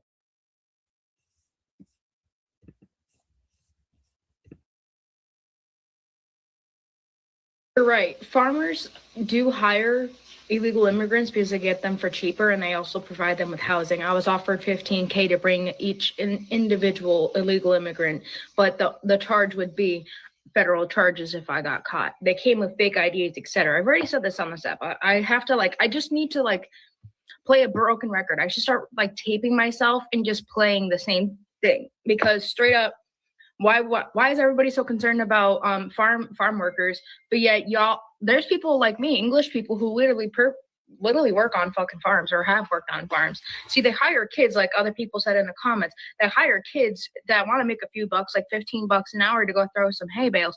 I was one of those kids who threw hay bales, who did all that shit, who scraped cow shit, etc., horse shit, etc. I did all that.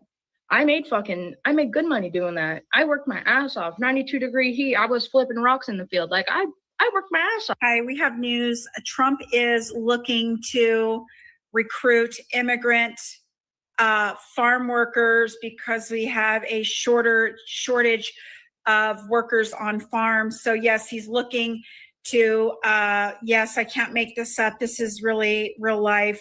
Apparently they deported so many farm workers that they're now reaching out to migrant farm workers. As usual, another one of Donald Trump's stupid failed policies blew up in his face, and now he's trying to just pretend it didn't happen. Because when he first started his mass deportations, just like experts predicted and like we all said for months, it's going to raise unemployment. It's also going to cause prices to go up and cause food shortages because half of our agricultural workforce are migrants. And of course, somehow, because us dumb average people here on TikTok are somehow smarter than the genius businessman, we now also have massive labor shortages, which Trump is now trying to replace with migrant workers. He's making it cheaper to hire migrant farm workers on temporary visas under H-2A. So hilariously, after the Republicans for decades claiming that immigrants are taking our jobs, Trump got rid of the jobs that the migrants were working, and now he's actually replacing American workers with cheap migrant labor, making it so they can forcibly be paid less, too. It's displacing farm workers that have been working in the fields and putting food on their dinner tables for decades, bringing in a workforce that is even more vulnerable to abuse. But this has been going on in the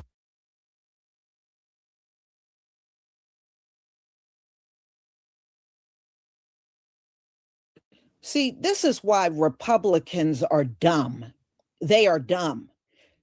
If you go look at Mar-a-Lago, do you know all of Donald Trump's workers are immigrants? Everybody he hires for Mar-a-Lago are immigrants.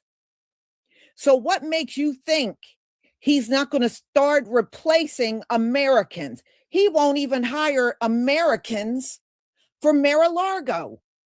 He won't hire any. Everybody's a foreigner. So if he's doing that, what makes you think he's interested in hiring Americans? And on top of that, Donald Trump got a history of screwing people out of money. So you think a person like that is going to look out for American workers and make sure you get a good income? Hell no. Hell no. This man don't even want to pay the people that are working for him. He ain't going to make sure you got some job with some good wages. It'll be the exact opposite. And for y'all to vote for this man believing he cares about you, he don't give a shit about none of y'all. But see, now many of them are slowly getting it. When you go on TikTok, you see more and more of them on videos leaving MAGA, leaving Donald Trump. But what took you so long? Everybody knew this about Donald Trump. Damn, kind of slow there, huh? I guess that's part of having a high IQ. You kind of slow.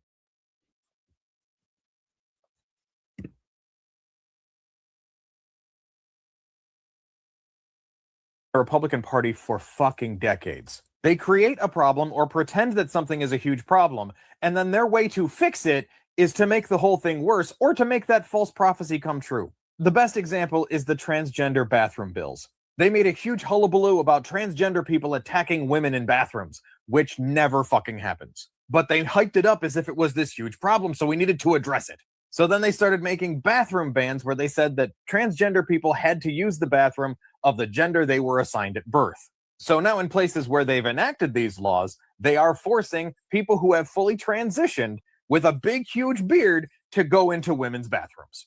Hey presto, they suddenly created the problem that was not there to begin with. So just to recap here, Republicans have been claiming for years that Democrats are coming for your guns. And the only president who said he advocates taking away people's guns without due process is Donald Trump. The Republicans have been claiming for years that every Democrat is a pedophile, yet the people who are overwhelmingly in the Epstein files with Donald Trump as the ringmaster are Republicans. It's also the Republicans who keep crashing Grindr and keep getting caught for soliciting young teenage boys. The Republicans have been claiming that Democrats are the party of war, yet Donald Trump is starting wars with everyone all over the fucking planet. They claim that Democrats want to raise taxes as Trump cuts taxes for billionaires and raises them on the rest of us. And now we've come full circle with their hypocrisy yet again, as they are hiring cheap migrant labor in order to take American jobs. In breaking news, Brooke Reynolds, the agricultural secretary, said we have to combat the lack of migrant workers by hiring migrant workers.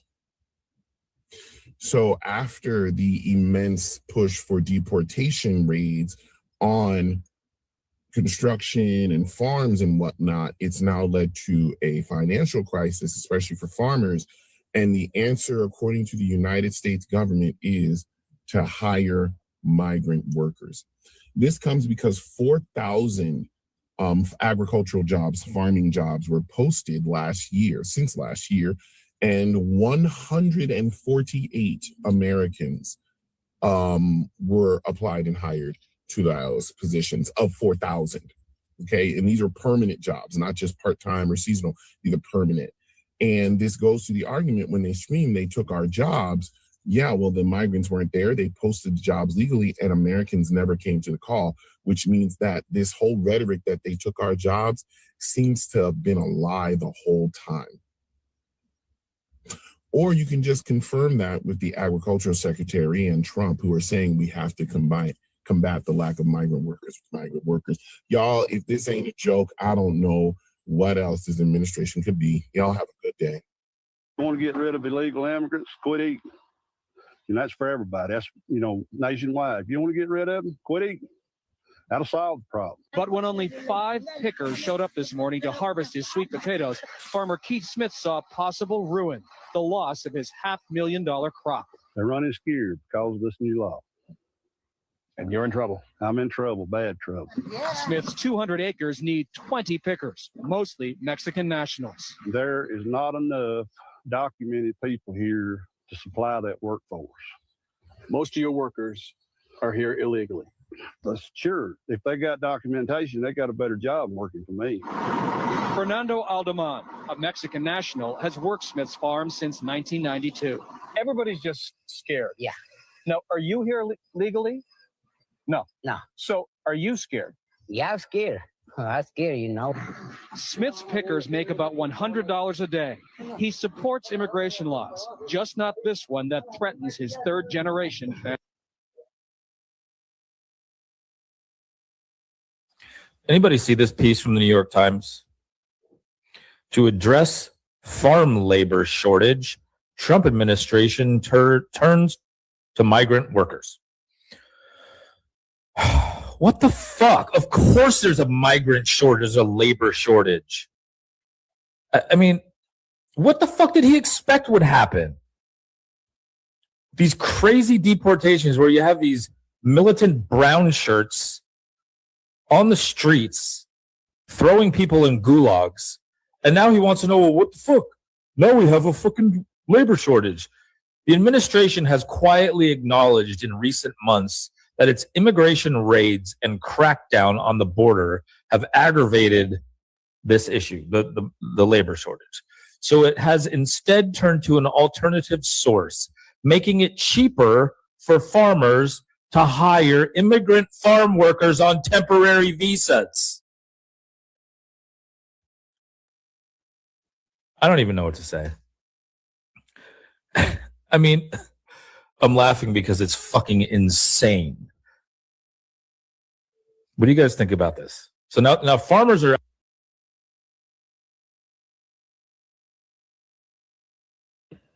Well, yeah, it's insane because they created the problem.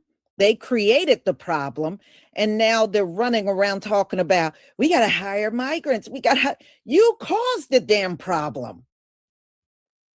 See, once again, this is the Trump administration doing things and not thinking things clearly through. Why do you think this war has been a disaster?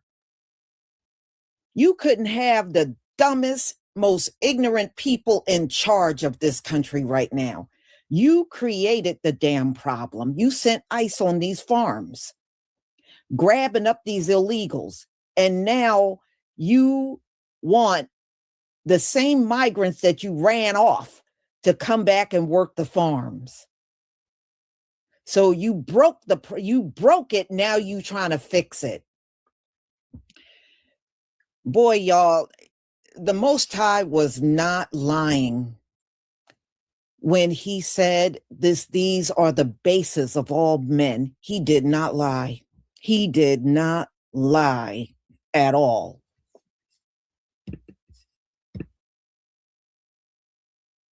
We're actually celebrating these changes because they're making it cheaper.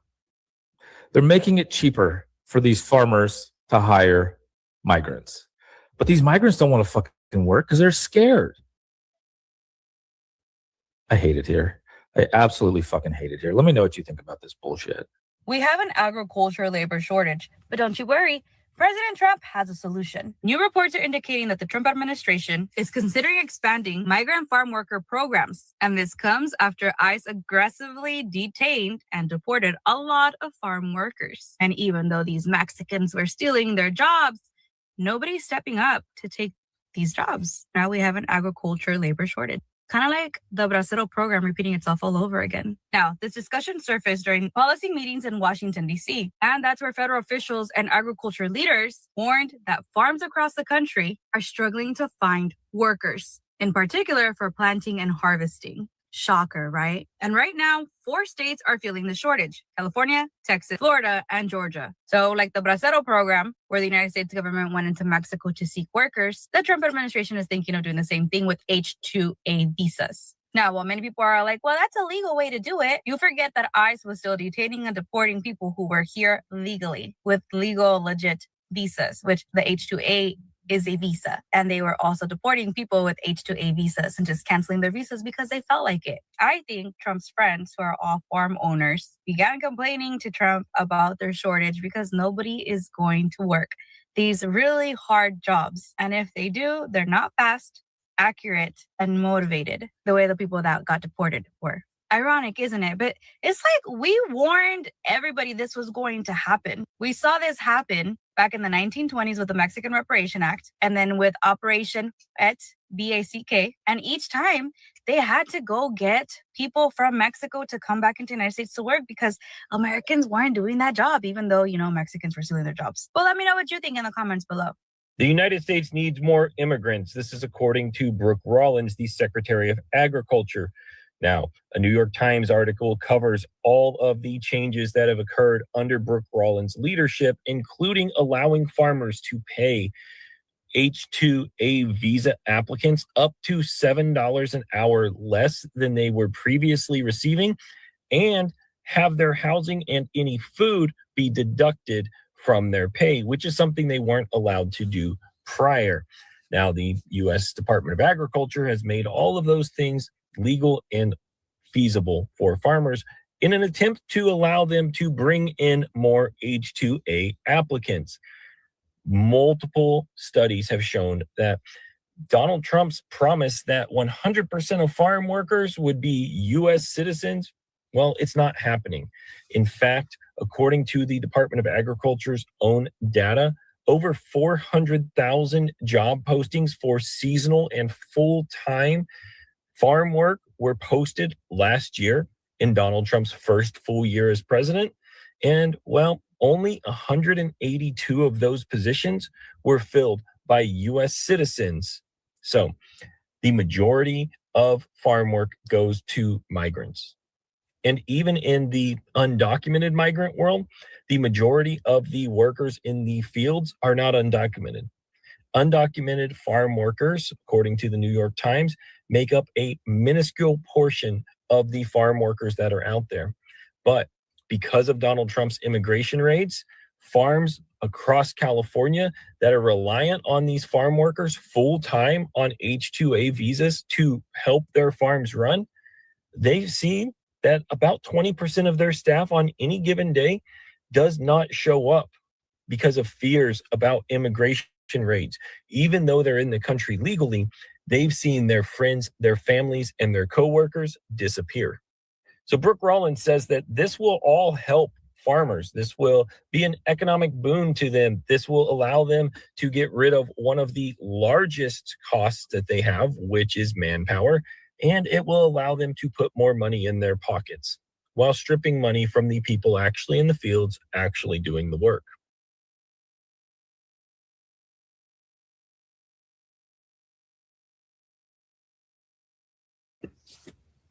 So y'all, let them all go down together. Workers, farmers, all of them. I don't care. You know, Trump administration, well, we already watching them fall to the bottom of the abyss. We're watching it in real time. And now these farmers, you know, don't feel bad for them. Most of these white farmers got stolen land that they took from black farmers. Never forget that. And that land is still there. It still exists. And they got it. And many of them got it for free. Didn't have to pay a dime for it. So at the end of the day, this judgment was bound to come. It was bound to come. And look, y'all, at the end of the day, look at how they got things set up. Remember, they were the slave catchers and would drag, whenever they could catch us, they would drag us back to these plantations. Now, look at the irony. This is why, you know, a lot of these Latinos are facing judgment. Look at what's going on. Donald Trump himself came out and said most ICE agents are Latinos. And what are these Latino ICE agents doing? Running down their own people. You can't make it up. Judgment is here for all of y'all. It really, truly is. And the war is also showing you too. America can't even win. It's showing you all of the world is under judgment. Look at the Straits of Hormuz. You got all these ships and these countries that desperately depend on the oils and goods, and they can't get none of it because of Trump's blockade. So yes, the judgment is real. The judgment is here, and it will not get better for any of these nations out here. Not now, not ever. So y'all, I'm going to go ahead and conclude. Thank you so much for being here. I am working on a few more lives, and you should see those within the next few hours. Shalom, family.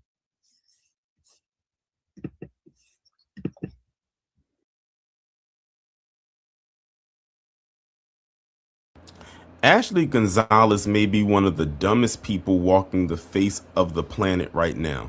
Now, we all know how staunchly anti-black she is, but I think to be anti-black, there's also a level of low intelligence that has to go with it.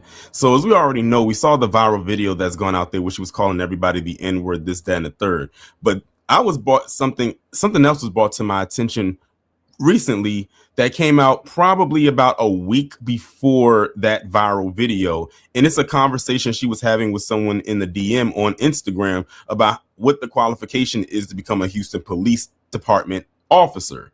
And I'm going to insert the video right here and listen to what she says, and then we're going to discuss. Nerd, but now we got to do everything online. The crowd, like if yeah, so everything is a bit weird now. I guess like how you said, everything's now digital. I didn't know that. Whenever I went, it was like I think I went in person, but regardless, I think I was still supposed to schedule an appointment with them. But I fucked up because I didn't schedule one, so I just walked in. They're like, "Yeah, nah, try again." Yeah, so you just schedule your appointment in. As far as like SWAT, there's so many other divisions like you can pick, but the bare minimum is their minimum requirement is like 3 to 5 years being patrol. It just depends what you try out for. Like for example, if you're trying to be a trainer, the one that trains like other officers, that's like 2 years. But if you're trying to be like their tactical team, that's like 3 years, or like for SWAT or like higher shit, they might just bump it just because so many people want to do it. And then apart from that, I mean, SWAT, you don't just send in your application and expect to, get in. Like you actually have to go through like their mini boot camp, like the whole 9 yards, right? They got to interview, kind of like MARSOC. They interview you, and if the crowd, like if the group fucks with you, they pick you. If not, then you're like sorry. But yeah, just I don't even think you need a resume, honestly. They give you, so it's gonna be like a fucking 30-page application where it's like all about you. They're gonna run your record, see all the tickets or whatever you have. They're basically just gonna run your record. Just they're gonna ask for 5 years of people who've known you for like more than 5 years, like recommendations, just stuff like that. If it's the same application as mine, that's exactly how it was for us. Just be truthful about most of it. I mean, well, about all of it. For example, like if you smoked weed in high school, like say, like, hey, have you ever done drugs? Yes or no question, right? Like no, like nobody's a saint, you know what I mean? You make mistakes, you're an adult now. Like, yeah, I smoked weed when I was in high school, I did it once, I stopped, that's it. You know what I mean? Like that's all they're gonna ask you. But if you say yes to in the packet, make sure to say the same answer when you go to that lie detector test, because there's a lie detector test too. So y'all just heard that exchange right there. First of all, the person who she was having a conversation with, I don't think she knew who this person was. All they said is that they was in the Marines, or they were a former Marine, and they were asking her, how do you get a job in the Houston Police Department? And to me, it sounds like she told way more than what she was supposed to say. Like she should have kept it real simple, but then she started going in about the lie detector test, the qualifications and all things like that. But the way that she went about it was crazy. And if you listen to the voice, the first person who speaks, that sounded like a black man that was asking her the question. So this could have easily been a setup thing to see what she was going to say. He probably wasn't expecting her to go into all of this. And then it was like, okay, we got her. Now we're going to hold on to this. And what are the odds that this comes out after what she said in that viral video? I'm telling you, I think the people down there in Houston are letting it be known. And I don't know if this person is from this person has to be part of Houston, because why would they ask about the Houston Police Department or something like that? The people down there in Houston are on her ass, because from what I was reading in the comments of the video that I did about her, they said the people in Houston are not letting up, and I'm so glad that is indeed the case. This woman is not smart or bright whatsoever, and it's pretty obvious. And they just allow her to be all up and through that police department. But that's not so surprising, because a lot of people, and I'm not going to say every last person in the police department, because that would be absurd, but there's a lot of people in the police department who think and act just like her. They have the same mindset that she has. They have the same personality that she has, and they maneuver the way that she does. That's why I said they need to thoroughly investigate her background of all the black people she had an encounter with while she was a cop. for the Houston Police Department. I don't care if she has been relieved of duty. They still need to investigate and see what her past is like. It's pretty damn obvious that this woman had issues, probably in the side of that department and with those outside of it. So for her to be in that position is absolutely insane. But the part that really made her cook herself with this is not the mere fact of her telling him what is going to happen when it comes to the process. She basically exposed her department that she at this point used to work for, telling him that the bar to get into the department is low. Like, it's a no-brainer type of thing, and you don't really have to do much in order to get in. That's going to look and reflect badly on the department, whether or not what she's saying is true, because it could possibly be true. Going back to what I was saying, a lot of these things, the qualifications are very low. Even if that was true, that was not her place to say something like that. And then on a public social media domain where anyone can see this, which how I got it, because someone tagged me because I didn't know it existed until today on the 23rd of April. They now know that. Does she not think that's not going to get back to that department? I think at this point, if she had any chance of thinking she was going to go back into a department or any police department to work, that opportunity has come and gone, and rightfully so. Because after going viral for that video that she did, she should have definitely be gone. And this right here should keep her ass out, in my honest opinion. You don't tell nobody something like that and then had the nerve to say in a recording. So it's not like she could lie and say, oh, someone hacked my account and type that in. No, that's her voice telling him. Almost 3 minutes. Out of everything that she said, the thing that's going to mess her up was basically saying that, oh, the bar is low to get in this department. Pretty much anyone can get in hell because I got in. I mean, she's telling on herself right there that she didn't even think she was qualified. And she still got in. She's probably shocked that she got in. That's why she's telling them that. Like, is this, and this. I got in and I didn't have this and this and this. So it should be easy for you. And also, too, remember, she was in the Marines. The guy told her that he was in the Marines in the text, in the message that he typed out. Who's to say that if he does apply, but there's some issues that she's going to probably vouch for him because he was in the Marines, the same branch of the military that she was in.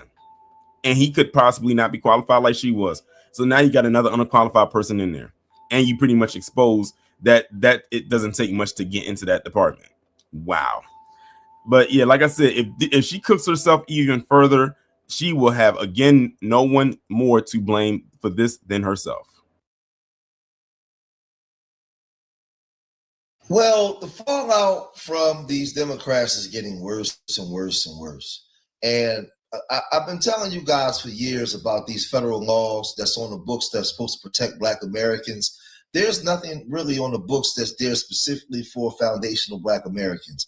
It always been for people of color and jurisdiction thereof, or all race, creed, even though we were going through what we were going through. So when Donald Trump got up there and he said, well, we know what the 14th Amendment was, when they wrote it down in writing, we know what they wrote.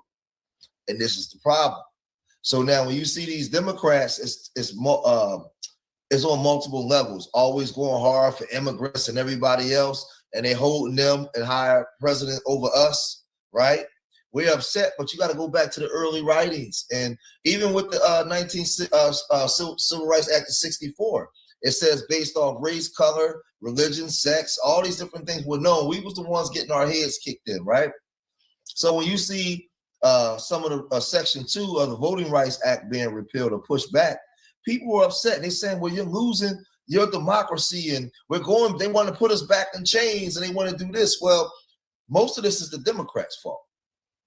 Because when Black Americans started to push back on them, the way that they move in their policies and everything else, you guys told us to shut up and told us to be quiet. Now, when you look at a lot of these districts, when they was redistricting, a lot of these Democrats that was coming out of those districts wasn't for the grassroots Black people. They was fighting for immigrants. They were fighting for a whole bunch of different things. Now, remember, we're going into the 2030 agenda, and everybody wants a piece of the pie. Everybody wants to be out in the open and be able to live in society without judgment, right? And so whites are saying now, hey, We can't do things based off of race. That's discrimination. Right? That's discrimination, knowing that there's never been recompense for what happened to black people. But how can you have recompense for what happened to black people when you got Democrats fighting for everybody else? So there's a confusion going on.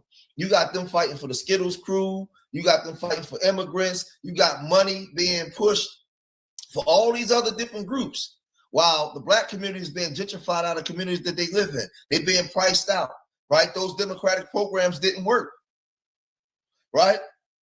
So now there's a reset to start all over. And the Confederates, they want the South back, right? They were saying that there was unfair gerrymandering going on amongst Democrats in order for them to win. So now they're saying that they want Alabama back, Mississippi. They want all these states back. Because in California, Illinois, New York, the Democrats is running wild. That's what they're allegedly saying.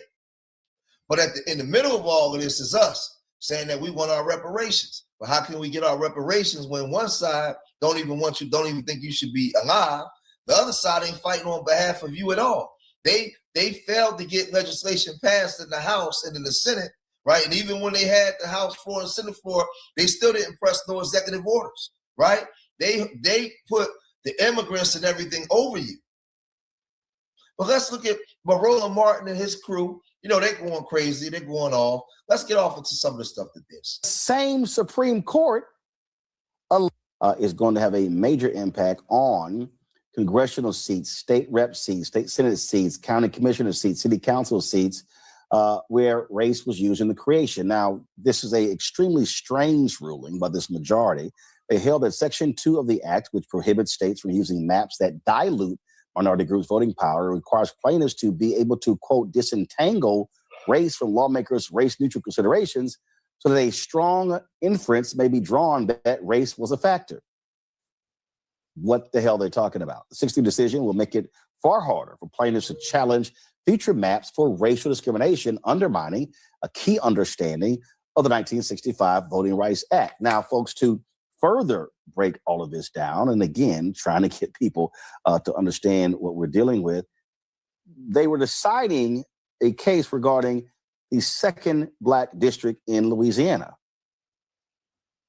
Here's the problem. The same Supreme Court allowed the creation of that very district. So the Republicans in Louisiana then tried to sue by saying, oh, race should not be used as a factor in that. All right, let's figure out what the hell they were talking about, because it's frankly being quite clueless. Damon Hewitt is the president and executive director of the Laws Committee for Civil Rights under Law. He joins me right now. So, Frat, let's walk this ruling written by Samuel E. Lee. So you hear him when he first started off, he says, so frat, right? So let's just pay attention. Let's just listen, no emotion. Let's just listen and break this down piece by piece. You know, it's all over the place. Elena Kagan, who was one of the three, she says that for all intent and purposes, what they've done is turn the Voting Rights Act into a name-only law. Well, exactly. It's like you have rights on paper, but no remedy in fact. The court has made it incredibly difficult. It's actually usurped Congress's authority. You know, back in 1982, Line Blacc and others helped to get the amendments in 1982 to make clear that there was an effect standard, that it wasn't just intentional discrimination based on the bad Supreme Court decision out of Mobile, Alabama. Now, Justice Alito and the majority of the court has essentially overwritten that by basically changing Section 2, saying, we don't like that. We're going back to the glory days of the way it was. And that means that we have to prove intentional racial discrimination to get any kind of remedy. Well, part of this, what happens is when you're creating this all-inclusive society and you're allowing the Skittles crew into kids' schools, you're forcing people to call men, women, men, allowing them to go into women's bathrooms. You're pushing for all of this within the society, right? And you're saying that you're telling illegals that they can come in and allow them to come in. They can break the law and come in, right? But everybody else in America is subjected to follow the law, right? So you have all these systems in place that the Democrats is fighting for, right? You open up the door for this. So now you open up the door for W's to go and say, hey, you can't discriminate based off of color anymore. Those are the old days. Those days are over. So those bills that were set in place that was to protect, because it wasn't, I can't say black people. It was for all minority groups, because that's what's on paper. They're rolling that back because they're saying that this is unfair. We wasn't a part of that. Why do I got to pay for what my grandparents did? That's what's happening, right? But you guys open up the door for this. Let's proceed. So this thing is bad all the way around. But look, let's just be clear for broader context, Roland. Black people we've never had fair representation in this country. As long as there have been elections in this country, there's been racial discrimination in voting. That's why we needed a Voting Rights Act. That's why we needed a 15th Amendment to ensure that our rights to vote weren't abridged based on race, color, prior condition of servitude, as in slavery. And so what this makes it much less likely that we ever get fair representation. Now, we're not giving up, and we'll talk about that, I'm sure, later. We're not giving up, but this is a tough one. This is a bitter pill to swallow, and it is devilishly ingenious in its scope because it touches Section 2 and also touches racial gerrymandering. One last point, Roland. Juxtaposed against today's decision is yesterday's summary order that most people missed because it wasn't a full written opinion. You know about the Texas mid-decade redistricting. We and others litigated that at the Lawyers Committee and other organizations as well. We won the trial before a 3-judge panel. A Trump-appointed judge wrote the majority opinion. He said, this may look like political gerrymandering only, but this is racial gerrymandering. Here's why. He goes on for 60 some odd pages explaining why. Several weeks ago, the Supreme Court issued a stay, meaning it paused that preliminary injunction. Yesterday, in a very short summary order, the court said, for the reasons we said before, y'all lose. So here's the juxtaposition. Like that what he wrote. Exactly. Here's the juxtaposition. Intentionally targeting Black and Latino districts in Texas and Black and Latino voters for elimination is not racial gerrymandering to this court. Yet, as you said a few minutes ago, having a remedy to violation of Black rights under Section 2 is racial discrimination, is racial gerrymandering. That is intellectually dishonest. See, and the problem is, this is Black people's fault. For many years, you've had the Black clergy, you had all these things in place. When you read the 14th, 15th Amendment, it specifically talks about all groups, not specifically Black people. So even when Trump got up there and said what he said, the Democrats in the last 40, 50 years has their main focus have been on, well, let me rephrase that because we got videos where it sways back and forth depending on how they operating. But everybody's been well intent on keeping Black Americans in the background, right? In the background. Dr. Claude Anderson warned us about this, that this day will come and that we will be fourth-class citizens under Latinos, Hispanics, and under Asians, right? So now we've given our vote to Democratic, these Democratic policies for the last 60 years. But in fourth grade in America, based off the data from 4th to 8th grade, we're reading like we're reading at a below reading average. Like these kids can't even read anymore. Like it's ridiculous. These programs, these welfare reform programs, they've destroyed our communities, man. We haven't, when you go through black Democratic run communities, there's no businesses up and running. There's no money circulating around the communities. They help their main priorities is the LGBTQ community and immigrants. That's it. So how do we lose in this? They lose in this because they losing that NGO money, right? Those elite Blacks whose job was to be gatekeepers, they're the ones losing it. They're the ones that's really upset because in the Black communities, we haven't really got anything from what these Democrats have done, separate from what our grandparents did in the 60s after the death of Dr. King. It's been a colossal failure. It's been nothing but failure. Well, let's listen to some more. That is hypocritical at best.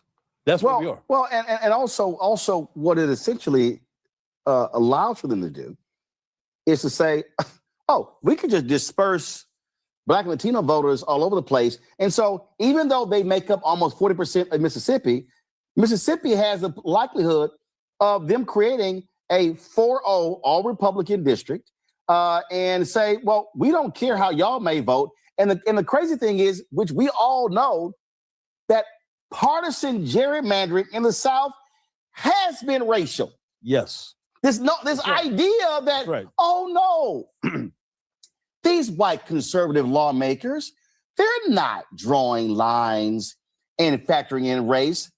They are. That was the Hart, Louisiana case. Exactly. They literally showed that even when Democrats are drawing it, it's about race. It always is.